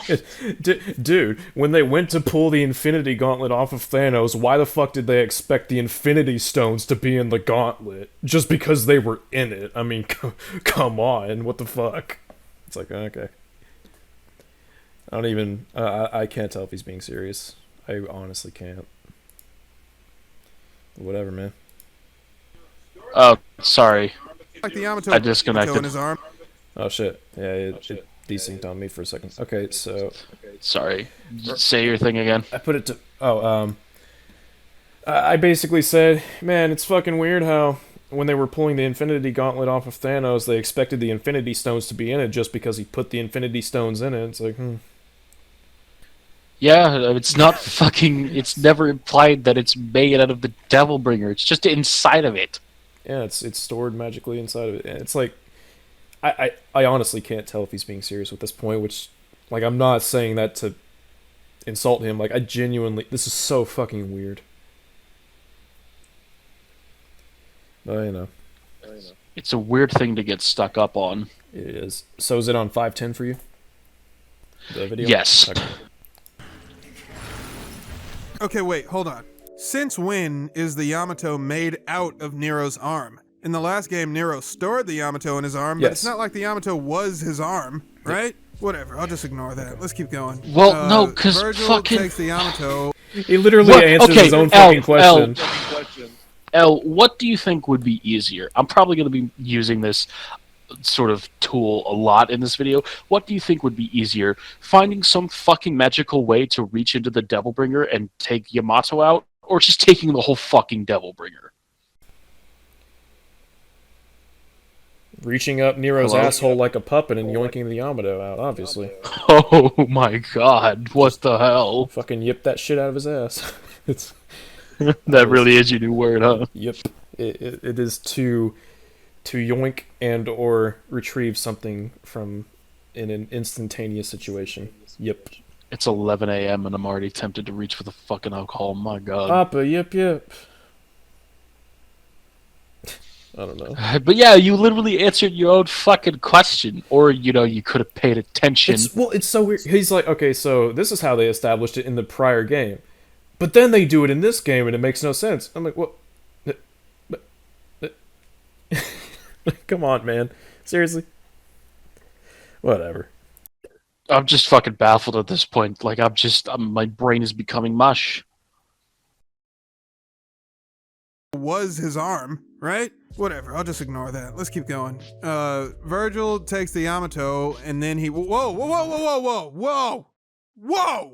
What the hell is going on here? Clearly, I didn't get a memo, because the Yamato has never been able to cut open portals. Not in this timeline, anyway, but I'm getting ahead of myself. Can we talk about how fucking bad that portal animation is? We have talked about it, and Oh yes, my it's God. bad. It's so bad. He's just like, It's so oh horrible. It's so fucking. Let me rewind it. I don't even care what he has to say. I really don't. I just want to see this. Never been able to cut open portals. Not in this time. He just fucking Man. barely hefts the Yamato over his shoulder. I've seen better portal opening animations in SFM, let me tell you. Man, don't knock on the SFM community. There's some talented artists in that thing. Absolutely. Big agree. Anyways, yeah, I'll be the first to say when I first played the game, I was like, oh wow, you can open portals. That's kind of interesting, but it doesn't contradict. It doesn't contradict anything, and it kind of makes sense given what we know the Yamato has been capable of doing. I mean, he literally used. I'm using this word correctly, by the way. Sparta literally used the Yamato to, what was it? It was to cut the demon world from the human world. Yeah, to separate the two. Yeah. Granted, it was a ritualistic thing, but it was also a much more, I guess, extravagant display of magic than just creating a portal, you know? Yeah, no. I'm willing to believe that the sword that's capable of literally separating the human and demon worlds is also capable of opening portals. When it also opens and closes gates to hell. Yes. We've seen it used to open and close, portals, gates, whatever the fuck you want to call them, to the human and demon world. So I have no reason to believe that that ability can't be simplified into a portal technique, if you will. Yeah. It's fine. That's what I'm saying. Again, when I first watched it, I was like, oh, okay. But it makes sense. It's fine. And it's not a retcon because it doesn't directly contradict anything that we've previously established, whilst also making the contradiction the new canon. It's just a new ability. Yep. Timeline anyway, but going back to this scene. This one brief moment is what ruins the entire story of Devil May Cry 5. Really? And the thing But I thought it was pretty is good. The fact that Virgil's in it in the first place. Don't get me wrong, Virgil definitely needed to come back for 5. DMC fans across the world, myself included, demanded that Virgil be an important aspect of 5's story. Agreed. But not like this. But not agree on that point. You can't just bring Virgil back out of nowhere. You gotta earn that right. Chronologically, the last time we saw Virgil was as Nilo Angelo in DMC 1, so I need to know what events transpired that led to this point. Okay, so the matter of earning the comeback, right? Okay, so considering we don't see like a fully revitalized Virgil until very, very late in the game, and they bust their asses building up to it, not only with like tension and pacing, but with the character work itself, I would absolutely say they fucking earned that shit. Yeah, I would say that Virgil earned the right to come back. Yeah. And I'm assuming he's going to get into the whole, we saw Virgil explode in DMC1, back in 2001. I'm just like, okay. We've seen Dante get cut in half, and he's still here, so, it's fine. I'm willing to believe that Virgil has kind of just been wandering the fuck about lately. Yeah, probably looking for the Yamato, and, I'm going to go out on a limb for a good old decrepit, very weakened Virgil. Probably a bit hard to get from Malay Island across the ocean all the way to Fortuna. Yeah. I could see it taking. Yeah, probably. And who knows what else he did? Maybe in the future we'll see some more about that at some point. I would like that for sure. Definitely. Always good to have more context when it's good. Yep. Exactly. Virgil was as Nilo Angelo in DMC 1, so I need to know what events transpired that led to this point. What exactly is exploding out of him in this scene? Is this the spell Mundus cast on him dissipating? Did he get teleported back to the demon world after that? Or did he survive Malay Island blowing up, and did he swim thousands of miles to the next continent? Where'd he get those clothes? How do you know where to find Nero? Actually, wasn't it established that Virgil went back to the demon world, and that's how the nightmares of Griffin and Shadow and Nightmare came about? I could be wrong, but I If think we're talking about the Visions of V manga, then no. If we're talking about Virgil post 1, I'm not entirely sure. But in the Visions of V manga, he never goes into the underworld. Okay, gotcha. He's simply put through nightmares of his past. Gotcha. I mean, do I think it would be nice for them to kind of go over what happened to Virgil post DMC1? Absolutely. In fact, that's part of the primary. Like, I want a Virgil game next, and that's one of the primary things I would like them to focus on. However, I don't really. I don't know. As nice as it would have been to see in DMC5, I don't even know how you would fit that into the story, honestly. Other than quite literally a random flashback. And it's writing. You can, if you're creative enough, you can come up with anything. But I just like you also have to think about pacing. Yes, and if we take the exact game we have now, and we add in, it's like, okay, we need something to talk about Virgil and how he got, what happened between DMC1 and DMC5 with him. And it's like, okay, how about a Nico file? Well, okay, but it's kind of pivotal to the story, so we need it in the main campaign somehow. Okay, fuck, I don't know, a conversation between him and Dante? Well, how do you fit that into everything that's been going on? Okay, fine. How about a flashback? You can't do flashbacks, though. That's not good. I don't, and again, if someone wants to pitch how they would fit that kind of thing into the story, I'm absolutely all on board for it. It's not going to be fucking easy. It's not something that's entirely necessary. Yeah. I think it's perfectly fine to give us the starting point of Virgil looks like shit and he's about to die. And he's got to do something. What's it going to be? You'll find out after mission, 11? Yeah. So yeah, And also, he's like, where did he get his cloak? And I'm like, dude, it's a fucking cloak. It's a piece of cloth. For all I know, he was fucking walking through Somalia when he found a random rag on the ground. Like, who cares? This is like the whole, how did Lady get her clothes? And later on, it's like, well, because characters need clothes. They can't just be walking around butt ass fucking naked. Well, it's also like, again, it's a fucking piece of cloth. It's not something that needs a huge amount of context. Yeah, for all we know, that was a fucking dirty towel someone had thrown onto the street, and he was just like, oh fuck, it's cold, I gotta wear this.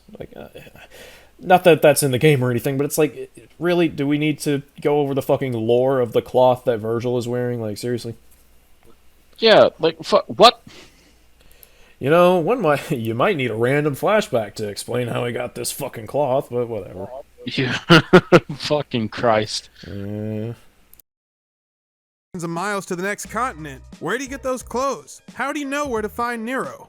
All these burning questions being left up in the air and we are already clear explained indicators how that the writer didn't know Nero. what the McFuck they were doing. Oh, I am not loving it. And we've just begun. Okay. It's about to get so much worse. I'm sure it is. And apparently he thinks this story is pretty good. Yeah, I don't know what... I'm trying to... You and I got different definitions of pretty good there, Dead Vector, if this is what you're saying about the game. It's kind of like when Mayo was like, oh, don't get me wrong, I really love DMC5. And I'm just like, do you though? Do you really? He's like, I wouldn't have put 80 hours into it if I didn't love it. It's like, why? you make a fucking review on it. You're telling me you're not going to put in 80 hours of work? Like, come on, dude. Yeah. So whatever, man. You can repeat it. You can say whatever all you want, but what the other stuff you're saying is not quite jiving with that, let me tell you. When Virgil in another game, it's not like people needed him to be a... When people said they wanted to see Virgil in another game, it's not like people needed him to... By the end, we were just hoping he'd be treated... Fucking, it cut out again, what the hell? I'm sorry, Dead Vector. It just keeps fucking up for me.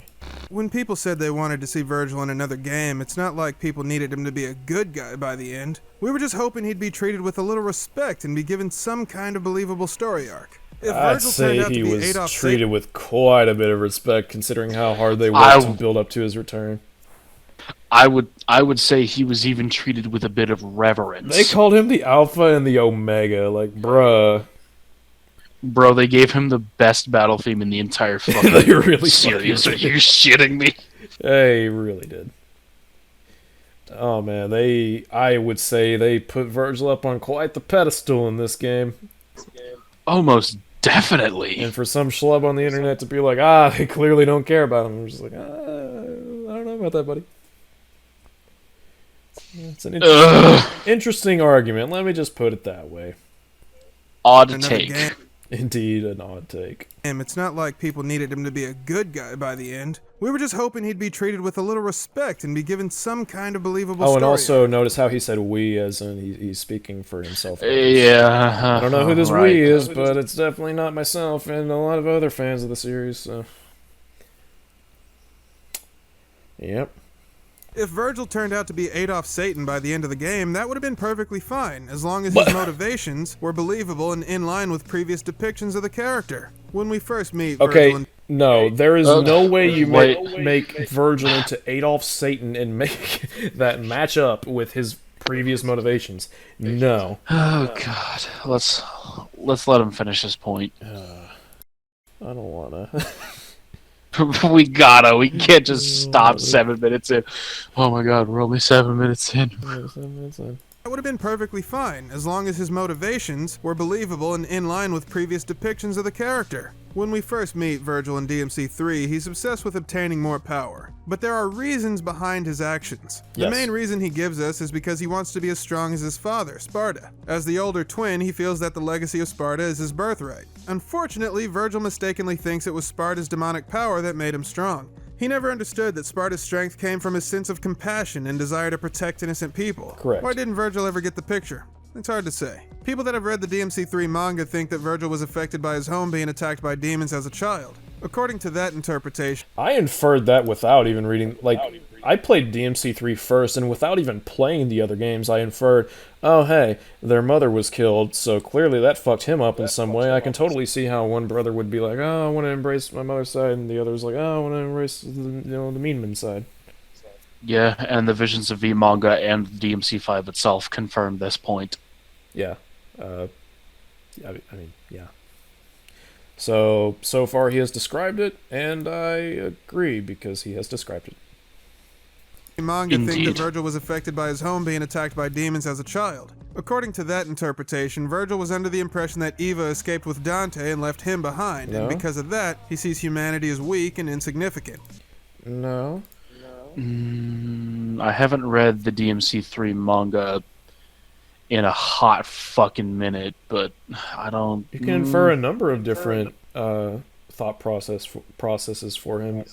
My initial interpretation of the character was, oh hey, his father was a legend, his mother died, so that his mother dying traumatized him, so he decided to mold his mindset around the legend of the father, which was backed up by his obvious reverence for Sparta in DMC3, and DMC5 just kind of kept going with that.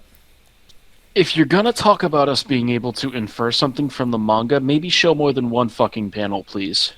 Yeah, I don't even know what the panel was. I guess it was Virgil walking away. It was Virgil... Yeah, it was Virgil walking away from some fucking graveyard. Maybe, I don't know, maybe show us multiple panels. Gilver. Whatever. Maybe show us multiple panels that support the information that you're giving us to infer this conclusion, instead of just saying, oh yeah, we can infer this, this, and this, without giving us any context or evidence as to why we can't infer it.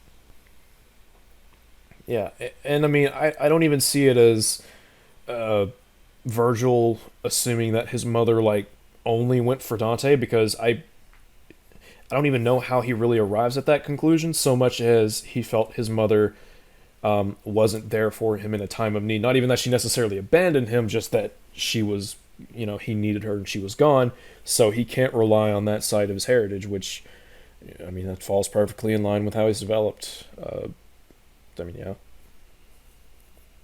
It's fine. Okay. Yeah. But anyways, going on. Humanity is weak and insignificant. The problem with that is, does he blame his mom for being too weak to save him? Or does he blame his own humanity for being too weak to protect his mother? And I guess he chose to abandon humanity altogether as a coping mechanism to help deal with his guilt? Wait, okay, I think I got it. Okay, Virgil thinks his human side is weak for having abandonment issues, and since his human mother is the source of that, he turned his back on her entire species so that he never has to feel the pain of being left behind again. I don't really... No, he never wants to be in a position where he's ever weakened or has to be at the mercy of another person. Okay, so... Just give me a moment here. No problem. Virgil, he's a child. His mom's not around to help him. His dad's already disappeared. It's pretty obvious, so there's some explanation, I suppose, in Virgil's mind for that. But his mom was supposed to be the one that was still with him. However, this traumatizing event is going on and she's not around. He's scared. He has, he awakens his devil power, which his devil power he inherited from his father saves him. His mother's not there to save him. It's he's very traumatized, and from that moment, he figures, well, hey, my devil power saved me, my mother wasn't there for me, why should I bother with that side of my heritage? I don't think it has anything to do with guilt, or not even necessarily abandonment issues so much as, one side was there for him, the other wasn't, which is a perfectly Therefore, reasonable... one side useless. Yeah, which would, it makes sense how he would... react in that situation and how it would develop into his current mindset. I don't even think it's that complicated. It's just like, yeah, his life was saved from the most traumatizing event in his life from one side of his family, so he embraced that side of his family. Pretty much, yeah. My demonic sword saved me. My mother was useless. There you go. Well, I'm pretty sure he also, I think it's implied, or even, it might even be directly said that he awakened to his devil trigger, which fucking a kid devil trigger is, this is curious. He did not awaken to his devil trigger as a kid, at least as far as I know. Again, Visions of the manga, he just used the Yamato. Gotcha. But yeah. And Dante, his mother was, just happened to be near him when all of that shit happened, so he was there for her in her final moments, and she basically gave him... She told him what he needed to do in order to basically, stay alive, and, Dante was thankful. Meanwhile, Sparta wasn't there, and even though there might have been an explanation for it, Dante sees it as, hey, this traumatizing thing happens, his mother was there for him, his father wasn't. There you go. Like for context's sake, Virgil was essentially getting home after getting his William Blake book, and he wanted to read it, but Dante kept pestering him, and so Virgil ran away to the park so that he could read in peace, but the demons attacked, and before Virgil could get home, the demons intercepted him and basically just fucking mutilated him until he mustered the strength to summon the Yamato. Yeah. I don't know if you know this, but if a child was to be, even with a crazy regeneration factor, were to be chopped up a bit by some scary monsters, that is an unpleasant experience. Yeah, especially when nobody's there to save them and they're completely alone. Yeah. It was actually one of the hardest scenes to read in the entire manga because it was fucking brutal. It's pretty fucking brutal. So anyways, that's basically... I don't even know if I would say that's our interpretation so much as just, yeah, that's what happened. Yeah? Because they don't I won't say, I'm not one of those people who's going to be like, oh, Devil May Cry lacks subtlety, but I think Devil May Cry knows when to be more direct and more implicit, and I think with their origins, especially after DMC5, it's pretty, I guess, transparent. It's pretty obvious what happened. It's pretty established. Yeah. And this whole interpretation he's come up with, I'm just kind of scratching my head, how did you get here? Where is this coming from? We took into left field real quick. Yeah. Of being left behind again. That seems reasonable, but that's just my interpretation of these events. Maybe the whole Sparta thing was just a psychological crutch that Virgil leaned on to justify his own shitty behavior. Or what if the version of Sparta that Virgil had in his head was just an idealized figure he created as an imaginary friend that could never abandon him the way his actual father did in real life? You guys ever see Mr. Robot? Okay, but can you talk about... Wait, no, fuck it. Can you talk about Devil May Cry 5 now? I mean, I think all of those interpretations are... My fucking neighbors need to shut the fuck up. But I heard that. Oh my god. But, I mean, I think all of those interpretations aren't necessarily invalid, like him using Sparta as a crutch, or, you know, all that stuff. I'm like, fine, but what's the retcon here? What does this have to do with Devil May Cry 5? He was talking about how this What's was this a got retcon, to do with... like a major retcon, and like it ruined Virgil's character, and I'm like, okay, what's the retcon exactly? You're just kind of talking about your interpretations of his childhood. Well, I don't know if he said anything about a retcon, but he definitely implied that they didn't treat Virgil's character with respect in this game. Yeah, also that. But I'm still waiting for him to talk about Devil May Cry 5. It's been a lot of setup and not a whole lot of payoff. Yeah, maybe we're getting there, maybe we're not. I don't know. I don't even know what his, I like. I genuinely don't know what his point's even going to be at this point. So, yeah. Huh. Actual father did in real life. You guys ever see Mr. Robot? Man, what a good friggin' show. Regardless of what you think his reasons were, Virgil still had his reasons. Okay. Whether they were justified or not is beside the point. The fact of the matter is, there were psychological events in Virgil's past that paved the way for the actions he took in the future. Yes. That's where DMC5 creates one of a Brazilian problems, because out of all the reasons why Virgil craved more power, you know the one thing he wasn't motivated by? Defeating Dante. No, he absolutely was. What are you talking about? Most of Devil May Cry 3 is him trying to show up and kick down Dante. Okay, so I don't know if you're aware of this, but Devil May Cry 3 exists, and part of the conflict in that game is the ideological struggle between Dante and Virgil about which side of their heritage they should have embraced. And Virgil's whole problem is that he only wants to embrace one side of his heritage because he thinks that might makes right, and if he's strong, he'll be able to survive. And he doesn't like him and Dante have been constantly beefing over, you know, basically which side is right, and developed into fighting because that's the main way, as they explained in Devil May Cry 5, that they've interacted with one another since they were kids. Virgil has absolutely been motivated by the attempt to show up Dante.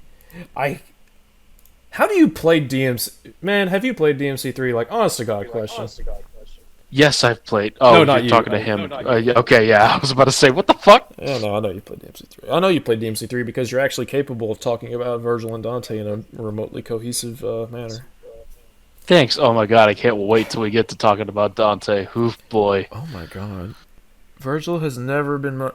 First of all, I want to get this straight out of the fucking way. If he's going to argue that Devil May Cry 5 has reduced all of his motivations to just that, bull fucking shit. Second, if you're going to tell me that that was never in his, you know, list of motivations as a character, I'm saying motivations a lot, I guess because we're talking about Virgil, then I'm going to call bullshit. This has always been a part of his character. Like, that's the... Oh my god, whatever. Showing up Dante has always been a sort of minor motivation, whereas gaining more power and becoming unstoppable has been the overarching motivation. Being more powerful than Dante is a reassurance to him that his you know, for lack of a better word, lifestyle, if you will, where he embraces Sparta rather than Eva, that's a big deal to him.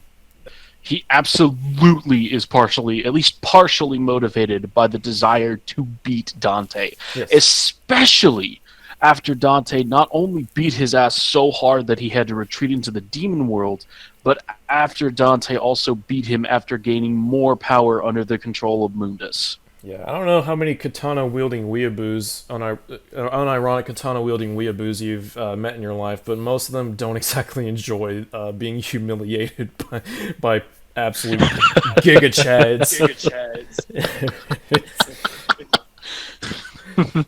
You know, it's... okay. It's just, it's difficult. It's difficult for them. Motivated by? Defeating Dante. Nah, no. That's never been a major concern for Virgil at any point in time. In DMC3, Lady does say that the two brothers derive some kind of twisted pleasure from fighting each other, but that conflict was always... Gee, I wonder why. Wait, hold on. Let me hear this. It's just a byproduct. Okay, sorry. The two brothers derived some kind of twisted pleasure from fighting each other, but that conflict was always just a byproduct of whatever else was going on in their lives. If beating Dante really was the only thing Virgil cared about, then this scene wouldn't be possible. Okay, no, it's not the only thing he cares about, but also it's not just a byproduct. It's self-assurance that his way of living is right, and that you know the path he started going down after the most traumatizing event of his life wasn't the wrong one. Like, this is absolutely not only a critical part of his character, but I'd argue one of the more compelling parts of his character. And having them fight is just an entertaining way of kind of illustrating all of that. And just saying that his desire to beat Dante is just a byproduct of what's going on, like, fuck no, it's not. If it was just a byproduct, then he wouldn't go out of his way to entertain and challenge Dante. Like, literally in his second fight in Devil May Cry 3, Virgil could have just used Yamato and potentially just immediately went to trying to cut down Dante, but no, he tries to have fun and start out using his new toy, Beowulf, and it's only when Dante actually manages to push him that he switches back to the Yamato during gameplay. Like, he clearly wants to show up Dante. Yeah. Man, if you play Devil May Cry 3, I'm telling you, all of this just goes away. Like, even in the fight with Arkham, Dante's like, "You're stealing my spotlight," and Virgil's like, "You really think he deserves to be the main event?" Like, he always wants to show people up whenever he can. That's who he is. Virgil refused to let Devil May Cry 3 end without fighting Dante. Fucking dude, seriously, give that to me. No way, you've got your own. Well, I want yours too. Like, you're fucking gonna tell me that he's not that petty? Come on. Yeah, exactly. It's almost comical how fucking petty they are, and I don't even think that's a negative to their characters. It's fucking adorable in a way. And it makes sense. It's how brothers are. They just always want to show up their siblings. That's just how they are. Turn on the Xbox. Oh yeah? If you want it, you'll have to take it. But you already knew that.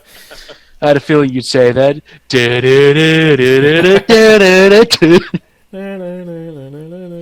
They play Smash Bros. To decide who gets the Xbox. Fucking Dante plays like Donkey Kong and Virgil plays Marth. And Virgil always complains about Donkey Kong's 4 fucking spikes. Have you seen? I saw this amazing. Oh my god, I've got to pull it up now. This is so fucking funny to me. Let me. We gotta focus. No. This is fucking hilarious. I gotta. Oh my god. I'm gonna take down the watch together for not like for us, but just. Oh boy, we're 9/11. But I've got to pull this up. This is so fucking funny to me. Someone took Virgil and made a certain edit. Okay, so do you know? I think I might have brought this up. Do you know who Low Tier God is? Yeah. Okay, good. For those watching who don't know, Low Tier God is basically a fighting game player who is just trash. Not only that, he's known for just being the most fucking like easy to piss off, just easily frustrated, mentally breakable player that you could possibly imagine in a fighting game, like playing a fighting game. Mentally untouchable. Mentally untouchable. Notice how I said notice how I didn't say physical, because nobody is. And someone made an edit. God damn it, where the fuck is it? I can't find it now, I'm so upset. I'm doing so much going. Wait, hold on, let me go to my notifications so I know that people are going to respond to it. Someone took an edit of Low Tier God and made him basically look like Virgil. It's fucking brilliant. Oh no. Let me see if I can find it real quick. God damn, where the fuck? Of course, now that I want to find it, I can't fucking find it. Just show me after we're done. No! God fucking damn it, L. Oh, here we go. I found it. I'm gonna pull it up, I guess. Oh, fuck, I don't know how I can pull it up for you to see it. I guess I can just send it to you. Yeah. I think I'll just do that. Let me... Oh wow, this is interesting. This is a new adventure during this here watch together stuff. This is the first time that we've actually just straight up took a break from the fucking what we were watching. Where is... Okay. There you go, I sent it. Okay. Let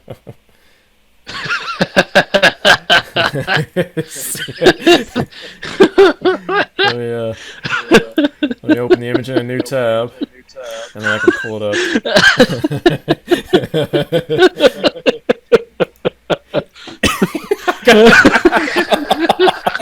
And people were commenting on it.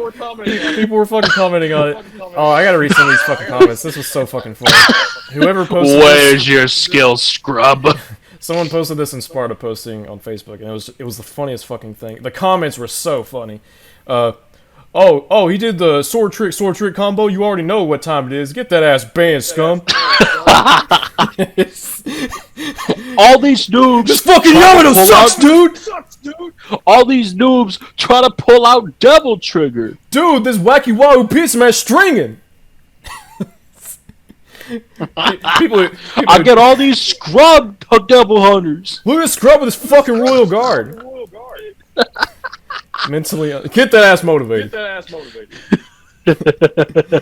Oh, you said crazy when I lost? Jim broke. Oh, you said Dante was godlike? Get that ass banned. So good. Oh, you said Dante got that smoking sexy? Get that ass banned. Oh man, what a fucking detour! But that picture was so funny, and the comments were fucking great.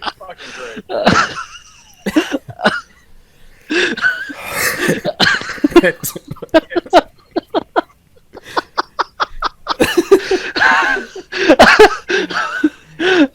so fucking good. You know, low tier god. You know, because I know low tier god's fucking watching this. Fucking. Please come on, S.E.E.S. Low tier god, please. Anyways, I felt that laugh was needed.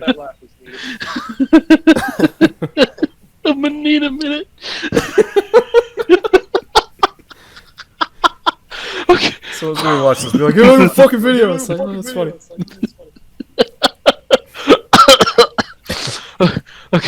Okay, I'm good. Oh, you gotta rely on royal release. Fucking broken easy mechanic. This motherfucker good now. Trickster, are you shitting me? Oh, you said royal guard was good? Alright, get that ass man. Oh, he using Gerbera to parry. You know he's a scrub. Oh, using using rebellion. All right, get out of my lobby, scrub. Oh, you gave that Dante a yickety? Nah, it's only a yickety when I get. It's only a yickety when I win. Get that ass banned. Oh, this Dante's a yickety. Get that ass banned. Dude, yickety is one of the funniest fucking things I think I've ever heard. I was watching like some stream of his, and someone just said yickety, and he got so mad. I was like, "What the fuck?" Oh man. Anyways, so yeah, basically you should play Devil May Cry 3, is what I'm saying. Yeah. I actually saw a clip of Low Tier God actually being reasonable and kind of kind at one point. I'm calling bullshit. No, there was he was streaming, and apparently there was somebody in chat talking about how much they loved a certain creator and how much they wanted to support him. And Low Tier God was like, "Oh, you love him? Then go give him some love. Support him on Patreon or some shit." And I was like, "What the fuck?"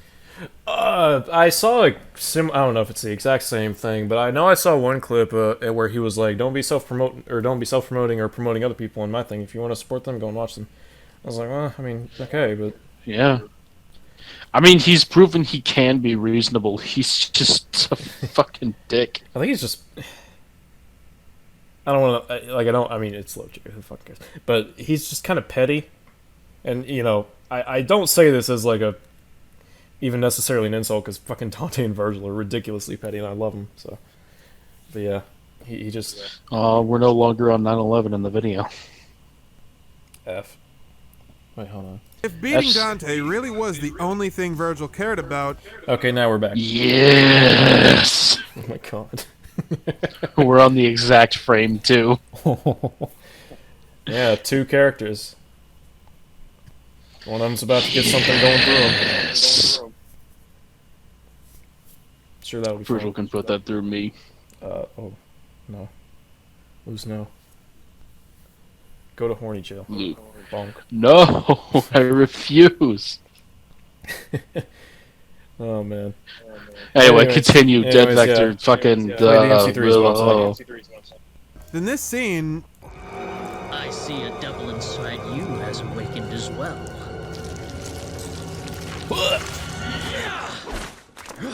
Grody. We should leave. For the moment, we have all that we need. How could Virgil allow himself to be influenced by a lowly human if his only purpose in life is to defeat his twin brother? Because he's using that human to gain what he wants? So I don't know if you remember, but there's this one mission in the game where as soon Dante's face is me right now. Yeah. There's this one point in the game where Virgil's like, okay, I've gotten everything I need out of Arkham. Fucking yickety stabs him right in the stomach. Yeah, like I said, like showing up Dante is a micro goal. Gaining ultimate power is the macro. Having no respect for humanity doesn't.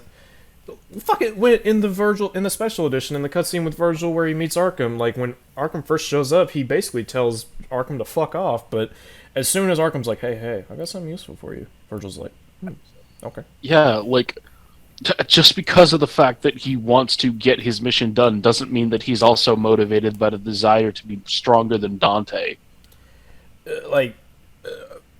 I mean, he's using a human as a means to an end. I don't see... He's not...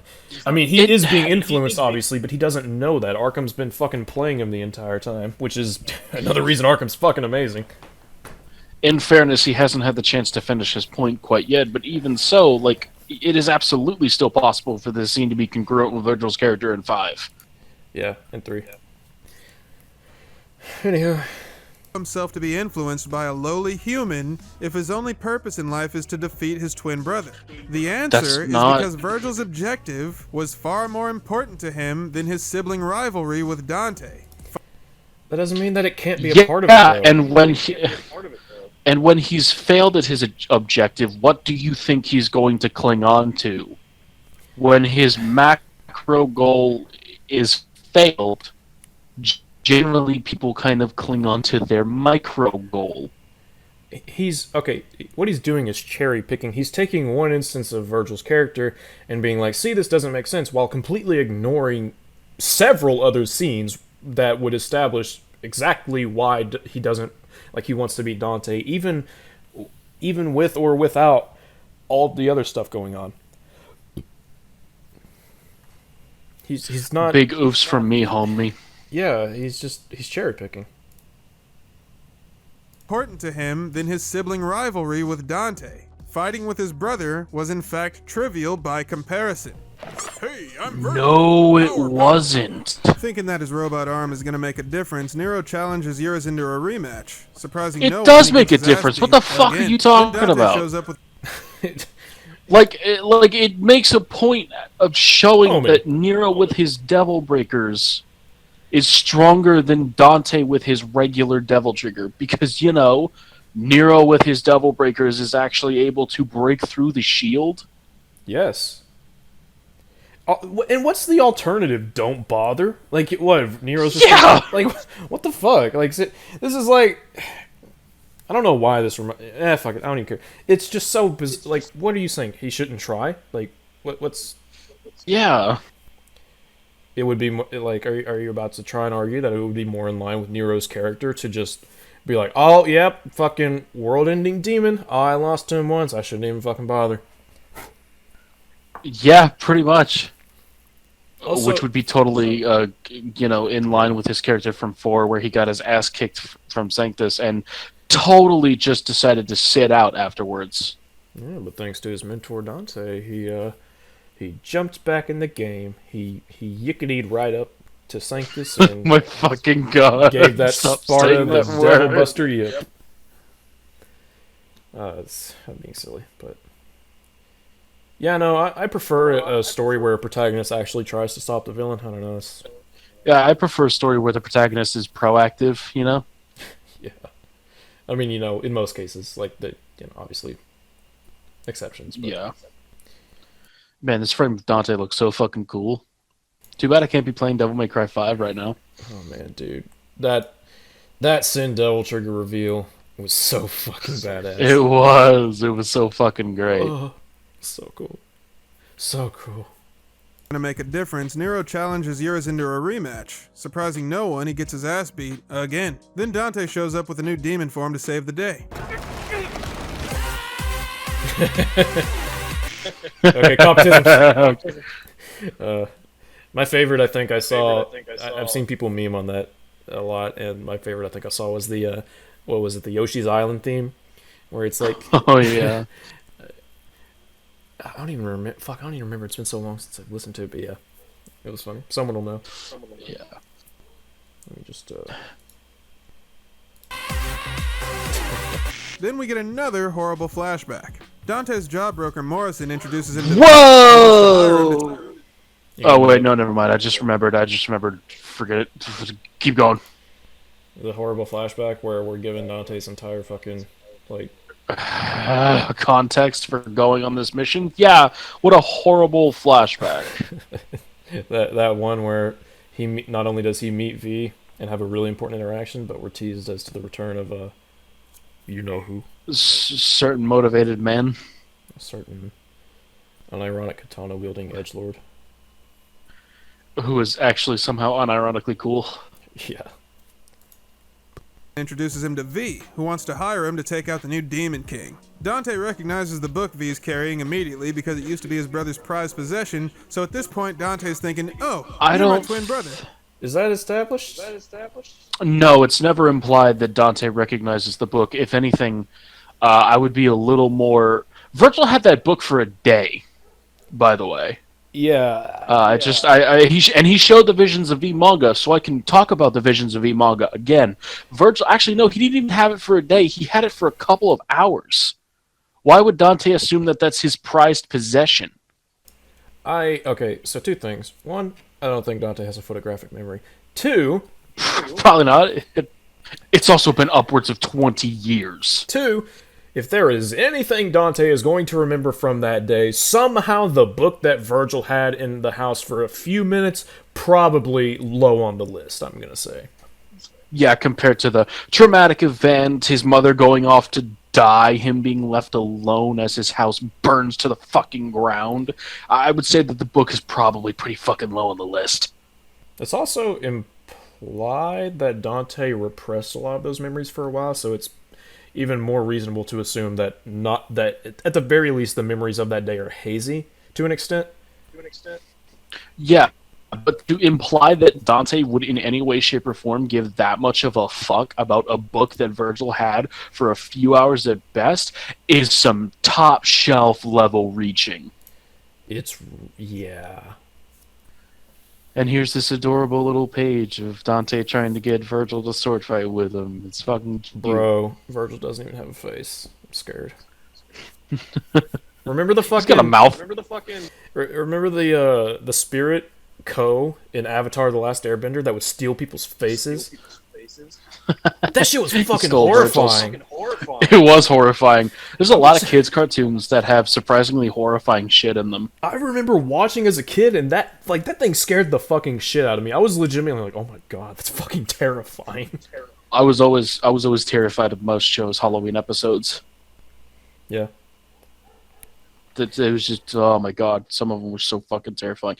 Teen Titans had some fucked up shit in it, dude. The fucking Puppet Master episode scared me when I was a kid. The one where he turned into Titans me too. Into puppets. I was like, ooh. Weirdly enough, most of it, I was fine with most of Invader Zim when I was a kid. I never watched because it was treated fairly lightheartedly. Actually, okay. So, because we're talking about Invader Zim now. One morning I woke up really early, and I had a headache, and I felt like shit. and I left the TV on, and Invader Zim was on, and they were talking really fucking fast, and it was really loud, and it made my headache much worse. And that was the moment that I decided, I don't want to watch this show. A very specific circumstantial moment. It's a good show. You should watch it. There's an episode where Zim harvests a bunch of children's organs. Oh my god. Yeah, I'm not even shitting you. He actually does. Remember in Metal Gear Rising where they're harvesting the brains of children in Mexico? Yeah, that's Zim, but it's all organs. But at some point, he's got like fucking 15 lungs in his body. Oh my god. It's like Frankenstein. Well, it's because he's trying to fit in. Like, the context is that he's trying to fit in with, like, all the human kids at this school. And he's worried that, like, someday he'll get, like, x-rayed or some shit. And they'll find that there's no human organs. So he just goes around harvesting the organs of children. And by the end, he's got, like, 5 intestines and 15 lungs and 3 hearts. And so a nurse is like, "You're one of the healthiest boys I've ever seen." Alright, kids, time for the annual x-ray checkups. Oh, it's the funniest fucking shit. And also terrifying. Yeah, no kid. Oh man, I remember when I was a kid and I saw the mummy and the fucking the scarab. Oh, the beetle yeah. got in the guy's arm. I was like, ugh! It still gets me to this day. Oh my god. Fucking, that movie's like, Mummy's based. Anyways. Mummy is based. But, yeah, so anyways, Virgil Without a Face just kind of inspired. Yeah, but also, like, it's a fucking book that Virgil had for, like, a couple hours. I doubt Dante's gonna commit it to his totally photographic memory. Yeah. Look, if Dante had a photographic memory, he'd be asking Morrison why he's black, okay? So don't give me this shit about the fucking book. Yeah, I'm honestly, like, it's a fuck, ugh. I'm sorry, I had an aneurysm just now. Like, fucking... Same. What's your reasoning for him for this, huh? Why should he remember this book? Let's hear it. Possession. So at this point, Dante's thinking, "Oh, you're my..."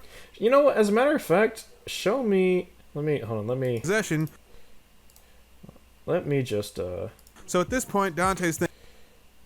Okay, I see no panel, and maybe the panel exists. If it does, then holy fuck, you really should have shown it. I want to see a panel of Dante specifically looking at the book and being like, "Oh, I really like..." At the very least, that would be something. I would almost be able to buy the argument. I wouldn't in the end, but I'd be like, okay, I sort of see where you're coming from. But there's no frame of Dante specifically checking out the book and being like, "Huh, I really like this, and it has your initial on it, so I want it for some fucking reason."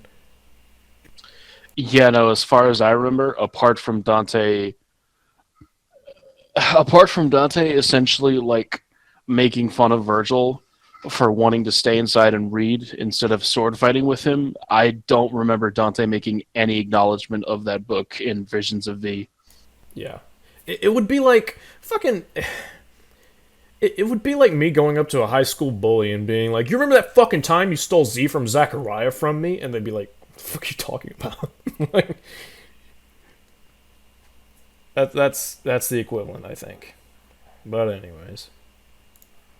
think my twin brother, but he's curious what's gonna happen next, so he decides to let things play out. Anyway, V says that a powerful demon's about to take over the world, and Dante's all like, "Another one?" Another one. And V replies, and I swear to you I didn't edit this, "This demon is your reason. Your reason for fighting." Get it? Your reason? Urizen? Oh my fucking Who is also a character in William Blake poetry. Yeah, it's a popular William Blake character that he... I don't know really anything about Urizen apart from that, but yeah. Let me... I'll look it up just for the sake of, adding to the discussion. Yeah. But, yeah, no, Urizen's like a big character in William Blake, his anthology, I guess. Yeah, the Book of Urizen is literally the title of one of his stories, so... And considering how much V, and by extension Virgil, loves William Blake poetry, it makes sense as to why he would choose that moniker for Virgil. Yeah, and him saying this is your reason for fighting, it's a pun. Like, it's a coincidence that those words match up, and they were able to use it in that way, but that's just clever like I know puns have kind of this stigma around them, but they can be clever, and I think the Urizen one was actually pretty good. But I concur. The Book of Urizen is one of the major prophetic books of the English writer William Blake, illustrated by Blake's own plates. It was originally published as the first Book of Urizen in 1794. Later editions dropped the first. The book takes its name from the character Urizen in Blake's mythology, who represents alienated reason as a source of oppression. The book describes Urizen as the primeval priest and tells how he became separated from the other Eternals to create his own alienated and enslaving realm of religious dogma. Los and Inatharmon create a space within Urizen's fallen universe to give birth to their own son Orc, the spirit of revolution, freedom, blah, blah, blah, blah. Okay, so yeah, that makes all of that, like, there's an interesting amount of parallels to draw from that. It's more than just, oh, they took the phrase, he's your reason for fighting him, fucking... I'm not even sure that that's what Dead Vector is saying, but, yeah. We should let him finish before we draw conclusions. Fuck him! I'm joking. No. Oh, I gotta be so mean. Another one. And V replies, and I swear to you I didn't edit this. This demon is your reason. Your reason for fighting. Get it? Your reason? Urizen? Oh my fucking god! And then I guess because it was never meant to be a secret, Dante asks, how is that bad? V, what's the demon's name, huh? And V just straight up says, that was actually pretty good. I like that. I like that edit right there. Hold on, let's watch that. Yeah, that's fucking good. Your reason for fighting. Oh my god. Get it? Your reason? Urizen? Oh my fucking god! And then I guess because it was never meant to be a secret, Dante asks, wow, V, what's the demon's name, huh? And V just straight up says, Virgil. He just says it. I imagine this scene might have actually worked in Japan. Wait, hold on. Because he's not... let's let him finish. I've got to hear this part. Says it. Oh, I imagine this scene might have actually worked in Japan, because most of the sounds that can be made with these mouth movements don't exist in Japanese. In English, though, it's the stupidest thing I've seen in the past 600 years. What? What? Do Japanese people not have these in their language? His name is still Virgil in Japan. I don't... Yeah... I don't understand what the distinction being made here is. Maybe I'm too Dumbo brain, but I'm just trying to decipher this. Yeah, do Japanese people not have words or letters that do they not have words or letters where you make the motion of scratching your teeth against your lips? I mean, you spoke Japanese in the last episode, so like I would assume you know a little bit more than I do about it, so could you, I don't know, maybe fucking explain it, please? I mean, yeah, maybe he does explain it, and I'm just being a Dumbo, but like, I legitimately don't know what he's trying to say. Yeah, but if you don't explain it, then this is just a moot point, and most people wouldn't understand, because most people, I assume a lot of people wouldn't understand, because, you know, there's probably quite a lot of English-speaking people that don't really know much about the Japanese language, since, you know, you're also an English speaker making a video for English-speaking people. So, you know, I'm going to go off on a limb and say that a decent amount of your viewers might not understand that, so maybe explain it, please. Yeah, and, you know, if he does explain it, great, fine. If he doesn't explain it and we're just fucking idiots, like, just tell us in the comments and be like, hey, like, this is what he meant. I'm like, oh, okay. Yeah, like, I'm okay with admitting that I might be wrong about this since I don't know a lot about the Japanese language, but also... you're making the point in your video, so it's up to you to clarify. Yeah. You can't blame the audience for... Well, okay. You typically shouldn't blame the audience as the author for something you say not coming across perfectly as being well communicated. But yeah. That's what so I hope you explain. If you don't, then... fuck it, I guess we're just not going to understand his point. Call a fish with no eyes. After that, the game jumps back and Oh, forth. okay. Oh, no, he just doesn't explain it. It's During just, the okay. battle with shocker. Urizen at the beginning of the game, after V and Nero escape, Dante gets punched so hard that the rebellion explodes. This is actually a really powerful image, and I'm gonna be Yes. honest, I was legit shocked the first time I saw it. See, the rebellion was a gift from Dante's father, so it being broken is kind of symbolic of Dante's family ties being broken, which is why it's fitting that in the next moment, Trish throws him the sword that bears his father's namesake, so Dante can reignite the spark within his soul and remember what it means to be a son of the legendary Dark Knight Sparta. Yes, and also, just, I mean, on a purely, I guess, mechanical level, like, we've seen the Rebellion for a very long time in this, like, for fucking, what was it, it was 2019, so it would have been, like, 18 years at that point, and all of a sudden, this motherfucker just shatters it. It's like, oh my god. Like, this sword was able to stab clean into the Savior, which is made out of fucking stone. Yeah, fucking demonic stone. So, yeah, it's a pretty fucking strong sword. And to have it just be destroyed at the beginning of the game... Quite casually. Yeah, it's a pretty effective way to establish stakes. Yes. Very good scene. Dark Knight Sparta. Or not. Then we jump back to the present day, and this is quite possibly the dumbest part of the game. V tells Trish's origin story, and wouldn't you know, it's another flashback. He explains skipped that Virgil's quite a lot body was ahead. breaking down after losing so many battles. Just one question. What battles? Before DMC 5, the last time we saw Virgil fight was against Dante back in DMC 1. I did the math. DMC 5 takes place at least 15 years after the first game. At least 15 years. So you mean to tell me, Please show me your math. Virgil was walking around getting his ass kicked for a decade and a half before he... Okay, I'm gonna stop him right there. No, I don't think it's...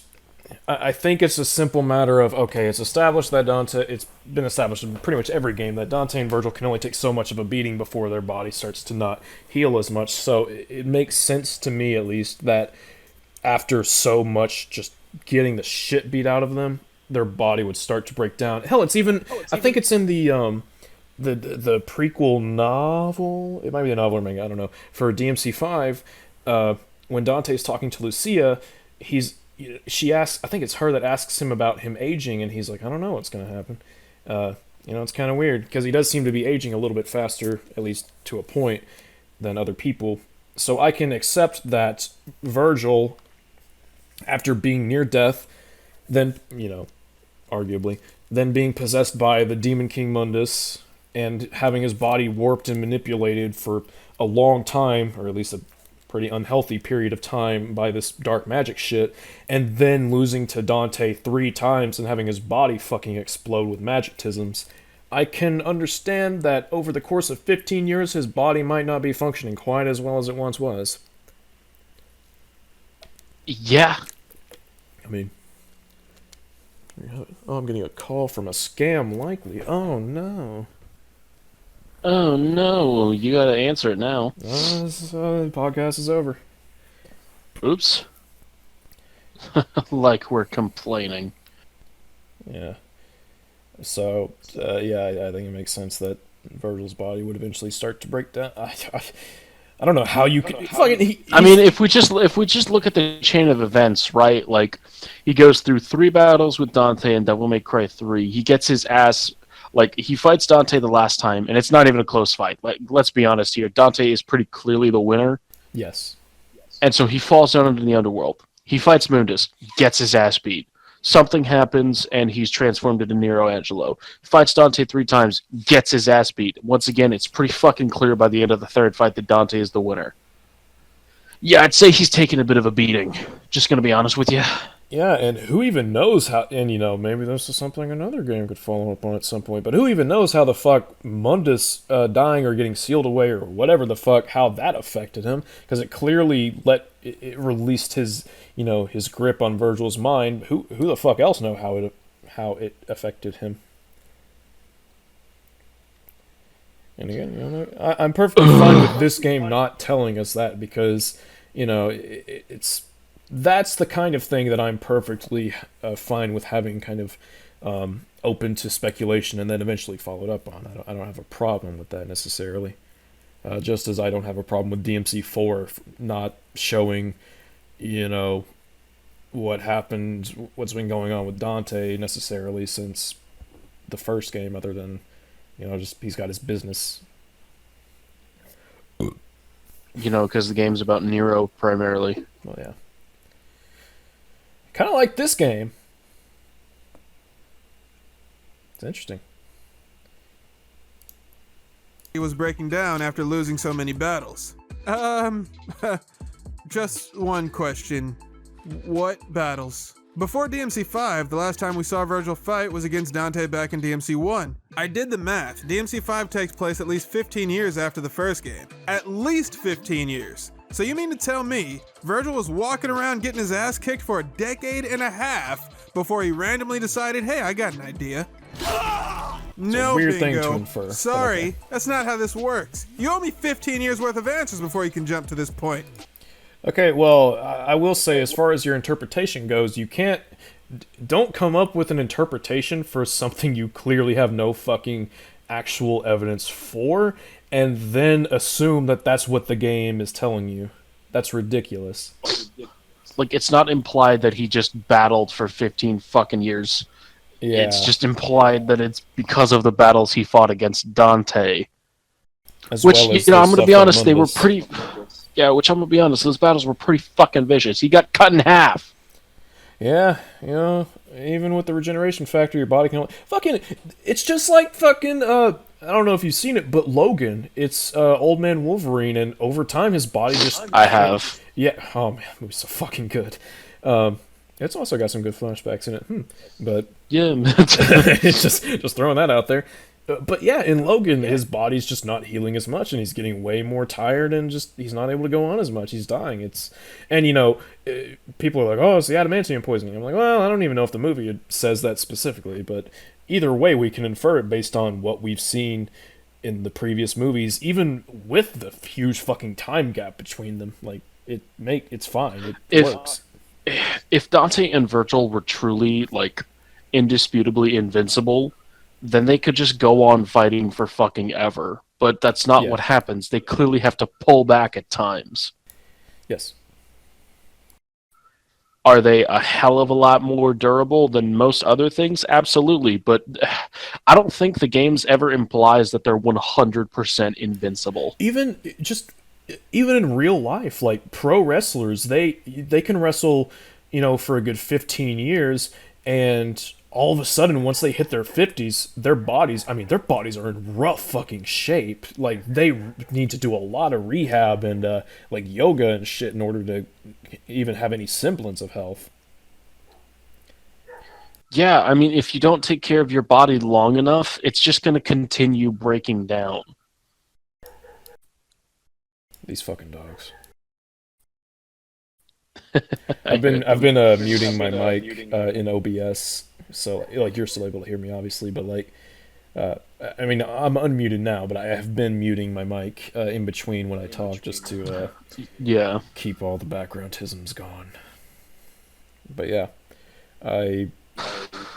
it's perfectly reasonable to assume that Virgil's body would eventually start to break down, based on not only our understanding of his physiology to an extent in the DMC canon, but also just how, just life, for lack of a better word. Yeah. It's like if I worked out for 6 days straight, and I continually pushed my body to its limit for those 6 days without rest, that's not gonna help me. If anything, that's just gonna tear my muscles to shreds. Yeah. And that's essentially what happened to Virgil. He kept fighting and fighting and fighting without rest, and it just fucked his body up even more. Yep, and okay, you know, fine, it took 15 years for his body to degrade, but considering, A, he has a regeneration factor, well, there you go, A, he has a regeneration factor, I'm willing to accept that, okay, yeah, it probably was a long, probably painful process. So yeah. I mean, there's just a lot we don't necessarily know about those 15 years. Was Virgil eating? What was he doing during those 15 years? You know, he just wasn't taking care of himself, obviously. Yep, and again, I don't knock this game for not fucking giving us a 15-year rundown of Virgil. That's perfectly acceptable. I would like another future game to do that at some point, but I'm not, even if DMC like 6, you know, as much as I want like a Virgil game, I'm not going to knock DMC 6 for not giving us, you know, what happened to Virgil after DMC 1. I'd be kind of annoyed, but it wouldn't be an objective criticism of the game, you know, even if Virgil happened to be in it, depending on his role in the story. Just the same as I don't knock DMC5 for not showing us what V and Urizen were doing, you know, following when they were basically born. I think it's cool that I think it's cool that the other media shows us, but I think the game gives us enough to infer what happened, and it works. V8 some riots. Yeah, it's fucking gnarly. And also apparently just stole his outfit from a fucking street thug. Kind of based. A little based. You mean to tell me Virgil was walking around getting his ass kicked for a decade and a half before he randomly decided, hey, I got an idea? No, Bingo. Sorry, that's not how this works. You owe me 15 years worth of answers before you can jump to this point. God. Oh, this is bad. Anyway, Virgil takes the Yamato to his childhood home as some kind of sentimental gesture, and because he's king of the weeaboos, he commits ritual seppuku. And then something quite strange happens.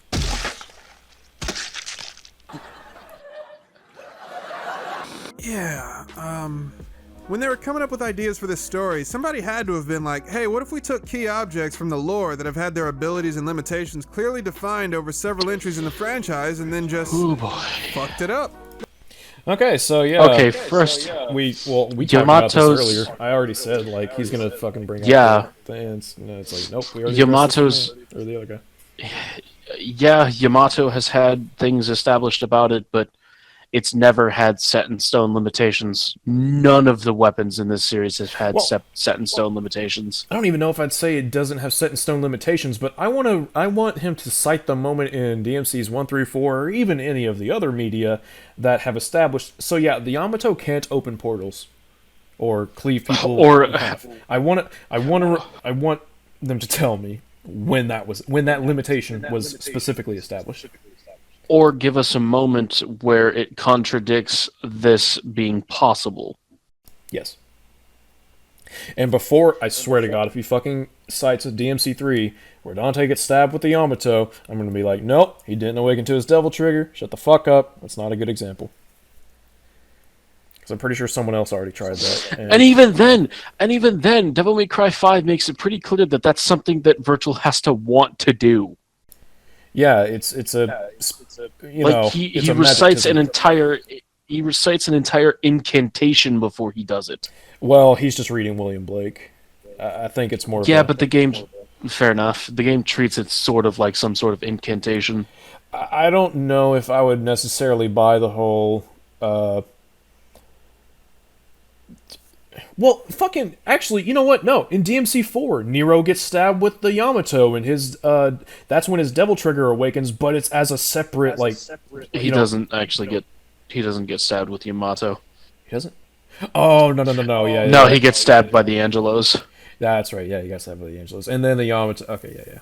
But, either way, there's no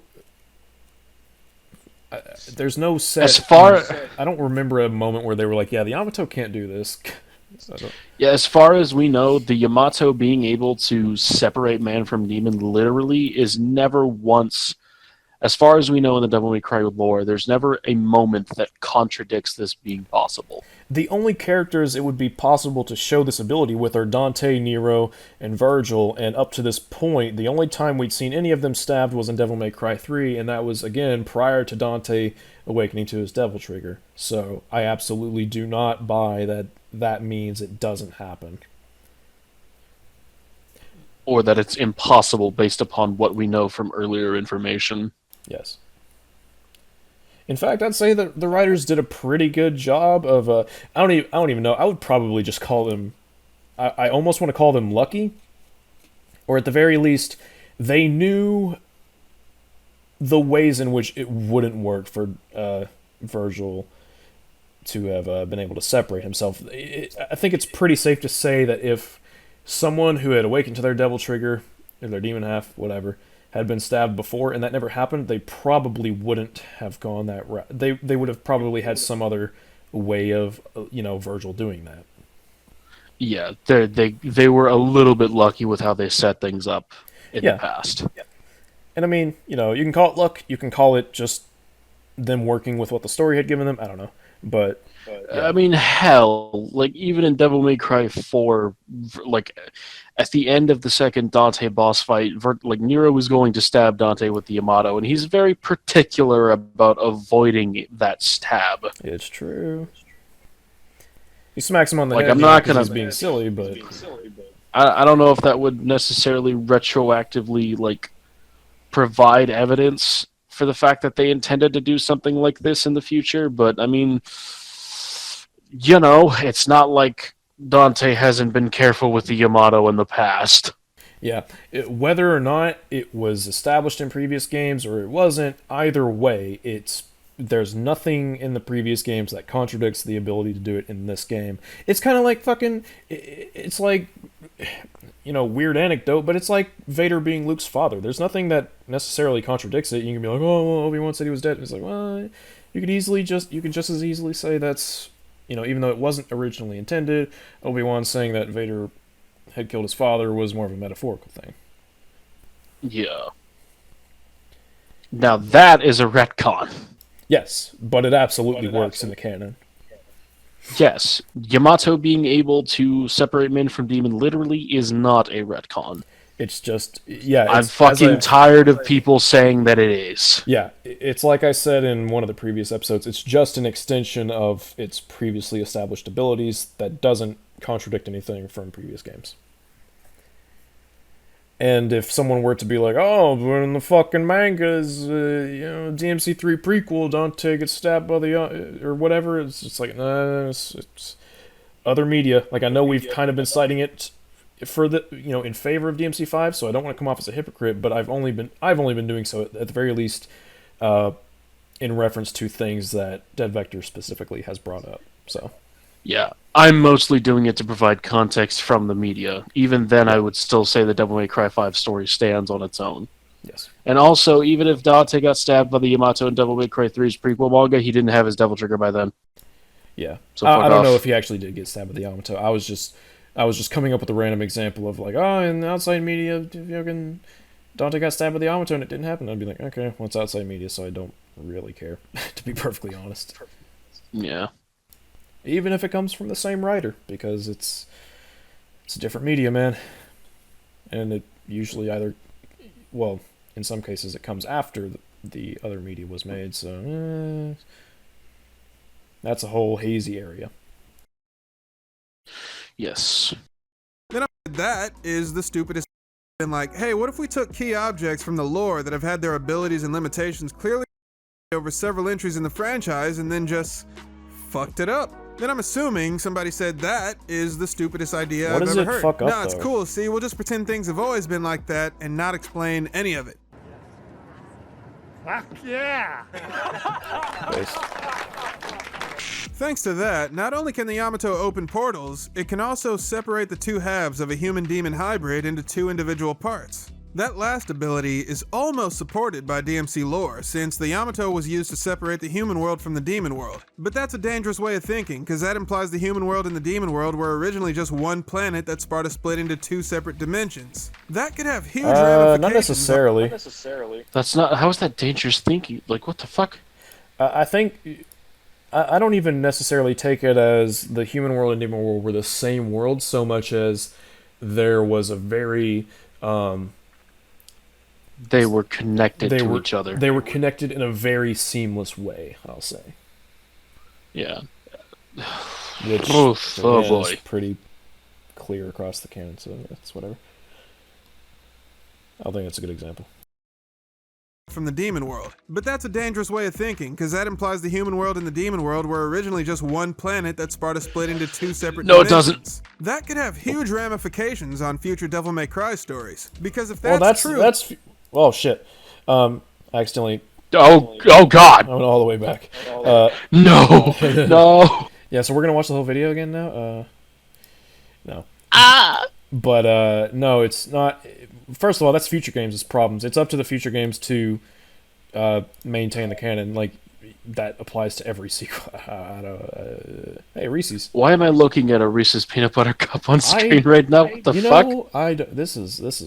This is what happens when you rewind. Wait, okay, so That's true. That means the Yamato is powerful enough to split an entire planet into 2 planets. It's split an entire fucking world before. Like, it sealed them off. Okay, yeah, so I managed to get us back to where we were, thankfully.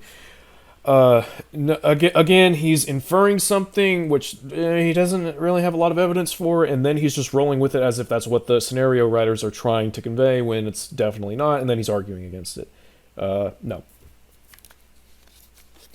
It is not implied, or we cannot infer that the demon world and human world were one planet before. I'm not going to go as far as to say he's basically coming up with fan fiction like fucking Twin did, but he's... And I try to say this in a way that's not condescending because I really don't want it to be, but I think he's just misinterpreting a lot of different details. In fact, it's actually said in the Devil May Cry 3 manga, since we want to talk about some of the ancillary media, that Mundus wanted to merge the human and demon worlds together. I'm pretty sure DMC1 says that. I don't remember that. But I know the DMC3 manga is no longer canon.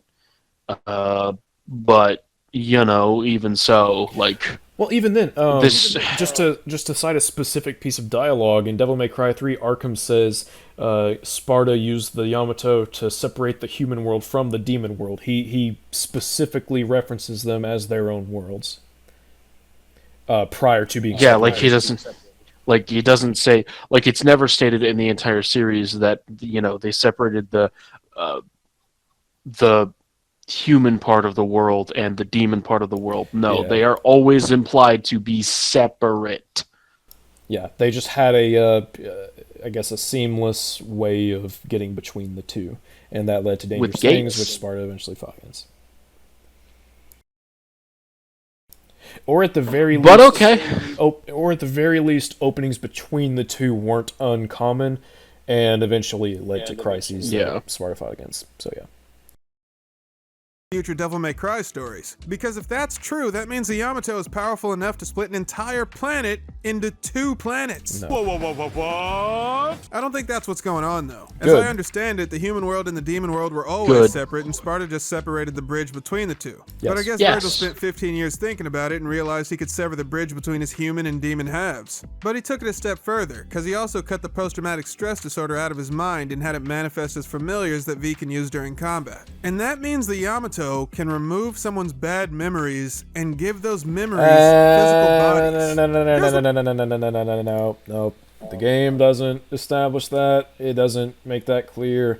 I'm gonna have to cut you off right there, buddy. I will be the first to say, and maybe the Visions of V manga does explain this, but again, I'm gonna treat it just the same as I did with the point against it. I'm not counting that.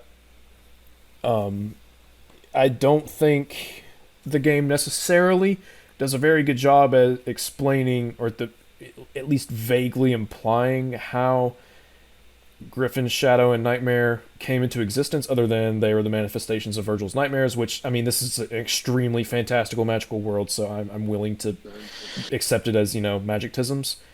But do you want an explanation?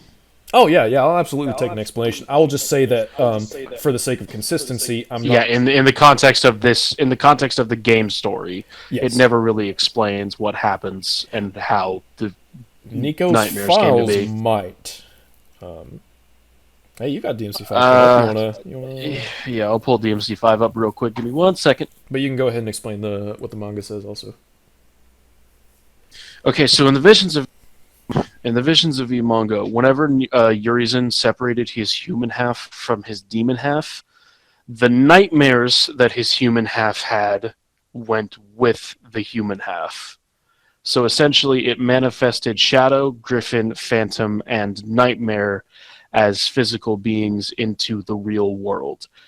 However, they're just nightmares, and because of that, they need a host in order to survive. Not only that, but because, again, they're nightmares, they're not able to deal killing blows because no matter how much they hurt somebody, the pain that they feel isn't necessarily real. So, if no matter how much they hurt another person or another being, they will always heal from it. They're almost like spectral aberrations where it's just...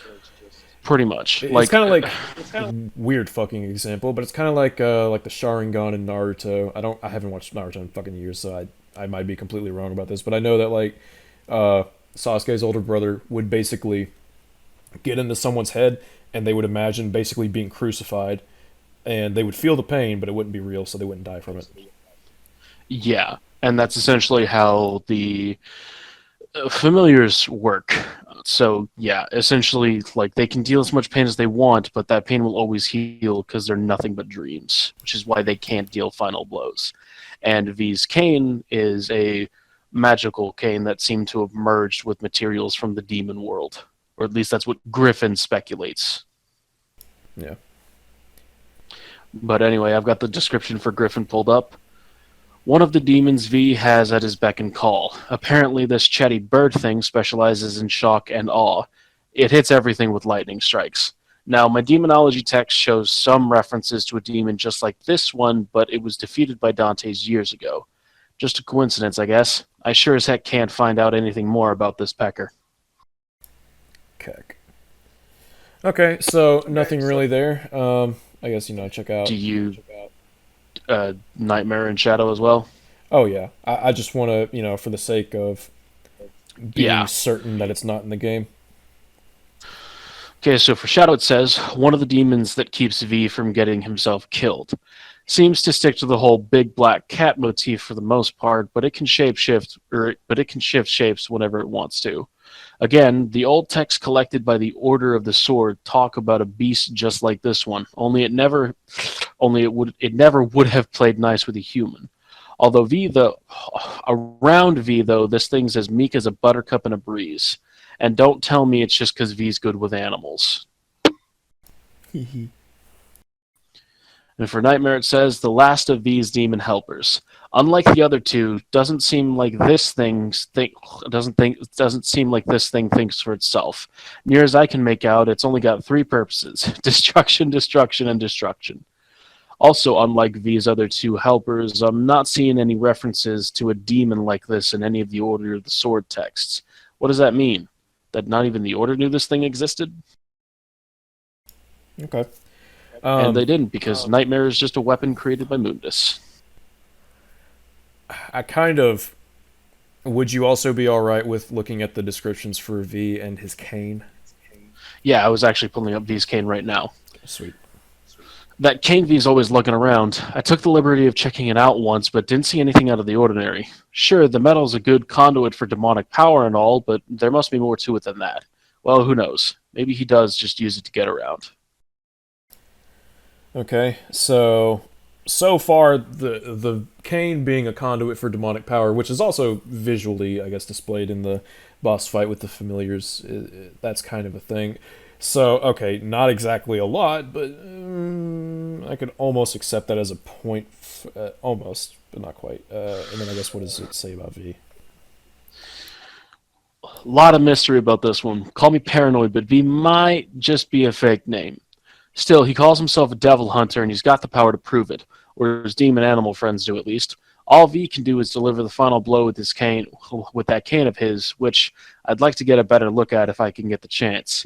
Seems the pattern in those tattoos is what binds his little helpers to him. They're the basis of his power. Speaking of, that ain't the kind of power that a plain old human could wield. Okay. Do you want me to read the dying V description too? Oh shit, I mean, yeah, might as well. Our pal V is not in peak physical condition. Seems what little demonic power he has is all that's kept him together. If that power dries up, it'll be a little difficult for him to maintain his human form. Of course, that ain't a problem for normal humans or demons. V's keeping secrets, and whatever they are, they gotta be connected to his current condition. Okay, so as far as an explanation for how Griffin, Nightmare, and Shadow manifest, not exactly a lot in the game. And I would absolutely take that as a point against the game, but I'm not gonna infer that the fucking Yamato like causes. Whoop, there goes loose. But I'm not gonna infer that the Yamato causes like your fucking memories to become some physical manifestation without. What? I was basically explaining that even though I totally accept that the game doesn't really explain how Griffin, Shadow, or Nightmare manifest or exist, other than implying that the cane kind of acts as a conduit for their being, maybe, as well as the tattoos. There's just really nothing to go on. However, I don't accept that. Again, he's inferring this whole thing about the Yamato also separating memories and shit as physical manifestations, and that's where I just kind of go, no. This is, you're going really far out with this with nothing to back it up. Yeah. If he shows the manga, that's one thing, but so far he hasn't shown the manga, which I'm surprised he hasn't. Yeah, he seems to. I don't want to be accusational here, but he kind of seems to cherry pick the tertiary media for his points. Like if he wants, yeah, like if he wants. Sorry, go ahead. No, I was just saying he seems to cherry pick rather than be consistent about it. Yeah, like if I were to bring this up, I would mention that because of the visions of the manga, it's very heavily implied that the Yamato is capable of separating one's nightmares based on the fact that the nightmares are a quality of humans rather than demons, and Urizen is just the demon side. But he hasn't shown the manga yet, so yeah, you're cherry picking a little. Unless you show it, in which case I take that back. But so far, no. Yeah, I had to cut him off at the whole Yamato memories. That's when I was just like, okay, we're going kind of off the rails here. Bad memories and give those memories physical bodies. Here's what I need to know. Are there any limitations to this ability at all? Could you separate a Reese's peanut butter cup into a Hershey bar and a can of Skippy? Could you then divide the milk chocolate into a handful of cocoa beans and a healthy grass-fed cow? That'd be pretty awesome. Where do you draw the line? I despise playing as V in DMC5, but from a storytelling standpoint, he could be an interesting character if he was handled by somebody who knew what they were doing. His design is interesting enough, although the Birkenstock... So, would you describe V as compelling? I think I would. He's pretty interesting. Very much so. I would say that all of the characters are compelling in their own right. Yeah. V is... he's honestly one of my even favorite Morrison characters. is... Like, he's fucking good. Yeah, like, even Morrison is entertaining to watch. Yes. I think V is compelling. I think the presentation for him is off the fucking charts good. But best taunts in the game, best taunts. Oh yeah, well not only that, but just like in cutscenes, like the cinematography, the way the music kind of tends to chill out and become a bit more, have a bit of mystique. Like as soon as he enters the frame, the way the camera seems to always either focus on some part of him, like in the shot with his hand in the book, or in some cases where he's in the background, but you can kind of see something about him, like an expression on his face. They knocked it out of the park with V, I think. Yeah, I actually noticed something a little cool about the first Mission 3 cutscene, where everybody's in the van. There's a moment where Nico starts saying something to Griffin, and you can kind of see V in the background sort of like lightly chuckling and smiling. Yeah. It's adorable. He's fucking great. Oh my god, he's so cute. His motivation is pretty, like, obviously it's kept up in the air for a while, but ultimately it becomes like, oh hey, he's fucking dying. He probably doesn't want that. I'd be willing to accept that he's probably going to be a little deceptive towards certain individuals and manipulative so that he can, not die. Let's see how he just completely fumbles his argumentation for this one. You notice how he doesn't say that. You notice how he hasn't really explained why it is that for the Yamato being able to separate men and demon as bad, or why other entries have, or how other entries, I should say, have established that it can't do that, or anything along those lines. How could you say just something nothing so mean about Dead Vector though? Like, bro, he worked so hard on this fucking video. I mean, he's got good presentation, but his script writing leaves something to be desired. His thought process leaves something to be desired. They were doing. His design is interesting enough, although the Birkenstocks are a bit much for me. But my problems with V go way past these fugly-ass sandals. All evidence points to the fact that V was originally supposed to be a brand new character. Then somebody, I'm guessing Bingo, took another shot and decided to make him into Virgil. That was a terrible idea, because I can't for the life of me find any aspect of Virgil's personality that carried over to V. Really? Are you kidding me? Bro, come on.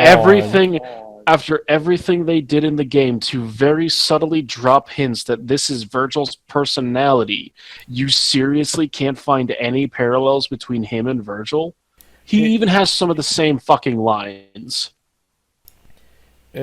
So, V being really cold and calculated, manipulative, keeping calm under pressure, all of that doesn't remind you of constantly controlling the battlefield. Yeah. Oh my, man, if that went over your head, I don't know what to... This is the same dude who was like, oh, it's so obvious that this is Virgil going after Nero. I'm like, okay, so you're telling me that's obvious, but this guy, like, really, there's nothing that you can latch onto here? Absolutely fucking nothing, huh? Yee, wowie zowie. Okay. I envy your optimism. I envy this optimism. Find any aspect of Virgil's personality that carried over to V. We're told that this person is supposed to be Virgil's human side, but come on. Are you seriously going to sit here and tell me that if it wasn't for Virgil's demonic heritage, if he hadn't been traumatized by his family being killed when he was 8, if his mind and body hadn't been forced into slavery by the king of the underworld, like if only it wasn't for those things, then Virgil would just be a theater kid? No. I don't know. No. V is his repressed human side with all of that having happened, not as if it didn't happen. That is a complete... I don't even want to say misinterpretation. That is just a complete... That's just false. It's incorrect. V is Virgil's human side with all of that trauma, with all of the stuff that happened previously. Oh boy. You're burgeoning into dangerous territory here. At this point, you're almost misrepresenting the game. Yeah, I don't want to accuse him of... I honestly just think he's completely, like, misread and misinterpreted so much that he's gone down some fucking crazy rabbit holes, man. Yeah, no, like, the game doesn't imply that suddenly all of that trauma is taken away. No, this is Virgil with all of that trauma if he didn't have a human side to him. Or a demon side. Yes. Dude, these fucking dogs, man, I swear to Christ. These fucking points, man. I'm about to Yamato these dogs in half. That's what I'm gonna fucking do. Oh no, L, don't do it. I'm about to separate the back half from the front half. That's what I'll be doing. Oh no. Like if only it wasn't for those things, then Virgil would just be a theater kid? Nope. What? Wait a second. That's actually a really good idea. Virgil Oh my seems like the fucking last God. person who would waste his time on dancing and poetry, right? But he also defines himself as a demon. So if you take that side of him out of the equation, maybe he'd be a completely different person. If that was the case... But he's not a completely different person. He's not. He's just got a few more a few more facets to him that weren't shown with Virgil because he's repressing them. It seems to... I've always got the impression from Virgil that he's very posh. You know, he kind of enjoys that high, almost higher society kind of artsy-fartsy kind of things. I could completely buy his human half being, invested in poetry and enjoying fucking, like, Ride of the Valkyries and other orchestrations and things like that. I completely... Like it's not. And DMC5 even does a bit to establish that too. Like it talks about Virgil and his interests when he was a kid and that stuff. I mean, yeah. And I can completely buy, for example, cut back to when Virgil met Arkham. I could completely buy that he's not only looking for some, good old tall tales on Sparta, but that he's also just, maybe he's looking for some more William Blake. Maybe he wants to read about the Red Dragon, or maybe he's looking, at Hannibal Lecter. I don't fucking know. I could buy it though. Like seriously. Oh boy, this is getting bad. I think these are pretty healthy additions to his character, and in small, nice little touch-up kind of ways. in ways it gives him that little bit more of depth, because now we know what his tastes are like. It grounds him a little more. Yeah, and it makes sense that we would pick up on all of this through his human half. So yeah, and now that his human half is back, and his human half has spent some time actually developing, maybe in future games we could get that human side coming out a little bit more. I would love a scene like at the start of DMC6 where it shows Dante and Virgil chilling in hell, and instead of fighting, for once they're just chilling out, and Dante's like munching down a riot or some shit, and Virgil's just sitting on a rock reading his book. Like, that'd be adorable. He doesn't have his book. Oh yeah, that's right. Well, yeah, doing something, I guess. Fucking doing his little, samurai poses or whatever, and Dante's just having a giggle. Yeah. Or fuck, have Virgil like humming, he's like something like that. Yeah. That'd be cool.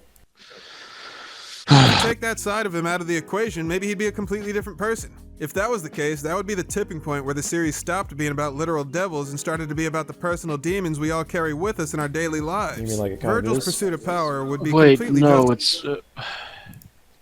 the series is about what can be accomplished through the power of loving other people and caring about them. What the hell? The series has always been pretty character focused in how they handle their traumas and things like that. I mean, I don't.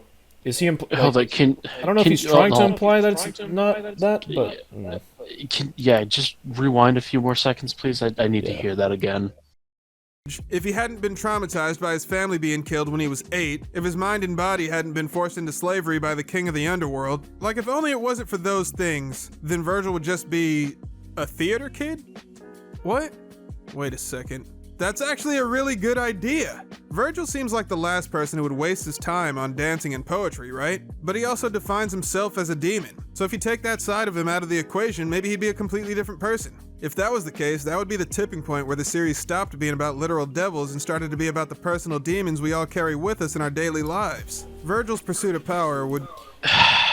So you're telling me that Virgil's story has nothing to do with the personal demons that he carries throughout?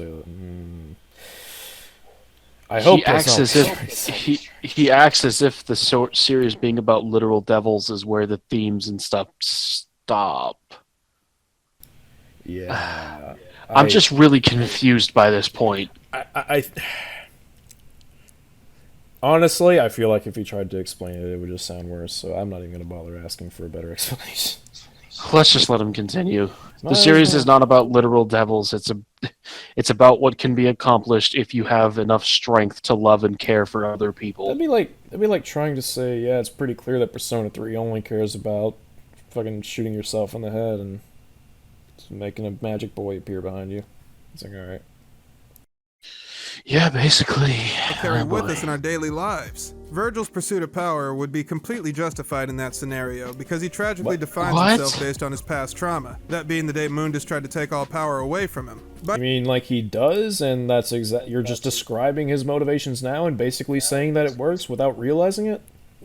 Oh my fucking god. My brain hurts. Mine too. It's starting to turn to mush. I mean, he just said it. It would be great it would be interesting if the series focused on Virgil dealing with his past trauma and that being, being used as motivation for what he does. And it's like, yeah, that's exactly. This game is literally motivated by his past trauma. V has manifestations of his past trauma. What are you doing? Whether or not you think it's justified is up to you, I guess. But I mean, that's what the game does, man. I don't know what else to tell you. I think it's perfectly fine that his reasons are understandable, rather than because like I don't sympathize with like fucking bringing up a demon tree and murdering thousands of people. But that's not the point. The point is that you understand his reasons and that you understand his character because of it. It's like Thanos, sort of weird comparison, I know, but yeah. I mean, a villain's a villain. That being the day Mundus tried to take all power away from him. By that same principle, V's entire existence would be a metaphor for what people could accomplish if they weren't tied down by emotional baggage. A revelation like that would recontextualize the entire series, right down to the title. I could write an entire master's thesis on the figurative meaning behind Devil May Cry in this new light. I don't know if you could. I mean, hold on. Can you play that again? Can you play that last little bit again? I'm fucking like I apologize. My brain's fucking skipping no, you're fine. right now. He's I'm really all over the place. I think I'm having a hard time. Like, I don't. Like I'm not generally a guy who has a hard time following shit, but I'm having a hard time following you right now, buddy. It's like, okay, so here's the point, and everything you're talking about is way over here. I need you to just focus a little bit. Or help me focus, at least, because, God, it's just so scrambled. If that was the case, that would be the tipping point where the series stopped being about literal devils and started to be about the personal demons we all carry with us in our daily lives. Virgil's pursuit of power would be completely justified in that scenario because he tragically defines himself based on his past trauma, that being the day Mundus tried to take all power away from him. By that same principle, V's entire existence would be a metaphor for what people could accomplish if they weren't tied down by emotional baggage. A revelation. I mean, I think V, you could argue, you could say that you could interpret that as being V's, purpose, sure, or like what he is or what he's a reflection of, I guess. Is he talking about what? What does this have to do with Virgil being? Okay, I'm just gonna let him continue. Yeah. Like that, you contextualize the entire series right down to the title. I could write an entire master's thesis on the figurative meaning behind Devil May Cry in this new light. Doing so would thrill me to no end, except for the fact that Bingo took the only piece of literary brilliance the series had ever seen, and he just threw it away. And now it's gone for good. How so? What was the piece of literary brilliance you're referring to? Please tell me. Just when you thought this story was gonna let up and give you a break. Wait, so no, he's not even gonna. What the fuck? We jumped. Whoa my God! What a roller coaster. We jumped from mission 10 to talking about Virgil to talking about what the fuck? There's an SCP of a guy who has no control over his ability to jump between dimensions. You're echoing. I'm echoing so badly in your background. But there's an SCP about a guy who has the ability to travel between dimensions. However, he can't control it, and so he's just constantly going from one thing to another. This is the the literary version of that. I gotta use the fucking bathroom. All right. I guess for me, it's just, okay, so we started off with Virgil has been retconned a bunch. And I'm just like, okay, sure, whatever, not really, but fine. And then he goes, okay, so Virgil's been ruined. I'm like, okay, how? So anyways, this is what Virgil could have been. I'm like, oh, so you're basically describing what he is. And this is what V could have been. Okay, so that's basically more or less what he is. You're kind of on the nose about it. And you're hitting the nail on the head, I guess. And now he's just like, but that's not what they did, and they took the greatest piece of literary whatever the fuck about Devil May Cry and threw it away. I'm like, what are you talking about? Anyways, on to Dante. I'm like, what? What are we talking? What? Maybe I'm just fucking stupid. Fine, if someone can clarify it for me, but I legitimately, I have no idea what the fuck he's even trying to say with that. I mean, I guess the ultimate point is, oh, hey, Virgil ruined, which, okay, whatever. You haven't really proven that, and I don't know what you're. Man, what a ride! What a ride the past few minutes have been. Let me tell you. I'm kind of stupefied. And like I said, seriously, if someone actually understood what the fuck he was trying to say, please explain it to me. It was just so all over the place, and I'm so scatterbrained about what he was trying, because he was talking about Virgil, he's talking about V, he's talking about what he thinks it could have been, which was actually what they sort of did, and he thinks that they didn't, and then something about Devil May Cry, the title being some amazing thing he could write a master thesis on. Apparently they threw that away because it's some, I don't.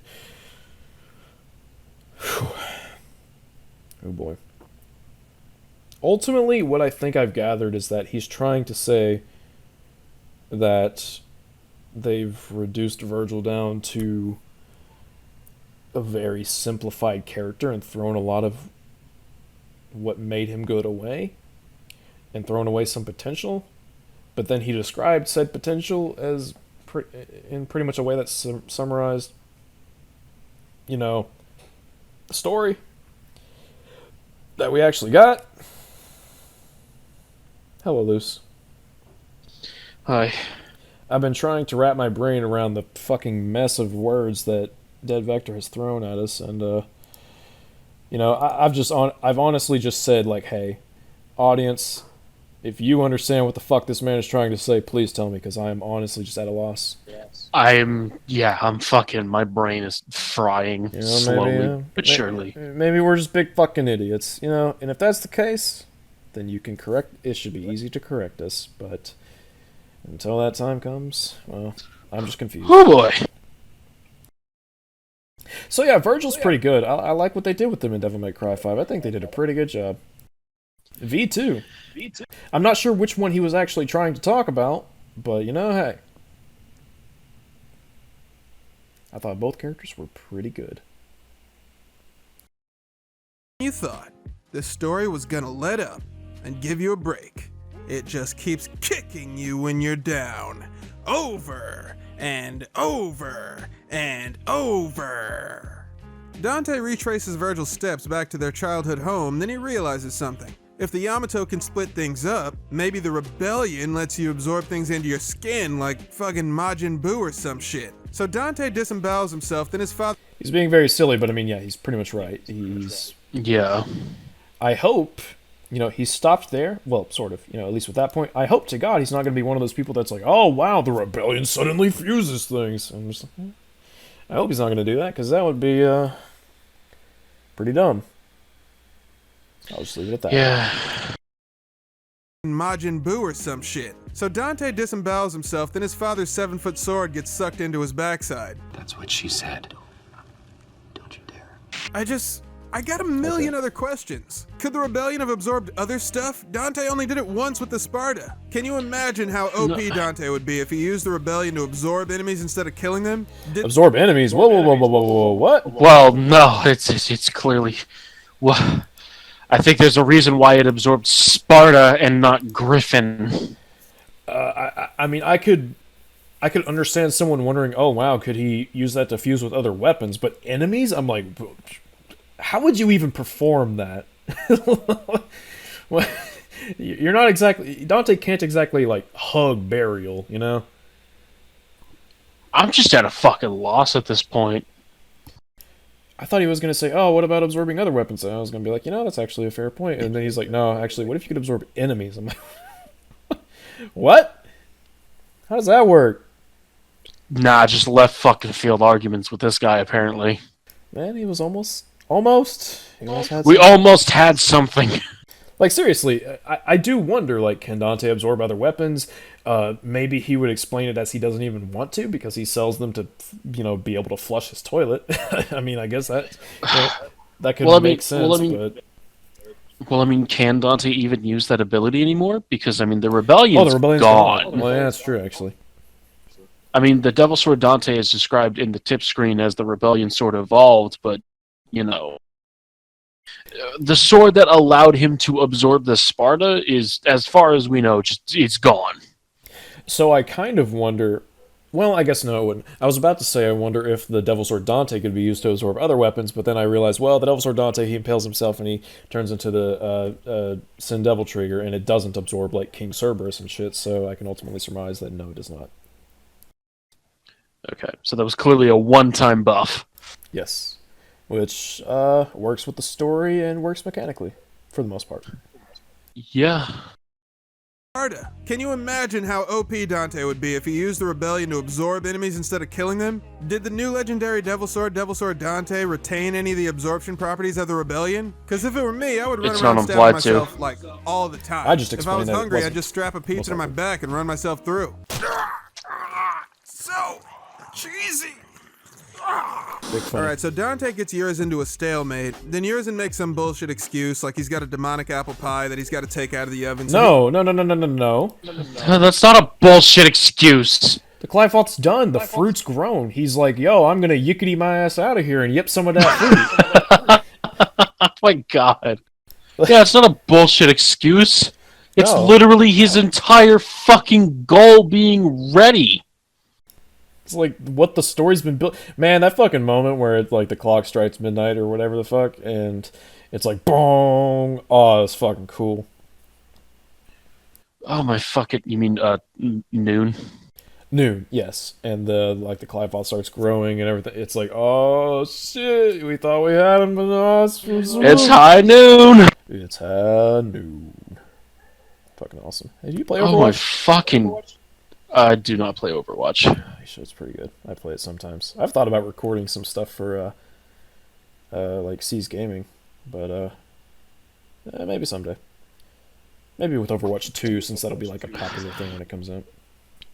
I'm not the hugest fan of shooters. I know. I'm typically not even a big multiplayer guy, but Overwatch I find just really enjoyable. And plus, I love the world and characters, even though the story itself progresses at the pace of a fucking not even a snail. Snail up a hill. Fucking snails run laps around that fucking thing. Let me tell you. Because they release a new character and they're like, oh hey, here's their backstory. And I'm like, okay, so you established like in 2016 what the fuck was going on with this world, and you've done like nothing since. I need you to stop giving me backstory and actually have something happen. Give me plot. Have something happen. Fucking hell. Anyways, I get that it's a multiplayer game, so it's kind of, that's a whole other fuck it. I don't want to talk about it. Anyways, Overwatch gameplay, it's pretty good. Sick. He gets the hell out of there. Then we see the Yamato, and Dante looks surprised for some reason, as if V didn't literally tell him that Urizen is Dante's brother. And that also, he is Dante's brother. Rewind? What? Anyway. I want to see that expression from Dante again. Alright, so Dante gets Urizen to a stalemate, then Urizen makes some bullshit excuse, like he's got a demonic apple pie that he's got to take out of the oven, so he gets the hell out of there. Then we see the Yamato, and Dante looks surprised for... I don't think it implies that he's surprised at the fact that the Yamato is there or that it's Virgil. But, you know, judging by the fact that at the end of the... judging by the fact that the cutscene to cap off this fight starts off with Dante saying, all this time and you still don't get it, I think it's pretty clear that he knows it's Virgil. I don't even... This doesn't come off as surprise to me. This is just him... Because, like, at this point, Urizen's like, you know, he took the Yamato and he looks like he's about to do something, so Dante's just like, oh, what's he about to do? It looks more like Dante's just kind of annoyed at him.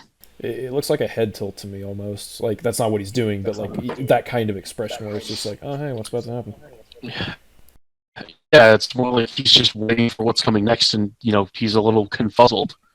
Yeah. It doesn't look like he's fucking surprised. Because Urizen's just started on this whole fucking monologue about, you know, you're too strong, this has been, blah, blah, blah, and, you know, Dante's like, eh? Yeah, it's more of a what the fuck are you talking about expression instead of what? Wait, you're actually Virgil? Even though I just said a line that implies that you're Virgil 10 fucking seconds ago? It's, yeah, it'd be kind of weird. For some reason, V didn't literally tell him that Urizen is Dante's brother. And also, he is Dante's brother. Yes. What? Anyway, Urizen's gone, so Dante regroups with his team, and that's when we hear about Urizen's objective for the first time, 3/4 of the way into the story. Urizen summoned a giant demon tree called the Clyphot so it could suck the blood of thousands of innocent people. Is that a problem, do you think? I would say that the game paces itself well enough for it to not be a problem. What I think is sort of in line with that, I think the whole game is clear at this point in the game. You know it's building up to Virgil. It's hinted at at the very start of the game, so I'm perfectly fine with Urizen being left a little bit ambiguous and wondering as to how all of this comes together to come back to Virgil. I'm fine with Urizen being kept kind of just, you know, outside of our understanding for a certain period of time. I'm fine with it. I would say it actually makes things a lot more dramatic because we don't know exactly what his ultimate goal is until we actually get to the fruit. Yeah, and I think there's something to be said for, like, you know, again, the moment where, like, the clock hits noon and, like, the, you know, the bell gong and everything starts kind of unraveling and you're like, oh shit, what the fuck's, like, you don't know what's going on, but you know that, you know, the story's about to take some kind of big major twist. And then Urizen retreats, and you're just like, huh, what the hell? And then you figure it out, and you're like, oh shit, he's about to become pretty fucking powerful. We should go and stop him. Yeah. Like, the most of the game up to this point has focused on our characters, Yeah. whereas the latter half of the game focuses a lot more on like Urizen and his objectives. Yeah, I think a lot of people want Devil May Cry to focus more on the plot than the characters themselves, which I to an extent I understand, but here's the thing. If you go too extreme either way, there can be problems. Fucking here's something. This is okay. I'm not gonna like call people out for this. It's just kind of something that kind of confuses me. So, Mass Effect 2. I know it's fucking random, but hear me out. Mass Effect 2, very character focused, very character focused. The main plot of the game, not only is it basically entirely filler, but there are some parts of it that just make no fucking sense, or at least are very poorly put together. But for the most part, people look past it because they're like, the character writing in this game is goddamn incredible, and I'm like, yeah. I'm on, I don't disregard the problems with the plot, but I'm totally on board with this game focusing on its characters. Devil May Cry focuses on its characters rather than trying to come up with some really elaborate fucking plot, and people are like, yo, this plot makes no fucking sense, and I'm like, why? What the fuck? And again, I'm not like saying that everyone who's calling out Devil May Cry 5 is like a Mass Effect 2 fanboy or whatever. Like, that's not what I'm trying to do. All I'm saying is that I don't think it's a problem for the game to put a bigger priority and emphasis on its characters than trying to give us this big elaborate fucking thing about Urizen, I'm fine with Urizen being kind of ambiguous, and then, once we've kind of figured out about V and about them both being parts of Virgil, with it being like, oh shit, he's wanting like ultimate power, that could mean a lot of bad things. And it's a decent point in the story to reveal that, at least I think. That's what I think. So anyway, Dead Vector, what you got for us, buddy? Probably not much. Urizen summoned a giant demon tree called the Clyphot so it could suck the blood of thousands of innocent people and grow a fruit made of human juice from concentrate. Any demon who eats the Clyphot fruit gains incredible power. Apparently Mundus was able to become king of the underworld after he himself ate the same fruit. Now wait just a goddamn minute, because I need to dance. Yes.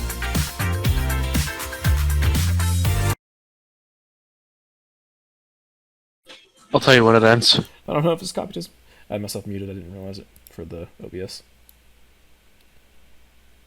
God, he really put this out, didn't he? After a couple boss battles that don't Alright, it's done. You really destroyed the pace of that dance, didn't you? V finally tells Nero that Urizen is really Dante's brother Virgil. Nero's obviously surprised to hear this because he had no idea. For us, the audience though, this is the 4th time we've been told this over the course of the game.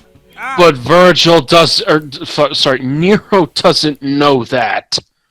Yeah, I'm invested in the scene not because they're telling me that it's that Virgil's back or that Virgil's a thing, but because they're telling Nero, and I'm curious to his response to this. And it's a pretty critical point in the story too. So I'm like, oh fuck, Nero's just finding out about this. And it's also a moment where it's like, does V is Virgil? Does he know about Nero's relationship to him? Is he going to tell Nero what's going to happen? Oh, dramatic irony. That thing we talked about. The time bomb scenario. Oh my fucking god, we're only halfway through this video. Oh boy. But I mean, yeah, again, it's not a matter of... It's not always about what the audience figures out. Sometimes it's about what the characters figure out. Again, Devil May Cry's writing focuses a lot on its characters. I'm okay with this. My therapist said I can't begin the healing process until I get through this, so I gotta push forward. You and me both, brother. Dante confronts Urizen in a VR simulation generated by the Clyphot fruit. No, that's not a joke. I'm serious. That's what it is. Okay? So Dante makes one final half-assed attempt to reason with his brother. But it doesn't work, and Urizen spends a crazy amount of time admiring the... Is it a half-assed attempt to reason with his brother? Is that what he's doing? No, I would say that Dante is trying his best to make an appeal to what humanity Virgil might have left. Which is exactly why after he eats the fruit, he says that last little bit of humanity that you had just went out the window. And also, I see it more as Dante realizing what Virgil might be going through, because up to this point in his life, I think it's fair to say that Dante hasn't really thought to himself much about, what Virgil was going through on that day, or, during any time that followed. And this is kind of his moment of realizing, this is what you thought, but it's not right, and you need to know this, which I think is nice.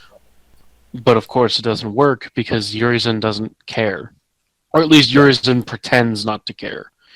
I think it's safe to say that Urizen just doesn't care, because he's just the embodiment of Virgil's just absolute lust for power. And, all the extremes that he'll go through to see that through. But fruit. No, that's not a joke. I'm serious. That's what it is. Okay? So Dante makes one final half-assed attempt to reason with his brother. But it doesn't work, and Urizen spends a crazy amount of time admiring the literal fruit of his labors. All Dante has to do is shoot the fucking thing, but as we've seen before, Dante's curiosity knows no does bounds. he? Would that work? Yeah, we don't know if that would work. I would say it is kind of weird that Dante doesn't go for it in some way, but to reduce it down to, he could just shoot it and the whole plot would be over. I'm like, no, we don't know that. But yes, I absolutely agree that it's weird that Dante doesn't go for the fruit. Yeah. In some respect, it's like, okay, so Dante tries to explain what happened to see if there's any humanity left in, at least in Urizen. And, because to Dante's knowledge, Urizen is just Virgil. It's like, there's no human half, to worry about, in a way, because he doesn't know that he's Virgil and all that stuff. Yeah. So in a way, it's like, okay, he's kind of waiting to see if Urizen will respond to what he's saying. But then Urizen's like, I have no recollection of this, blah, blah, blah, blah. All I care about is the fruit, blah, blah, blah, blah. And then it's like, okay, Dante, you should probably go for the fruit. Yeah. So yeah, I accept that. Wow, an actual valid criticism in this video? I'm so fucking surprised. Yeah, it only took us about 20 minutes. It only took us half the fucking video. It only took us about 20 minutes, which, is about 20,000 years in our hyperbolic time chamber here. But, we finally got here. We got something. Ladies and gentlemen, we got it. I'm so happy. Is shoot the fucking thing, but as we've seen before, Dante's curiosity knows no bounds. In any other story, the Clyphot fruit would be what's referred to as a MacGuffin. Basically, a MacGuffin is just an object that the heroes want to stop the villains from finding. It doesn't matter what the object is, because all it does is give the characters context to keep having interactions throughout the plot. But even if the villains do get a hold of the MacGuffin, the heroes eventually realize that what they were looking for was within them the whole time. In the end, the real treasure was... Okay, I'm just gonna stop him there. What? I would describe the fruit of the Clyphoth as a MacGuffin, but I don't think that's a bad thing. I don't know if he's even trying to describe it as a bad thing, because MacGuffins they're good plot devices, at least It depends on how you use them. Yeah, they can be effective plot devices, I'll say. Plenty. He referenced Marvel, Lord of the Rings. They all got MacGuffins, and they're great pieces. Lord of the Rings is a great piece of literature, and Infinity War is really fucking good. So, it's a MacGuffin. I don't know if he's trying to argue that it's a bad thing. Also, it's McMuffin.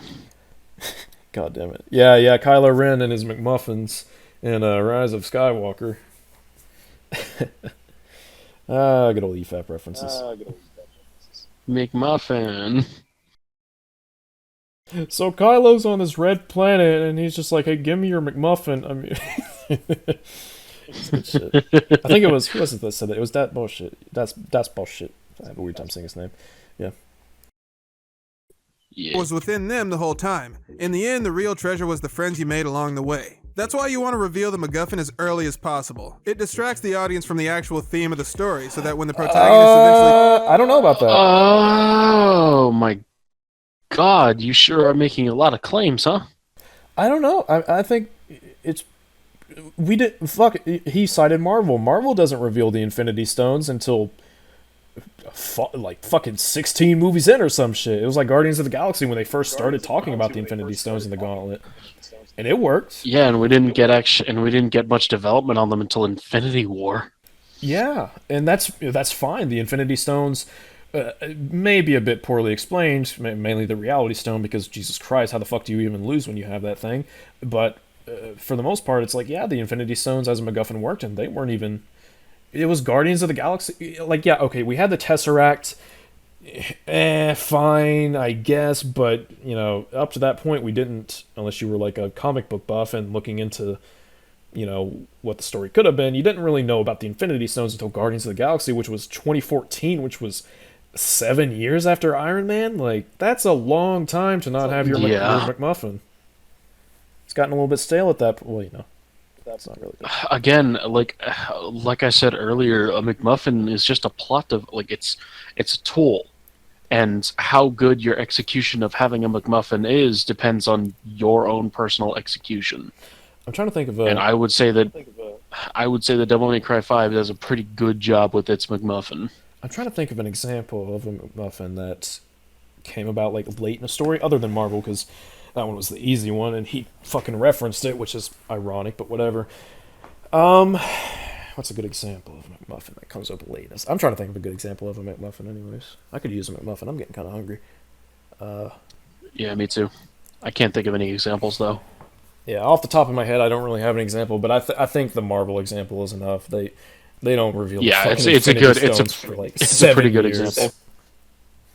So yeah, even with his own reference, he's already fucking dismantled his Well, own I mean, version. there's also, you know, Star Wars: The Rise of Skywalker. It introduces its McMuffins in the third movie of the trilogy. Yeah, that's a good movie, right? It's so good, dude. It's so interesting. It's such a cinematic masterpiece.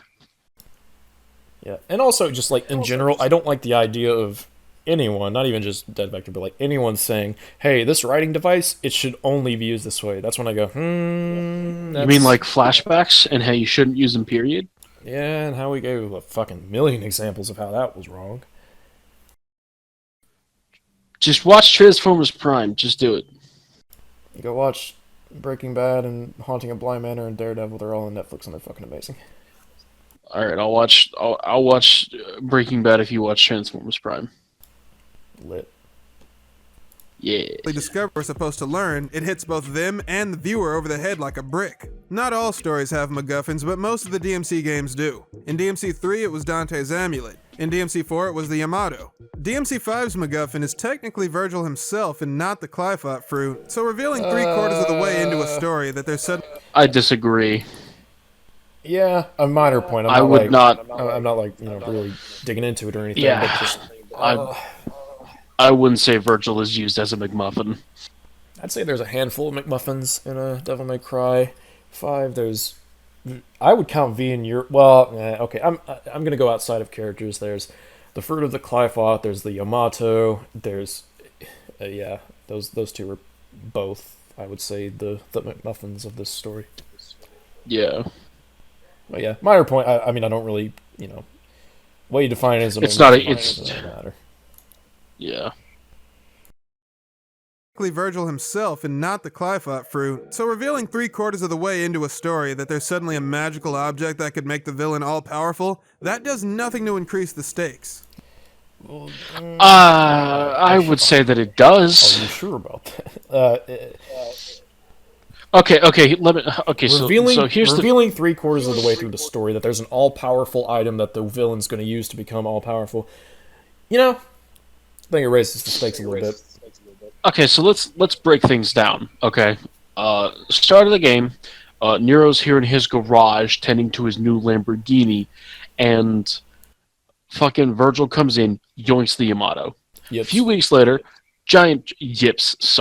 A few weeks later, giant tree in the middle of Redgrave, and in that giant tree is supposedly the one who took Nero's arm and the Yamato. Well, this person, Urizen, Falcon punches the fuck out of Rebellion and destroys it. Okay, wow, he's really powerful. What does he want? What stakes? Oh my god. Month later, he's been macking on human blood for the entire month. Man, he must have gotten strong. Next thing we know, we get to his lair again as Nero. We manage to break his crystal, but oh no. Turns out he's a hell of a lot stronger all of a sudden from all that human blood he's been slurping on. He pulled a low tier got and he broke that gem. Oh no. So then Dante comes back, and it takes an entire new power up for Dante to even be able to put Urizen on a back foot. And then we find out that Urizen is actually after a fruit that will make him even more powerful. Yeah, I'd say it raises the stakes. Yeah. And then during his final boss battle, reality is breaking around Dante and Urizen. Yeah, the Qliphoth has created a fucking dimension, and just their fighting shatters it. Like, Jesus Christ. Like, Nico, like, I can actually remember this off the top of my head. Like, Nico even states in her reports that you'd have to have the strength of a god to be able to contest against Urizen 3. Yes. And it's pretty obvious that they're pretty fucking strong, so... I think... Okay, here's the thing for me. I don't think that there's, like, one moment or where the stakes are necessarily set in stone in Devil May Cry 5. I think they're just constantly escalating. Like, it starts off with this big fucking villain, and you're like, oh shit, we gotta take him down. And then you start learning more and more, and the stakes start building even more, and then finally you learn about this Qliphoth fruit, and you're like, oh my fucking god. And then Virgil comes back, and, oh, good shit. Exactly.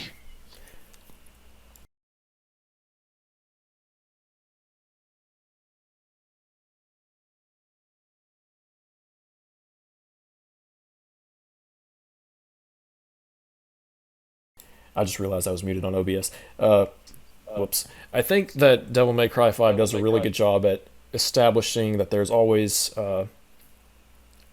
the stakes are always going up to a point, and they do a good job at picking the moments in the story where they decide to put in the amount of plot details that kind of continue to build those stakes. Because you start off with a big villain, and it's like, oh fuck, he kicked our asses, so we have to go back and fight him, obviously. You know, we can't just let him run amok. And then you start learning more about who he is. You're like, oh shit, it's Virgil. And it's like, oh shit, what's he doing here with all this stuff anyways? It's like, oh shit, there's this god fruit. There's a McMuffin. Yeah.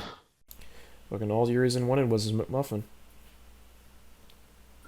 And, like, the game even raises the stakes from, like, the first fucking mission. Like, you go into the prologue, and Dante's having a little bit of trouble, which Nero has never seen Dante have before. Yep. And so you go to fight the boss, and he kicks Dante's ass. Oh, boy. So you fight the boss, he kicks your ass. And then, not only does he kick Dante's ass again, he breaks the most iconic sword in the series.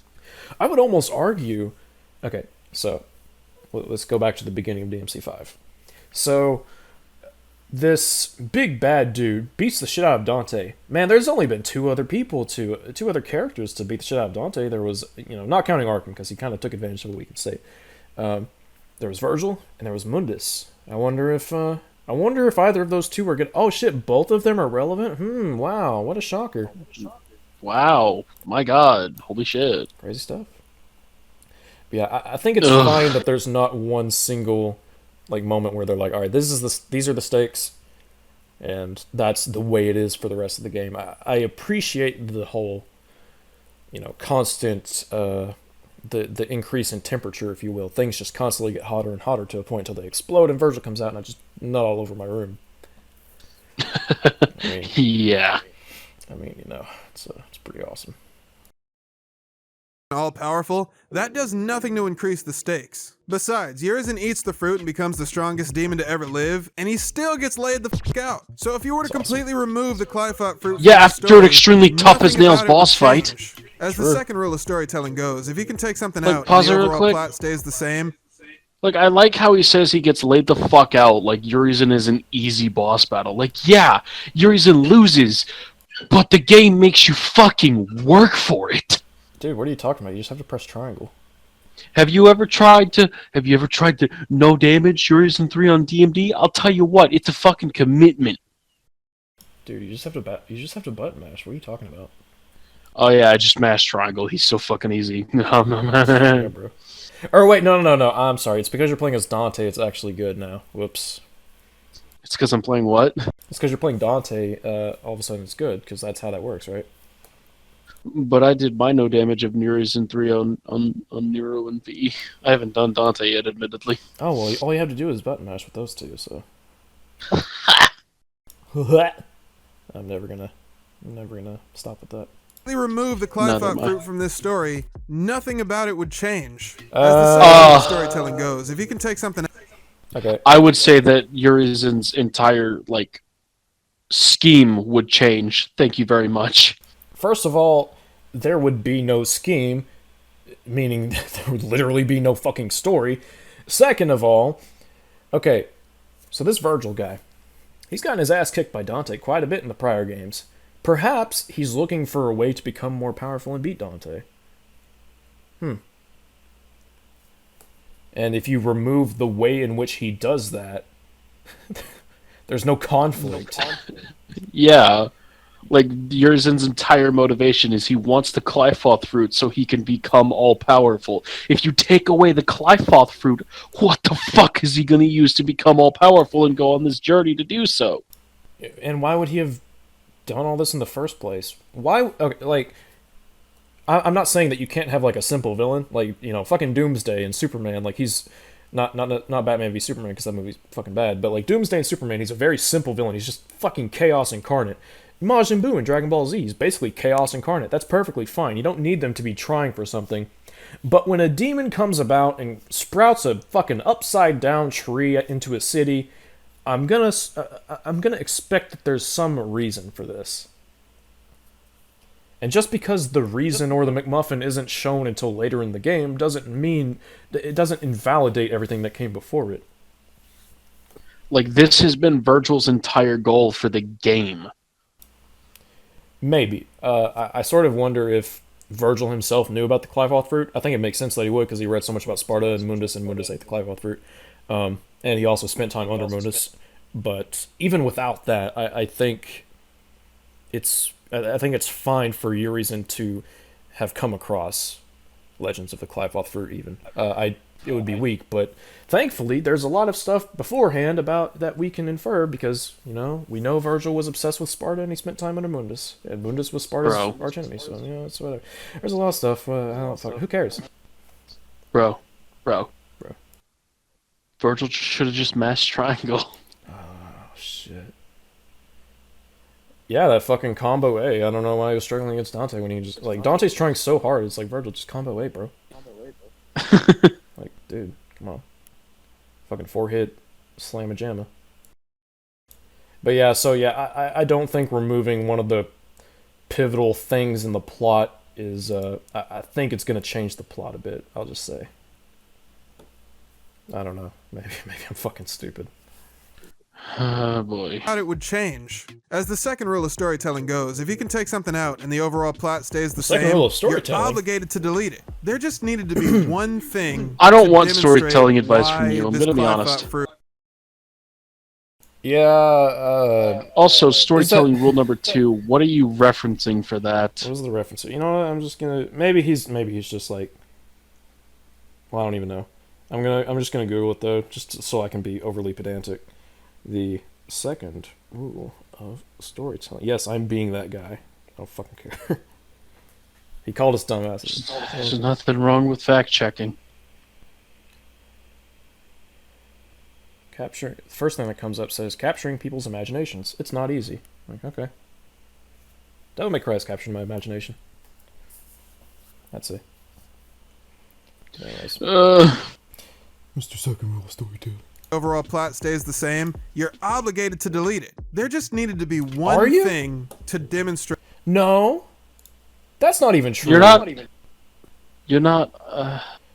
If you can take something out of your story, but it would still be the same without it, you're supposed to take... No, I don't buy that at all. There's a number of possible reasons you could have anything in a story. It doesn't have to contribute to the plot even. It can just be the most minor detail. And people will eat that shit up. People do it on the internet all the time. And if it contributes to the character and giving them extra depth, even better. Yeah. And if it's quite literally the thing that drives the plot, even if you don't necessarily know about it at first, that's fine. It should probably stay. Yeah. You should probably keep it. You know, if your plot cannot exist without something, which I mean, you know, Devil May Cry 5 could obviously have a plot, but like the plot they've given, that Clifod fruit, man, it's pretty important, I'll say. Very important, even. Fuck me, dude. Hey, remember when Ryoji was just a useless plot device that did nothing? Yeah, totally. Yeah, fucking Ryoji, man. He's like, oh, he brought about the end of the world. Oh, he's a plot device. Oh, okay. Alright, fine. Sure. Fucking, man, this is simply bad.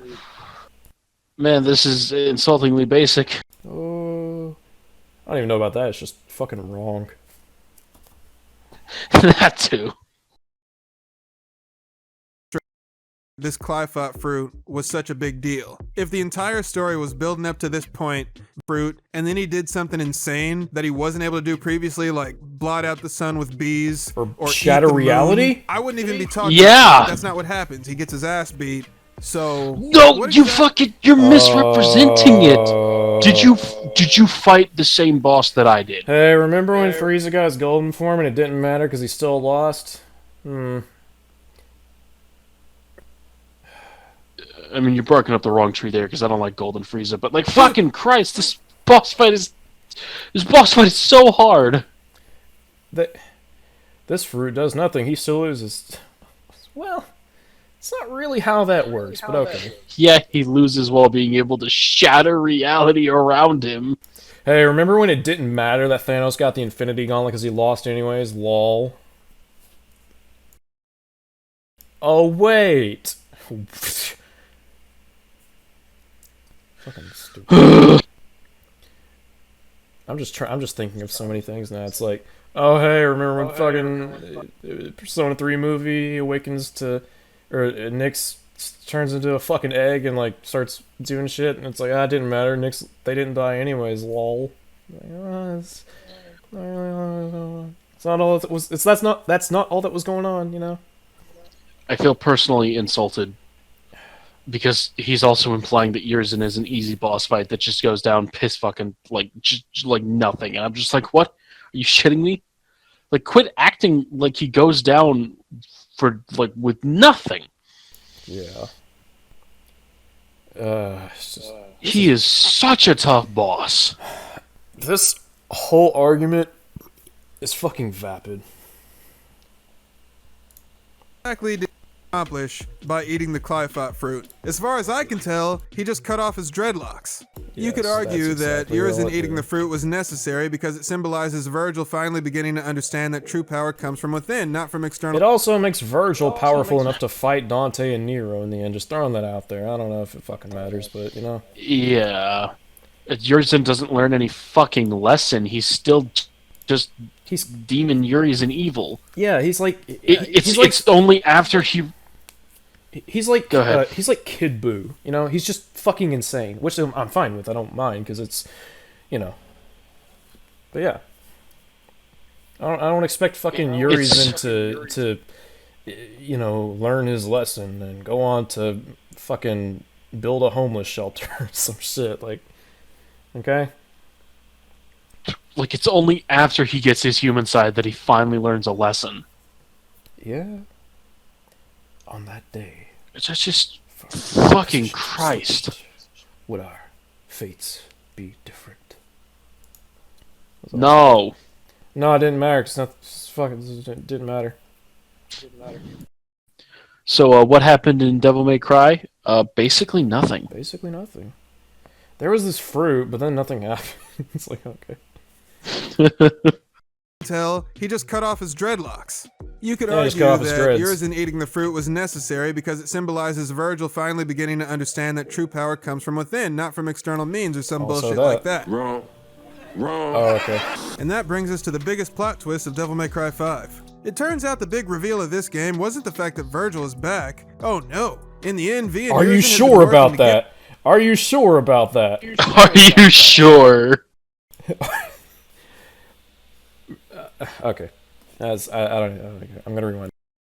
I would say that the game made a pretty big fucking deal out of Virgil being back. I think that it did. I'm gonna agree. It turns out the big reveal of this game wasn't the fact that Virgil is back. Oh no. In the end, V and Urizen had been working together, and that was Virgil's What? plan the No? whole time. Urizen's job. No, they weren't. No, they no. weren't. Fucking no. No. He was clearly working against Urizen. What the Okay. No, you're just... I don't know whether you're wrong or you're lying at this point. I want you to It's one of explain the something two. to me. So, all those times when V was like, I can't go to Urizen by myself, that meant that they were working together? Just fucking talk, man. That time where V was like, I must cut off his supply. Yeah, that was definitely them working together.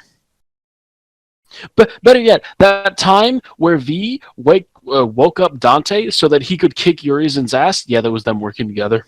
I'm gonna go scream at this dog real quick. I'm gonna scream at Dead Vector. I'm just fucking baffled. Like, how do you even... Like, that's not what... Like, did you play the game? Because that's not what happened. You fucking dingus.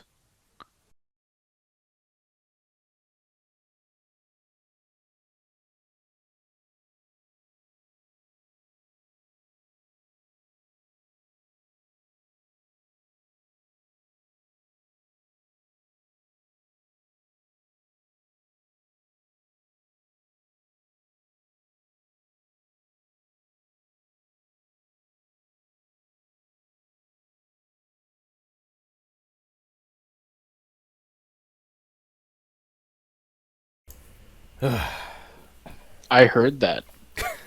I hope it... I muted myself in OBS, but I low-key hope it echoed through your mic.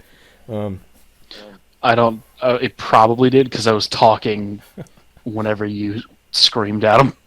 I poked a hole in the top of a water bottle and sprayed them and it got them to run away. Nice. Oh, 1 second, I got a mail person. Okay. I'm just having all kinds of things happen today, aren't I?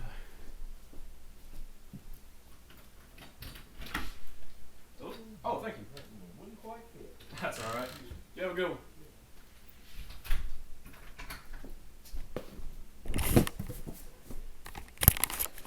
I'm just having one heck of a day. I can tell. I wonder what's in this box. Actually, I know what's in this box, but we're gonna have a live opening. Oh my god! I don't have my knife with me because it's all the way down in insert place that I'm moving. It's official. L is now an unboxing channel. It's true. Look forward to my unboxing of the Resident Evil 8 Collector's Edition, which I'm pretty sure is not even available anymore, but whatever. Oh. What the fuck is this packaging? This is so bizarre. Man, I got the dogs to shut the fuck up or at least go away and bark somewhere else. And, nice. My thing. And, that's pretty good stuff.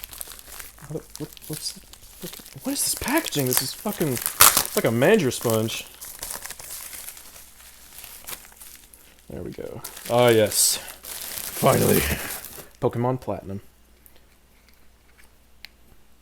Well then. Pokemon Platinum's fucking dope as shit, man. It's so good. All my homies out there who be listening and they know about Pokemon Platinum, you know. Good shit. I'm so happy now. Anyways, what the fuck were we talking about?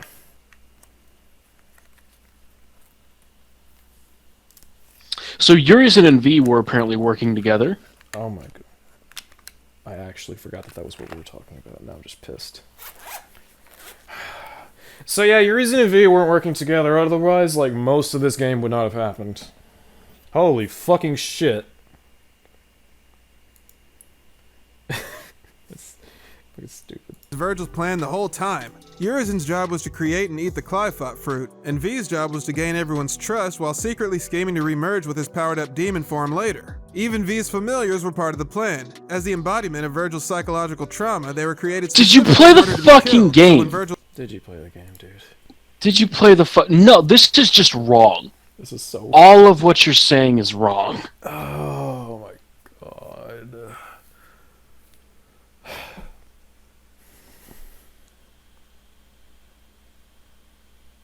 You know, I had a dream the other night that I was Jesse from Breaking Bad, and it was a pretty interesting little experience. I was living in Alaska, and I was like, yo, this is pretty cool. I don't know if you've ever seen Northern Exposure, but, you know, it's a pretty good show, and it was like a crossover of that. You know, like Northern Exposure, but 20 years later, and I was Jesse, and I was like, oh, hey, Ed, how's it going? You know, hey. What the fuck? I'm trying to entertain myself is what I'm doing. Also, anyone who's watching this and has seen Northern Exposure, dude, fucking shout out. Because that show is so good and so underrated. Anyways. Did you play the fucking game? No, Northern Exposure doesn't have a game.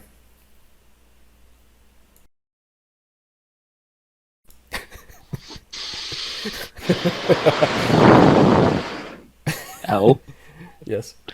Al, I fucking hate you. I'm trying to sustain. I'm gonna mash triangle on your goddamn face, I swear. I'm gonna 789 you, let me tell you.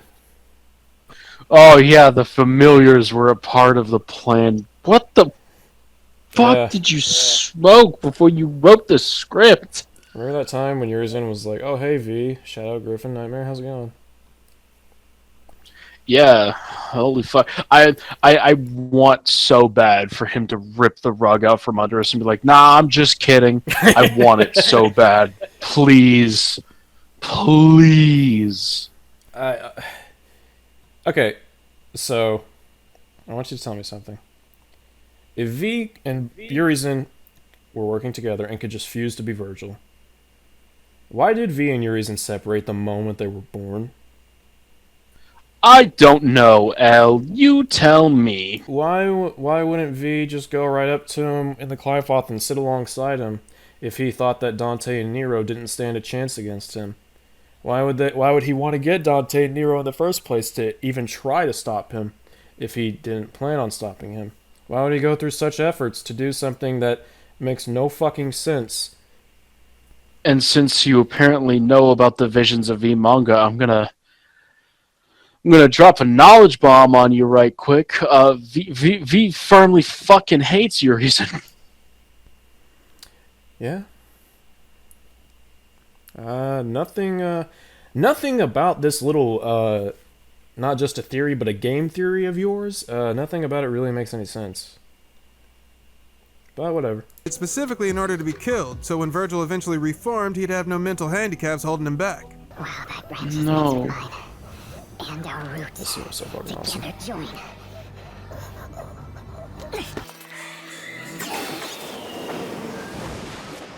You're stating it like you've proven something. Wait, whatever the Yamato splits up can join back together at any time? They don't need a special art? Wait, we know this. No, we know that it can, because people have tried to merge the human and demon worlds multiple times since what Sparta did.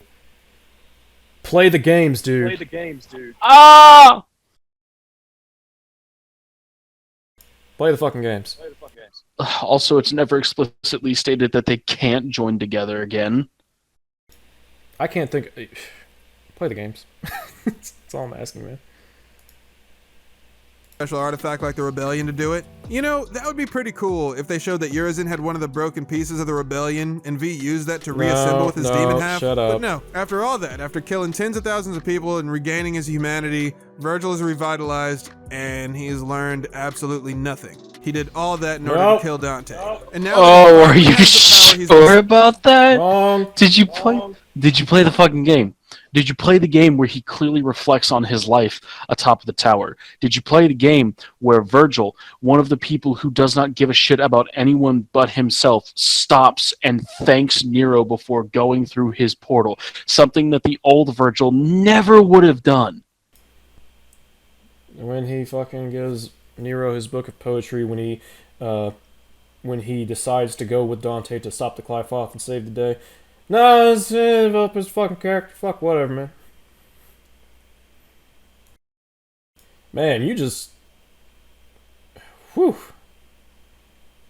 This is like not even... It's so straightforward stuff, man. Like, come on. Oh my god. Power he's been searching for, and now that he has the perfect opportunity to defeat his brother, what does he do? Heal your wounds, Dante. No. Okay. Yeah, he tells Dante to heal his wounds so that the battle, you know, the chance for him to finally surpass him actually fucking means something. It isn't about killing Dante, it's about being better than him, and fighting him in a weakened state's not going to mean shit. Also, I actually would... Well, okay, that's the typical argument. I actually don't even think that that's the case here. Well, at least for the most part. I think that Virgil wants to be alone for at least a little while so he can fucking think about everything that's happened. Which he does! Yeah, and he reflects on it. Oh my Christ. That day, if our positions were switched, would our fates be different? Would I have your life and you mine? What a fucking compelling thought. But no, it means nothing because he just wants to kill Dante. Oh my fucking god, Even though dude. he very clearly does not attempt to do so. But whatever. I'm just at a fucking loss. What does he do? Heal your wounds, Dante. Get strong. After that, we'll settle the matter. Are you fucking kidding me? After everything Virgil did to become stronger than Dante, he's gonna give his brother another chance to surpass him? This is only if you operate. This is only if you operate under the assumption that V and Urizen were working together, which they weren't. Also that, yeah, that's a whole other... Oh my fucking god. Yeah, the argument's broken. Like you're... But, okay. So... Just what he said. He's giving Dante another chance to surpass him. No. He's giving Dante a chance to heal, not surpass him. Okay. Dante healing does not mean he's going to get stronger. It just means he's going to be, you know, he's going to be Dante, basically. Beating a... Oh my god. Shut up. I don't care. Shut up. Stupid. And of course he's gonna watch. He's gonna go through the rest of the video operating under the assumption that he was correct about V working with Virgil, which is just fucking delightful. So we get to bring that up every time he makes a point about Virgil for the rest of the video. It's kind of like if you were to criticize V and you were to make some really, really incorrect assumption about a very, very fundamental mechanic of his, and you were to just continue on with the criticisms as if that was the case. Like, oh, I don't know, if you were to assume that maybe the inputs are relative to where the familiars are rather than where V is, man, that'd be quite the blunder when trying to criticize V. It's a good thing this guy didn't do that, though. Oh, yeah. Bruh, my brain's gone. Bro, I want to know. I think this is the tipping point. This is the boiling point where our brains just fucking melt and it's nothing but rage for the rest of the goddamn video. Fucking hell. Somebody please explain this. Me don't understand what Bingo be thinking about. It's a good thing we explained it. As you can see, none of this makes any sense. And that's when Dante drops a bomb on Nero's head. Actually, you know what? I agree. None of his assumptions about this story make sense because they're really, really ill-informed. It's a good thing the story, for the most part, actually makes a decent amount of sense. It's, yeah. But anyways, yeah, whatever. With this bumbleclot narrative. As you can see, none of this makes any sense. And that's when Dante drops a bomb on Nero's head. He's your father! What? Oh yeah, tell me how this is bad. Please tell me how this is so bad. Please, I want to fucking hear it. I had the feeling the first time I saw you, but I just wasn't sure. Oh yeah, tell me. If Dante wasn't sure who Nero's father was, who the fuck else could it have been? This is actually Okay. Oh, who the fuck else could it have been? What do you mean, who the fuck else? No, let him finish. Let him finish. We definitely need to hear him finish this point. True. Fuck else could it have been? This is actually a major problem with the entire Devil May Cry series, Do tell. not just DMC5. How many other silver-haired half-demons with superhuman strength Oh and agility my god, that's the reason. No. Oh, they happen to share a hair color. Oh my god. Awesome. Dude, you met someone else with an also abnormally colored hair. They have to be related to you. Oh, okay. Because they have this fucking fourth wall breaking meta understanding of how fiction works, I guess. Jesus fucking Christ. Hey, it's like when a redhead meets another redhead and it's like, oh man, red hair's uncommon. We must be related. Fucking Jesus. Bro, our avatars both have white hair. We're clearly brothers. Obviously.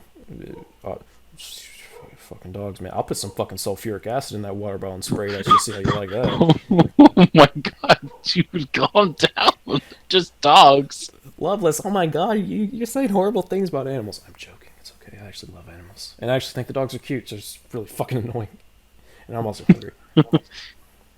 And I'm also dealing with this fucking infantile understanding of such a basic fucking story. Not even, you know, in a bad way basic, but like just Jesus Christ. Come on.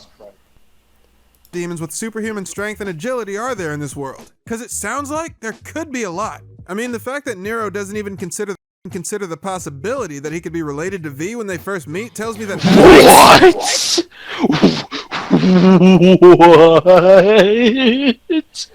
Are you shitting me? Why? Please give me a reason other than his hair... He's not even superpowered! He's not even demonic! He's a fucking human! Oh, yes, the demon power is gotta be related to Nero. Oh my god. No, rewind it. I gotta hear that again. How many other silver-haired half-demons with superhuman strength and agility are there in this world? Because it sounds like there could be a lot. I mean, the fact that Nero doesn't even consider the possibility that he could be related to V when they first meet tells me that half-demons are actually pretty common in this universe. Again, What the wait, hold on. Where are you drawing this information from? Wait just a silver-haired second. When he first meets V is in the manga. Why aren't you referencing that? Yeah, the first time he meets V is in the manga, when V breaks into his fucking house.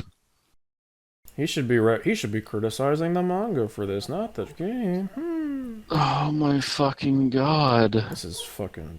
Oh my god. Oh, hey, yeah, Nero, how come you didn't put two and two together that this random human with black hair and tattoos was definitely related to you? I mean, you both are basically the fucking same. For the same reasons that Dante and Nero didn't assume that they were fucking brothers when they first met, because having similar hairstyles in fiction, in real life, what the fuck ever, doesn't mean jack shit. That is not... Okay, so DNA tests, like when they're trying to determine people being related, like in real life, in medical tests, typically they don't look at the hair and go, oh yeah, they have to be related. I mean, come on. Fucking seriously. Fucking... Oh. I get it. White hair is uncommon. Fine. But so is, you know, red hair, relatively speaking, in our world. Like, ugh. Doesn't mean shit. And even if even if Dante is part demon like Nero, that's no reason to assume that they're just automatically fucking related. Why? Yeah. What's? I mean, it's wholly possible that other hybrids could exist. Fucking Lucia's like a half angel thing. I mean, they're not related. I think she's more a half demon. Well, whatever. Either way, she's some kind of hybrid. She's a fucking test tube, baby. Yeah, it's true actually. But yeah. It's fucking stupid. Pretty common in this universe. Again, Dante doesn't want Nero to have to kill his own father, so he's gonna do it. Dante is just so selfless that he's willing to risk Nero resenting him for the rest of his life, but at least Nero wouldn't have to save the world from a genocidal monster. No, Dante is under the assumption that Virgil is going to continue doing bad shit after this, and he doesn't want Nero to have to kill his own father.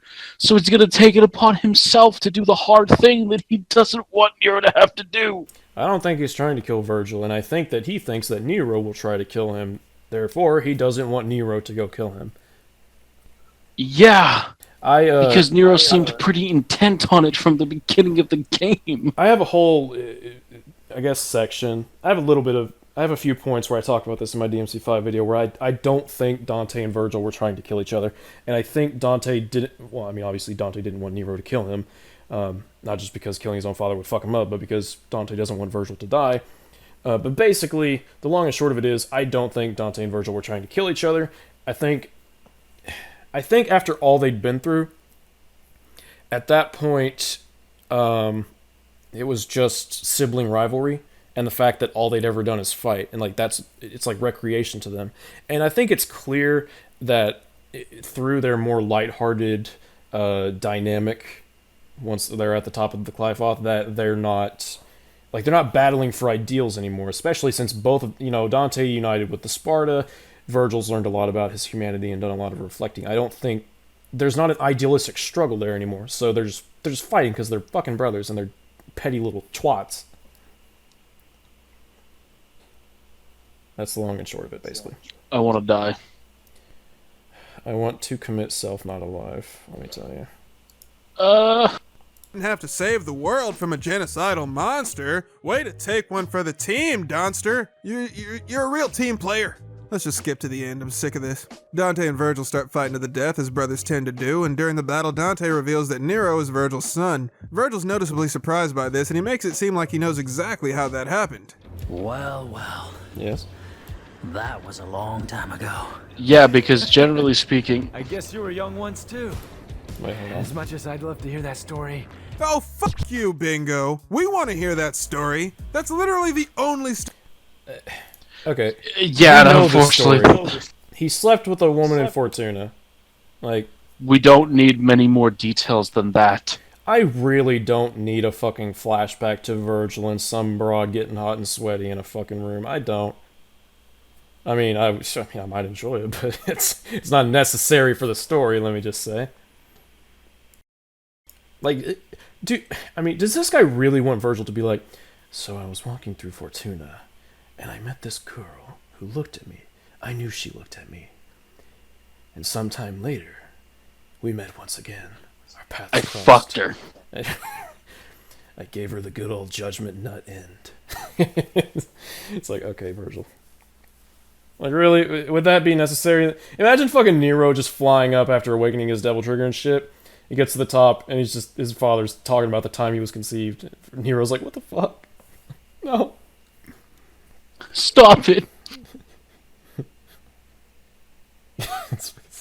No, I don't need... you don't speak for me. I don't need to hear the story about Virgil's fucking son, Broad, and Fortuna. I don't. hear that story. That's literally the only story that matters. But remember when I said Dante's curiosity was boundless? Yeah, well, his desire to commit fratricide apparently goes way deeper. This is a very odd stylistic decision because the last time Dante saw his brother, he was reaching out to him to try and save him from falling into the underworld. Even after Virgil tried to make hell on earth, Dante still thought it was possible for Virgil to be rehabilitated. Even if they would have continued fighting for the rest of their lives, Dante still would have preferred that to losing his only family. That's why Dante shed tears for his fallen twin at the end of DMC3, because it took him too long to realize how important it is for family to stick together, and because he felt guilty for not being able to talk some sense into his brother. That guilt is part of what fuels Dante's desire to stop Mundus after he realized his brother had been subjugated into a mindless attack drone for the forces of evil. The issue with Dante and Virgil's relationship in DMC5 is that this game makes it seem like the two brothers have been fighting since the day they were born. They and that's have just been. false. During the battle with They're Arcus in siblings. DMC3, both Dante and Virgil remembered a time when they used to play together as brothers before fate turned them against each other. Why does playing not mean... Why does that exclude fighting? They're siblings. I don't know if you know this, but most siblings tend to constantly be in competition with one another. Me and my brother used to fucking wrestle in the backyard and beat the shit out of each other. It was awesome. It was my turn on the Xbox. but no, okay, here's the problem. He's equating them fighting to them trying to kill each other. Not all the time. And again, I've gone over why I don't think they're trying to kill each other in DMC5. And that's essentially it. He thinks that they're just trying to fucking murder each other. And it's like, no, that's not it anymore, man. You gotta... I'm sorry, it's not it. You're wrong. At least I think. Oh, boy. But whatever, I guess, C3, both Dante and Virgil remembered a time when they used to play together as brothers before fate turned them against each other. In that scene, Dante and Virgil demonstrated to each other that they don't disagree on everything, and given the right circumstances, there could be a scenario where the two would join forces and work together. Yes. None of that emotional nuance is present in DMC5. Nuance is a great word, by the way. Clearly it is, because it went You right don't over your seem head. to. Yeah, you don't seem to fucking get what that word means. There's plenty of nuance in Devil May Cry 5. And hell, Dante and Virgil are working together by the end of the fucking game. Yeah, I don't know how you can say unironically say that when that's quite literally what fucking happens. Well, He to did be it fair, earlier. he hasn't with Virgil. finished. Well, because he's like, oh, you know, wouldn't it be great if V was a reflection of blah, blah, blah. It's like, no, that is. And then he just goes on as if he's proven that that's not the case. To be fair, he hasn't quite finished his point yet, so he could bring up the fact that they are working together at the end of 5. Man. I don't care. At this point, I just want this fucking video to be over. I mean, yeah, true. I always appreciate when he just describes things for a while, because I can just be like, yeah, and just let the video keep going, because it's like, you're just describing it? Yeah. No response? Doesn't matter? And given the right circumstances, there could be a scenario where the two would join forces Kinda and work like the end of together. DMC5. None of that emotional nuance is present in DMC5. Nuance is a great word, by the way, but you gotta put the stank on it when you say it, or it doesn't sound right. Nuance. Let me sum up Dante and Virgil's feelings for each other as they're depicted in DMC5. I, too, can be a reductionist. Man, Hannibal is just a cooking show. I don't know why anyone cares about it. Pretty much, yeah. It's so easy to make reductionist arguments, isn't it? It's so fun and easy. Like this video. This video says basically nothing. Why the fuck does anyone think that Spider-Man's a complex character? He just jumps around in a suit and throws webs. Like, dude, okay, whatever. Dude, why would anybody play Devil May Cry 5? You just mash triangle. You just mash triangle. I'm gonna mash my face into a fucking wall. I'm gonna mash my fucking cranium into your fist. I'm gonna headbutt your fist. Please. They're depicted in DMC5. So Itchy and Scratchy fly towards each other, both of them harboring murderous intent. In one fatal instant, their feud will be decided. One will live, and one will die. Psych! Nero shows up and tells the boys to play nice. But wait a second, where'd this fancy new demon form come from? If only we had a flashback to explain how this— oh, there it is. Nero calls Kyrie on the phone. She's only the most important person in Nero's life, but you never see her in the game. Then Nero beats himself up about Credo and decides he can't let his new— I mean, yeah, I would enjoy seeing Kyrie in this game, but at the same time... she's not necessary. Other than that one flashback, which she was making food, whatever. Other than that one flashback, I just can't even think of a appropriate place to put her in other than another like a new flashback, because she's not going to go with them to the fucking demon-infested city. Yeah, this random fucking civilian who's not good at fighting isn't going to be useful against demons. Yeah, she's not been she's established as, she's not like a tactician or anything. She was never involved in like the military stuff of the Order of the Sword. She's just, she's a civilian, which is fine. It's, I don't care. With Nico, she's the person who makes the Devil Breakers. She has to come along. Yeah, she's a weapon artisan. Which is, a good role to have. Nero's life, but you never see her in the game. Then Nero beats himself up about Credo and decides he can't let his newfound uncle and father kill each other, so through sheer willpower alone, he grows a brand new arm. What the fuck? Not just a new arm, but some chicken wings that let him fly at Mach 12. Mega and he based. used to have short hair, but in this new demon mode, he has long hair. Super Get based. it? He grows all these things to symbolize how much he's grown as a person. Sure. Am I... Okay. Die. I mean, yes, you have described what the transformation looks like. I don't know if he's actually ripping on it. For all I know, he actually loves it. I don't really care. I just he's describing it, so. Good for us. Waste more time, please. Yeah, absolutely. It sound like for this, and yes, but also no. That's actually a really good design choice, especially the hair thing. And the wings are that prove Nero's finally learned the theme. That's right, everybody. DMC5 almost did something right for once. Yeah! No! Yes, so what waste more exactly time. is the theme in Devil May Cry 5? V tells Nero What is the the theme at the beginning of the game. Okay. Wait, yeah, what's the fucking theme of the game? Please tell me. First of all, I don't trust anything this guy has to fucking say about any sort of literary analysis anymore based on the fucking most basic details that he's overlooked regarding the story and the characters. But also, okay, themes. Now we're getting into subjective territory. You can decipher any theme from any story. Fucking, you can... You could see this as like fucking Hercules stopping Hades and Zeus from fighting for all I fucking know. I mean, whatever. Like, if you want to have a video dedicated to like interpreting a theme, that's perfectly fine. Soul Porpoise, he's a YouTuber that does that type of stuff and he's really good at it. But if you're gonna talk about how the story's bad, don't go into themes unless you've got some really, really, really fucking good examples because themes are extremely subjective. And also, I'm hungry. I concur. I'm gonna finish this video so I can go eat. Yeah, me too. Fuck. Goddamn. Anyways. Oh, yeah. 5. V tells Nero the theme at the beginning of the game. Interestingly enough, it winds up being some good fatherly advice that sends Nero on a journey of self-reflection. Stop hitting yourself and think of ways to get stronger and actually help. Stop hitting yourself. That's the theme. Nero's no good to himself. I disagree. On one hand, referencing one line that's not enough, but also he's kind of saying this as in like, ugh, that's the theme. That's when I'm like, okay, well, no. That's not the fucking theme, though. I don't even think it is. Yeah. I mean, I know themes are subjective, but it's like, okay, there has to be references other than one line. Well, you know? Well, I mean, you can point to objective things inside a piece of media to support the idea that it's about a certain theme, but you know, it's not just stop hitting yourself. Yeah. Well, it's like, okay, so when I said anyone can derive a theme from any type of story, that's definitely true. But there's of course always going to be.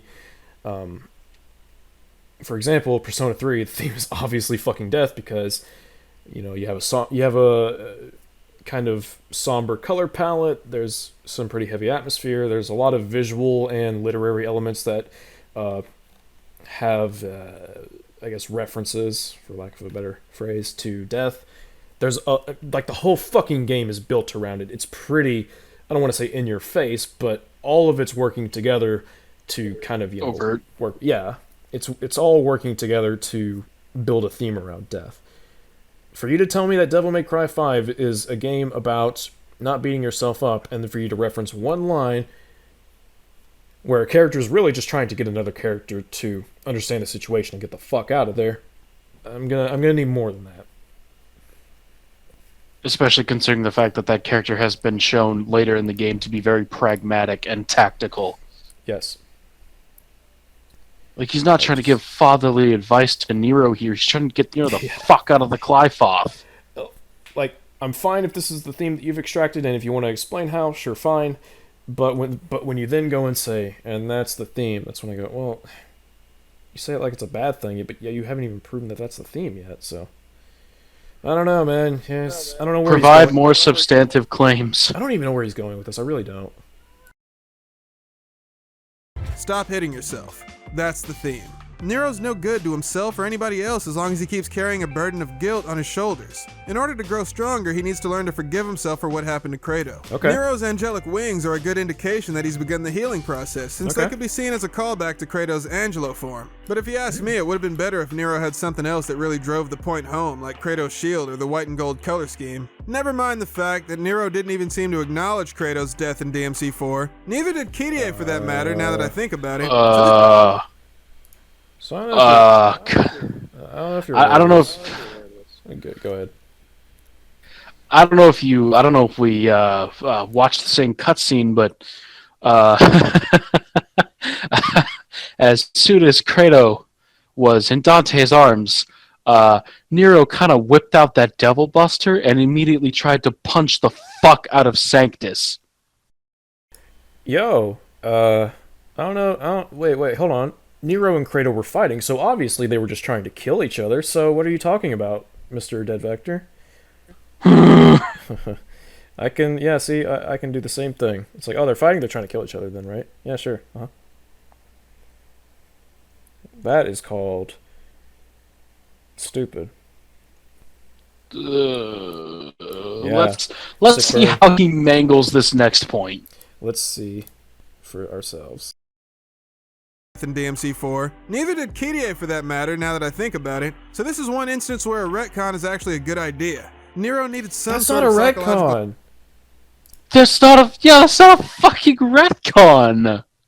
Okay. That's just no. Just let him continue. Just fuck it. Just keep going. For the sake of being consistent and being overly pedantic, let's Google what a retcon is. Fair enough.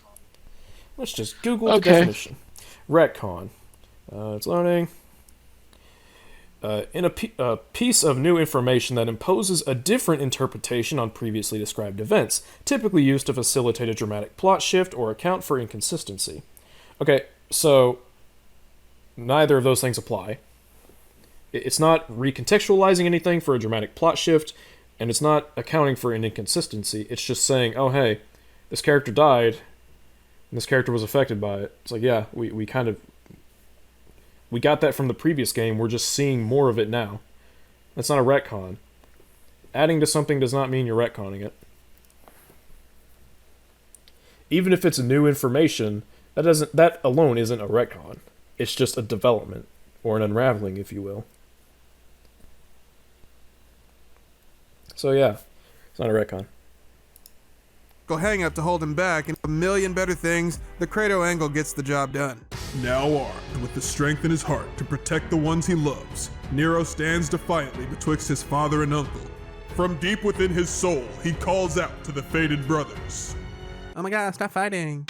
So Nero declares he's putting an end to Dante and Virgil's feud. To seal the deal, Nero knocks Dante into next week. So for this guy, it's kinda like a flash forward. Virgil is definitely impressed by the fact that Nero was able to take Dante out with a single punch. So Virgil says, hey Dante, if I kill my son, there's no point in us fighting anymore because I'm automatic. He doesn't say kill, he says beat. Yep, they are not trying to kill each other. Those are two very different words.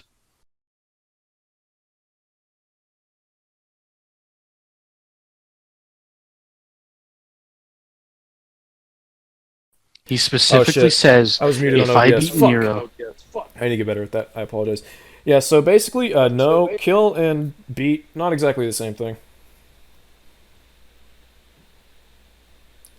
Just... Hey, Luz, how are you doing? Man, I'm trying my best. I feel like my arguments and my points are becoming less substantive as time goes on because my mind is just going numb. So I'm trying my best to keep my fucking cool. It doesn't help but that the points in the video don't exactly have any substance in them. So no, it's getting a little hard to keep responding. Also, Virgil's exact words are, "If I beat Nero, then by default I beat you." Agreed, Dante. There was no implication that killing was intended. I think that actually proves that he's not out to kill Dante. He just wants to beat him. He just wants to prove he's superior, which doesn't necessarily mean killing. And the fact that he's like, hey, I'm willing to... I mean, you know, you could attribute it to him being kind of petty, but the fact that he's willing to just fight Nero as a default for beating Dante... I think that proves that he's not trying to kill Dante. If he was trying to kill Dante, if he was that fucking intent on it, he wouldn't care about Nero. He'd be telling him to get the fuck out of the way, and then he would try to kill Nero, which he doesn't. And he even tries to tell Nero, hey, this has nothing to do with you, stand aside. And Nero's like, no, fuck off, this has everything to do with me. Yes, because they're family. And stuff. And if he really wanted to kill Dante that badly, he'd have just teleported to him and stabbed him in the chest, but he didn't. And this... Yeah, this is my face too. Bad. It's just bad. It's a bad analysis of the story. This is my face when I watch this video. I'm just like, this is curious. What form of stupid is this? Can't handle it, man. Fucking Christ. By the fact and then, of course, he goes on to continue his rivalry with Dante because he lost to Nero. What was that? I said, and then he goes on to continue his rivalry with Dante because he lost to Nero. Therefore, he did not win by default. Fucking, they go on to fight in hell, and they're literally just one-upping each other. Yeah. Like, there's even a moment where both of them sit down to rest, and they're just talking to each other. Yeah. And Virgil, and like Dante's like, man, I got the feeling this is never gonna end. And Virgil's like, well, we have all the time in the world. world. We got plenty of time. Yeah, exactly. And he even says it with a smile on his face. Yes. Why would you have plenty of time to fight if you're trying to kill some? Yeah. So yeah, this whole thing about them trying to kill each other is fucking bullshit. You're wrong. I win. Bye bye. Impressed by the fact that Nero was able to take Dante out with a single punch. So Virgil says, hey Dante, if I kill my son, there's no point in us fighting anymore because I'm automatically stronger than you. Deal? And Dante's like, yep, sounds good. The battle between Dante and Virgil He doesn't want to kill him! This look in their eyes was an indication that somebody gonna die. So I gotta assume Virgil was willing to... Really? No, it's not! It's an indication that they're... He's ship. I don't believe he's being serious. You cannot... You're fucking kidding me. Hold on. It's an indication that they're like, going to have fun. The battle between Dante and Virgil was a death match. This look in their eyes was an indication that somebody gonna die. Because Dante would totally be happy about having to kill his fucking brother. Oh my fucking god.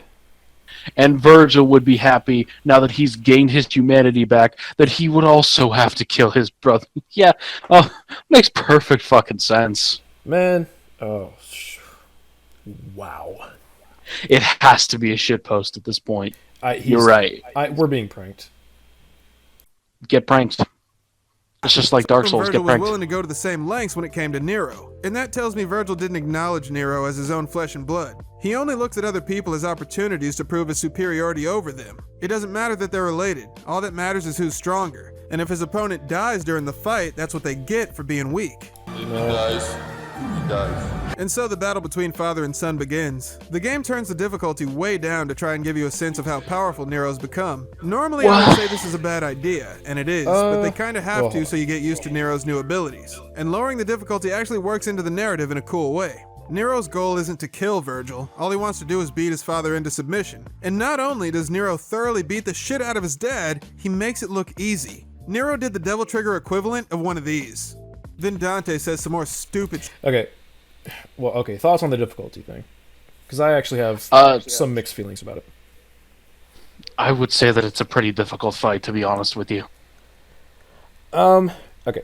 So here's how I would put it. I do agree that well, I don't even know if... the difficulty's not turned down. It's the same boss that Dante fought. The thing is just that you have all these new abilities with Nero, and just the fight itself is different when you're playing as a different character. However, I've had plenty of difficulties in that fight, especially on the higher difficulties. It's definitely easier because you have a regenerating Devil Trigger the first time you do it, but I don't think that alone trivializes the fight. I actually think I went down my first time fighting him because I was just getting carried away with all the shit that I could do. Oh yeah, full transparency, I had to revive multiple times while fighting him as Nero. And I think... I mean, I don't know, this is like a weird point because I don't even necessarily disagree with the idea that it's cool to show, like, you know, to portray Nero as being more powerful by kind of having this lower difficulty. I just wouldn't describe it that way. I would describe it as Nero gets a regenerating Devil Trigger so that you can just have fun and go crazy with all of his new power, you know, so as to convey and portray, you know, how much more powerful he's gotten. I just wouldn't describe it as a drop in difficulty so much as they're giving you basically free access to all of these new toys. It's your reward for getting this far. Yeah. It's Nero's reward for developing as a character and your reward for getting this far in the game. It's cool stuff. I don't even think he's like criticizing the game for this. I think he's just describing it more or less. It was just a weird point. Yeah. It was interesting. Trigger equivalent of one of these. Then Dante says some more stupid shit. Oh, brother. You cut off your own son's arm for more power, and you still lost. See, no, that line is categorically incorrect. It should be, oh brother, you cut off your own son's arm, split yourself into two, created an alter. Okay, he wants. Oh my fucking god! Shut up. No, it's not incorrect. Virgil would cut off Nero's arm for the sake of getting more power. Quit being pedantic for the sake of some fucking joke that's not going to be funny. I can't tell if he's joking or if he's actually being serious. Either way, I don't care. I really don't. Anyways. Split yourself into two, created an alter ego whose only purpose was to manipulate people, destroyed an entire city with a giant tree that could be seen from space, killing tens of thousands of people in the process, then ate a fruit made from those people's blood for more power, and you still lost. In case it hasn't been made abundantly clear by this point in the story, Virgil did some monstrously evil shit over the past few weeks. But Dante's just sitting there laughing like an idiot, teasing his brother like he just lost a game of tetherball. Like, what the f*** is wrong with these people? Nero, it seems, is the only one in the family who's thinking rationally. He tries to rally his father and uncle to work together to stop the demon tree from destroying the entire planet. Realizing how deeply and utterly he's just been humiliated, Virgil has no choice but to rethink every choice he's ever made in his life. Okay, no, that's not what happened. So, no, he rethinks his choices in life after regaining his humanity, which went to reflect on his actions for an entire month. So, okay, the whole discussion, because there is a bit of a discussion, even in the just in the DMC community about Virgil just having killed so many people, and I think that would be a great subject for the next game to tackle, for there to be like a lot of guilt on his shoulders or something like that. You know, like as he develops, he starts to realize, oh fuck, I did these horrible things. That's perfectly fine and dandy. However, what's happening in this game? He's describing it as Virgil just got humiliated, so he needs to do. It's like no. What happened was Virgil still wants to fight. I know this because he literally says, I can still fight. But then he goes, you know what? If this Clifoth stuff keeps going around, it's just gonna get in the way. And you can, you know, ascertain whatever reasons for deciding to go after the Clifoth that he has all you want, but ultimately he decides to go and stop the Clifoth. He decides to go and save the day. Yeah, he decides to do something that is inarguably a good deed. Yes, I frankly don't care what the reasons were. Either way, he decided to do a good thing despite the fact that he wanted to and could still continue to fight. And he even offers to do it alone so that Dante doesn't get trapped in the human world. Yes, and also I don't accept this whole idea that, oh, Dante, you know, he took a jab at his brother. That means he doesn't care about the thousands of people that have died. I'm like, what? Does that like? No, he's clearly doing it to rub it in Virgil's face how astronomically he lost. It's like you did all this for more power and you still got your ass beat.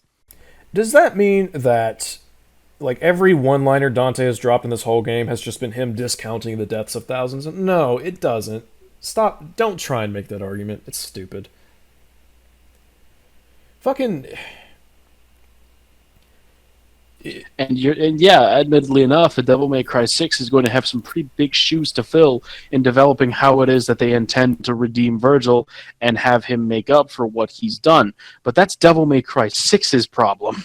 Or just whatever eventual game. Like, okay, when a game chooses to focus on Virgil, or at the very least include him, that's when I'm going to go, okay, you need to start having him kind of look back. Because we've reached a point, I think DMC5 does a good job of giving him just enough, while also kind of helping him to reach this point of, okay, from this point forward, like, he can develop as a character because this is going to sound weird, but because he has developed as a character, because he has, you know, come to terms with his humanity and all these other things, so now we can start having him look back and reflecting and so on and so forth. We can show more of that, and that's perfectly fine. Yeah, DMC5 essentially sets up the chance for him to have some form of redemption. Yes, I don't think... Because I say it in my video, I'm like, dude, for DMC5 to also include an entire fucking redemption arc for... Like, that's a lot. And you could put it on Special Edition and be like, well, you could have had a couple of missions or something that show version. And that's perfectly fine. That's a whole other discussion, though. The base story of DMC5, it's not on it to give Virgil an entire new arc as well, because fuck me, we'd still be waiting for DMC5 if they were also trying to do that. Yeah. Like, that's a lot of content you're talking about adding into a game. So, anyways. But yeah, and just the whole like, oh, Dante made a joke. He doesn't care about thousands of people doing it. I'm like, well, okay. Iron Man made jokes. I guess he doesn't care about Thanos killing half the universe. You know, it's whatever. Fucking Lord of the Rings. They make jokes in there sometimes. They don't care about Sauron. It's so easy to be a reductionist. It really, really is. Fucking... I've seen people make jokes at, like, real-life funerals, and it's not because they don't care, it's because they want to lighten the mood and, you know, give people something happy to reflect on. Yeah, Obviously, because they don't want different everything to reasons, be...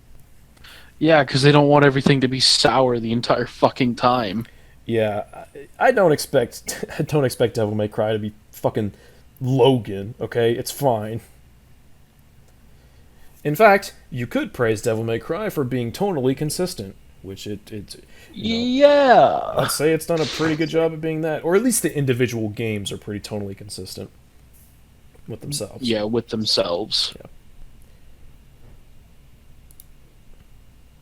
Choice he's ever made in his life. Being the prideful son of Sparta that he is, he tries to say something cool to save face, but ultimately he understands that he shouldn't waste the second chance he's been given. What I like about this scene is that thanks to Nero, Dante and Virgil immediately squash whatever bad blood they had between them. In a single instant, they once again start to see each other as brothers, picking up right where they left off as if they were 8 years. No, they've been starting to see each other more as brothers, like, since Virgil came back, pretty much.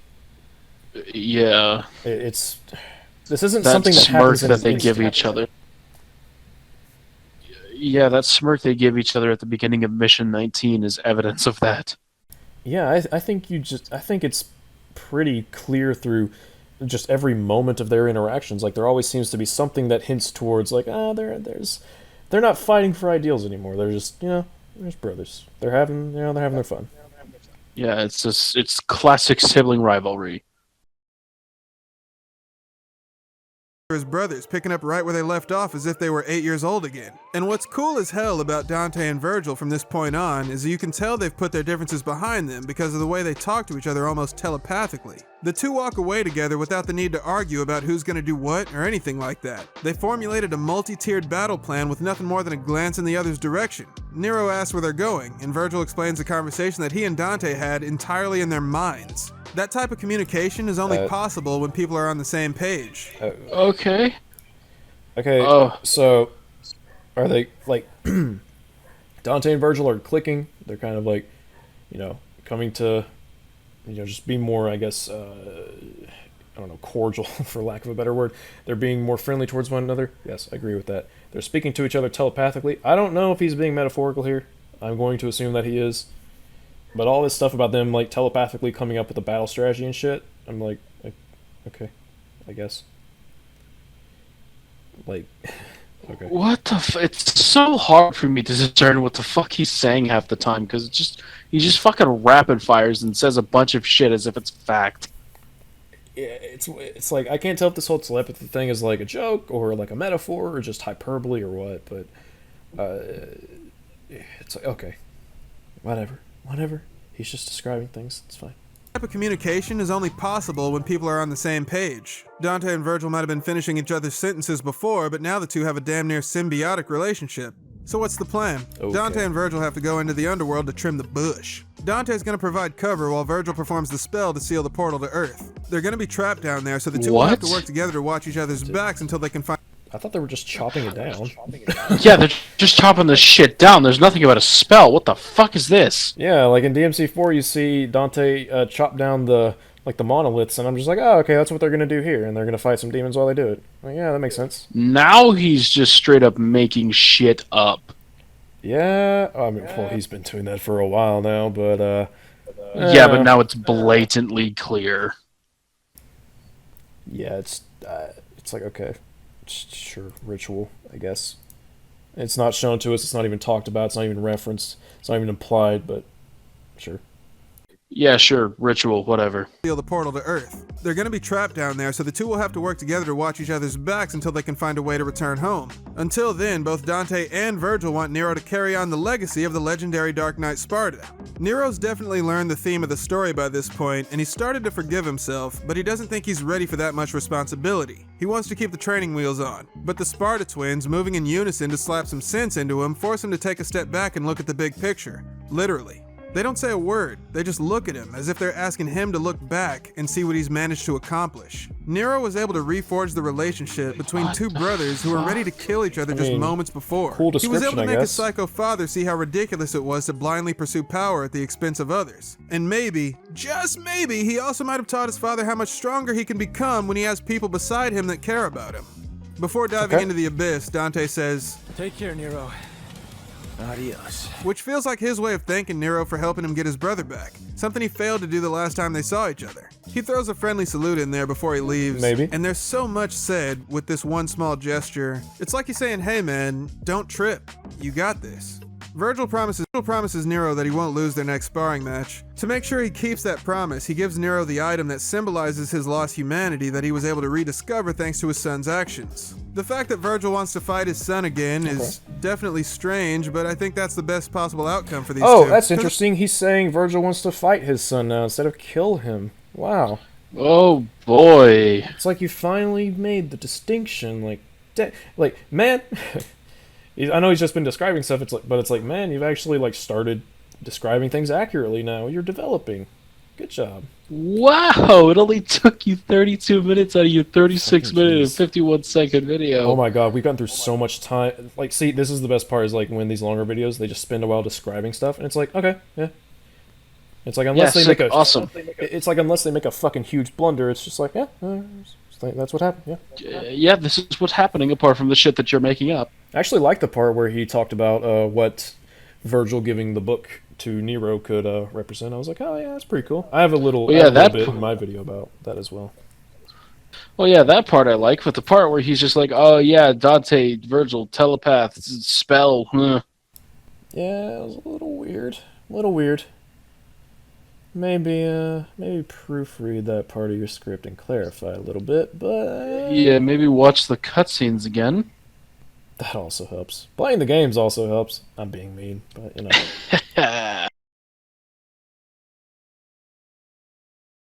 Possible outcome for these two, because at least Virgil's making an effort to be some part of Nero's life. And Nero's a grown-ass man, it's not like he's even looking for a father figure. Even though Virgil doesn't acknowledge Nero as his son, he does see Nero as a rival. In other words, Nero is someone Virgil can learn from, someone who will inspire him to become the best possible version of himself. And he hopes that by issuing that challenge, Nero will continue to get stronger, so that each of them can help the other exceed their boundaries. I don't know if I totally agree, but I don't think it's like a bad interpretation or anything.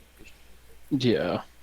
I definitely think they, I don't know if I would describe the way he sees Nero as a rival, but I don't think I would describe it as like a proper, father-son relationship, although I'd be curious to see how, I would like to see their relationship develop in the future, that's for sure. Yes. It doesn't even have to be, I don't even think it has to be anything super like focused in the story, just nice interactions with them that kind of tell us everything we need to know, like fighting alongside each other and throwing out some one-liners where they talk some shit, something like that.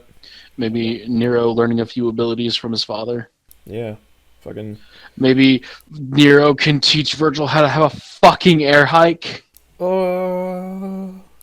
Maybe Virgil will grow some wings and then still not have a double jump. Wait, he literally did. Oh my god, he did.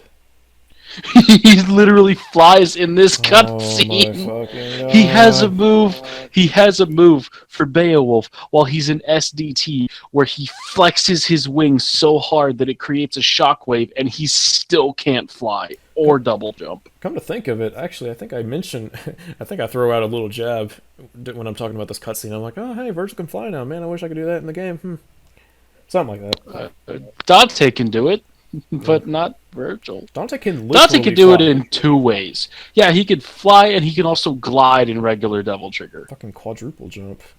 He has literally 4 times the amount of jumps that Virgil has. And V has a double jump, arguably the character with the least use for one. Yep. Oh my god. Virgil still just has 1. Meanwhile, Nero's over here with 3, regardless of Devil Trigger. Are you fucking kidding me? Not to mention the ability to indefinitely keep him in the air with fucking Gerbera, the air taunt. Air taunt. Enemy stun. I mean, and if you chain Gerbera into air taunt, you can just do it infinitely. Yeah, it's nothing. Virgil just one jump and a fucking air trick, which does literally nothing. Air trick makes me violently angry because it's like you could have just given him a double jump. I'm telling you.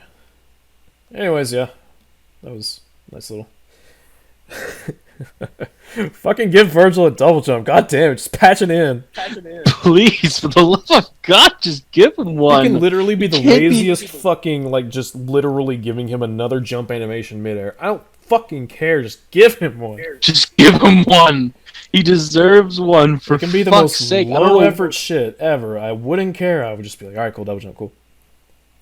I don't know what this series version is to giving Virgil a double jump, but holy fuck, it's annoying. It's really aggravating. But I suppose we should let Nero has 3 and Dante has 4. Fucking V has 2. He has 2 and he doesn't fucking need it. Fucking one of V's air taunts gives him a little nudge in the air. Like, come on. And Virgil got nothing. He literally has nothing. Just a single jump. Plus an air trick, which is useless. Fucking